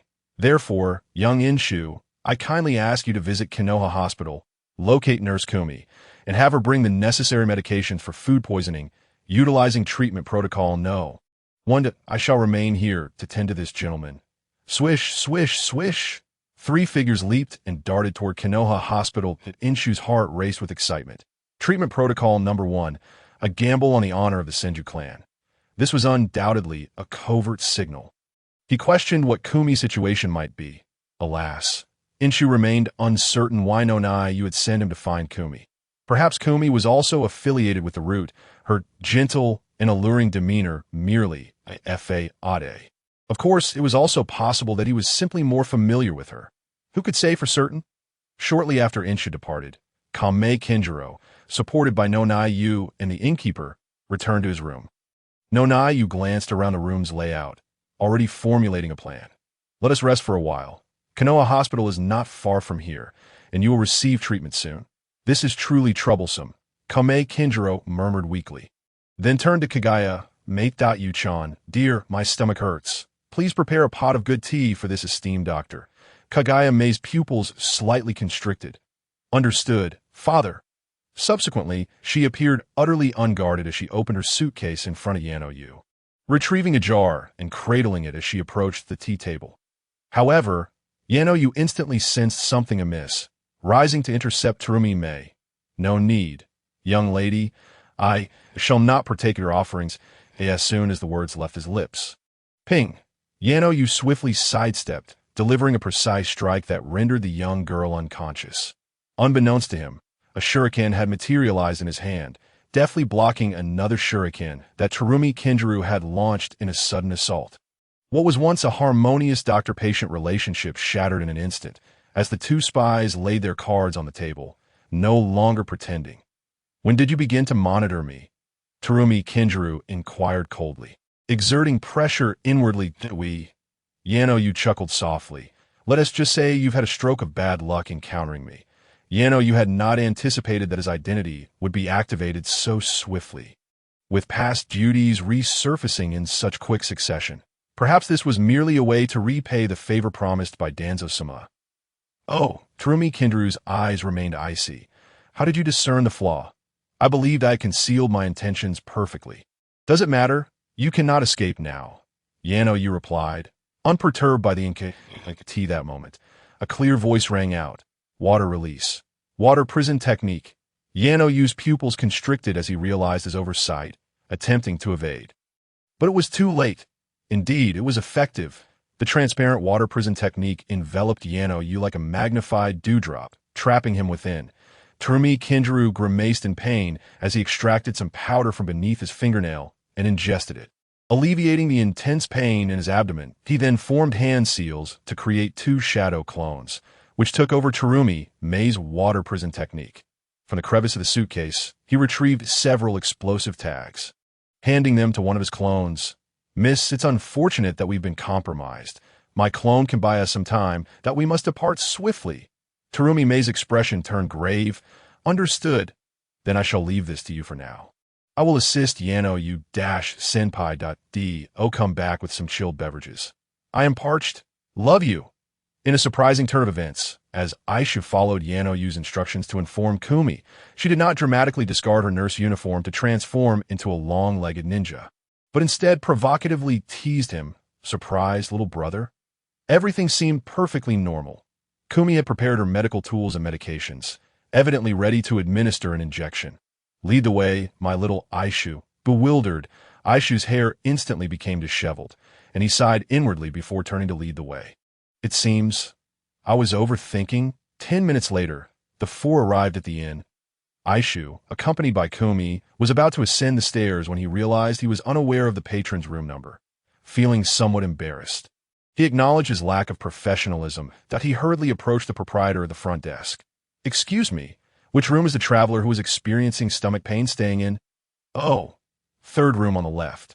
"Third floor," the proprietor replied swiftly, but then added, "However, that doctor and the little girl left earlier, stating they were going to buy some medicine." Aishu's brow furrowed at this revelation. Something was amiss. He turned to Kakashi, only to find Kakashi's expression equally serious. "I'll go." Aishu nodded, recognizing Kakashi's composure, a testament to his lineage as White Fang's son. Yet beside him, Aido was functioning normally. "Huh, Kakashi, why are you cursing? Damn it, you go with him." Aishu kicked Aido's rear, prompting him to exit the group chat with curses. But when Aishu turned back, he found Kumi had vanished. Glancing at the small medical kit left behind, realization struck him.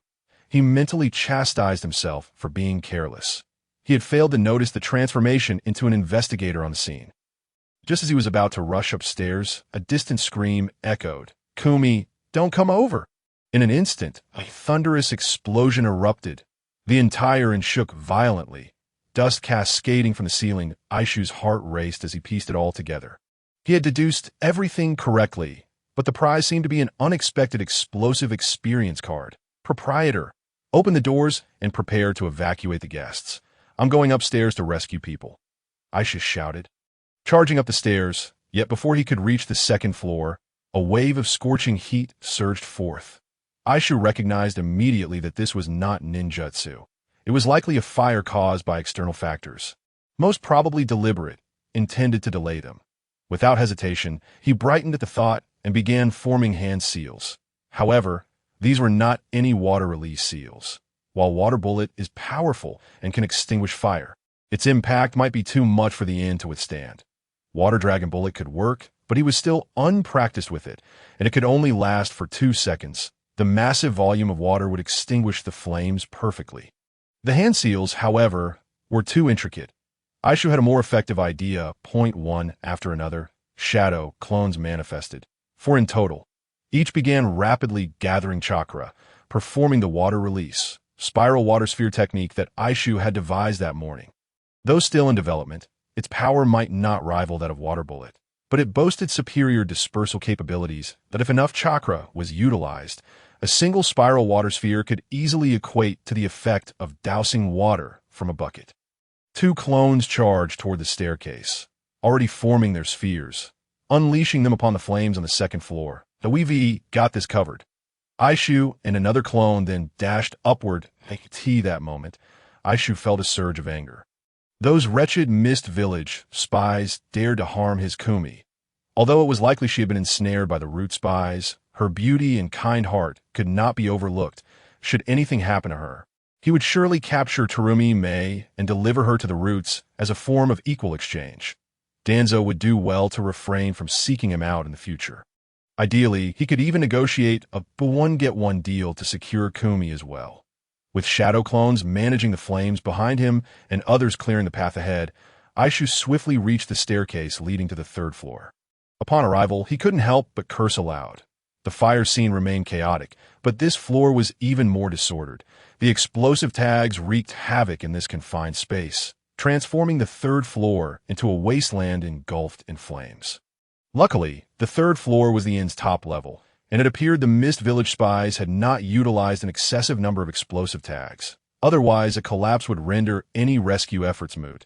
One would merely need to prepare for a feast.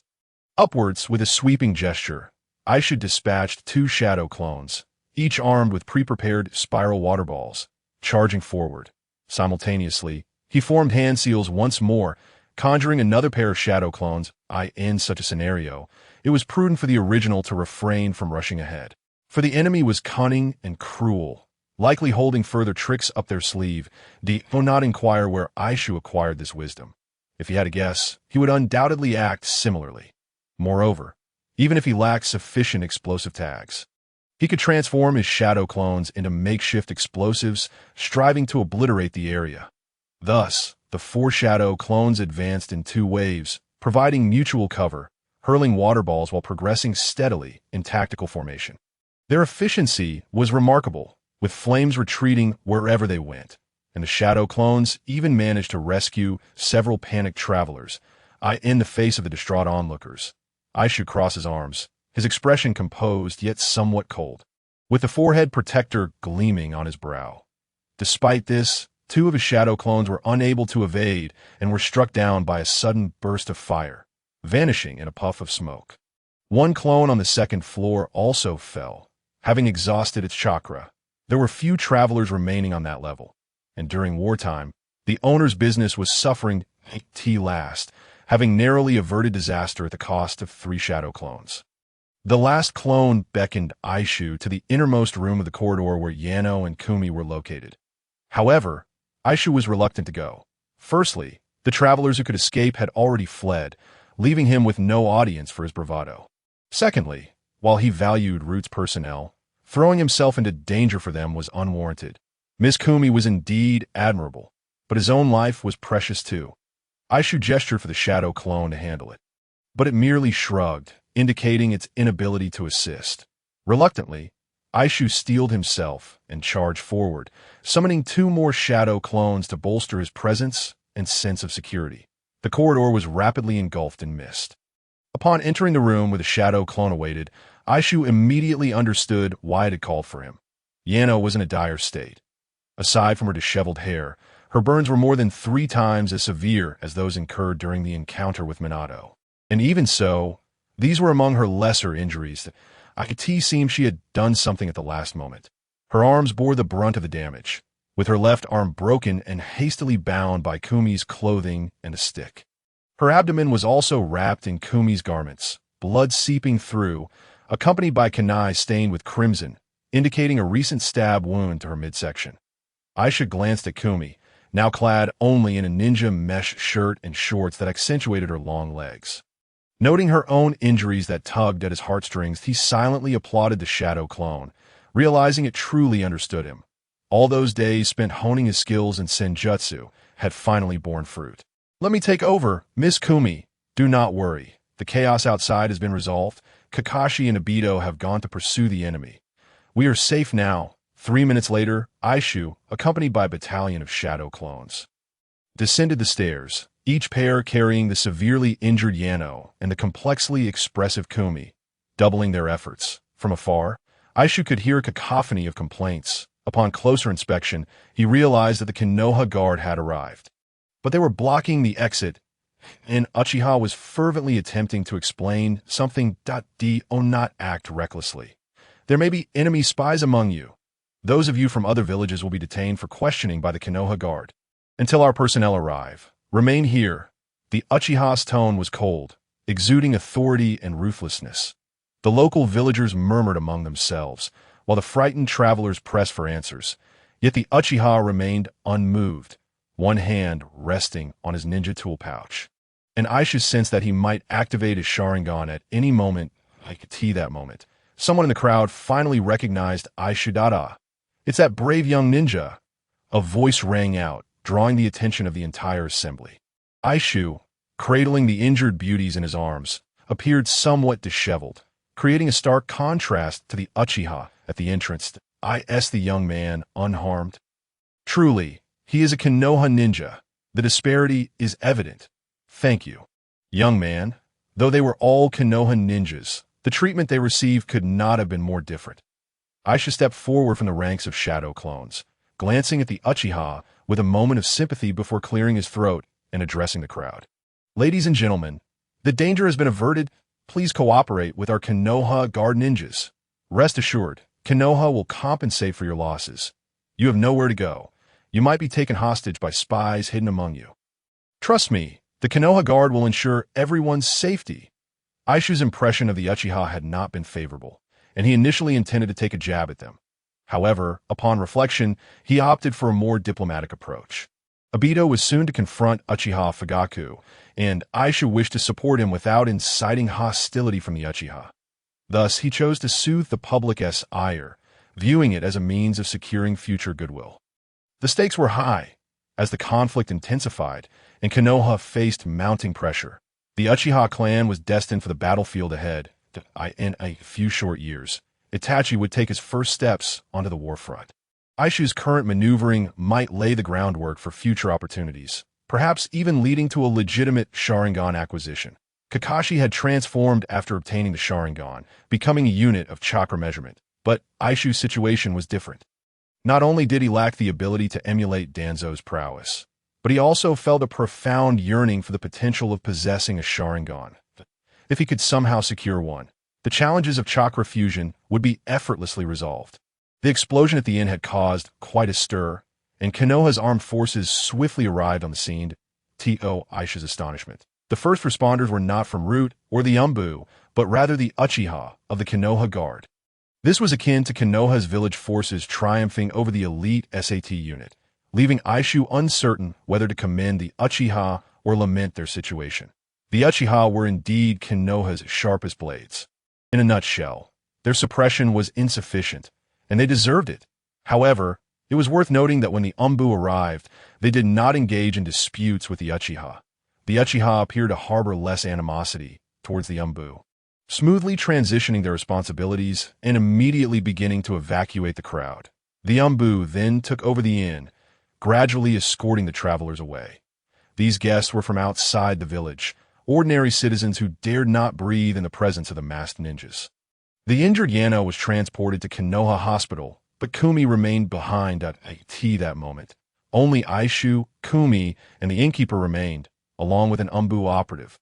Please provide us with the traveler's information, and also, we hope you can recall the movements of personnel prior to the explosion. As for your losses, someone will address that the Umbu's demeanor was considerably more amiable. Upon hearing that someone would take responsibility for the damages, the innkeeper, who had nearly suffered a stroke moments ago, instantly revived, eagerly cooperating with the proceedings. Eishu, who had been attentively listening to their conversation, could not help but sigh upon hearing the casualty list. He had a rough estimate of the number. After all, he had rescued everyone from the inn. This espionage conflict seemed to favor the Mist Village, though he wondered where Terumi may have gone, as the original narrative had not mentioned this detail, raising concerns about potential unintended consequences. Yet it mattered little. Obito was preparing to thrive, and it was unlikely that the Mist Village would return to its former bloody state. Aishu raised an eyebrow. By that reckoning, the Mist Village had indeed profited immensely. This left Aishu feeling somewhat unsettled. He thought to himself that he must devise a way for Wuin to make amends. After all, he had painstakingly raised Obito, which had required considerable effort. Little Aishu, are you concerned about your two companions? Just as Aishu was lost in his musings, Komoi's voice rang out. Turning his head, Aishu saw that Komoi was still Komoi, with the familiar smile and voice, and the same address as before, yet she suddenly felt foreign. Transitioning from a nurse to a seductive spy, her gaze was teasing, if the former Komoi was akin to the amiable older sister next door. The current Komoi resembled the alluring older sister of a neighbor with a BMW. Her status had undoubtedly elevated. The remarkably composed Aishu suddenly had a revelation. Indeed, Kakashi and Obito had been gone for quite some time. He would have forgotten if Komoi hadn't mentioned it. They had been absent for so long. Surely they wouldn't. Are you two all right? If your health is satisfactory, I would appreciate it if you could accompany us. At that moment, an Umbu approached the two, his tones straddling the line between request and command. Aishu was about to say something, but Komoi abruptly stood up. I am a ninja from the Root. Codename 1, currently on a mission. You may verify my identity with Elder Danzo, but I apologize. I am only accountable to Elder Danzo. Aishu watched Komoi in silence until she discreetly turned her head and winked at him, prompting him to feign surprise. Very well, but until my colleagues from the Root arrive, I must ask you not to move about freely. Unexpectedly, the Umbu appeared quite accommodating. Perhaps he had recently been selected from the Root and was still unfamiliar with his duties. Or perhaps he retained some fondness for his former organization. It could also be due to Komoi's striking looks.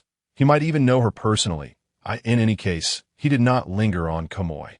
After she had revealed her identity, the Umbu turned his gaze toward Aishu, saying nothing, yet somehow conveying an abundance. May I wait a while longer? I wish to see my teammates return. They went after a spy. No, even when they return, you will need to accompany us to the Umbu. You can wait over there. As expected, the Umbu's tone grew colder. This differential treatment left Eishu feeling somewhat disgruntled. His small face darkened. He had just heroically saved so many people, and numerous villagers had praised him. Was this how they treated a hero? To his surprise, Komoi spoke up beside him. She slightly bent down, resting her head against Aishu's, placing all her weight upon him. Are you certain? His teammate is none other than the son of the great white Fang. Eishu felt the pressure. He had not anticipated Komoi's strength to be so formidable. She was quite the surprise. He also hadn't expected her to speak up for him after revealing her identity in the route. This inevitably led Eishu to ponder Komoi's motives. On the surface, Komoi's voluntary revelation seemed to protect Yamanaka. However, her current defense of him was far from simple. If this Umbu was not equivalent to the root, then anyone under pressure from their superior would surely feel disgruntled. Whether this Umbu would harbor resentment toward the great white Fang, Aishu could not ascertain, but he was certain he would be displeased with this charming young man, potentially leading to some foolish actions. Gradually, Aishu understood. What a vixen she was, cleverly maneuvering to push him toward the root. I suppose I shall wait in the Umbu, Aishu decided, responding to her subtle challenge. Locking away the memory of the once familiar older sister, Kakashi despises causing trouble for the great white Fang. Senior, I will accompany you.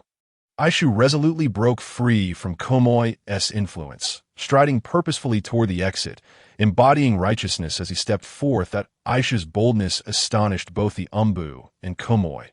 The female spy smirked, her eyes sparkling with interest, as if she had spotted her prey. Just then, two figures suddenly dashed back, panting heavily. It was Kakashi, returning empty-handed from the chase. Upon seeing the scene, Kakashi paused momentarily, but quickly got to the point. Aishu, those individuals are not ordinary. There must be accomplices, he gasped, having run hard but not overly exhausted. Take your time to explain. Aishu gestured for Kakashi to calm down, and at that moment, Aido also returned. Ugh, Kakashi, you heartless fiend. What the heck? It was unclear what had transpired between the two, but Aido was too busy berating Kakashi to notice the threshold beneath his feet. He stumbled and fell spectacularly, embarrassing himself and shattering a vase at the shop owner's entrance. His head truly made of iron. The owner, hearing the crash, immediately lamented, "That vase cost me 3,000 ryo." At that moment, as Aishu was about to help Aido up, his expression suddenly turned peculiar. Why did the shopkeeper's mournful tones sound so familiar? With questions swirling in his mind, Aishu and the others followed the Umbu out.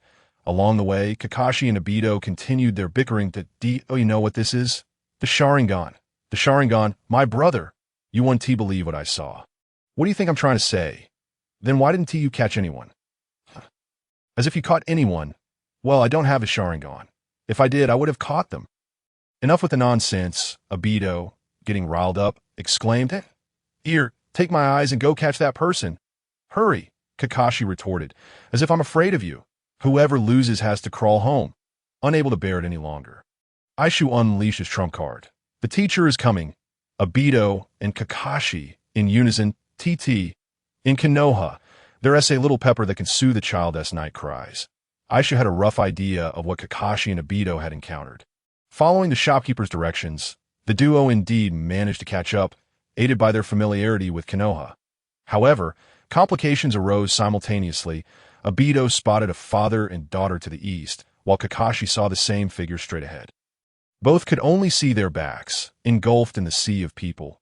Aido was confident in his judgment, as was Kakashi. Thus, the two parted ways, but the outcome was destined to be the same. They were quickly outpaced. With Aido nearly being struck by a shuriken, Kakashi suspected that the enemy likely had accomplices and realized that their failure to catch up wasn't entirely unjust. However, Aido was indignant, firmly believing he was pursuing the target, convinced that if Kakashi had kept up, they would have secured the capture. This was precisely the reason for their ongoing bickering. Sensing the tension, Aishu's intimidation led them to ignore one another as they continued forward. The Umbu remained calm, silent as if wearing earplug. As Aisha learned more about their situation, he felt increasingly uneasy, especially recalling the shopkeeper's pained moans, which stirred a sense of unease within him. Do you have any insights, Eishu? Kakashi was the first to notice Aishu's unusual demeanor and inquired. Nothing much. Aisha nodded toward the umbu in front of him, and Kakashi immediately understood. This is the situation. Hokage-sama, Great White Fang, the Hokage's office. Contrary to Aishu's expectations, they were not confined to a small dark room for interrogation. Instead, they were brought directly to the Hokage's office. What piqued Aishu's interest and excited Kakashi was the presence of the Great White Fang. You did exceptionally well, little Aishu. On behalf of those you saved, Hokage-sama expresses his gratitude, Sarutobi Hiruzen stated. And little Kakashi and little Aido, although you did not apprehend the culprits, you successfully narrowed the search area. So do not blame yourselves. You have already proven yourselves to be quite capable. Once the esteemed Hokage finishes his current task, he will reward you all along with a previous hidden cloud ninja. This is our duty, the members of Team 7 declared in unison. Beside them, Kakashi smiled and nodded, saying, let's leave the rest to the adults. Children, you've worked hard. Now, go home and rest. Only then did Team 7 take their leave. However, as soon as they departed, the expressions of Sarutobi Hiruzen and Kakashi darkened instantly. Can we analyze their intentions? Sarutobi Hiruzen asked in a grave tone. Kakashi shook his head, uncertain, but he indicated that the opposing force from the hidden mist would not be of low caliber. As several visible and hidden spies had mobilized simultaneously, it seemed they were dealing with a formidable adversary. Kakashi's gaze turned cold. Despite Inosuke's casual remarks about using water style and shadow clone to pave the way while simultaneously extinguishing fires and rescuing people. The inherent dangers and the devastating consequences inflicted upon Konoha by the hidden mist spies, along with the staggering casualty figures, left Kakashi anxious just from listening to the reports. If any of those three young ones were to make a mistake, Kakashi could hardly bear to think about it. His current task was to root them out, eliminate them entirely. A formidable adversary indeed. Sarutobi Hiruzen pondered for a moment, his aura intensifying. The higher the rank, the greater the potential devastation to Konoha. Kakashi, I grant you half a day. You may mobilize the umbu at your discretion, including my personal guards. It is imperative that we uncover their intentions and eliminate them. I would rather forego the intelligence they possess than see our children placed in danger. With the war pressing on, the situation at the fronts of the Hidden Stone and Hidden Cloud was murky. And with Minato and the elite forces poised to depart, the stakes were incredibly high at this juncture. Anyone daring to disrupt Konoha would only meet with a fatal end. It seems that tonight, we shall not be indulging in Uncle Kakashi's grilled fish. The bounty has evaporated, and Team 7 disbanded, wandering aimlessly through the streets. Inosuke temporarily cast aside his myriad concerns. The sudden commotion from the hidden mist was actually fortuitous news for Kakashi. The focus of attention would undoubtedly shift, that much was certain. Inosuke had initially fretted over how to assist Kakashi, but now that was no longer necessary. If Kakashi managed to resolve this situation adeptly, perhaps his popularity would rebound, even allowing him to vie for the position of Hokage. Although that seemed unlikely, it was certainly preferable to being treated like a pariah, that if you crave grilled fish. I can prepare as well, Kakashi remarked, clearly in a good mood, though curiosity lingered in his tone. By the way, Inosuke, didn't you make a discovery? What exactly did you find? Inosuke hadn't intended to involve himself. After all, capturing a spy would net him a single penny in reward. Would it? Yet, it seemed he might indeed receive something. Inosuke paused, realizing that while he couldn't confirm with absolute certainty that it was Chirumi Mei, both had undeniably engaged in actions that allowed the entirety of Konoha to momentarily overlook their disdain for Kakashi. If they could capture her, Inosuke's demands were modest, merely seeking a B-rank mission reward, which wasn't too much to ask, right? He had long wished to acquire a new home. Why must he constantly carry all his possessions on his person? Was it not due to the two gaping holes in his room? Those holes not only let in the night breeze, but also made Inosuke feel exceedingly unsafe. If Danzo truly sought to sever ties, he wouldn't even need to knock on the door. Wouldn't he awaken to find his kidneys missing? My discovery is quite straightforward, Inosuke stated without hesitation, his expression turning serious. He had made up his mind. Losing a few coins was inconsequential. He would simply upgrade to a better home. Have any of you noticed something peculiar? You performed admirably, Juan, out at the root base, Kumi. No, Juan had already changed into root attire and equipment. Her alluring figure concealed somewhat, yet still captivating. The scroll was tossed in front of Kumi, accompanied by Danzo's voice. The priestess has sustained severe injuries and is temporarily unable to participate in any operations.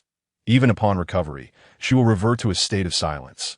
This is her unfinished mission, now entrusted to you.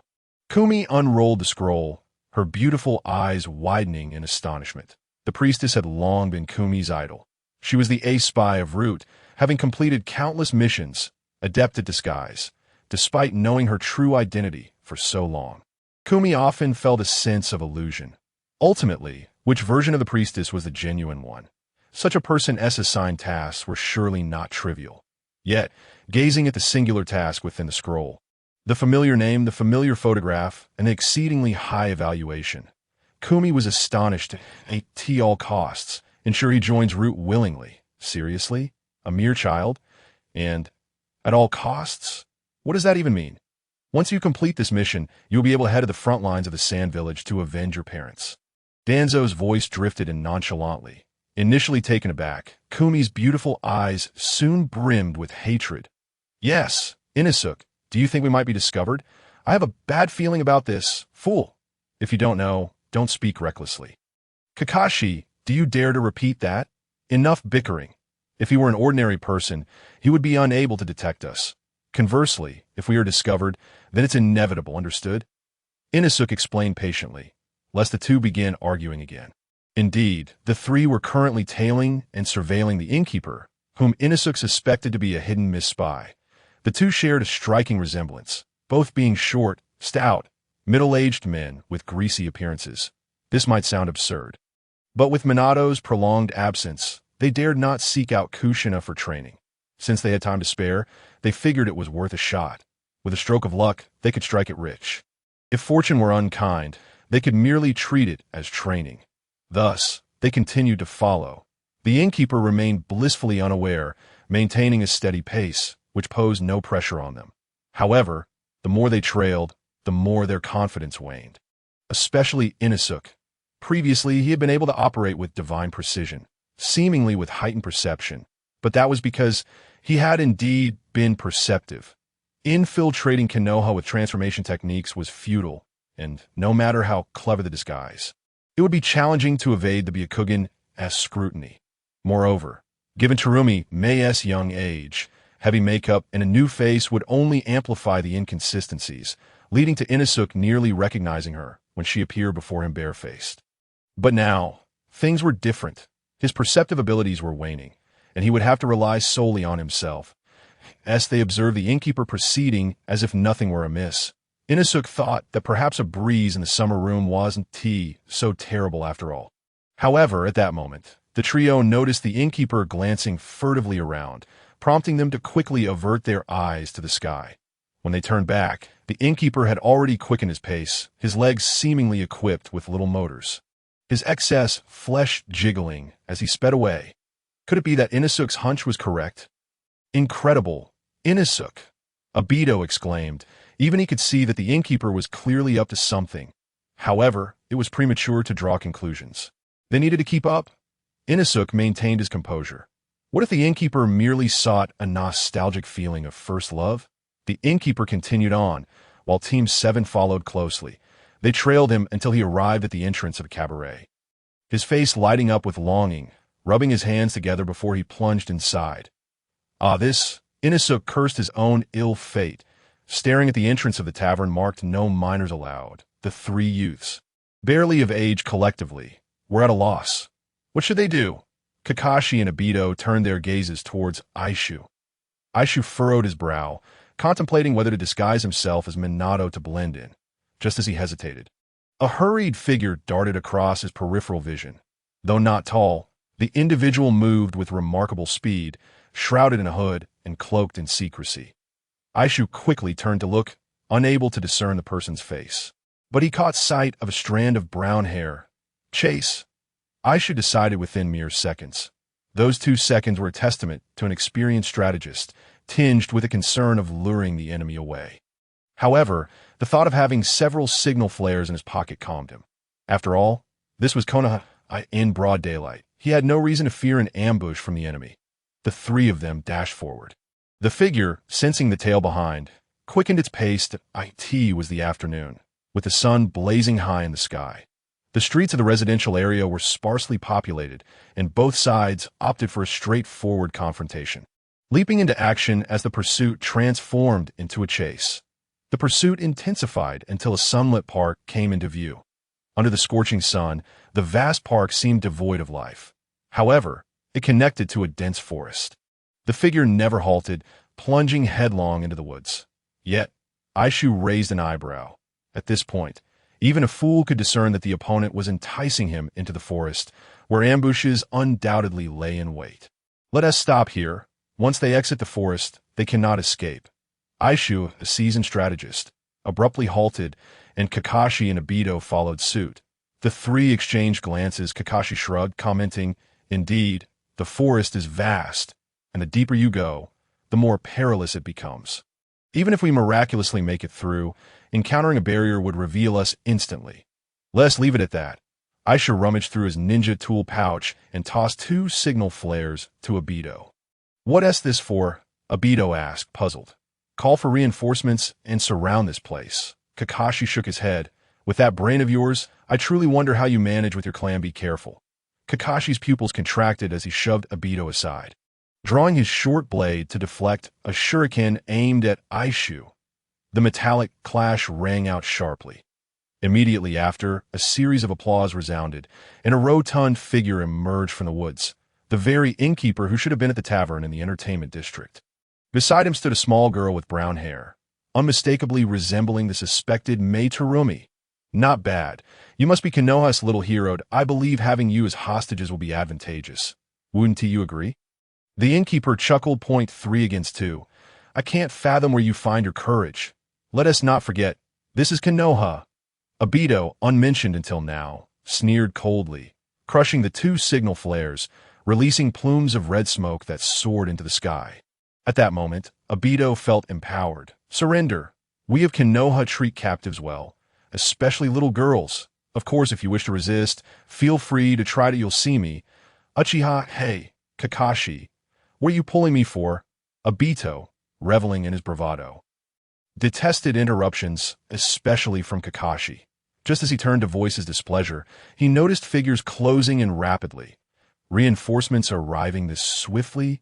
Initially incredulous, Aido's disbelief evaporated as he discerned the fierce expressions of the approaching individuals, none of whom bore the Konoha forehead protector. "What the?"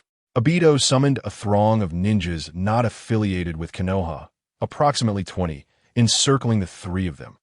Aishu's strategist instincts whirred furiously, but the conclusion was stark. Danger, danger, danger! The adversaries before them were not merely ninjas, but spies, experts in cunning. His various strategic maneuvers would likely be rendered useless, and he might even provoke these fiends. The mere fact that so many spies could hide within Konoha was preposterous. To target 3 minors was akin to using a dragon-slaying sword against chicks, leaving no room for escape. "It seems I truly lack the fate to become a spy. Perhaps I should return to studying ninjutsu." Aishu sighed internally. This was a moment where foolishness clouded judgment, having gone too far. The summer breeze should have been more favorable. Aishu raised his hands, looking defeated. "You win. I surrender. Please don't kill me." "Thank you." Seeing Aishu's declaration, Kakashi raised an eyebrow and tossed his blade to the ground, raising his hands as well. "And my father's white Fang, the entire Umbu, is under his command, so please don't kill me." "Thank you." For swordsmen, such an act was undeniably disgraceful. Yet his father had once said that if laying down one's weapon was to protect comrades, it was a different matter altogether. Kakashi understood well that while the enemy appeared to hold the upper hand, Konoha's reinforcements would soon arrive, making the most anxious individuals the ones before them, in such a scenario, maintaining composure and avoiding provocation. Waiting for the enemy to reveal a flaw was the wisest course of action. As for the knife he had discarded, it was of no consequence. He could always procure a new one. Aido was in a predicament. Forcing the illustrious Uchiha prodigy to raise his hand and surrender was indeed challenging. I'm just giving Eishu and Kakashi some face. Do you recognize this? Uchiha, Konoha's mightiest clan, just don't kill me. Or, you know the consequences. Aido boldly raised a white flag, only to be promptly kicked to the ground. Ouch! The synergy of Team 7 was evident not just in battle. Surrendering was also an art. Thus, the entire Team 7 officially capitulated. I knew I wasn't too mistaken about you. Young Konoha ninjas that I initially thought you tried to outsmart me and stall for time. Splendid. Dealing with clever individuals is always a delightful experience. The innkeeper spoke, but his voice morphed into that of Aisha's former benefactor, Nizuezawa. This revelation did not particularly astonish Eishu. After all, both individuals had already been stamped with the label of mis-spies in his mind. However, upon deeper reflection, forget it, he dismissed the thought. Eishu shook his head. He wasn't too well-versed in espionage. As a member of the Senju clan, his path should be one of resistance. Right now, preserving his life was paramount. At that moment, a short, lean ninja spy approached, with a sharp, rat-like face that exuded a rather unsavory aura. Yet, Eishu found him oddly familiar. Among the travelers he had rescued today, there indeed seemed to be such a character. This spy produced ropes, expertly binding the trio's hands in a manner that prevented them from performing hand seals. Could you be gentler, sir? I'll resist. Eishu winced if necessary. I could also forget your face. What with all the nonsense? The rat-faced ninja spy retorted impatiently, his voice as shrill as his appearance. Once the trio was securely bound, others approached with black cloths to blindfold them. Eishu frowned but quickly regained his composure. Just before the last flicker of light vanished, he caught sight of the innkeeper's bemused expression, leaving him puzzled. Could it be that the innkeeper they had been tailing was an impostor? But Nizuezawa was right before him. However, before Eishu could ponder further, a blade was suddenly pressed against the back of his neck, chilling him to the bone. Little brat, this knife is quite sharp. If you encounter any issues on the way, you'd best inform me first. Otherwise, your head might just roll. Of course, whether I listen is another matter entirely. Ha ha ha. A suspected deranged spy laughed maniacally, and the spies around him joined in silent mirth. Very well, responded Eishu, his tone crisp and cooperative. This nonchalant demeanor abruptly silenced the laughter surrounding him. Though blindfolded, Eishu sensed that many eyes were likely upon him at that moment. I have mentioned before that this is no ordinary brat. Your intimidation tactics are futile against him. Eagle Ghost, he is probably calculating how to collaborate with the Leaf Ninja to annihilate us all. Nishuzu's voice faltered for a moment, then took on a more serious tone. Ladies and gentlemen, the truly perilous battle has only just begun. Whether we can accomplish our mission hinges on what comes next. The spy's laughter was silent, save for this particular oddball behind Eishu. Their responses were profoundly deep. He could hear each voice distinctly, yet they seemed to resonate as one. This moment, Aishu's heart was a whirlwind of emotions. Since his arrival in this world, he had faced countless battles, no less than 100, discounting the skirmishes with the Uchiha, the physical education classes at the Ninja Academy, and the sparring sessions with Kakashi and Aido. Only 4 significant encounters remained. Point 1 was with Minato, the outcome irrelevant. The second was with Little Chili, where he nearly met his demise. The only encounters that could truly be termed victories were against that Cloud Ninja and the fateful night of the Root's 9 killings. He had triumphed through wit, the use of hydrogen release, and the astonishing might of the great water dragon bullet. Yet in the face of these spies, it all seemed utterly trivial to infiltrate the Leaf Village and successfully lay an ambush beneath its very nose required exceptional skill. Aishu couldn't even ascertain Nishimitsu's true identity, let alone engage in a battle of wits with these masters of deception. How am I truly destined to surrender? He murmured to himself, already foreseeing the likely outcome. Kakashi would undoubtedly be unharmed. Even in the face of the Mist's audacity, they would think twice before targeting White Fang. It was improbable that Aido would be in danger either. A 6-year-old prodigy with his eyes awakened would not be permitted to fall into the hands of the Mist. They wouldn't dare to even attempt to gouge out Aido's eyes. In some respects, the Uchiha's fearsome reputation eclipsed that of White Fang. They were not the cowardly types who, fearing their own kin's eyes being plucked out, resorted to drawing symbols on their foreheads. As for him, born of the Senju bloodline, he was ostensibly destined for greatness.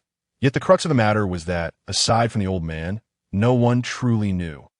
The objective was to withdraw, and they must have some leverage. Inevitably, that leverage was Aishu Senju himself. Just a mere Senju living in a rental, too frugal to even repair the walls. I wonder if the treatment will be better once we reach the mist. The housing prices there, Aido, would likely be very heartbroken, wouldn't he? Alas. Aisha lamented internally, feeling a sense of disgrace for being a time traveler reduced to such a state. But at that moment, while Aishu stumbled forward, guided by the cold blade at his neck, he suddenly kicked something with his foot that he nearly lost his balance and instinctively shouted, "Be careful, big brother." Aisha was momentarily taken aback, thinking to himself, I haven't even reached the mist yet. Do keep your hand steady. But the next moment, a familiar voice rang out, aged yet powerful, laced with a sharp tongue, yet unable to conceal the underlying concern. Aishu froze for a moment, then was filled with elation. Surrender. Not to you, mist. To hell with that. As if anyone has no one backing them. I would rather die than yield. Aishu had always been a cautious individual, although this reckless wave almost led to him being sold into slavery. Overall, he believed he had acted with commendable prudence. If he had truly been reckless, he wouldn't have been saved now, would he? Thus, he mused, everything has transpired for the best. The notion of surrender was mere illusion, a tactic. Earth release, Earth dragon technique, the old man intoned in his antiquated manner. Aishu felt the ground tremble beneath him, as if something immense was breaking through the earth nearby. The sound was akin to 1,000 troops marching in unison. Soon, he heard anguished screams intermingled with heavy thuds and the sickening crack of bones shattering. Aishu was uncertain of the old man's true strength, but it seemed formidable. Yet, these spies exhibited remarkable resilience. None pleaded for mercy. Curiosity piqued. Aishu was about to unleash chakra to free his hands and witness the old man's fury firsthand when he sensed someone approaching him, causing his chakra to retreat once more. He chose to observe silently, poised for action. Suddenly, he was yanked upward, feeling a chilling sensation around his neck. Judging by the texture, it was likely a kunai, and a very sharp one at that. I suppose I can bide my time a little longer. Aishu stood obediently. Though he was anything but calmed, he feigned fear, leaning back slightly to gauge the position of his captor. Big brother, steady your hand. I surrendered long ago. I don't even know that old man. But then he noticed something odd. His captor seemed rather short, as his neck collided with their head. Don't move, a crisp yet slightly nervous voice declared. Aishu raised an eyebrow. It turned out to be a fresh-faced girl. What a coincidence. Meanwhile, it seemed the old man had also wrapped things up. The tremors ceased, and the screams faded away, leaving only the sound of the girl's rapid heartbeat and the old man's heavy breathing. This hasn't ended. Aishu felt a surge of unease that he understood the old man was formidable, yet he had never witnessed him unleash his full potential. These missed spies might not be his match. But the old man's greatest adversary was himself. His age. Time is a relentless blade. Who can retain their youth eternally? Aishu sighed inwardly. Now, I shall take over. He chuckled to himself. Only one opponent remains, the illustrious Terumi Mei. The double-blooded water shadow is a foe for another day. This moment belongs to me, a certain Senju. Aishu's hands began to move restlessly, chakra swirling within him, though he couldn't form hand seals. After all, what genuine person really needs to make hand seals? But just then, a voice interrupted. My lord. Nishimizu's voice suddenly rang out, tinged with a tone of caution. It jolted Aishu. How is he still here? Aishu prided himself on his acute hearing. Since third grade, he had never lost a point in English listening tests, especially after being deprived of sight and sound. His ears had grown even more sensitive. He could almost discern Terumi Mei's heart rate, yet Nishimizu stood right behind him, and he hadn't sensed him at all. Your earth release is truly astonishing, but now, your chakra must be running low. Wouldn't it? Nishimizu's voice was cautious. The old man did not reply, but his heavy breathing persisted. Aishu sensed the girl beside him stir, and Ishizu's voice suddenly appeared in front of him, moving without a trace. Our demands are simple. We merely wish to leave the leaf. However, should you insist on keeping us here, I will have no choice but to ensure this little brat accompanies us to his demise. My lord, I wish to propose a deal if I can guarantee. Enough. Take the brat and leave. I never want to see you again. The old man's voice resounded, devoid of emotion. Aishu was so engrossed in the unfolding scene that he momentarily failed to react. You old fool, are you playing me? Ying Shu was taken aback. Simultaneously, he sensed that the little girl behind him experienced a sudden drop in heart rate. Not only her, but it seemed that Rishue's in front also trembled slightly. It was evident that the astonishing words of the old man had left quite an impact. This was the first time Ying Shu had noticed Rishue's movements. Such espionage prowess was truly formidable. What? Do you dare to compete with this old man? Come on, I'll give you a fair chance. Ying Shu was rendered speechless. What on earth was this old man plotting? He could hardly believe that the old man intended to disregard him. Could it truly be due to health reasons? You go ahead. At that moment, Rishue's voice resonated, unmistakably commanding. The girl behind, Mei Ming, said nothing, but after a brief pause, she lowered the kunai that had been poised against Ying Shu's neck to her waist. Let us go. No tricks at this juncture. Ying Shu's mind raced furiously. He could produce 2 shurikens in an instant. One for each of the 2 individuals in front and behind him, just enough for his needs. The only dilemma was that he did not know Rishue's exact location. After the earlier shock, Rishue's had slipped into ghost mode once more, leaving Ying Shu to gamble.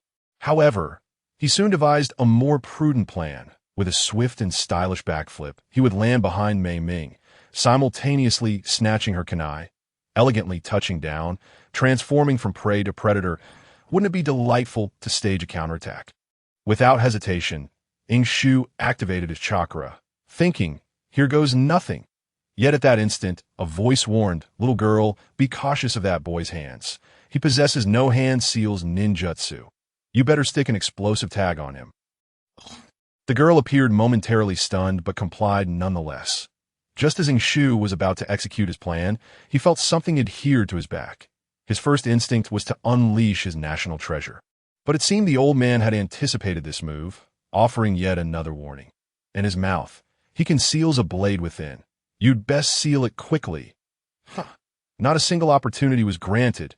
That wretched old man was going too far. Wait, I don't have anything in my mouth. He is slandering me. Ying Shu's journey as a hostage continued. Compared to 10 minutes prior, his mouth now harbored what seemed to be a handkerchief. And several explosive tags were affixed to his back. The old man had arrived, but it felt as though he had not. Ying Shu was baffled by the old man's intentions, yet it was clear he could only rely on himself now. Kakashi and Aido are not here. I haven't seen them during the earlier skirmish, and their whereabouts remain unknown. The immediate priority was to find a way to escape. Ying Shu mentally calculated. Growing increasingly agitated, if not for the old man's meddling, he could have executed a spectacular counterattack just now. I truly did not expect you to be the one among the 3 who hides the deepest. Guided by Mei Ming, Ying Shu walked forward with his eyes closed. Rishue's voice sounded once more, but Ying Shu chose to ignore it, too apathetic even to grunt in reply. Hiding the deepest? I'm not boasting. If I revealed it, I'd scare you to death in an instant. It's just a pity. I fear I won't be able to seek out your secrets personally. Rishue's sighed. Ying Shu noticed that Mei Ming beside him shuddered slightly, but with his hands sealed by explosive tags, he could not retaliate in that fleeting moment. However, the next second, light returned. The black sack over Ying Shu's head was suddenly yanked away, and the blinding sunlight instinctively made him squint. Once he adjusted, the face that greeted him was none other than the initial financier. Rishue's, or rather, Koji Kinjiro, gazed at Ying Shu with keen interest. Their eyes met, and Koji Kinjiro nodded in approval, his gaze indicating that Ying Shu was indeed promising material for espionage. Ying Shu blinked innocently, appearing utterly bewildered. Espionage? Apologies, but perhaps you should erase me from your records. I am unworthy that in the future, I shall endeavor to steer clear of your kind and immediately retaliate. You must have countless questions. right? Pardon me, I almost forgot about that senior's prank. Koji Kinjiro chuckled, then, amidst the puzzled expressions of Ying Shu and Mei Ming, removed the handkerchief stuffed in Ying Shu's mouth. Ying Shu's brow furrowed as he struggled to comprehend Koji Kinjiro's intentions. Tentatively, he inquired, might you consider unbinding my hands? They're rather cramped. Ah, interesting, Koji Kinjiro chuckled, shaking his head. It's not impossible, but not at this moment. Let us converse as we walk, please. Once his vision was restored, Ying Shu no longer required guidance. Mei Ming stood behind him as the three continued onward. The surrounding trees were dense, and having been blindfolded earlier, Ying Shu's sense of direction was muddled. He could only estimate their location based on departure time and speed, deducing that they might now be at the border of the Leaf Village, likely beyond its protective barrier. Allow me to introduce myself. My true name is Kinjiro, but I cannot disclose my surname. It's a rule in our line of work. I am Ying Shu, without a surname. Ying Shu introduced himself once more, seemingly resigned, yet in reality, he was calculating their position. Exiting the Leaf Village's barrier would indeed allow the barrier team to promptly pinpoint their location and the direction of their departure. Yet, this Kinjiro fellow was quite cunning. Kakashi and Aido were not aligned with them, and Shu surmised that this individual had likely deployed more than one group to mislead the barrier team. Otherwise, reinforcements from the Leaf would have arrived long ago, and he wouldn't have to deal with the old man. Damn it, just thinking about it infuriated him. Ying Shu cursed inwardly when he suddenly noticed that it had grown quiet beside him. Turning to glance at Kinjiro, he found the man's expression peculiar, as if he had just realized he had been deceived, and the one who had deceived him was standing right across from him. Yes, that was the sensation. Ah, indeed, Koji Kinjiro murmured, then chuckled lightly, shaking his head. Ying Shu-kun, I wish to propose a transaction. Ying Shu's face reflected confusion, his mind equally perplexed. What scheme was he concocting now? Yes, a transaction, an equitable exchange. Koji Kinjiro halted, and the gentle sunlight filtering through the dense foliage illuminated him perfectly. I will divulge all the truths to you, including why I came to the Leaf Village and why I fled in haste. In return, you must grant me one request. Trust me, this transaction will undoubtedly be beneficial for you. Lord Hokage, the barrier team has reported that Lord White Fang has caught up with one of the groups, and Uchiha Aido has been rescued. The remaining 4 enemy squads under surveillance are expected to be completely eliminated before nightfall, an Umbu reported. Sarutobi Hiruzen exhaled smoke, gazing at the slanting sun setting on the horizon. The earlier anxiety and rage long vanished, now replaced by composure. What of Minato? He has been dispatched for some time now. No news yet. The enemy squad led by Jonin Minato is not under surveillance. Lord Hokage, the barrier team is unable to synchronize the battle conditions, the Umbu swiftly replied. Then send another small team. All the Mist Village spies in the Leaf must be mobilized. We cannot afford to be stingy. Sarutobi Hiruzen stated calmly. Before nightfall, I wish to see those 3 children. Understood, the Umbu bowed and departed. However, at that moment, another Umbu entered. Lord Hokage, an S-rank letter has arrived from Elder Danzo of the Root. S-rank, Sarutobi Hiruzen's expression froze. Quick, bring it here. 1 minute later. Bang! Sarutobi Hiruzen suddenly tore the letter in his hands into shreds, his eyes filled with fury. That scoundrel! That scoundrel! The shadows nearby bowed their heads in silence. No one dared to disturb the current Hokage at this moment. The lion, though aging, still exuded an undeniable majesty. However, the fury soon dissipated as anger is fleeting. The die had been cast, and Sarutobi Hiruzen could only let out a weary sigh. So be it. At the root base, a voice echoed with a sense of finality. Do you comprehend the consequences of your actions?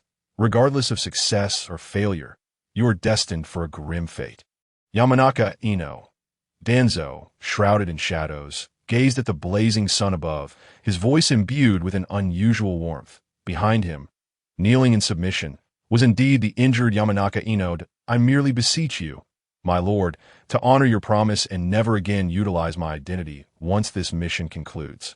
The latter part of her statement remained unspoken, yet her resolve was unmistakable.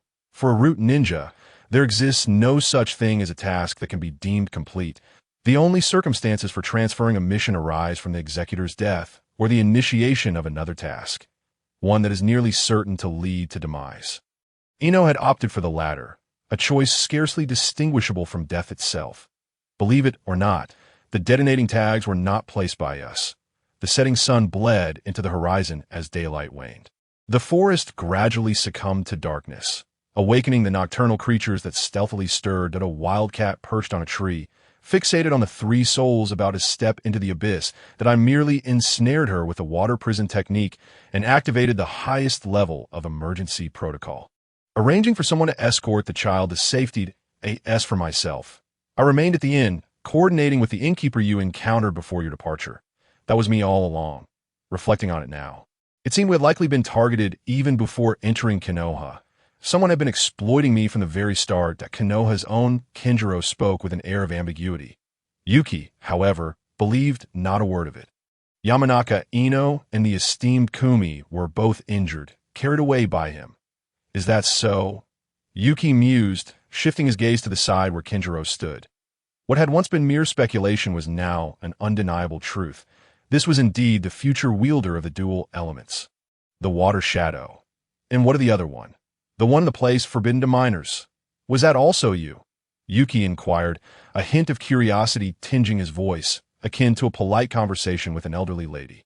That was my operative, tasked with guiding you here. The reason for the prolonged surveillance was to ensure all the missed spies were prepared for evacuation.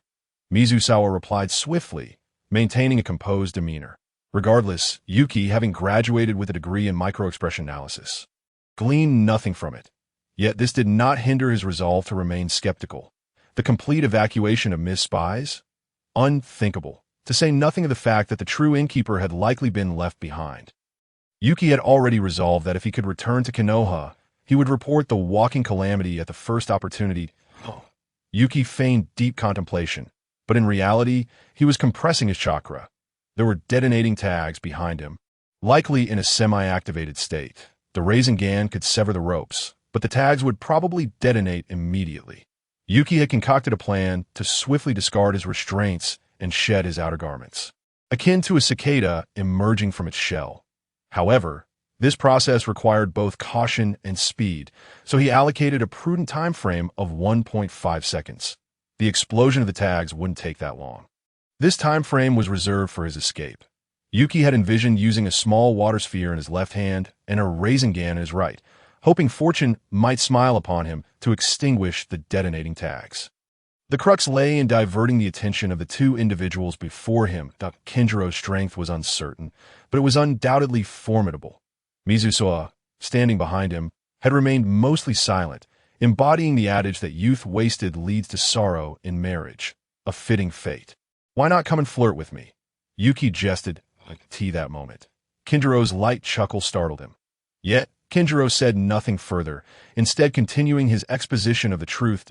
"Tou, my words may seem fabricated, and I harbor no illusions regarding your willingness to believe them. After all, you and I are of the same ilk. Naturally suspicious, a born spy." Yuki felt a twinge of offense at that remark. Meanwhile, a sharp voice pierced the air, prompting his brow to arch in recognition. Is that not the sound of a firecracker? Yet Kinjiro halted, straining to discern the direction of the noise. After 3 tense seconds, his expression shifted to one of complexity. I suspected. Kinjiro murmured. Yuki detected a blend of gravity, tension, and an air of relief, as if Kinjiro had anticipated this all along. That, of course, Yuki maintained a defensive mindset, choosing not to ponder or speculate, thus shielding himself from deception. Kinjiro did not advance further. He cast a glance at Mizusawa, a smile gracing his features that Yuki couldn't decipher. "I must apologize, my lady. It is time to bid farewell." Yuki's brow furrowed, but in the next breath, "Stop!" Mizusawa suddenly exclaimed. Yet Kinjiro had already formed a hand seal. In an instant, Yuki felt a gust of wind as Kinjiro darted from in front of him to behind. What an opportunity! Yuki disregarded the implications.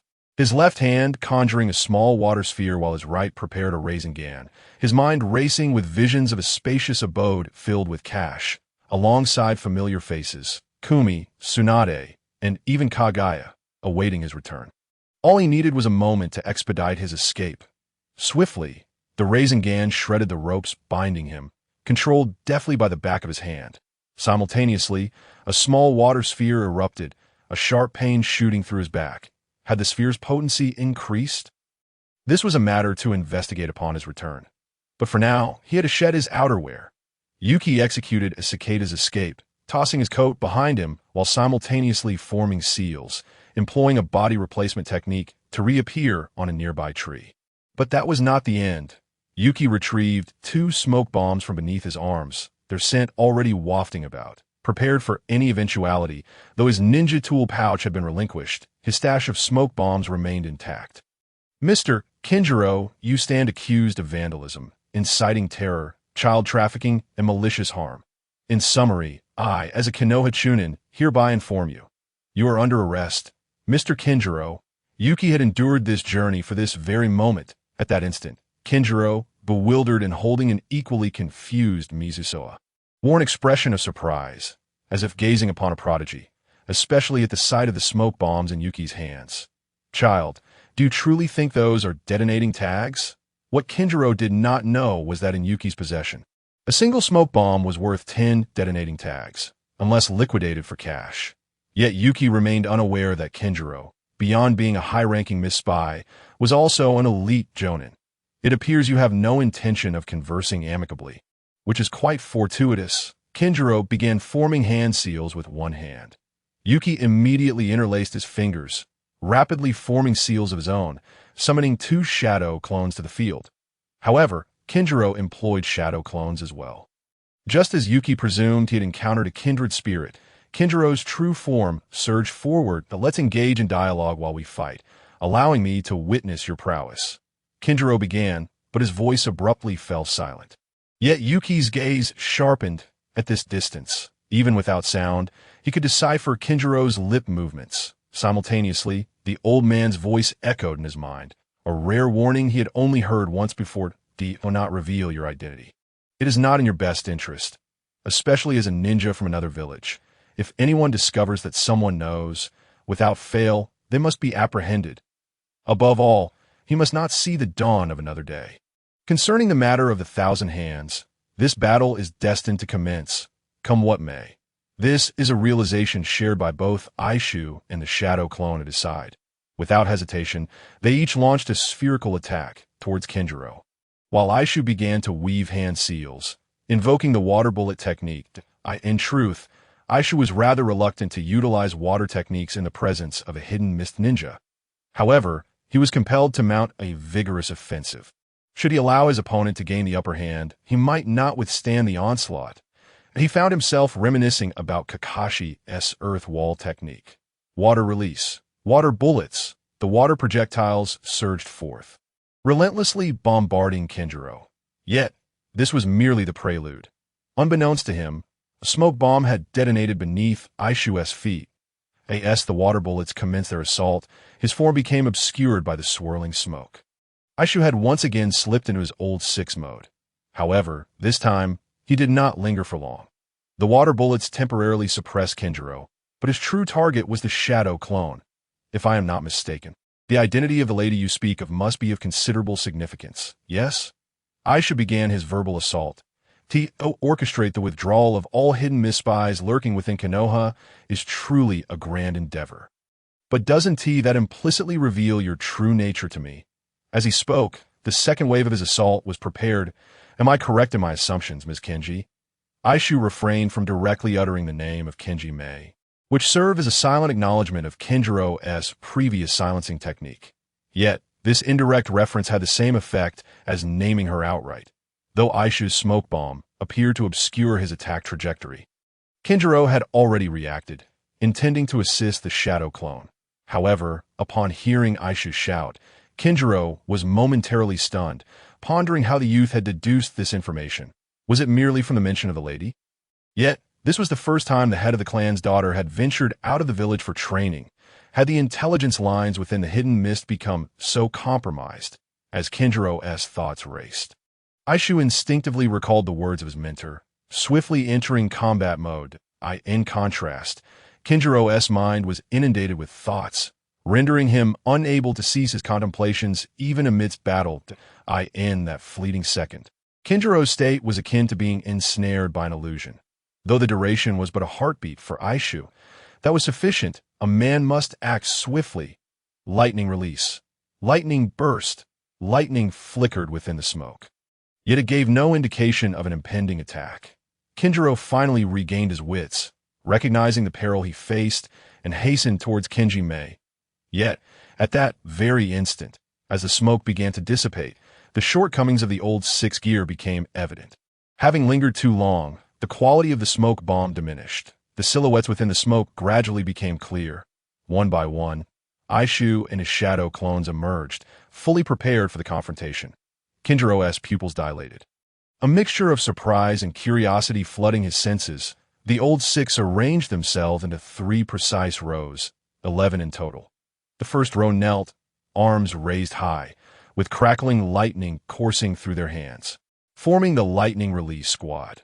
The second row stood behind them, each wielding small spiraled water spheres. The final row was in the midst of hand seals, possibly representing the real body, or perhaps not. The formation of the old six was a mystery, known only to them.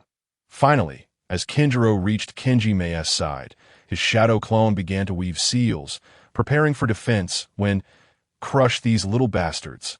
A voice rang out from among the clones. The second row unleashed their spiraled water spheres with unrestrained fervor, targeting their objective. The first row, not to be outdone, unleashed a torrent of lightning that met the trajectory of the water spheres, amplifying their momentum rather than hindering it. The lightning release merged with the water release, yet this time, there was no electrolysis. 10 shadow clones, each poised to unleash their techniques. Should Yang release be added to the mix, Aishu would find himself utterly depleted. Time is of the essence. Move! In a moment of dire urgency, Kinjiro bellowed, quickly forming seals. Water release. Water barrier. From the simplicity of his hand signs, it was evident that this was not a high-level water technique. Aishu, recalling a scroll hidden beneath the trash can beside his home-s toilet, contained a B-rank jutsu known as water release. Water formation wall, which was undoubtedly superior to this water barrier. Aishu's eyes glimmered with disdain. You wish to witness my prowess? Then behold. The water wall rose just in time, substantial in size, seemingly capable of withstanding the assault.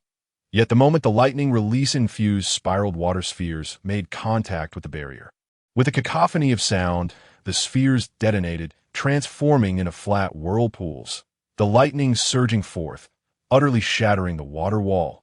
And it didn't end there. 3 or 4 spheres that yet engaged in the assault barreled through, colliding with the remnants of the wall. One such sphere struck Kinjiro from behind, the potent electric current rendering him weak and incapacitated. With the gates flung wide open, a torrent of water mixed with a formidable electric charge cascaded forth, leaving Kinjiro sprawled on the ground, convulsing. The remaining spheres did not go to waste, crashing into the ground, affecting Kinjiro's shadow clone, which dissipated in a cloud of white smoke, while Kenji Mei collapsed as well. One by one, the Eishu clones of the old six vanished, with the original being the last to dissipate. Whether anyone had anticipated this outcome was uncertain. As fate would have it, Eishu had initially planned to summon another row, but was hindered by a fear of insufficient firepower. With 10 shadow clones dissipating, Eishu felt a wave of fatigue wash over him, yet a small fraction of chakra returned. Looking down at the incapacitated Kinjiro and Kenji Mei, both twitching intermittently, Aishu instinctively reached for his thigh, only to find it empty. He had forgotten that his ninja tool pouch had been discarded. This predicament left him in a quandary. To strike now could jeopardize his timing. If they regained their strength, he would find himself in dire straits with his chakra reserves nearly depleted. Yet if they were merely feigning unconsciousness, waiting for him to approach for a counterattack, it would be utterly humiliating to suffer such a fate after having come this far. Aishu had navigated through the chaos thus far. He could not falter now. His gaze swept the area, and then his brow lifted as he took off in a sprint, returning shortly with a handful of small stones. "Mr. Kenji?" Aishu called out tentatively. Hurling a small stone aimed at the vulnerable area, he exerted considerable force, ensuring that, Should the man awaken from pain, he would be unable to retaliate immediately. Yet, Kinjiro remained unresponsive. Either his endurance was remarkable, or he had truly been rendered unconscious by the electric shock. As Aishu advanced, tossing stones, he soon found himself beside Kenji, but he showed no mercy, placing his foot firmly upon her, suppressing any possibility of resistance. Remarkably, throughout this, Kinjiro made no move. Aishu's brow arched in triumph. This round, it appeared he had emerged victorious. However, just then, whoosh, crackle, crackle, crackle. The sound of fireworks erupted in the sky, and Aisha looked up to see a faint flicker. Simultaneously, his ears perked up, detecting the unmistakable sound of hurried footsteps not far off. Many footsteps. Aishu exhaled in relief. It seemed reinforcements had arrived. Up ahead, it's the adults and that esteemed individual. Damn it. Why are the adults here? Guarantee they supposed to have retreated. Stay vigilant. The Konoha scum cannot be far behind. We must not advance recklessly. Curse them. They've caught up. Kenji, your chakra reserves are still sufficient. Take the adults and flee. Tell Haruko that I loved her. We leave together. Those words you must convey to Haruko. Then let us clash with the Konoha rabble.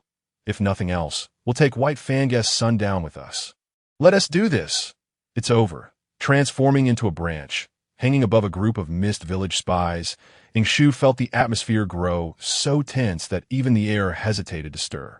In that moment, he was immensely grateful that his instincts had once again saved him. Had he delayed his transformation by even a heartbeat, his fate would have been sealed. Yet, the situation was hardly any better. He found himself dangling from the branch, having initially intended only to catch a distant glimpse, but arriving far sooner than anticipated. In a state of urgency, he hastily employed the second essential transformation technique, one he was more familiar with in the very basics of water manipulation. However, after a fierce battle, his chakra reserves were already dwindling. The heightened tension among the group had, fortunately, prevented them from spotting him. But if he remained in this precarious position for another 10 or 20 minutes, he estimated he might not survive. With a quiet, measured breath, Ying Shu endeavored to maintain his balance while craning his neck to peer below. He spotted a lifeless figure sprawled on the ground, its height and build matching perfectly. Coupled with the presence of the mist spies, he surmised that it must be Kakashi. What a twist of fate, that he lay directly beneath him. Should he falter now, at least there would be a cushion for his fall. That moment, a series of sharp sounds erupted, whistles and crackles, echoing through the air. Was it merely the remnants of Konoha's destruction? Were they the only ones left? How infuriating! Was the adult still unconscious? Following 2 consecutive bursts of flares, Ying Shu initially believed them to be signals from the Umbu. Yet it seemed far more complex than that. So, was this the entirety of their enemy forces left? It appeared that Aido had likely been rescued. Ying Shu raised an eyebrow. This was perhaps the only morsel of good news he had encountered throughout the day. Reflecting upon the events of the day, he realized it had been a whirlwind of excitement. What he had thought to be a mere spy drama had turned into a personal saga, and he found himself ensnared in its web. How utterly embarrassing. He cast a glance at the lifeless Kinjiro on the ground, or rather, the muscular Kinjiro. Memories of his earlier words resurfaced. From the moment they entered Konoha, they had been targeted. Someone had been manipulating him all along. While Ying Shu had dismissed those statements without a second thought, an unsettling feeling crept over him now. Was it mere coincidence? He instinctively questioned himself, as dramas often portrayed such twists. Yet, throughout the day, he had encountered nothing but coincidences. The innkeeper's exclamation had confirmed that Kinjiro had set a trap for him.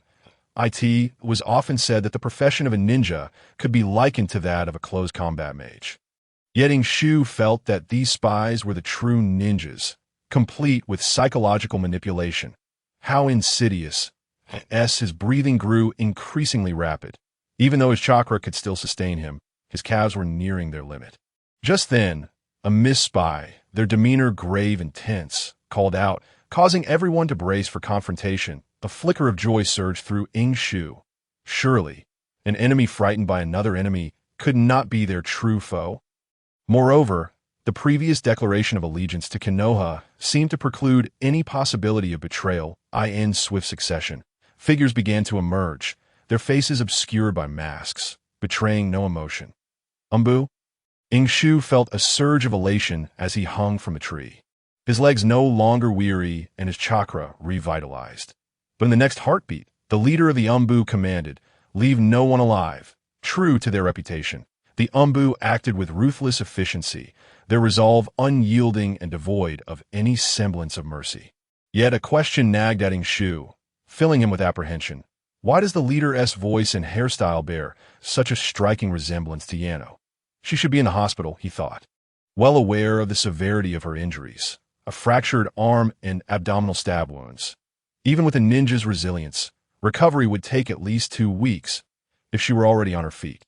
For reasons unknown, Ying Shu recalled Kinjiro's ominous words. From the moment we entered Konoha, we were being utilized. Yano, Danzo, Kakashi. A chilling thought slithered into his mind. Could this be aimed at White Fang? The battle raged below. A cacophony of conflict as the mist spies held their ground for a full 2 minutes. The disparity between ninjas and close combat mages was palpable.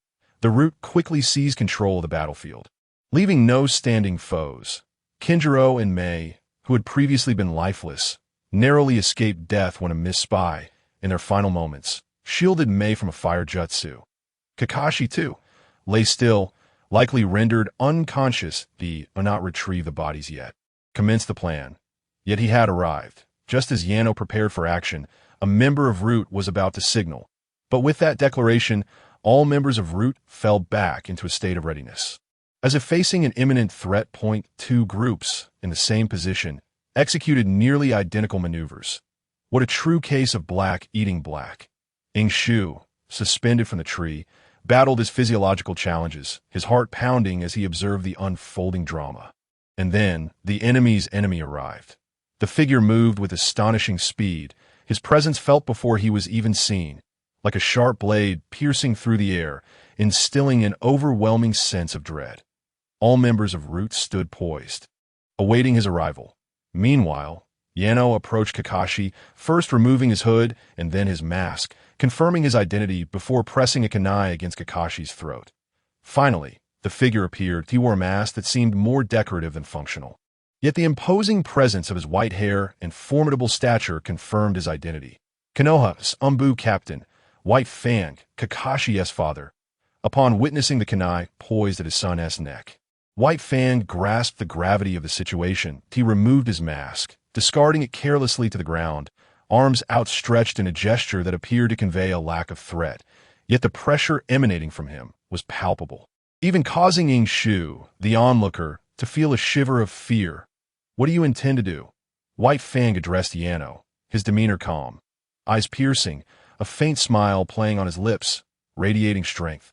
This is your son. Lord White Fang, Yano replied in a somber tone. Perched upon the tree, Ying Shu, who had been searching for an opportunity to escape, felt his heart race. At this juncture, he finally comprehended the intricate web woven throughout the day. Connecting the dots, he realized Kinjiro's words were not unfounded. From the moment Team 7 accepted their mission, to Yano's sudden appearance, the explosion at the inn, the Umbu's intervention, the Miss Spy's ambush, each event led inexorably to this moment. In this espionage conflict, the role of the Mist Village, indeed, its sole purpose, had been to capture Kakashi and use him as leverage, ultimately turning the blade toward White Fang. This revelation left Ying Shu in disbelief. He suddenly felt naive, perhaps even having underestimated the circumstances that in the original narrative. White Fang's demise had been glossed over, devoid of any detail. Only the image of his fallen form, alongside a bloodied blade, lingered in Kakashi's mind, leaving him to navigate a world stripped of color. Yet the tumultuous events leading up to that moment, the undercurrents beneath the surface, could not be as simplistic as they appeared. Ying Shu had assumed that White Fang had regained his composure, but he had overlooked the source of his despondency. Now, the truth emerged. Despite external interferences, White Fang's spirit remained ensnared by dark forces. Someone held a blade to White Fang's throat, but what do you wish to accomplish? White Fang's voice was devoid of emotion. his gaze growing more chilling, his aura once again elevating, as if a blade were poised above him. As a formidable individual, he possesses the ability to maintain absolute rationality. However, as a father, when his son's life is threatened, any action he takes is entirely justifiable. In this moment, the white fangs of Konoha are on the verge of unleashing their murderous intent. Yet for the Root organization, this is of no consequence. Inhumane training can even render one oblivious to physiological instincts that TO them. Death is merely a necessary price for fulfilling a mission. You have jeopardized the stability of Konoha. Lord White Fang. The kunai in Yana's hand inches closer to Kakashi. Despite this, she still fails to feel any sense of security. Nevertheless, she must persevere. Elder Danzo is willing to offer you a dignified conclusion. As a reward for your years of service to Konoha. The contempt in White Fang's gaze clearly indicates he regards this statement as mere nonsense. Yet the expression on Inju hanging from the tree shifted from tense to peculiar. He recognizes Yana. Although he does not know her well, the journey he took with Konoha's Kinjiro today has given him a new understanding of the profession of espionage. Language is an art. Even someone as cunning as him could be swayed by a single utterance, which speaks volumes about the meticulous control this profession has over human emotions. But the current Yana, Inju harbored no doubts that her words were indeed in line with Danzo's style. However, as a spy, if the objective is to complete a mission, such statements should not be made. Threatening White Fang is one thing. Inciting his wrath is another. At the very least, shouldn't they discuss Kakashi? Threats aside, couldn't they engage in a more constructive conversation? For instance, if White Fang were to die, would Kakashi not receive a pension? A 3-room apartment with no taxes, complimentary parking, a dowry provided by Konoha. Intuition covered by Konoha. Yana spoke not a word about Kakashi, and even Inju, the novice spy, found it intolerable. However, a sudden thought struck Inju. Is it possible that Yana seeks to provoke White Fang? Inju raised an eyebrow. Indeed, how could Yana, a future orphanage director, possibly take action against Kakashi? Yet she is so fervently trying to incite White Fang. Could it be a reckless pursuit of death? Goodness, it truly is. Inju was taken aback by his own conclusion. Yet, just as his mind raced, White Fang's calm yet furious nerves finally propelled him into action. The White Fang has unsheathed his blade. Whoosh! Inju's eyes widened in astonishment. This was his first time witnessing White Fang in action. There was no build-up, no anguished cry from Root. He didn't even notice when White Fang had moved. By the time Inju regained his senses, he saw the Root operative clutching his neck, collapsing to the ground, convulsing on the brink of death. But soon after, a series of muffled groans echoed, as one by one, Root operatives fell to the ground. In mere moments, only one remained standing before Yana. So, what are you hesitating for? White Fang's voice rang out like a malevolent spirit returned from the depths of hell, cold, frenzied, laced with mockery and disdain. The kunai was but a finger's breadth from Kakashi's throat.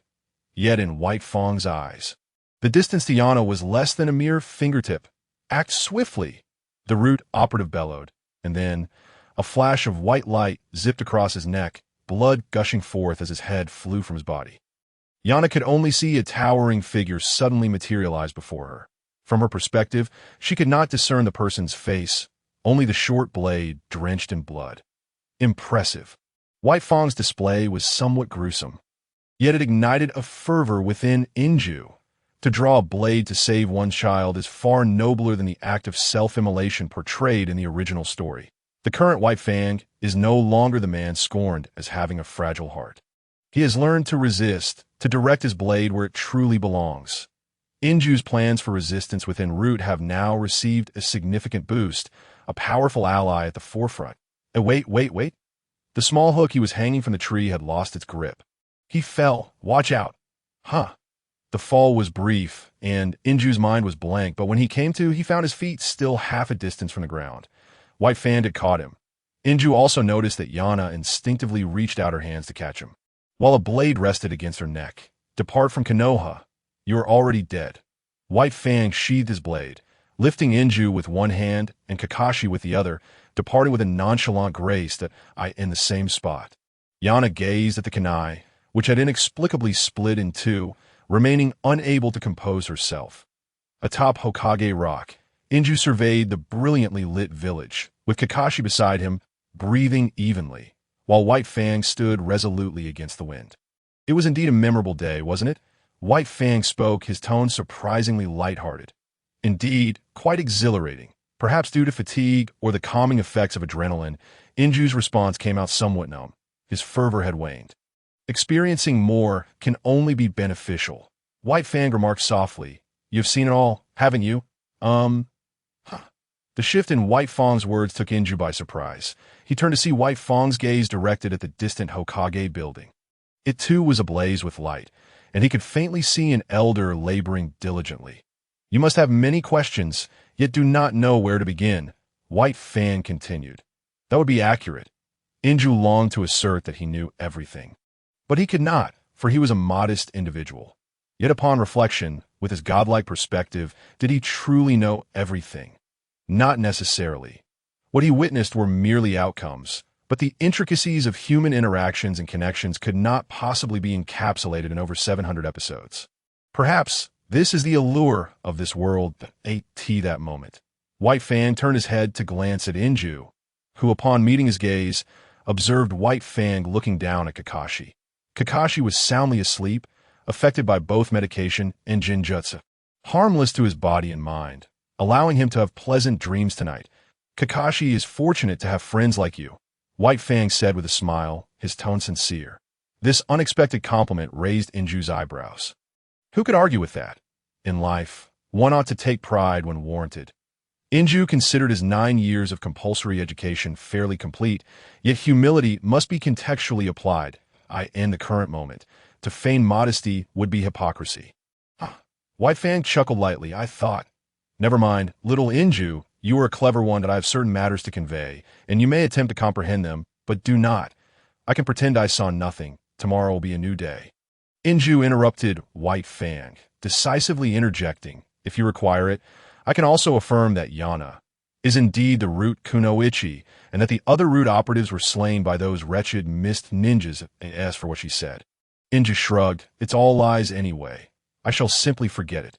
White Fang's expression gradually morphed into one of astonishment. He had believed he held a high regard for this young fellow.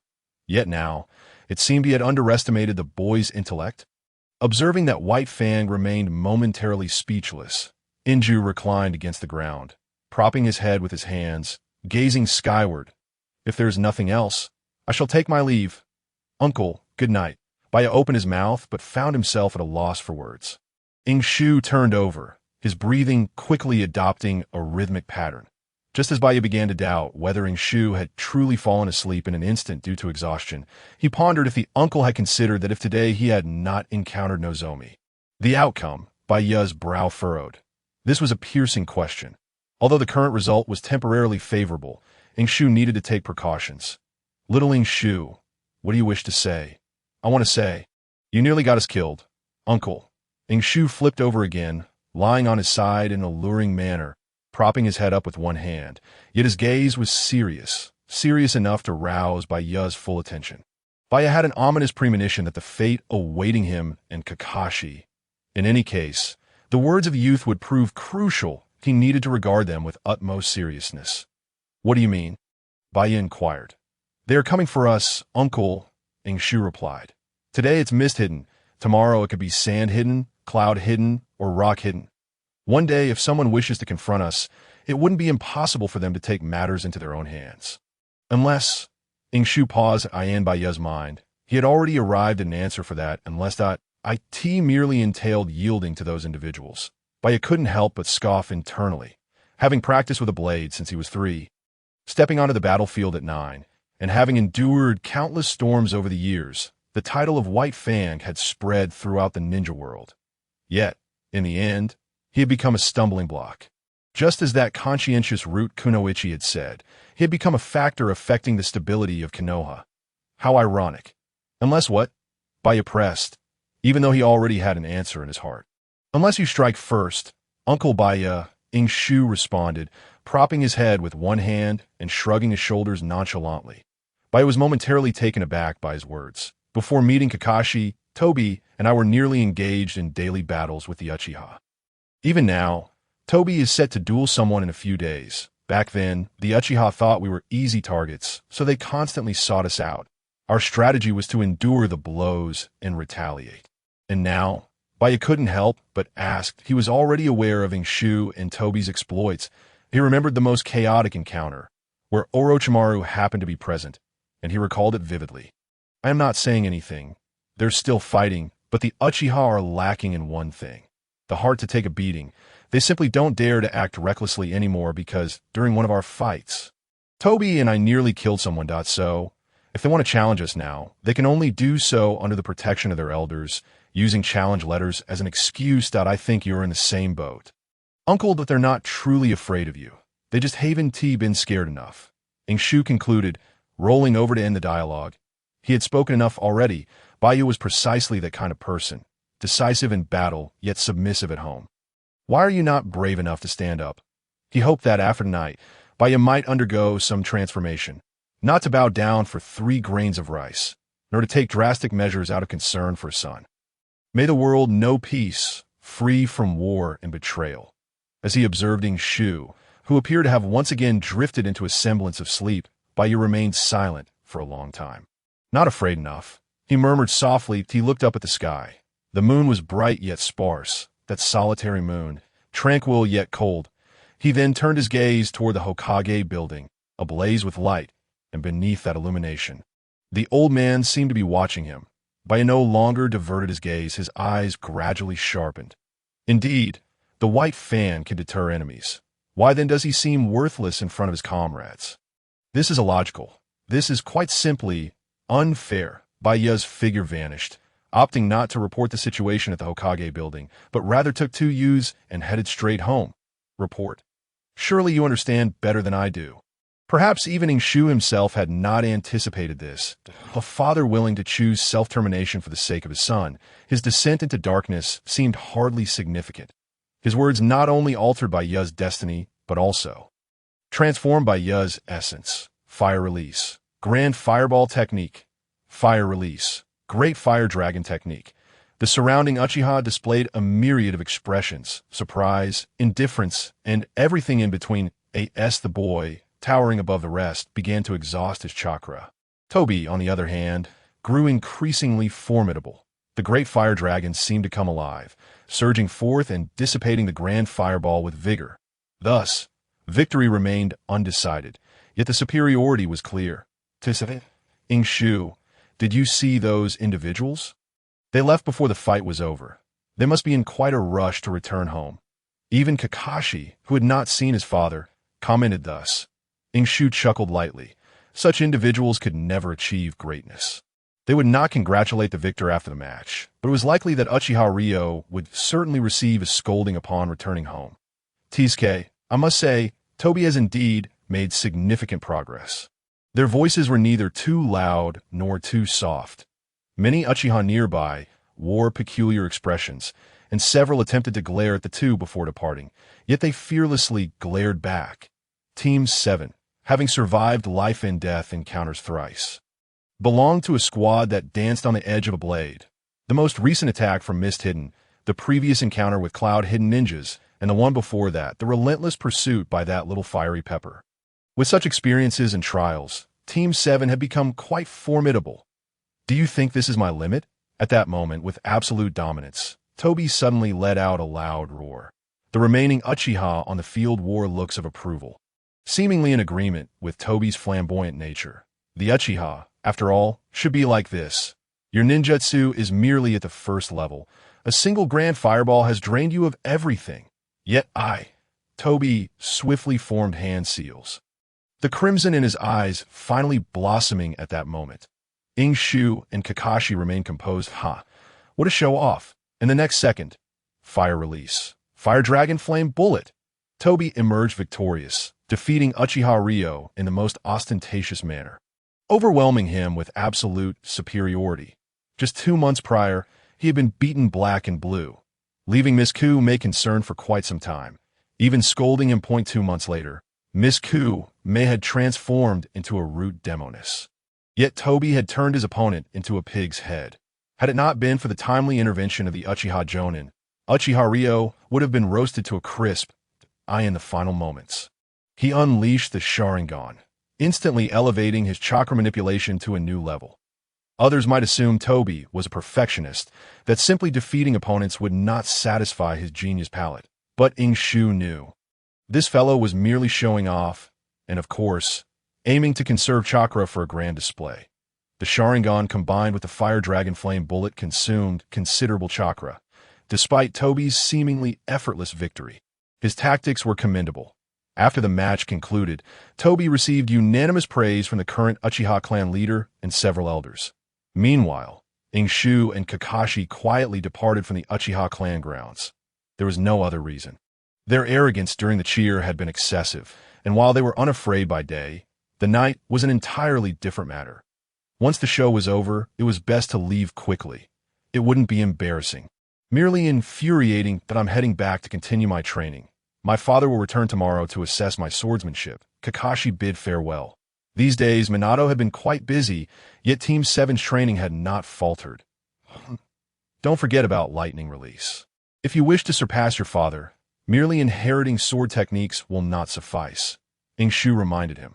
Kakashi waved his hand without turning back, acknowledging, "Got it, our great hero Ying Shu."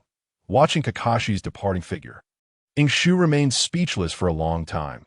The events of that day were still vivid in his memory. Although several days had passed, it felt as if it had occurred just in a fleeting moment. Indeed, both Kakashi and Aido had grown significantly stronger. Aido, without a doubt, had avenged his past humiliations, erasing all traces of disgrace and returning it double. Kakashi had also discovered his own path of cultivation. White Fang had resolved to impart all his swordsmanship to Kakashi, who in turn began experimenting with the fusion of lightning release and the Konoha sword techniques.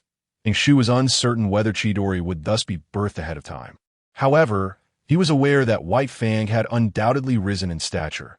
The recent admiration and respect bestowed upon White Fang and Konoha served as the best testament. Once, White Fang was scorned for mission failures. Now, he was hailed as the protector of Konoha, severing the mist with unmatched might. Ying Shu was unclear about the precise changes that time had wrought, but he was certain that White Fang had undergone a substantial transformation. And it was not insignificant at all that I must strive harder too, Ying Shu murmured. Since that day when he had been struck with the 2.0 version, he felt as if he had finally found his direction. The rapid fusion of chakra in the second stage of hydrogen release was likely to yield results soon. If all went well, it would be within the coming days. Ying Shu walked towards his home, still that secluded yet tranquil rental abode. After experiencing so much avarice and chaos, beautiful aspirations and near disasters, Ying Shu had come to terms with it all. This humble dwelling, yet my virtue shines forth. With good lighting and ventilation, and with White Fang's newfound prominence, coupled with the feigned death of Yano Yu, even the root organization dared not approach him now. Perhaps this outcome was not so bad. Upon reaching his doorstep, just as he was about to enter, a voice suddenly rang out behind him, looking quite spirited. "Huh, your brain hasn't been damaged, has it?" "Huh." The voice was arrogant, gleeful, and disrespectful. Ying Shu's expression darkened. Without a word, he stepped inside, muttering, "This old fool? I'm quite angry." However, one could not dismiss the old man so easily. In the very moment Ying Shu slammed the door in frustration, the old man had already slipped into his home. Indeed, whether through the door or the two large windows, it mattered not. "What do you want?" Ying Shu inquired with a scowl. "You're not welcome here. Get out." Oh. The old man seemed utterly unfazed by the affront, rather relishing it. "Not much talent, yet such a temper. What this? Has your pride been wounded? Weren't you quite brave before? Get out." Ying Shu emotionlessly issued an eviction order. The old man's peculiar penchant for cruelty was truly absurd. Although later, Ying Shu reflected that on that day, he was highly unlikely to be in danger. The old man had probably been lurking nearby. Yet, the more he thought about it, the angrier he became. Was he merely toying with him? If only you had a granddaughter or something. Otherwise, do you believe I wouldn't ruin her for you? But at that moment, "Kid, do you know you've made a fatal mistake?" The old man's expression and tone shifted abruptly to seriousness. "Since someone has discovered your identity, I told you what you should do, Who told that?" Ying Shu turned, ready to confront, but was taken aback to find the room devoid of the old man's presence. His expression morphed into one of confusion. Leave after a single remark? This was not the old man's style, but then, outside, a knocking echoed once more. Ying Shu-kun, are you home? A sweet voice called, causing Ying Shu's eyebrows to raise. This voice was familiar. It could either belong to a theme song or an educational film. Yet he quickly adopted a stern demeanor. There was no mistaking the owner of that voice, who visited 3 times daily.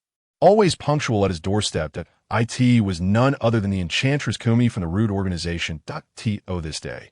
Ying Shu had no idea what transpired that day. The old man wreaked havoc. And afterward, Uchiha Kakashi learned of his identity. The bloodline limit of the Senju clan bore few distinctive traits. One had to observe closely until realizing that this group was notably persistent, leading to the epiphany. Oh, he is a Senju. Could that old man have done it on purpose? Training? Ying Shu's expression grew peculiar as he opened the door. Before him stood a pair of fair legs. Kumi was holding 2 bags of bento. She had come to deliver lunch. Kumi's identity within the Root had indeed been exposed, yet her situation appeared unique. She was not required to don that cold, emotionless mask for missions. Instead, she wore a forehead protector, dressed in short sleeves and shorts. Her hair in flowing waves, exuding a livelier aura than before. From nurse to spy, she gave off a vibe akin to transforming from a nurse to a flight attendant. Of course, Ying Shu had no inappropriate thoughts regarding this older sister, who was a full decade his senior. Respectful and obedient, especially since he still needed to grow, he would save his energy for more significant endeavors. Oh dear, it's just as hot as ever today. But look, sister has brought you something nice. Kumi pulled out a long, slender object from the bento bag, causing Ying Shu's pupils to contract. You intend to use this to test the executives? Ding ding. It was indeed a popsicle, but you must finish your lunch first. It's not good for your stomach otherwise. Here's your ramen. No, it's yours. Thank you, Kumine. Ying Shu chose not to resist, submitting to the situation. He had already instructed Kakashi and Aido. Should he ever go missing, they must seek out Little Pepper and White Fang to dismantle the Root Organization. I'm starting, Ying Shu declared, picking up his chopsticks. After all, to refuse free food would be foolish. Slurp slurp, knock knock knock. At that moment, the knocking resumed. Ying Shu-kun, the Hokage has sent for you. The knocking was forceful, yet not to the point of breaking down the door. And the voice of the visitor was icy. Ying Shu had barely eaten a couple of bites when he glanced at Kumi, who was engrossed in her popsicle, and then at the bowl of ramen. There was no other choice. Ying Shu lifted the bowl and approached the door. He certainly could not waste food. Senior from the Umbu. Hello. Ying Shu greeted politely, slurping a mouthful of noodles. Hurry and eat.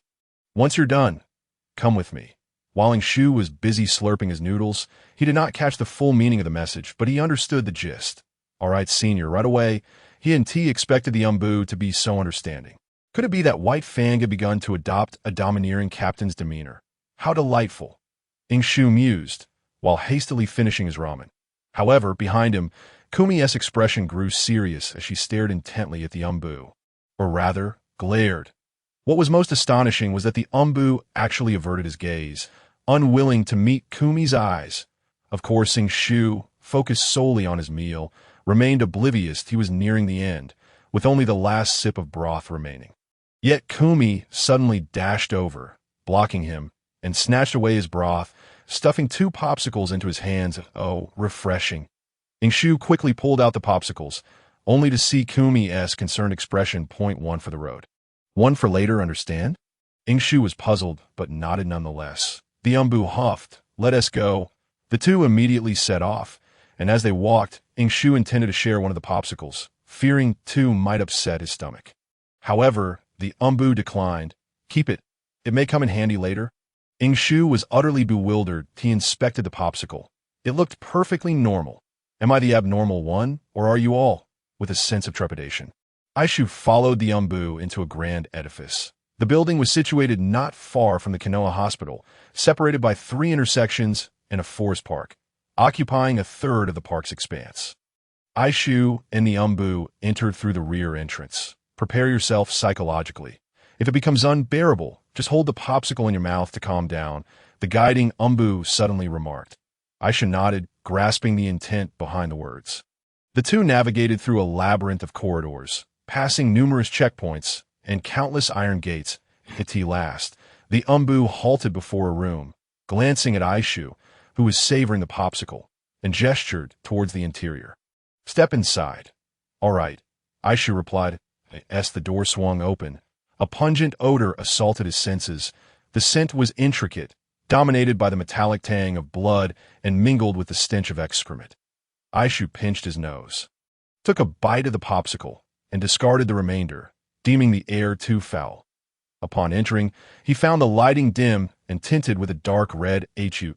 As he surveyed his surroundings, he noticed that the walls appeared to be stained crimson, as if soaked in blood. Suspended in the room was a figure, disheveled and grotesquely disfigured. Aishu was abruptly reminded of a phrase. "Do you believe I would skin you alive, you wretched soul?" The state of this individual seemed far worse than what he had envisioned. Much worse, indeed. Suddenly, from a corner, the familiar sound of slurping noodles reached Aishu's ears. Nearly catching him off guard, he turned sharply to find a bald, burly man ravenously consuming ramen. Slurp? Aishu hastily sucked on the ice in his mouth, steadying his nerves, as the flavors of the ramen he was devouring bore a striking resemblance to the one Kumi had bought for him. How easily one can draw conclusions. "So, what am I doing here?" Aishu inquired, his voice thick with nasal congestion. "He specifically summoned you, and the Hokage has granted approval," the bald man replied, blowing on his noodles. "Hurry up, before I finish. You have 3 minutes." Aishu shared a moment of recognition with the man, both sensing a vague familiarity. "That warm-hearted uncle? You are the brave youth who acted heroically." This man was none other than the uncle they had encountered en route to the hospital after the explosion with Aido. That day, he in Aido had. "Enough. Let's not dwell on the past," Minato interjected. "It's a surprise to see you again, young man. I never imagined wait. He called for you specifically?" The bald man's astonishment was palpable. "What have you done, brave youth?" "He was a spy from a mist who kidnapped children. Extremely dangerous." The man suddenly seemed to recall something, slapping his forehead in shock as he pointed at Aishu. "Could it be?" Yes, I suppose," Aishu replied, acknowledging the man's realization, though he was uncertain of its implications. That, in no choice, "I am simply that exceptional." Aishu's gaze turned complex as he regarded the pitiful figure before him. Now he recognized who this person was. "Mr. Kinjiro. You've lost weight," Aishu lamented. Since they were acquaintances, the bald uncle stepped aside, allowing space for the two. Seeing Kinjiro, bloodied and battered, stirred a tumult of emotions within Aishu. "Ah, you've come. I shouldn't." Kinjiro's voice was frail and intermittent, yet he managed to convey his thoughts clearly. Aishu fell silent, wanting to inquire why he had been summoned, yet he chose not to speak. "Do you still recall our agreement?" "I remember. However, it seems neither of us can fulfill it, and why presence here to visit you is already a significant concession," Aishu replied swiftly, unsure why he felt compelled to spare Kinjiro further suffering. The outcome was clear. Despite their differing positions, respect remained. Kinjiro chuckled softly, a semblance of grace in his laughter, though the toll it took was evident in the spasms of his lungs that he coughed for a while.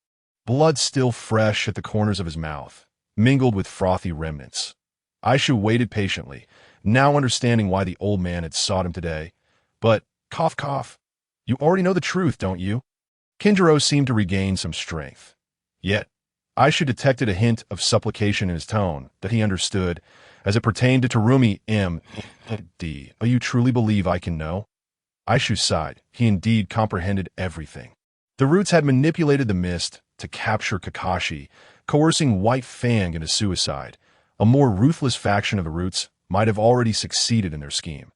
In such circumstances, Aishu felt he had 100 ways to compel White Fang to capitulate. Torture, intimidation, and a variety of threats.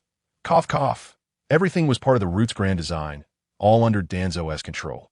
The dilemma was, what could he do with this knowledge? He still had to maintain an appearance of ignorance before Kumi, as if he were merely an innocent bystander, not daring to act recklessly to for the so-called agreement. "Rest assured, I merely wish to confirm. Whether you still remember, that is all." Kinjiro seemed to regain some composure. Aishu sensed it might be a fleeting moment of lucidity. This man is surely nearing death. Indeed, Kinjiro slightly lifted his head, barely a centimeter, yet it consumed all his remaining strength. Aishu then noticed he had only one eye left. Though it remained bright, did not display such an expression. Aishu, I have been prepared for this day. Kinjiro's tone was surprisingly light. Though given his current condition, it was rather unsettling. They attempted to extract something from my mind using forbidden techniques. But they failed, and this is the price I pay in our new transaction. Aishu furrowed his brows. He understood what Kinjiro was implying, hinting at his Senju lineage. There was an underlying threat in his words. In truth, this brief exchange, if overheard by the wrong ears, could lead to his capture and interrogation. Yet Aishu remained unfazed, for he had allies backing him. However, if this exchange continued, it could lead to dire consequences. How do you know this price is not one you must bear, Mr. Kinjiro? Aishu spread his hands, though his right hand formed a blade-like gesture, implying, I could take your life in an instant. Nevertheless, Kinjiro did not respond. Simply staring intently at Aishu with a ghastly expression, a smile that was more unsettling than comforting. Aishu, having seen horror films, murmured a silent incantation for courage, then defiantly glared back at a transaction. There is none. What? You've already paid? I apologize, but I have received it. Yet my rules are my rules. If that is the case, then farewell, Mr. Kinjiro. I wish you a swift release. Aishu chose not to linger on the matter, turning to leave, and Kinjiro made no attempt to stop him as the door opened. The stale air invigorated Aishu, prompting him to take a few deep breaths. The bald uncle was absent, replaced by the same umbu from earlier. May I leave now, senpai? Aishu inquired. Of course. The umbu shrugged, and though obscured by a mask, Aishu sensed a hint of amusement. What a lunatic! Aishu silently cursed, only then realizing the implications of the earlier scene. He promptly headed for the exit, retracing his steps in his mind. Yet, before Aishu could take more than a few steps, the umbu's voice rang out once more. However, you cannot return home just yet. Aishu, the Hokage, is awaiting you. You have a new mission to undertake. Ying Shu, Hokage-sama, this seems rather inappropriate, doesn't it? Ying Shu still needs to train. Minato looked at the third Hokage with a troubled expression. While Sarutobi Hiruzen calmly puffed on a cigarette, it is unavoidable, Minato. However, it will only be for a short while, just about half a year away from the village. It shouldn't be too much of a hindrance. Sarutobi's tone carried a hint of helplessness, as if the command did not originate from him. Half a year. Minato's face darkened. Being away from the village is not the issue I am concerned about. Knock, knock, knock. Hokage grandfather, I'm here. A pure and polite voice rang out from outside the door. Sarutobi instantly broke into a radiant smile, akin to a blooming chrysanthemum. Come in, little Ying Shu. All right, Ying Shu walked in and immediately spotted Minato's sorrowful expression. Hello, teacher. It's been a while, Ying Shu, Minato said, forcing a smile. It has indeed been quite some time since Team 7 gathered after that last mission, which was rather complicated. Little Ying Shu, I'm here, Ying Shu replied. However, gazing at Sarutobi's benevolent smile, he felt that something was amiss. You have truly worked hard lately. I promised to reward you, and now is the time for me to fulfill that promise. Speak up. What do you desire? Ninjutsu, or perhaps living expenses? Anything you wish. A radiant smile gradually spread across Ying Shu's face, yet his heart felt a pang of unease. I asked this. A scheme to trick Little Red Riding Hood into opening the door. Even the big bad wolf would be more professional than you, really? Hokage grandfather, you aren't deceiving me, are you? Ying Shu queried with wide eyes. Of course not. I am the Hokage. When have I ever deceived anyone? Sarutobi assured, thumping his chest. Ying Shu's eyes sparkled, but his mind began to contemplate. Ninjutsu was not something he needed at the moment. The collection of scrolls the old man had given him was still hidden beneath the trash can in his home. Forbidden techniques were also too risky to learn or use, and besides, one might not even be granted access. Ying Shu discreetly observed Sarutobi's expression, attempting to discern the implications behind that kind smile. Then, I would like to exchange for a large house. Is that permissible, Hokage grandfather? As soon as those words left his lips, Sarutobi's smile faltered, and even Minato's expression turned peculiar.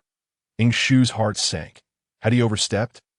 Yet he truly did not wish to reside there any longer. It was summer now, and he could console himself that the ventilation and lighting were adequate. But what would happen in winter? Would he be forced to spend money on repairs? That would be akin to a death sentence. Furthermore, the house had 2 large holes, rendering it quite unsafe. Although Komoy had knocked before entering today, bringing food and drink, he had woken up to find that enchantress lying in. Ying Shu was a man, with a man's spirit, yet there were certain things he was unsure he could endure for long. However, his body was still that of a boy. Thus, for the sake of his future happiness and the healthy growth of little Ying Shu, he believed that since hope had emerged, he must hasten his plans for moving. This was even more crucial than the research on hydrogen release. It concerned the future happiness of his wife, or perhaps wives. Ying Shu wanted to negotiate further, if a large house was not feasible.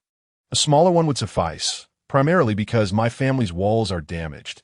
If not, Hokage grandfather could provide me with funds for repairs. That would work too.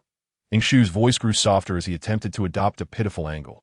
A story named The Little Match Girl rapidly formed in his mind at IN summer. He watched other children enjoy ice pops under complete walls at IN winter. He observed children standing beneath sturdy walls. And he, alas, could only strike matches, a Beto. I can too. Unexpectedly, another series of knocks echoed through the room. Sarutobi gestured for the individual to enter. Ying Shu did not turn to look, thinking it was merely another Umbu member coming to report. However, Sarutobi glanced at him again, his expression now serious. Little Ying Shu, I keep my promises. If you desire a large house, it is not impossible.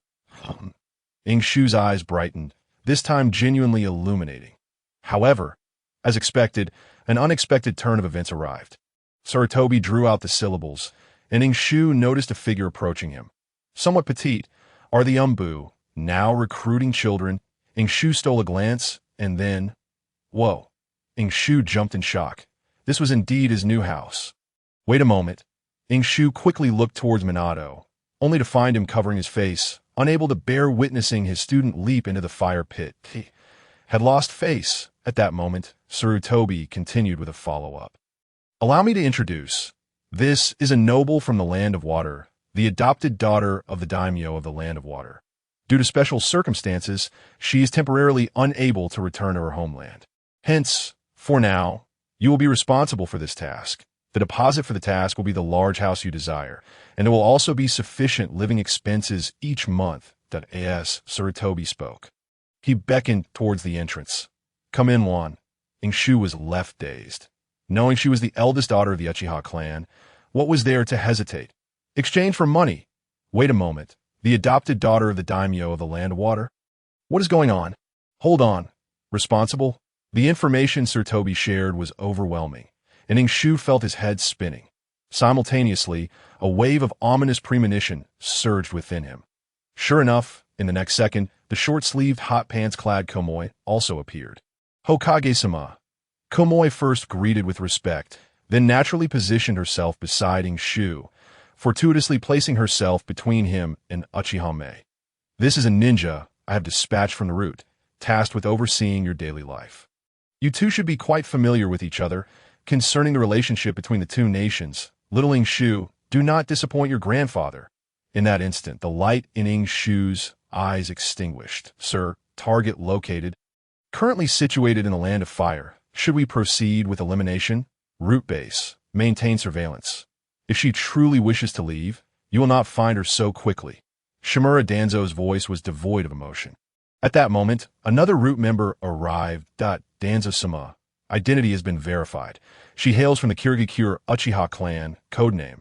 The overall commander of the infiltration plan against Konoha. Uchiha clan. Shimura Danzo pondered for a moment, wondering whether the thoughts in his mind had been articulated. Still making efforts. That individual has been bound by too many restrictions in their mind, sapping their spirit, so further time is required. Report complete. The root member vanished without a trace. Meanwhile, another root member arrived. 3 root members, each responsible for different matters, unrelated to one another, all solely accountable to Shimura Danzo, such as the nature of the root organization. Typically, each member performs their respective duties, Yet sometimes, even a small personnel change can lead to tremendous upheavals. Sir, Juan has successfully intervened with the target. There are a total of 6 members. Should we replace them? Not for now. Understood. Just as this root member was about to take his leave, Danzo tossed out a scroll.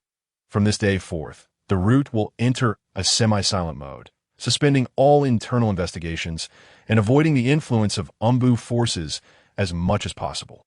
Until Hatake Sakomo leaves Konoha. Understood?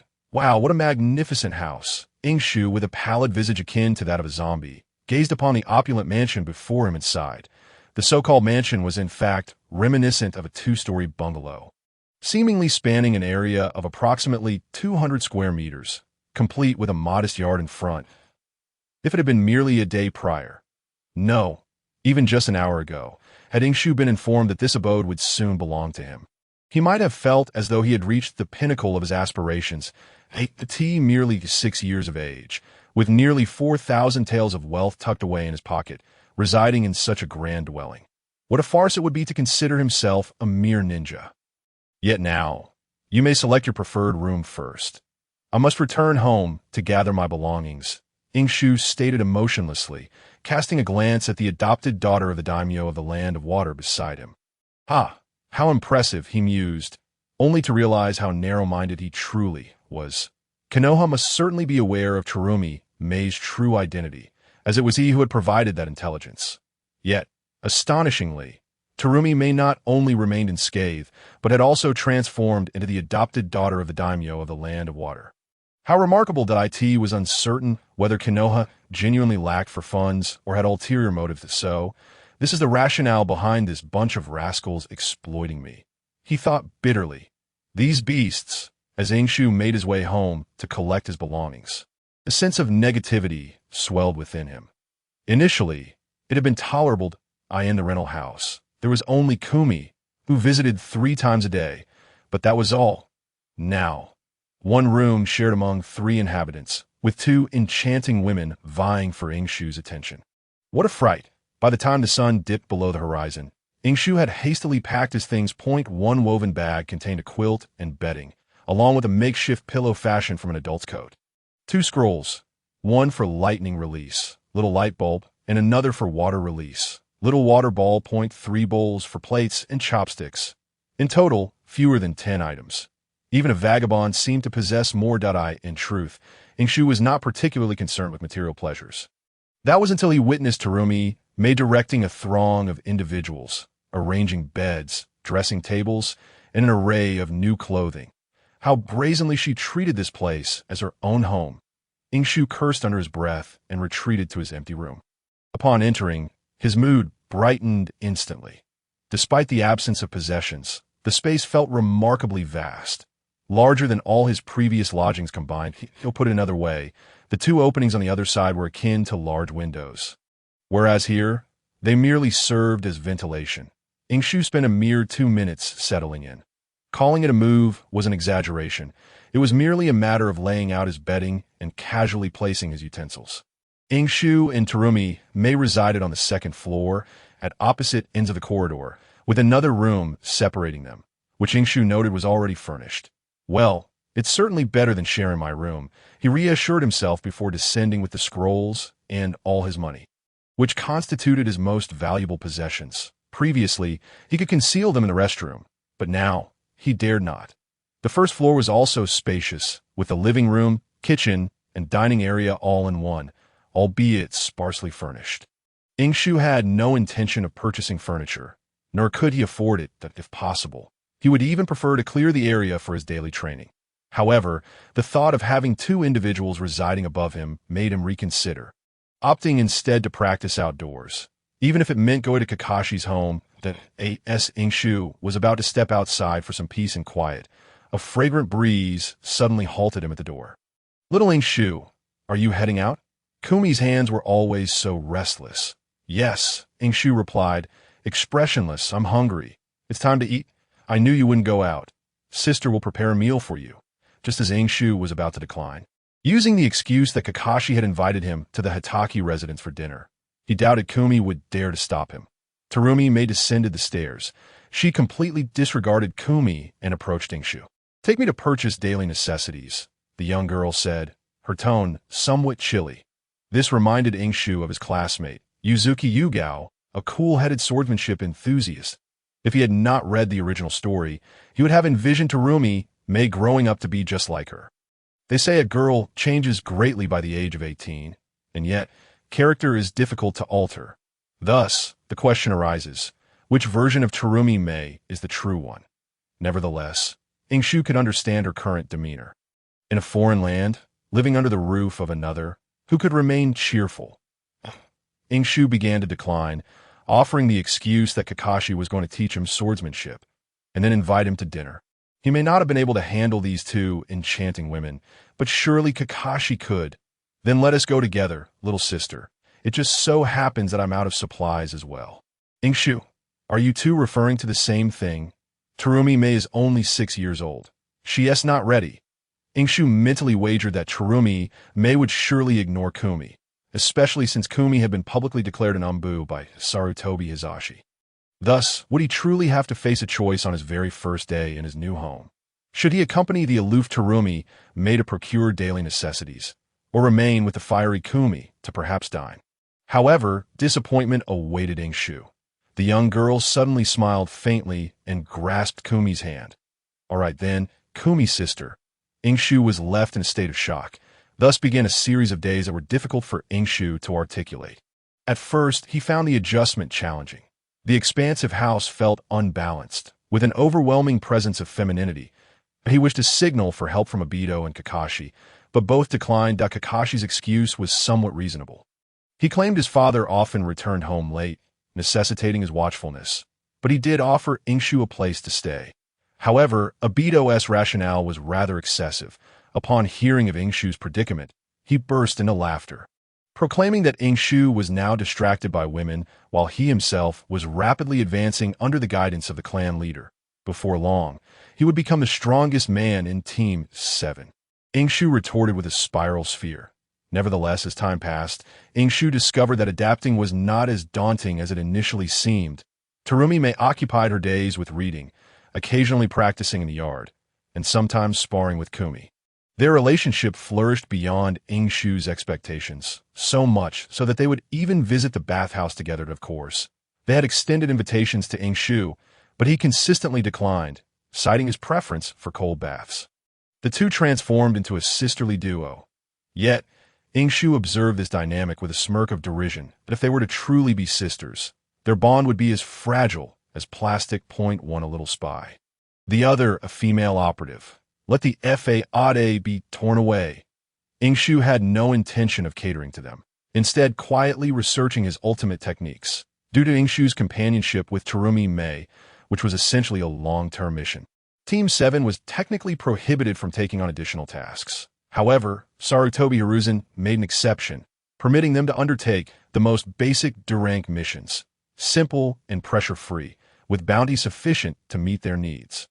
Initially, Minato was concerned that this would hinder Team 7's training and growth. Yet his worries proved unfounded. Kakashi was personally mentored by White Fang, while Fugaku directly tutored Aido, and Ying Shu, Minato truly was a commendable instructor. Although he was busy with missions and had stepped away from Team 7, he remained an elite jonin of Konoha, especially during wartime, occasionally undertaking high-risk A-rank and even S-rank missions to compensate for Ying Shu. The only civilian in Team 7, Minato devoted himself tirelessly. He assisted Ying Shu in studying the variations of water-style chakra, and even when he had to leave for extended periods, he would enlist Kushina's assistance. In response, Team 7's reactions were surprisingly unanimous. Kakashi, by the way, my dad is going to teach me swordsmanship. Aido, by the way, my leader is going to teach me Uchiha secret techniques. Ying Shu, I'm called Ying Shu. Thus, in Kushina's little classroom, Ying Shu often finds himself as the sole student. Initially, he resisted. Teacher, please be gentle. I am merely 6 years old, still just a child. However, gradually, Ying Shu discovered that despite being thoroughly beaten and covered in dirt each time, the results of his training appeared quite satisfactory. After all, when facing Kushina, he could exert his utmost strength, as if engaged in a life-and-death struggle. It was certainly challenging for him to inflict any real harm on Kushina. He estimated that even his hydrogen release technique might prove ineffective, for Kushina was extraordinarily powerful. His only advantage, chakra, was rendered trivial in her presence. It was hardly surprising that he made significant progress against such an opponent. Thus it was, amid the fierce competition within Team 7. Time ticked away. A year and a month later, on June 4th at 10 o'clock in the evening, in the streets of Kanagakur, Team 7 had just completed a D-rank mission, aiding a noblewoman in locating her missing pet, which, including meal breaks, took 12 hours in total, earning each member 10,000 ryo. Speaking of which, Ying Shu, the Chunin exams are merely 2 months away. How are you faring? Aido asked disdainfully. How should I know? I reckon it's uncertain, Ying Shu replied helplessly. Their discussion of how are you faring was not about a man's prowess, but rather concerning a woman's, specifically a girl's. The time for Gumi Mei to return to the land of water was postponed once again. Although the reason given by Herzen Suratobi remained inconvenient, it was not entirely a lie. Recently, Ying Shu had heard some news. The eldest son of the Hyuga clan's elder, named Hyuga Aoi, age 16, had lost one eye on the battlefield out of course. Even without this incident, Terumi Mei likely would not have been able to depart. As Hiruzen had consented, and Shimura Danzo was still present. Danzo had mistakenly agreed, and the Hyuga clan was understandably displeased, given that battles were still ongoing, with the main adversaries being the Mist Village forces. However, as for why a member of the Hyuga clan lost an eye, aside from the main family, it appeared there were still individuals who had not been marked as caged birds. This was beyond Ying Shu's knowledge. Alas, if it truly comes to that, let us just proceed as planned, Ying Shu. Although we are brothers still? Oh no. Just as Aido was about to jest, he saw a stream of water suddenly shoot towards him. Thick and long. Is this for real? Aido muttered a curse under his breath, but his body instinctively reacted, bending backward just in time to evade the attack, narrowly escaping. Looking back at the innocent tree behind him, which had been pierced with a gaping hole the size of a bowl, Aido swallowed hard. Kakashi, nearby, blinked, feigning ignorance, though his heart raced. How has Ying Shu grown stronger again? What were you trying to say? Aido, Ying Shu blew on his fingertips. Nothing. I meant to say, we are brothers and we must pass the Chunin exams together. Absolutely. Aido replied, a hint of trepidation in his eyes, wearing a sycophantic expression. This guy, Ying Shu, has indeed grown stronger again. The three returned to their respective homes. While together they might not constitute a full family. Ying Shu's household boasted 2 lovely sea snail maidens. Upon entering, he was greeted by the delightful aroma of food. And the 2 maidens chimed in unison. You're back. Yes. Ying Shu dashed to the dining table, where a sumptuous meal awaited. Nothing could rival the joy of returning home after a long day, where a warm meal and family awaited him. Ying Shu acknowledged that he had grown accustomed to this way of life. Drink plenty of soup for growth, said Kumi enthusiastically, ladling a bowl for him. Thank you, Ying Shu replied quietly, taking a sip while glancing at Terumi Mei, who was a head and a half shorter than him. By the way, it's quite delicious. You should have some too. It was hard for Ying Shu to believe that after his 7th birthday, he had grown to 14. This height, if mentioned, would make others think he was merely 10 years old. Kakashi and Aido were relatively tall. Now that they were 12, they would likely have similar heights as adults. With Aido reaching 18, Ying Shu estimated that not only would he surpass both of them, but he might even break the height record of Jiraiya, who stood at 191 centimeters. All right, Terumi Mei also had a bowl, immediately praising Kumi. This is delicious. Kumi smiled but did not speak. The atmosphere at the table was warm, and as they stepped outside, people remarked that they looked like 3 siblings, even securing discounts while dining. After dinner and a bath, Ying Shu changed into the cartoon pajamas Kumi had bought him, preparing to end what had been a fulfilling day. He also needed to consider how to speak to Minato or Kakashi about taking some time off to ensure he could pass the Chunin exams. If all else failed, he prepared to seek out Tsunade. He had already thought of his excuse. No matter what, I am your student. Leaving as a genin would be a disgrace to my name. Which is also a reflection of you. Teacher, yes, that will do. Ying Shu was ready to sleep, but suddenly, the bell at his door rang. Just as he shut his eyes, Ying Shu immediately entered a state of alertness. Checking his attire before springing up with a fish-like leap, sitting up straight and greeting with a deep voice. "Good evening, Kumi." Indeed, Ying Shu had adapted to life with two lovely sea snail maidens at home. However, this did not dull his resolve. Ying Shu regarded this as a form of training, a means of mental fortitude, a honing of will, and a strengthening of focus. Furthermore, it could enhance testosterone production, essential for any man. After training, the fitness results would be even better and could also promote development in that regard. During their last visit to the bathhouse, Team 7 had a surprising revelation.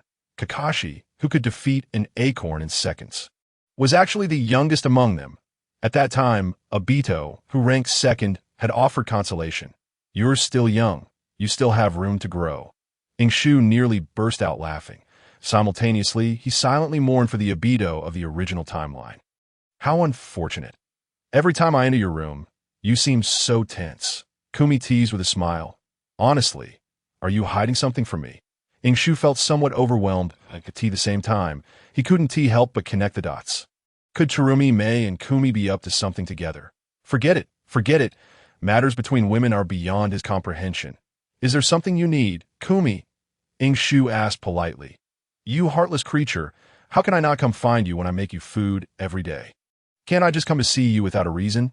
Kumi said, already sitting cross-legged beside Ying Shu, freshly bathed and fragrant, resting her hand between her thigh and chin. Instinctively, Ying Shu looked up at the ceiling. But out of the corner of his eye, he caught a glimpse. They've grown by 2 sizes. Despite Kumi's high status and her flirtatiousness, she was still only 17, a flower in her prime. Yet those from a ninja world often appeared more mature. Ino, back then, seemed even more flirtatious than Kumi. That "I just overate, so I want to sleep early. Perhaps I can savor it in my dreams," Ying Shu replied calmly. This elicited a series of melodious laughter from Kumi, and Ying Shu couldn't help but steal a glance, thinking to himself, "Wow, she looks quite lively without wearing anything." "Now, let us talk business." Kumi finally returned to seriousness, her expression turning a bit grave, though still holding a teasing smile. Have you not noticed that Mei-chan has been acting strangely lately? She may not be able to return for a while."